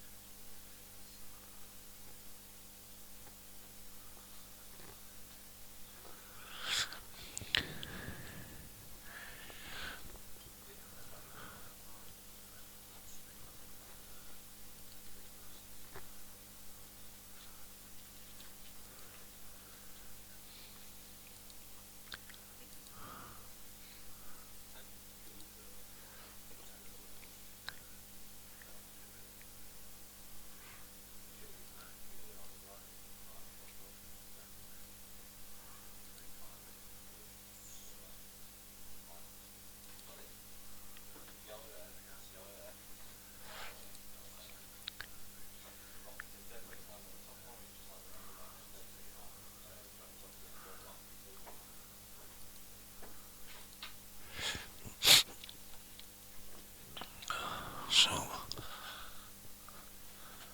Jimmy still waiting for Chris to come back. Obviously it's Jimmy's break.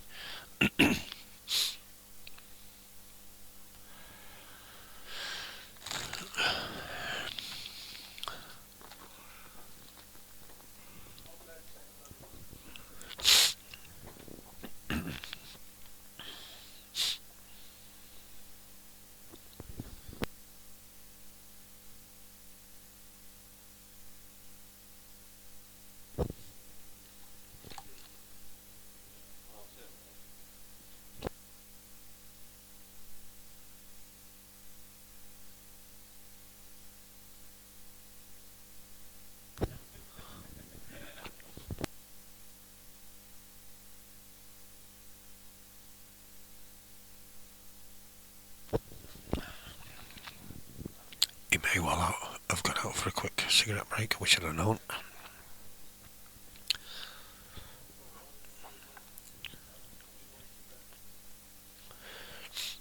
I've gone for one myself. but this could be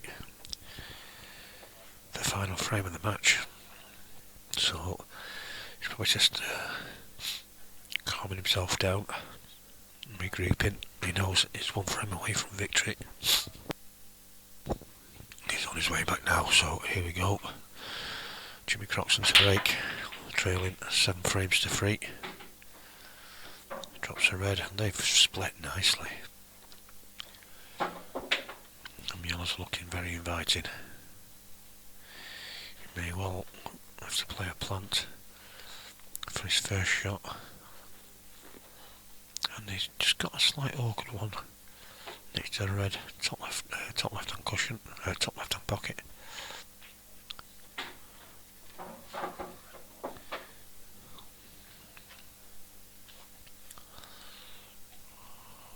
This is not ideal, so he's going to try and develop him from this. He's missed him, so he's going to have another go.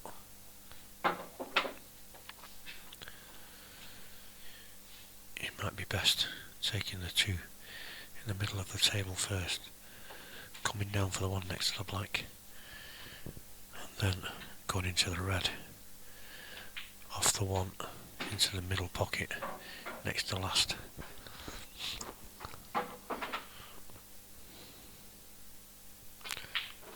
He's going to try for it now, but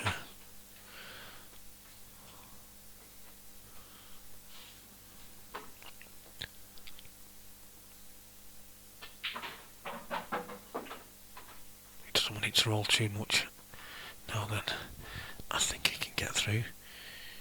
It looks like from camera 2 that he could, and he obviously could. Pretty easy. So this is a tidy little finish from Jimmy from the break. He split nicely. He was all about that first shot on the plant, and that obviously keeps him in the match. He's got to win every frame so far.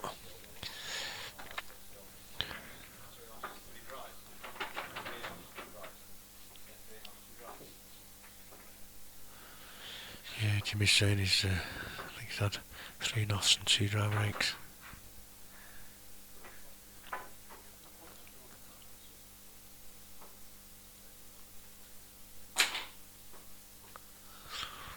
And obviously showing us he's capable. They're all capable here this weekend, but showing us he's capable if they get a nice split and bowls are going in.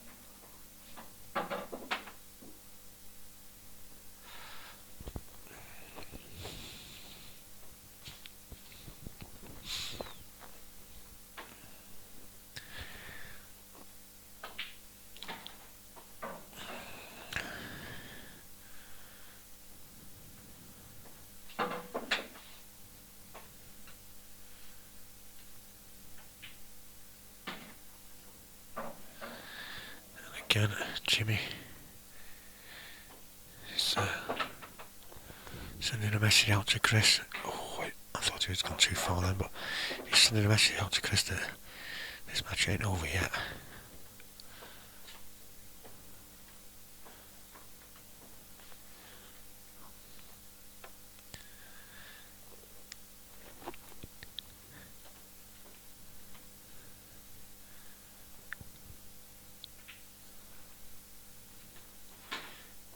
himself a little bit of a tricky one here. He's going to have to get around the back of these balls with the white. Unless he screws into it. Or it does still go into right centre. And we'll know if it's going in. He's very close. It's a good shot, Jimmy.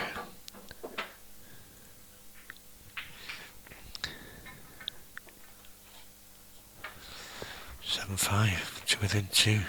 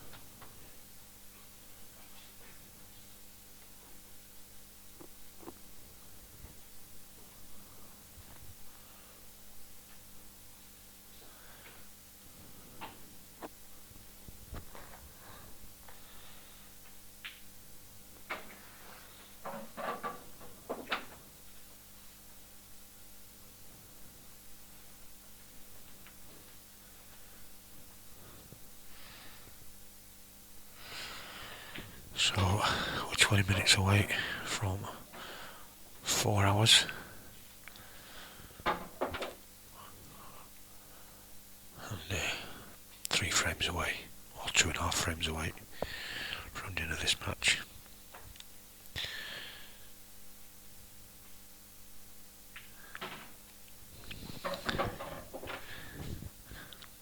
I do apologise.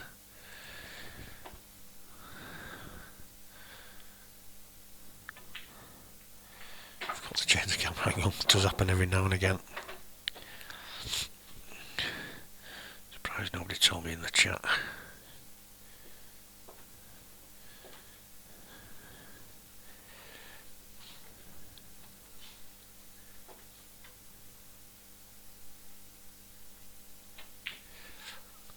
Again, another back double. Oh, he's a bit unfortunate there, but and I don't think that red is closest to goes top left, so he might have to sneak this into the left centre, and it was never going to be easy from that angle, and this gave Chris straight out of his chair a great opportunity now.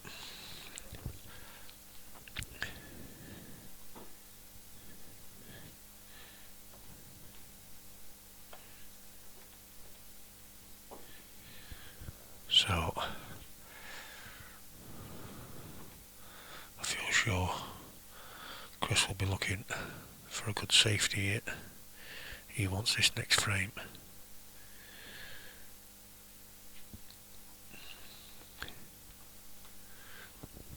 He doesn't want Jimmy getting to 6. The pressure's on then.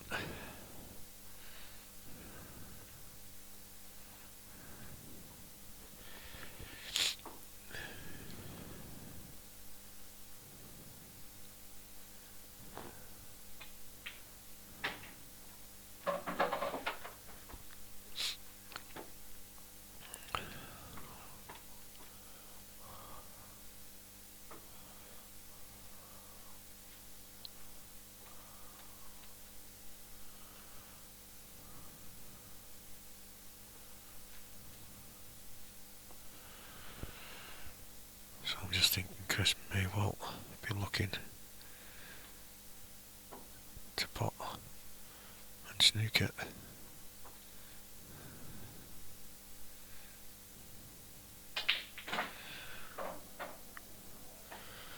Whoa, none of that snooker malarkey for Chris. He's going for this.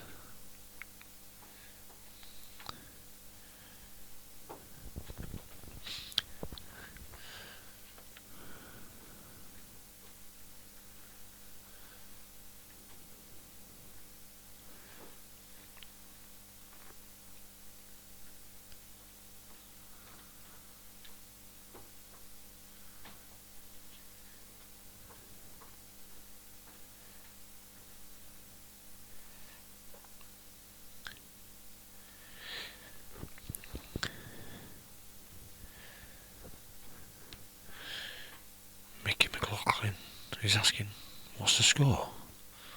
It's on the screen, Mickey.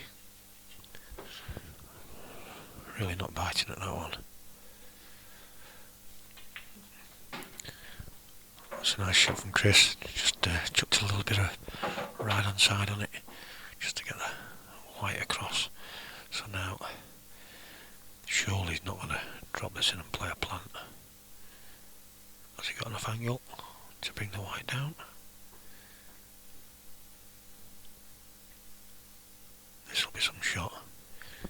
If he takes this one into the top left, brings the white down for the top one of those two into the top left pocket also. He isn't looking for any safety shot here at all. He's going for game. Is he trying to get him behind him? Oh, I don't think he can see it. So now, I think it may well be a safety.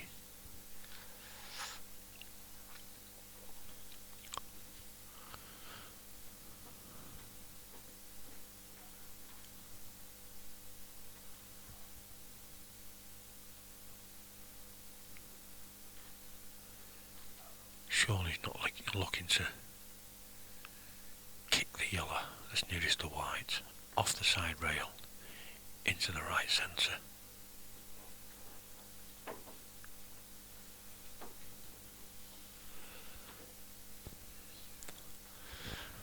Match winning shot by anyone's standards if he does this. And all credit to him as well if he does manage to get it. Unlucky Chris. We knew that he wouldn't be leaving too much had he not got it, but the value in taking that on just far outweighed playing safe. So this is not easy for Jimmy. He's going to try and get the white behind the black. And he's played a great shot. Chris tapping the table.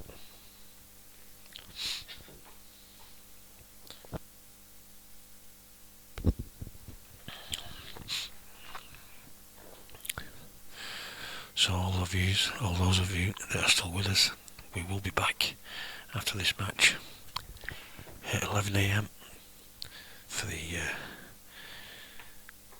Simonis, I keep saying Simonis World Series Netherlands Qualifier.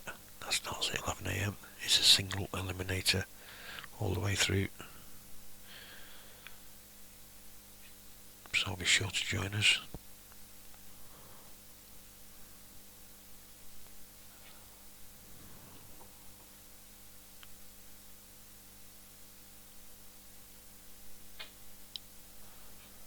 Has he hit it? Whoa. I tell you what, and he snookered him as well.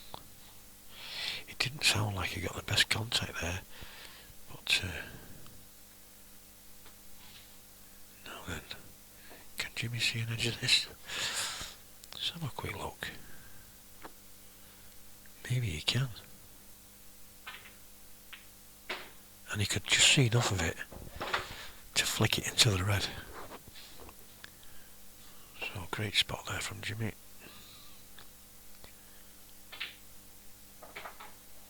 That's a great shot.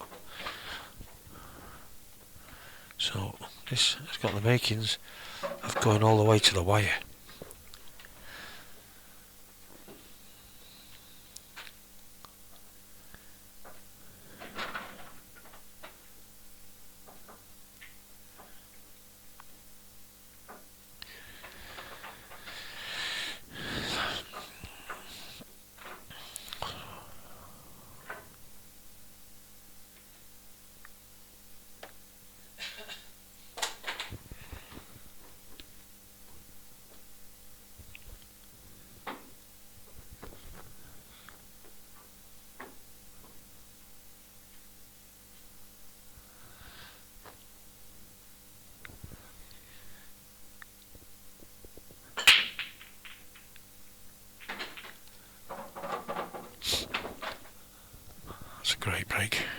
Chris. What's he got? The reds look tasty. Surely. Well, I can't see him even contemplating yellows here. Them reds are ready for the taking.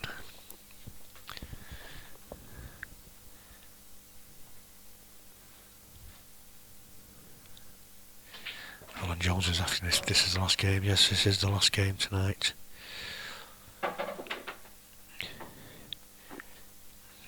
Back on again at 11 o'clock in the morning for the Netherlands qualifier.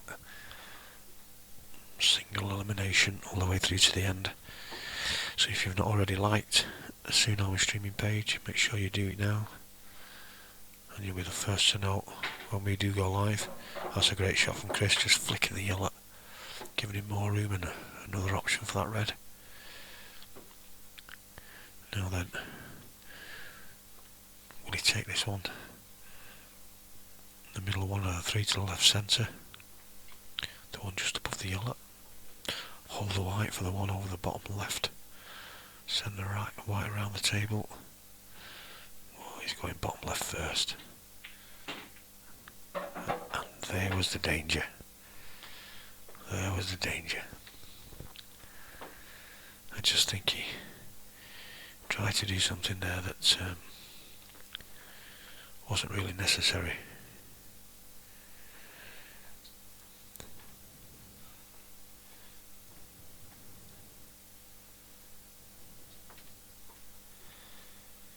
Now, I don't even think he can see the one over the left centre either. He's not got a shot on any of them.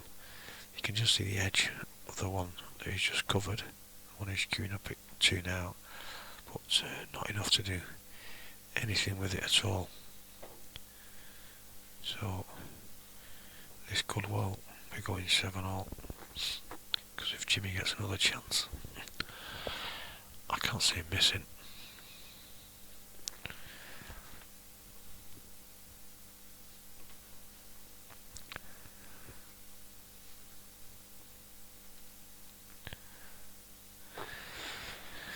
And we've got 10 minutes before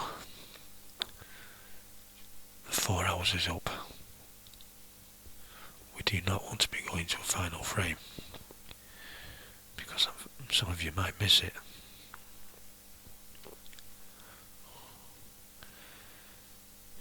If this takes any longer, well, we've got 8 minutes left. This needs to be finished in the next 2 visits. Is it close? Is it close? Is it close? Wow.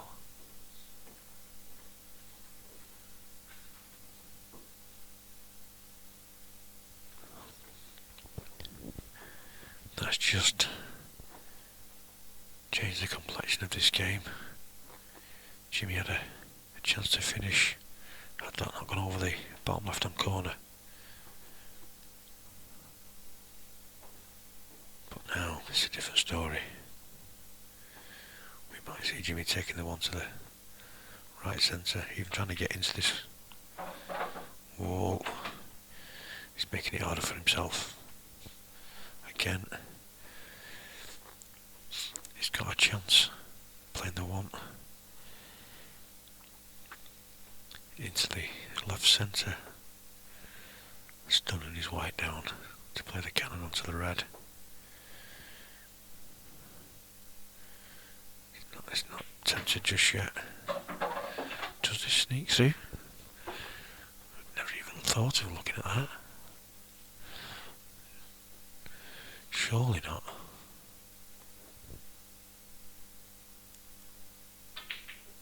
Flew in. Well. Maybe we will be going to a final frame decider. If it goes to the final frame, I was going to say if it goes to a final frame, I'm going to restart the stream, because we do only have 6 minutes of the 4 hours left.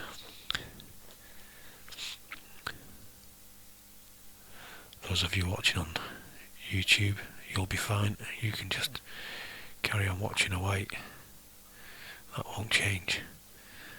But if it goes 7-all, just to make sure everybody can see the conclusion of this match, I will restart Facebook stream for the final frame, just so it doesn't run out halfway through. Ideally, it'd be nice to have a break in this, but we can't guarantee that, so just to make sure, I'll restart it. But we may not need it yet. And if he lands on that one to the top left now, which it looks like he has done, he would have liked to have been a little bit more to the left, a little bit straighter. But, so he may take the one to the bottom right first, just drift over, so he's a little bit straighter.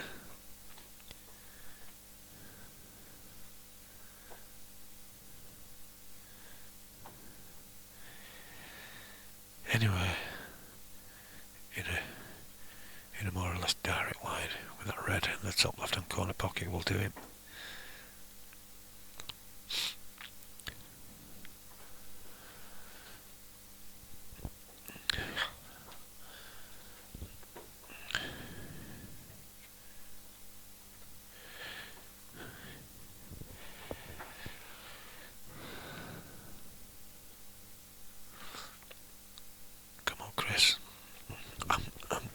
Not using one for cheering anybody on, but obviously I know Chris really well, streaming up at his venue in Spennymoor, not too far away from here, the top hat. Stream regular for him, so obviously I've got a little bit of an allegiance towards Chris, but yeah, I'm not too fussed who wins either way, but he's been in front just about all the match. I think he has been in front all the match actually.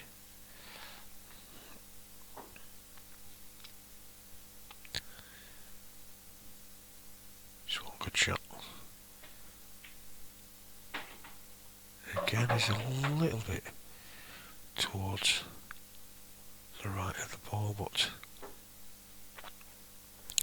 he's got an angle on it now that and he's a little bit closer, that he can just play this natural ball, and his white will just, he's not going in off.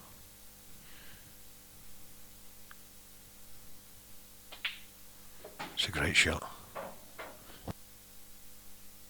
So just this black for Chris to be on that plane to Cyprus. His case is packed. He's ready to go. We'll lay him on the plane. He certainly will. Well played, Chris Boran. Unlucky Jimmy. He's been on the stream earlier on today and played very well. So that's it for tonight, folks. We will be back 11 AM tomorrow morning for the Netherlands World Series knockout, single elimination right through to the end. Thank you very much for joining us today, and I hope to see you all again tomorrow. Good night, everybody.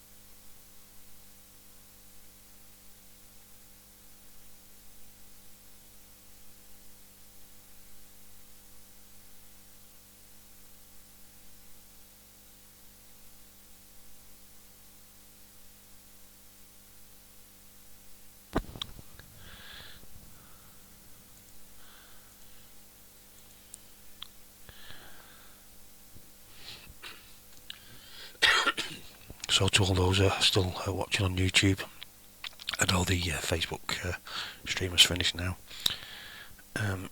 we will be back 11 AM tomorrow morning for the Netherlands World Series qualifier. So once again, thank you very much for joining us, and it's good night from me.